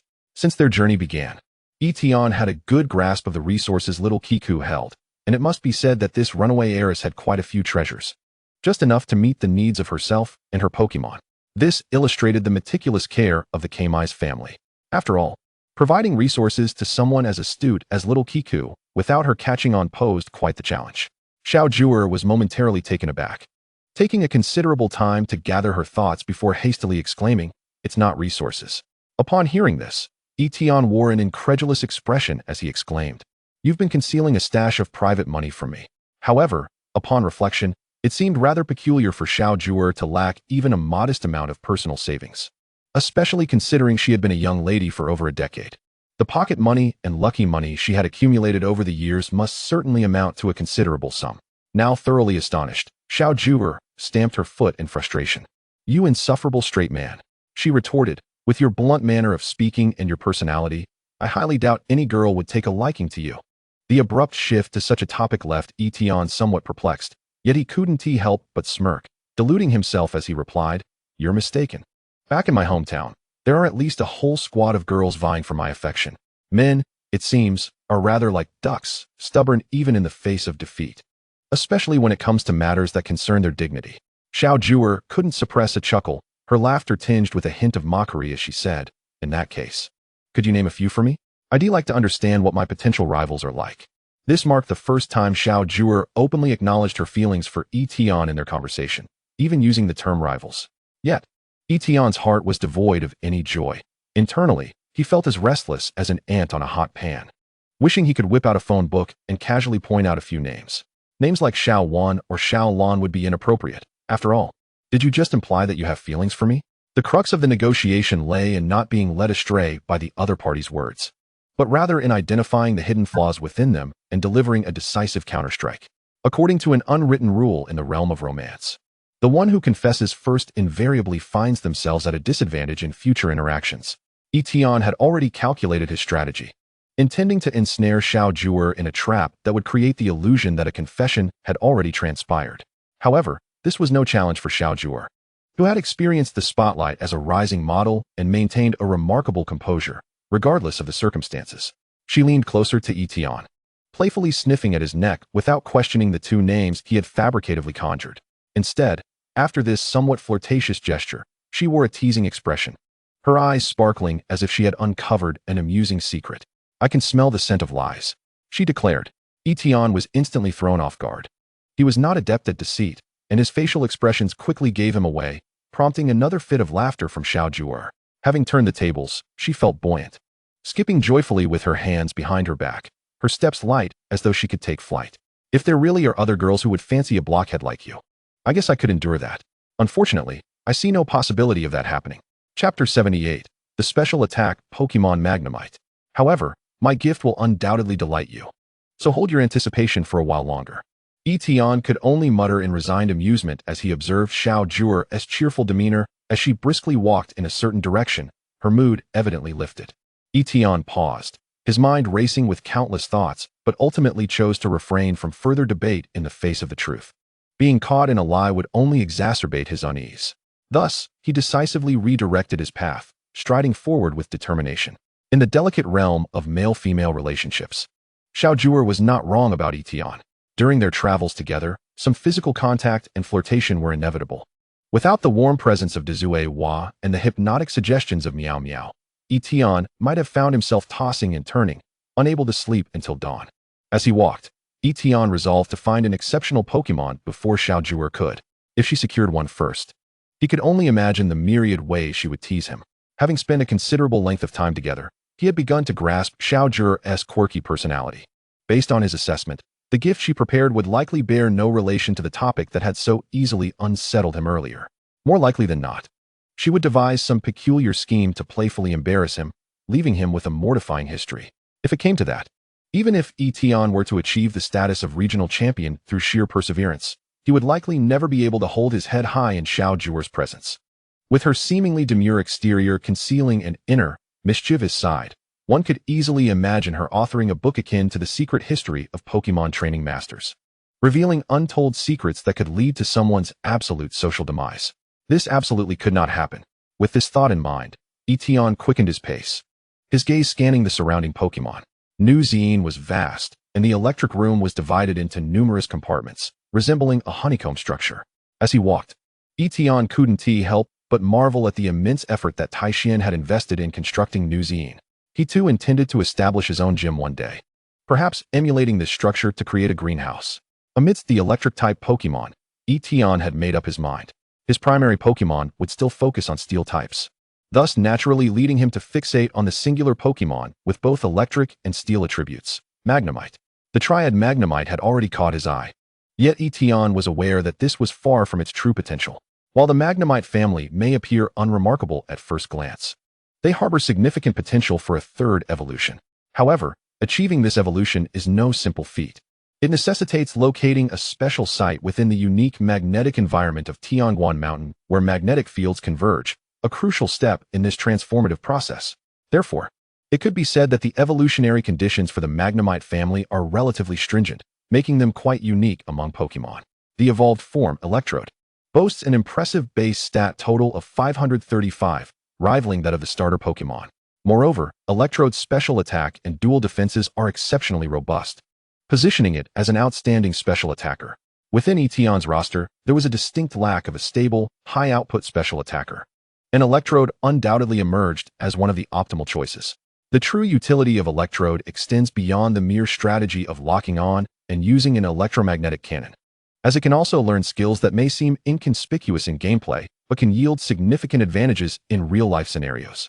While these skills might not be common in standard battles, they can produce unexpected results in certain specific circumstances. It is uncertain whether Tian had previously been plagued by misfortune and has now finally caught a break, or if it is indeed the new electric-type Pokémon from the Hisuian region that possesses extraordinary attributes. Regardless, Tian soon discovered a remarkably unique Magnemite. In stark contrast to the typical blue spherical body and black magnets of its kin, this particular Magnemite was strikingly distinct. Its spherical form was enveloped in a gentle, pale yellow hue, as if caressed by soft sunlight. The U-shaped magnets, which are usually black, now gleamed with a pristine white sheen, resembling two exquisite pieces of translucent jade. This subtle deviation from the common appearance of Magnemite inevitably conjured thoughts of a shiny Pokémon. Was it possible that Iron Spin was unaware of the existence of such a shiny Magnemite in this vicinity?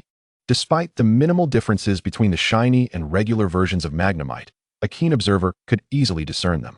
Generally, shiny Pokémon do not exhibit significant differences in attributes compared to their ordinary counterparts. The primary distinction lies solely in their coloration. However, it is precisely this unique coloration that renders shiny Pokémon exceptionally rare, bestowing upon them substantial value in the world. Even a standard shiny Pokémon could fetch a decent price, sufficient to acquire a semi-legendary egg of lesser quality.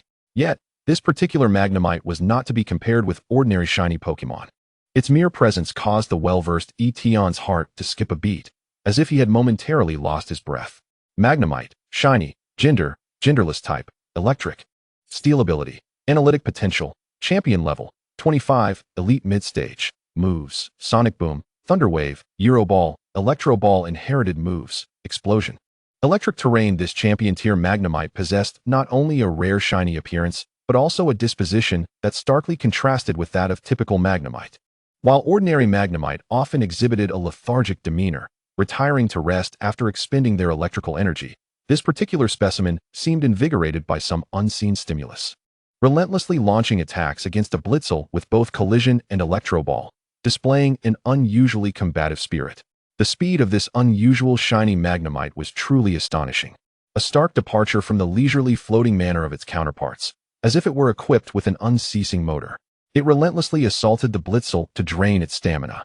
Through careful observation, Tian noted that, in contrast to its electric-type moves, the physical defense of this Magnemite was evidently robust, a clear testament to its exceptional steel-type affinity. In this fierce confrontation, the Magnemite, armed with its indomitable will and remarkable defensive capabilities, ultimately triumphed over the higher-level Blitzel, successfully claiming a more advantageous territory. The defeated Blitzel, akin to a stray dog, could only retreat in disgrace, seeking refuge elsewhere.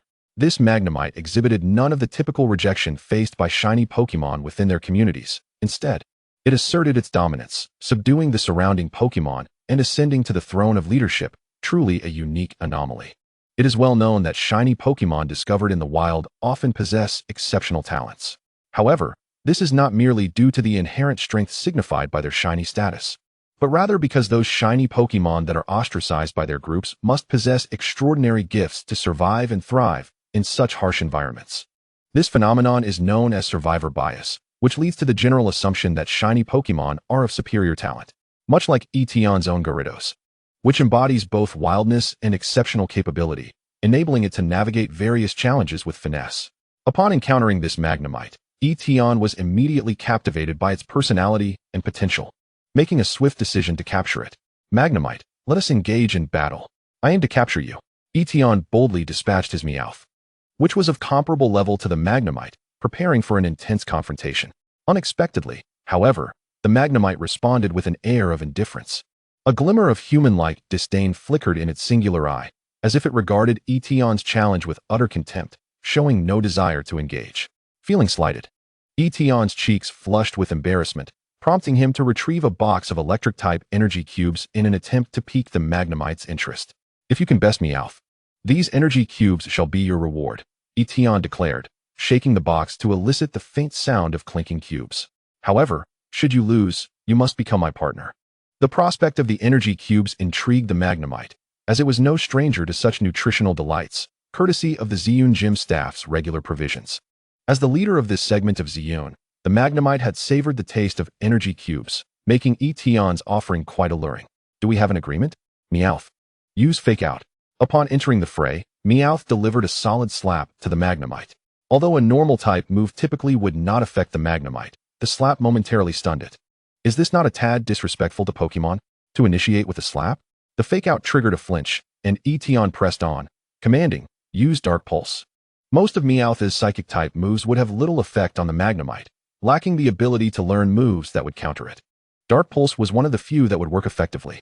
Meowth conjured a dark sphere, and the bewildered Magnemite was struck, sent flying backward. Although the Magnemite exhibited decent resistance, its special defense was not particularly high, and the Dark Pulse indeed inflicted significant damage. Regaining its composure, the Magnemite narrowed its single eye in anger. To be struck so callously, and to be attacked while still dazed, was a grave affront. The Magnemite unleashed an electric shock in retaliation. Meowth, use Light Screen, Tian shouted, and Meowth swiftly erected a barrier, having the impact of the electric attack, which now felt considerably less painful. Use Gravity, we must not allow it to escape, Tian commanded, while the Magnemite could float. It relied on electromagnetic force and was not particularly swift. Tian's order for Meowth to use Gravity was merely to improve its aim. The Magnemite, struck by gravity, plummeted to the ground, unable to take flight. Enraged, it unleashed a barrage of sonic booms. Yet, Meowth's ability had shifted to Oblivious, rendering it immune to confusion. After enduring the sonic boom, Meowth remained unfazed. Well done. Again, use Dark Pulse, Tian exclaimed. This time, the target was essentially immobilized, and Meowth easily scored a hit with Dark Pulse. The Magnemite's eye transformed into an X, signifying its loss of combat capability. Observing this, Tian promptly threw a luxury ball. After a few shakes, the ball finally stilled under Tian's anxious gaze. Wonderful! I have captured the Magnemite, Tian exclaimed, picking up the luxury ball and exchanging a celebratory high-five with Meowth.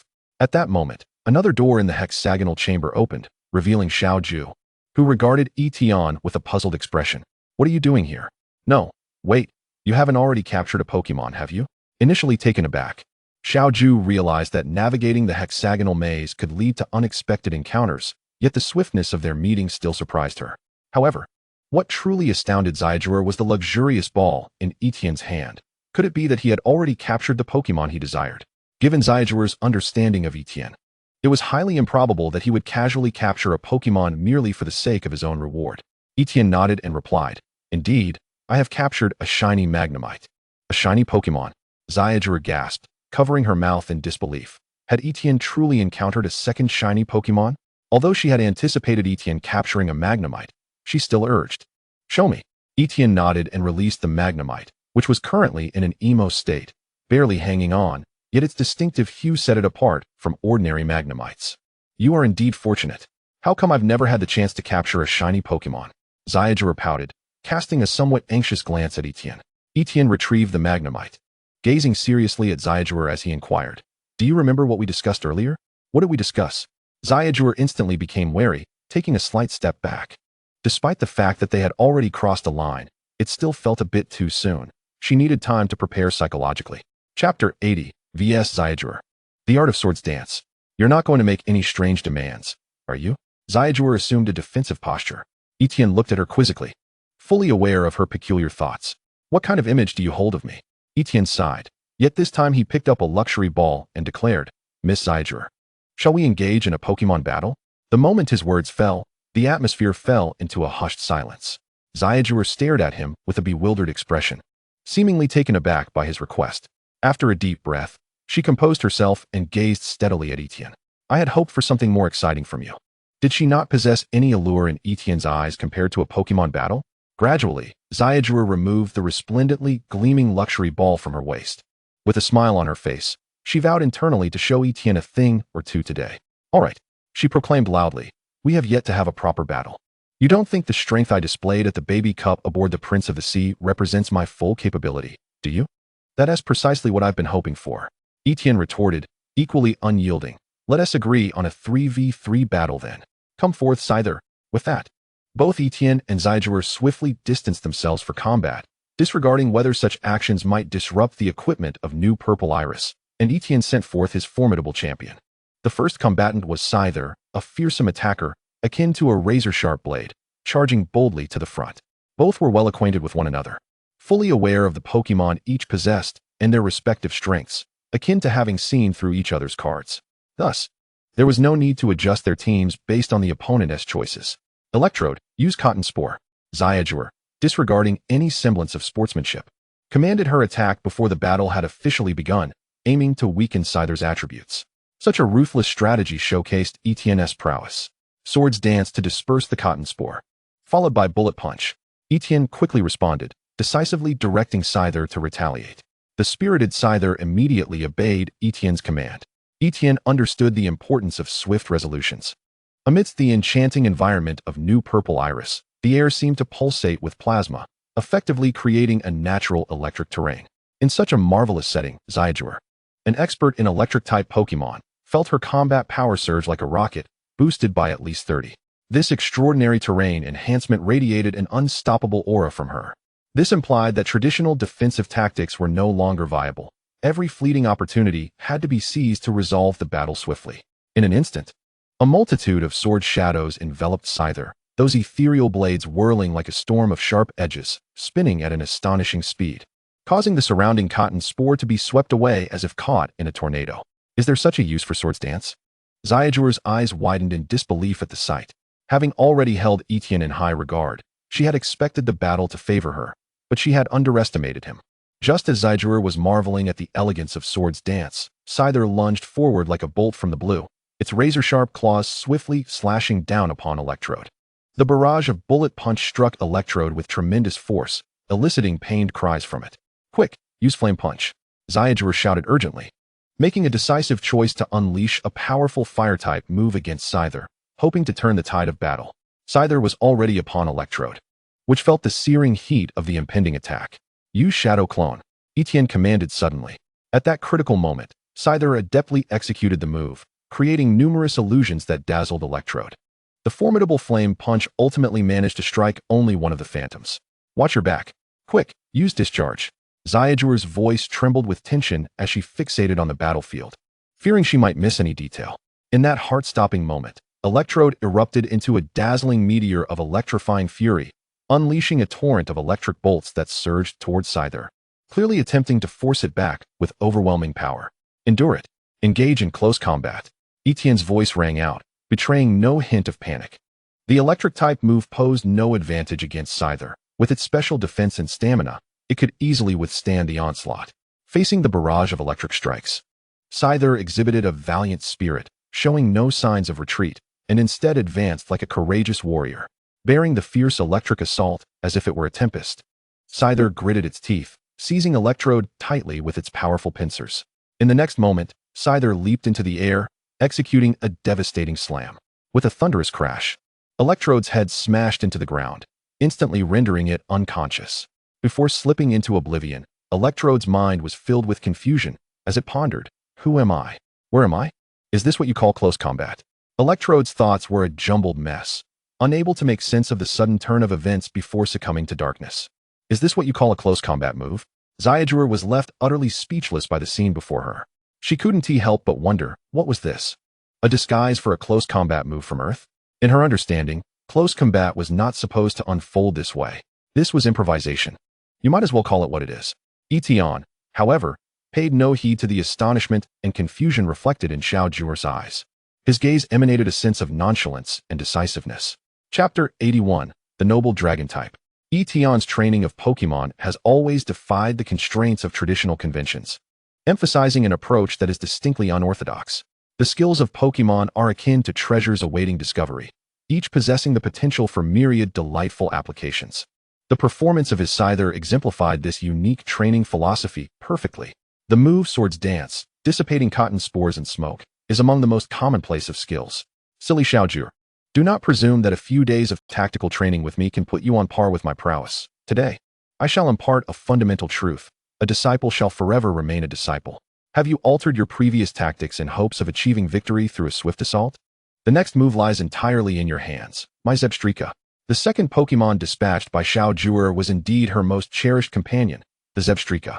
The Zebstrika emanated a formidable aura, its body crackling with silver arcs of electricity, vowing to seize ultimate victory. "Oh, you have chosen Zebstrika?"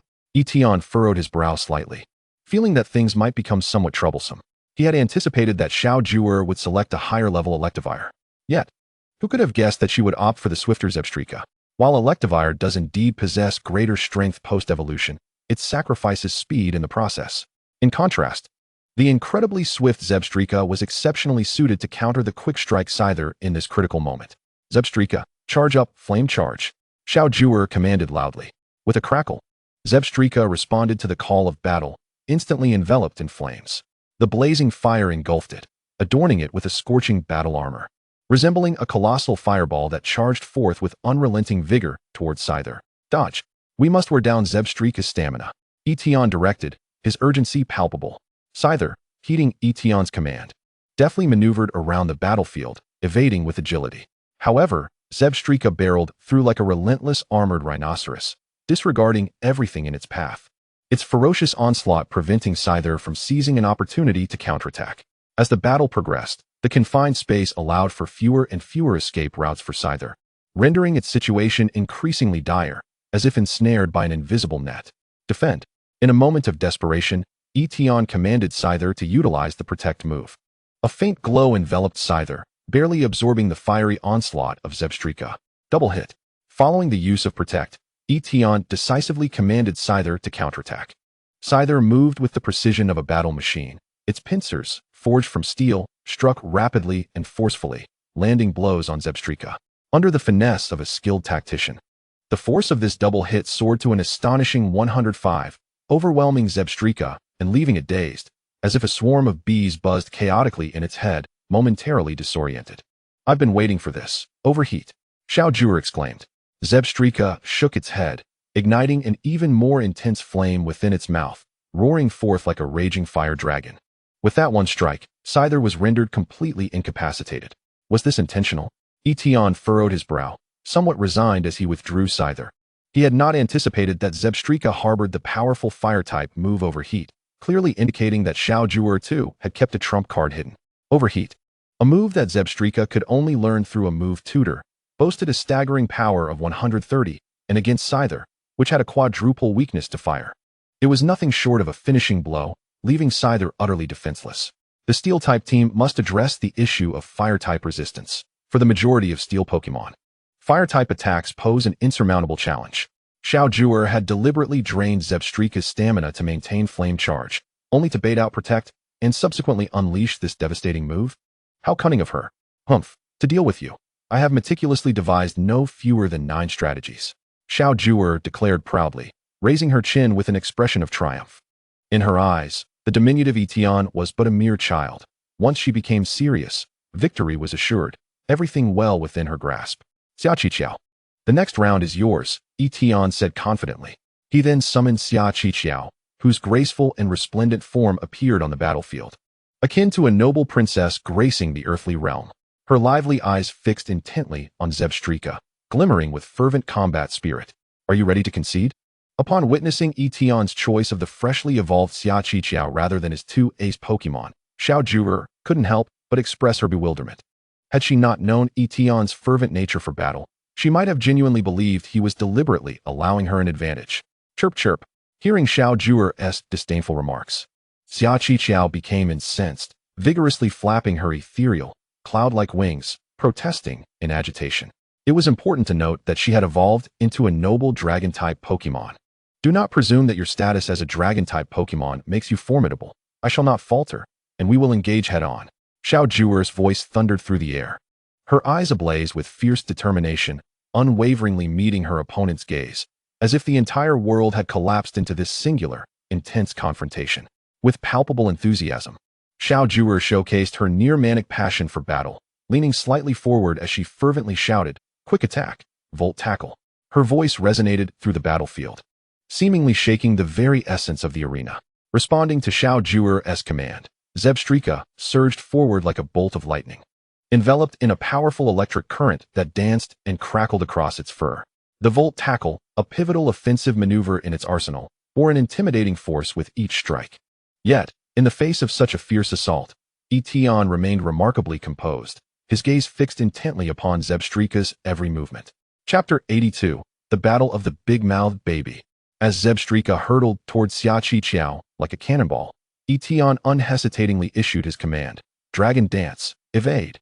Upon hearing Tian's voice, Xiaqiqiao transformed into a graceful dancer, pirouetting elegantly in midair. Her wings fluttered lightly, each motion appearing effortlessly fluid and natural.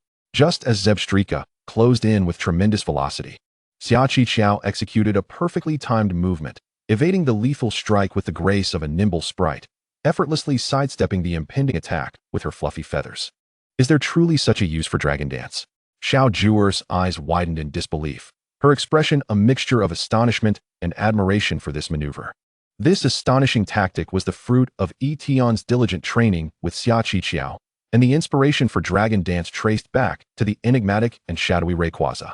In that breathtaking battle against Hoopa, Rayquaza had indeed made a name for itself, skillfully evading a barrage of attacks through its masterful application of Dragon Dance. In the midst of a fierce battle that shook the heavens and moved the spirits, the majestic Rayquaza displayed unparalleled strength and authority, fearlessly facing 7 adversaries at once. This exceptional prowess is precisely why Rayquaza stands out among the myriad of dragon-type deities, firmly securing its status as the mightiest of dragons. With an elegant dance of evasion, it simultaneously enhances its own attack and speed, an exquisite fusion of grace and power that epitomizes the art of combat. Akin to a breathtaking ballet that leaves spectators in awe, elegance is indeed timeless. Meanwhile, the Xerneas, employing its fluffy plumage to befuddle its opponents, leaves the enemy unable to ascertain the true location and movements of its vital spots. The adversary, a reckless Zebstrika, haphazardly charges forward, yet pales in comparison to Rayquaza's intricate and sophisticated battle strategy. Tian has shown remarkable restraint. After all, true strength lies not only in formidable power, but also in the wisdom to maintain composure and rationality during conflict. This is hardly a fair duel. It borders on blatant cheating. Scizor watched in frustration as Zebstrika repeatedly attempted to attack, only to be deftly evaded by Xerneas. The latter, seemingly unfazed, executed multiple dragon dances, inciting Scizor to the brink of fury, even tempting her to report Tian to Miss Junsha. At that moment, Tian caught wind of Scizor's furious outburst, a smirk of mockery gracing his lips. He raised both hands, dismissively gesturing to the sides, and spoke with a tone of disdain. If you can't handle it, practice more. If you can't bear to lose, then don't play. His words struck Scizor like a dagger, severing her composure. An overwhelming impulse surged within her, akin to being provoked by a dark-type Pokémon, compelling her to leap into the arena for a direct clash with Tian. Tian, however, harbored no sympathy for Scizor. In his eyes, battle demands utmost commitment. Fairness is a mere illusion. Although this was not a formal contest with judges to maintain order, nor were there any infractions to consider, Scizor's inability to accept defeat could not be justified. Out of respect for their acquaintance, Tian refrained from employing ruthless tactics typically reserved for wild battles. Yet, even in a sanctioned match, utilizing Dragon Dance to evade attacks is not an infraction. As the Dragon Dances accumulated, the speed of Xerneas surged, eventually rendering it unnecessary to consciously dodge Zebstrika's assaults, as the latter simply could not keep pace with Xerneas. Brave bird, unleash your fury. Tian commanded decisively at the opportune moment. With 6 Dragon Dances bolstering her, Xerneas summoned a colossal spectral avian and, with tremendous force, collided with Zebstrika. The brave bird attack, a formidable flying-type move with a power of 120, struck with a resounding bang, sending Zebstrika hurtling across the field, incapacitated. Surely your Xerneas has exhausted its stamina by now. Scizor observed the panting Xerneas with a smug grin, leisurely recalling her defeated Zebstrika. Indeed, while Tian's Xerneas had managed to battle across a significant level gap, the toll of consecutively executing 6 Dragon Dances on its energy was considerable. That last brave bird was the culmination of Xerneas' strength. Yet, as Scizor scoffed at Xerneas' capabilities, the Pokémon unexpectedly lifted its head high, as if to challenge Scizor. Then, gracefully landing, it employed rest to begin recuperating its energy. Scizor, filled with regret, felt an urge to slap herself. She could have simply sent out another Pokémon. Yet her pride led her to taunt. Electivire, unleash your most potent thunderbolt, Scizor cried, dispatching her 3rd Pokémon, which surged forth like a bolt of lightning, crackling with overwhelming electrical energy that seemed to warp the very air around it. However, at the critical moment before Electivire could strike, Tian made a surprising move. He recalled Xerneas back to its Pokeball. Come back, Xerneas. You've done splendidly. Tian spoke gently, placing her back within the confines of her sphere. Electivire, missing its target, glared at Tian with evident displeasure, as if to say, don't think I one-strike you just because you're a trainer's friend. How dare you toy with me? Yet, Tian remained unfazed, choosing not to summon his next Pokémon immediately. He merely shrugged, a mysterious smile playing on his lips. According to the best of 3 rules, you've already lost, Tian stated coolly. Scizor's eyes widened in disbelief, her expression one of indignation. Who said this was a best of 3? This is a legitimate battle. You must defeat my Electivire to win. Chapter 83. The Weakness of Steel Types. Tian's expression turned peculiar as he pointed at Electivire, half smirking. Are you sure you want to proceed this way? If your Electivire loses to mine, there will be no turning back for you. Let us see you try, Scizor retorted, a faint smile emerging. Seemingly unperturbed by Tian's ace, she was confident that her Electivire could easily triumph over Tian's Pokémon, whether it be Gulpin or Corphish. Taking a deep breath, Tian produced a luxury ball and without hesitation declared, "As you wish, come forth, Gulpin." As his words echoed, a small, adorable figure materialized in the arena. Gulpin, petite in stature, stood in stark contrast to the towering Electivire, yet displayed no sign of trepidation. Its round, expressive eyes conveyed a sense of determination and courage. Electivire regarded the diminutive creature with a dismissive sneer, convinced that such a small being could not possibly match its might. Scizor, keenly aware of the dangers of underestimating an opponent, hastily warned, "Don't take it lightly. Use Fire Punch." Scizor understood the consequences of overconfidence and dared not relax her vigilance. Tian had already demonstrated that level alone does not dictate victory. With both Scizor and Xerneas overcoming foes of a 10-level disadvantage, this gym-level Gulpin would surely prove formidable. At Scizor's command, Electivire unleashed a furious roar, its fists igniting in flames like a blazing meteor headed straight for the petite Gulpin. Yet, Tian had anticipated this maneuver. "Quick attack, then Swords Dance," he instructed. Gulpin nimbly dodged Electivire's assault, utilizing the initial motion of Quick Attack to evade.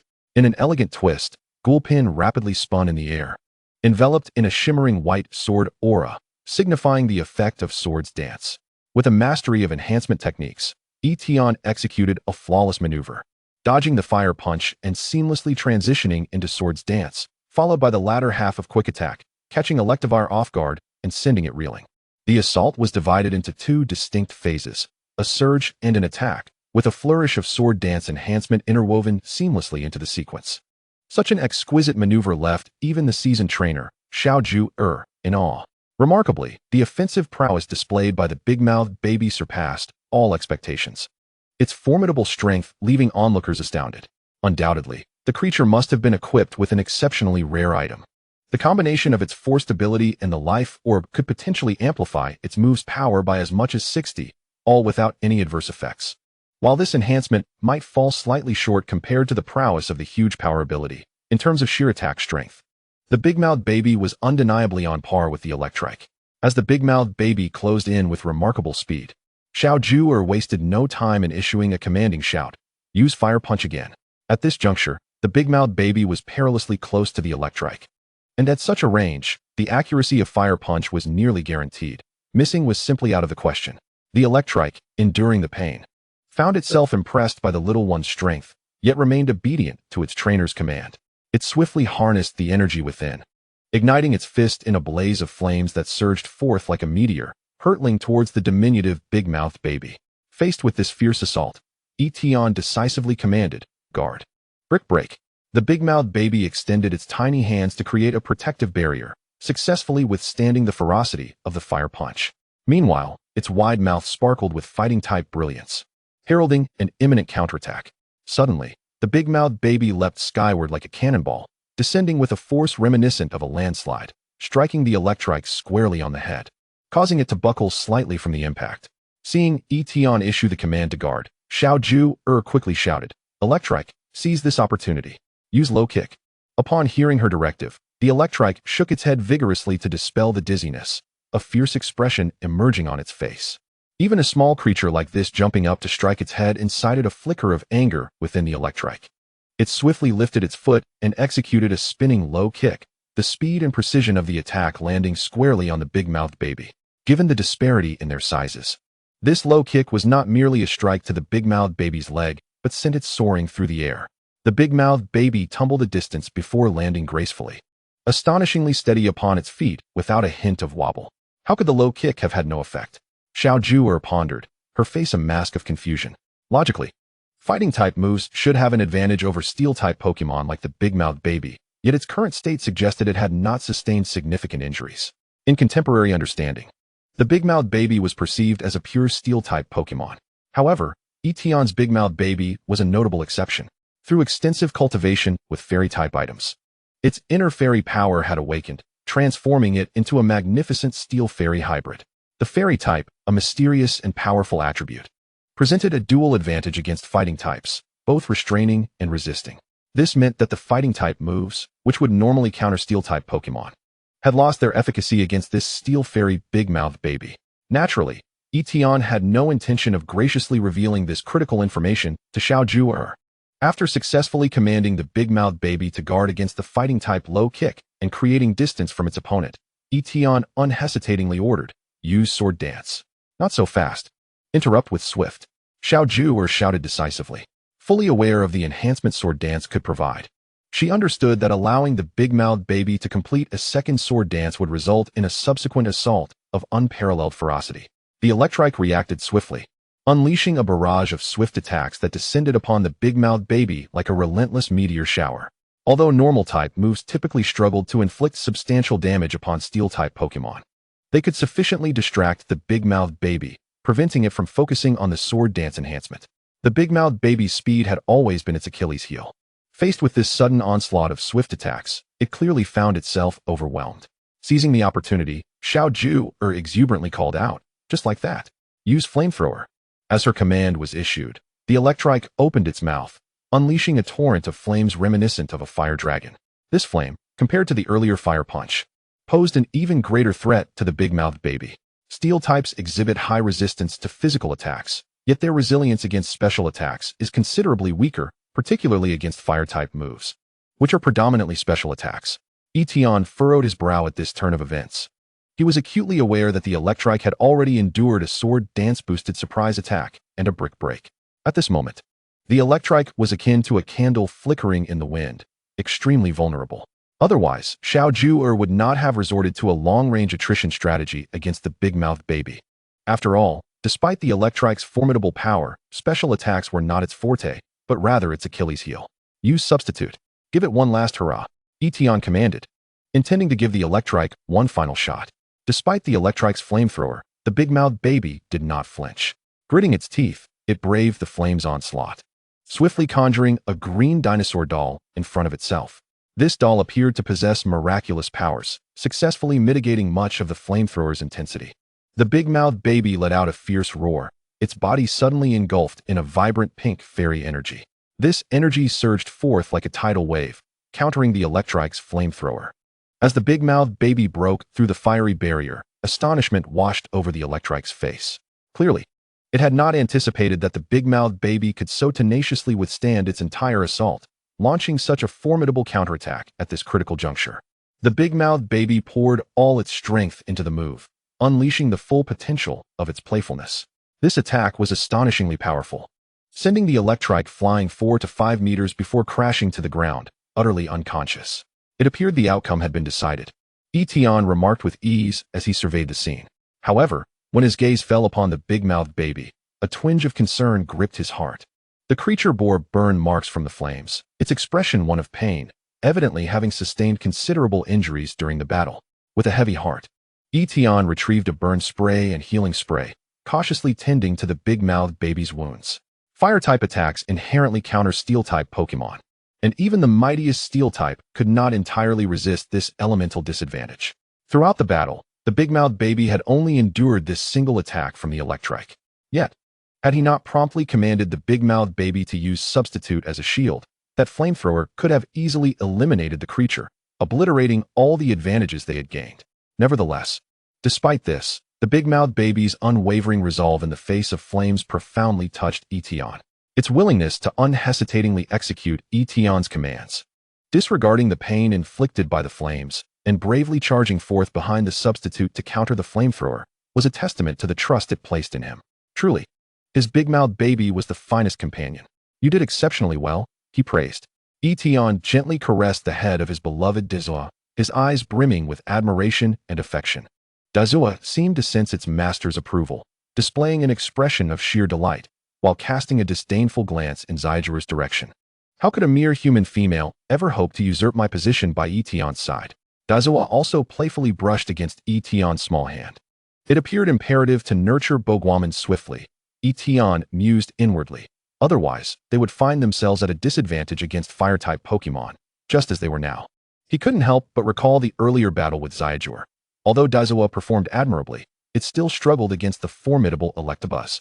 If Boguaman could grow stronger, perhaps it would prove pivotal in critical moments, assisting them in conquering even more formidable foes. Upon witnessing Electabuzz's defeat and the intimate rapport between Tian and Daizawa, Scizor felt a sense of relief wash over her. Initially, she had been filled with anticipation for this battle, eager to challenge Tian. However, upon witnessing the deep connection between him and Daizawa, she realized that the outcome of the fight had become inconsequential. After all, if she could not triumph even after exerting her utmost effort, would that not reflect poorly on her judgment? Retrieving Electabuzz, Scizor resignedly stated, "You have won this battle." Simultaneously, she handed Tian an object. "What is this?" Tian inquired, puzzled, as he gazed at the badge in his hand, which was uniquely designed and bore the lightning emblem of the Raven Gym. "This is the Volt badge of the Raven Gym." Just as Tian was grappling with his confusion, Scizor's voice suddenly rang out. "This is proof that you have defeated me." Her tone conveyed a hint of pride and satisfaction, emphasizing that only by vanquishing the next leader of the Raven Gym could one earn such a special badge. However, Tian noticed a trace of tension in Scizor's voice, as if she were trying to conceal something. If one were to adhere to the traditions of the Unova region, this indeed qualified as a token of goodwill. As the future gym leader, was it truly wise to be so impulsive? Tian's lips curled into a subtle smile, both amused and intrigued. Despite his words, he accepted the badge, recognizing it as a gift from Scizor, which undoubtedly held genuine significance. When the Unova region hosted its conference, he could utilize this badge to bypass a gym challenge entirely. Strictly speaking, this could be deemed a form of cheating, as all other trainers had to endure arduous battles to earn their gym badges, while he would glide through with this singular token. Yet, Tian remained unconcerned. For with his prowess, by the time the Unova region's conference arrived, he would likely be at least a champion-level trainer, if not the champion himself. At that juncture, he would hardly need to partake in competitions akin to the Baby Cup. Scizor declared proudly, "I shall be the next gym leader. Who dares question my actions?"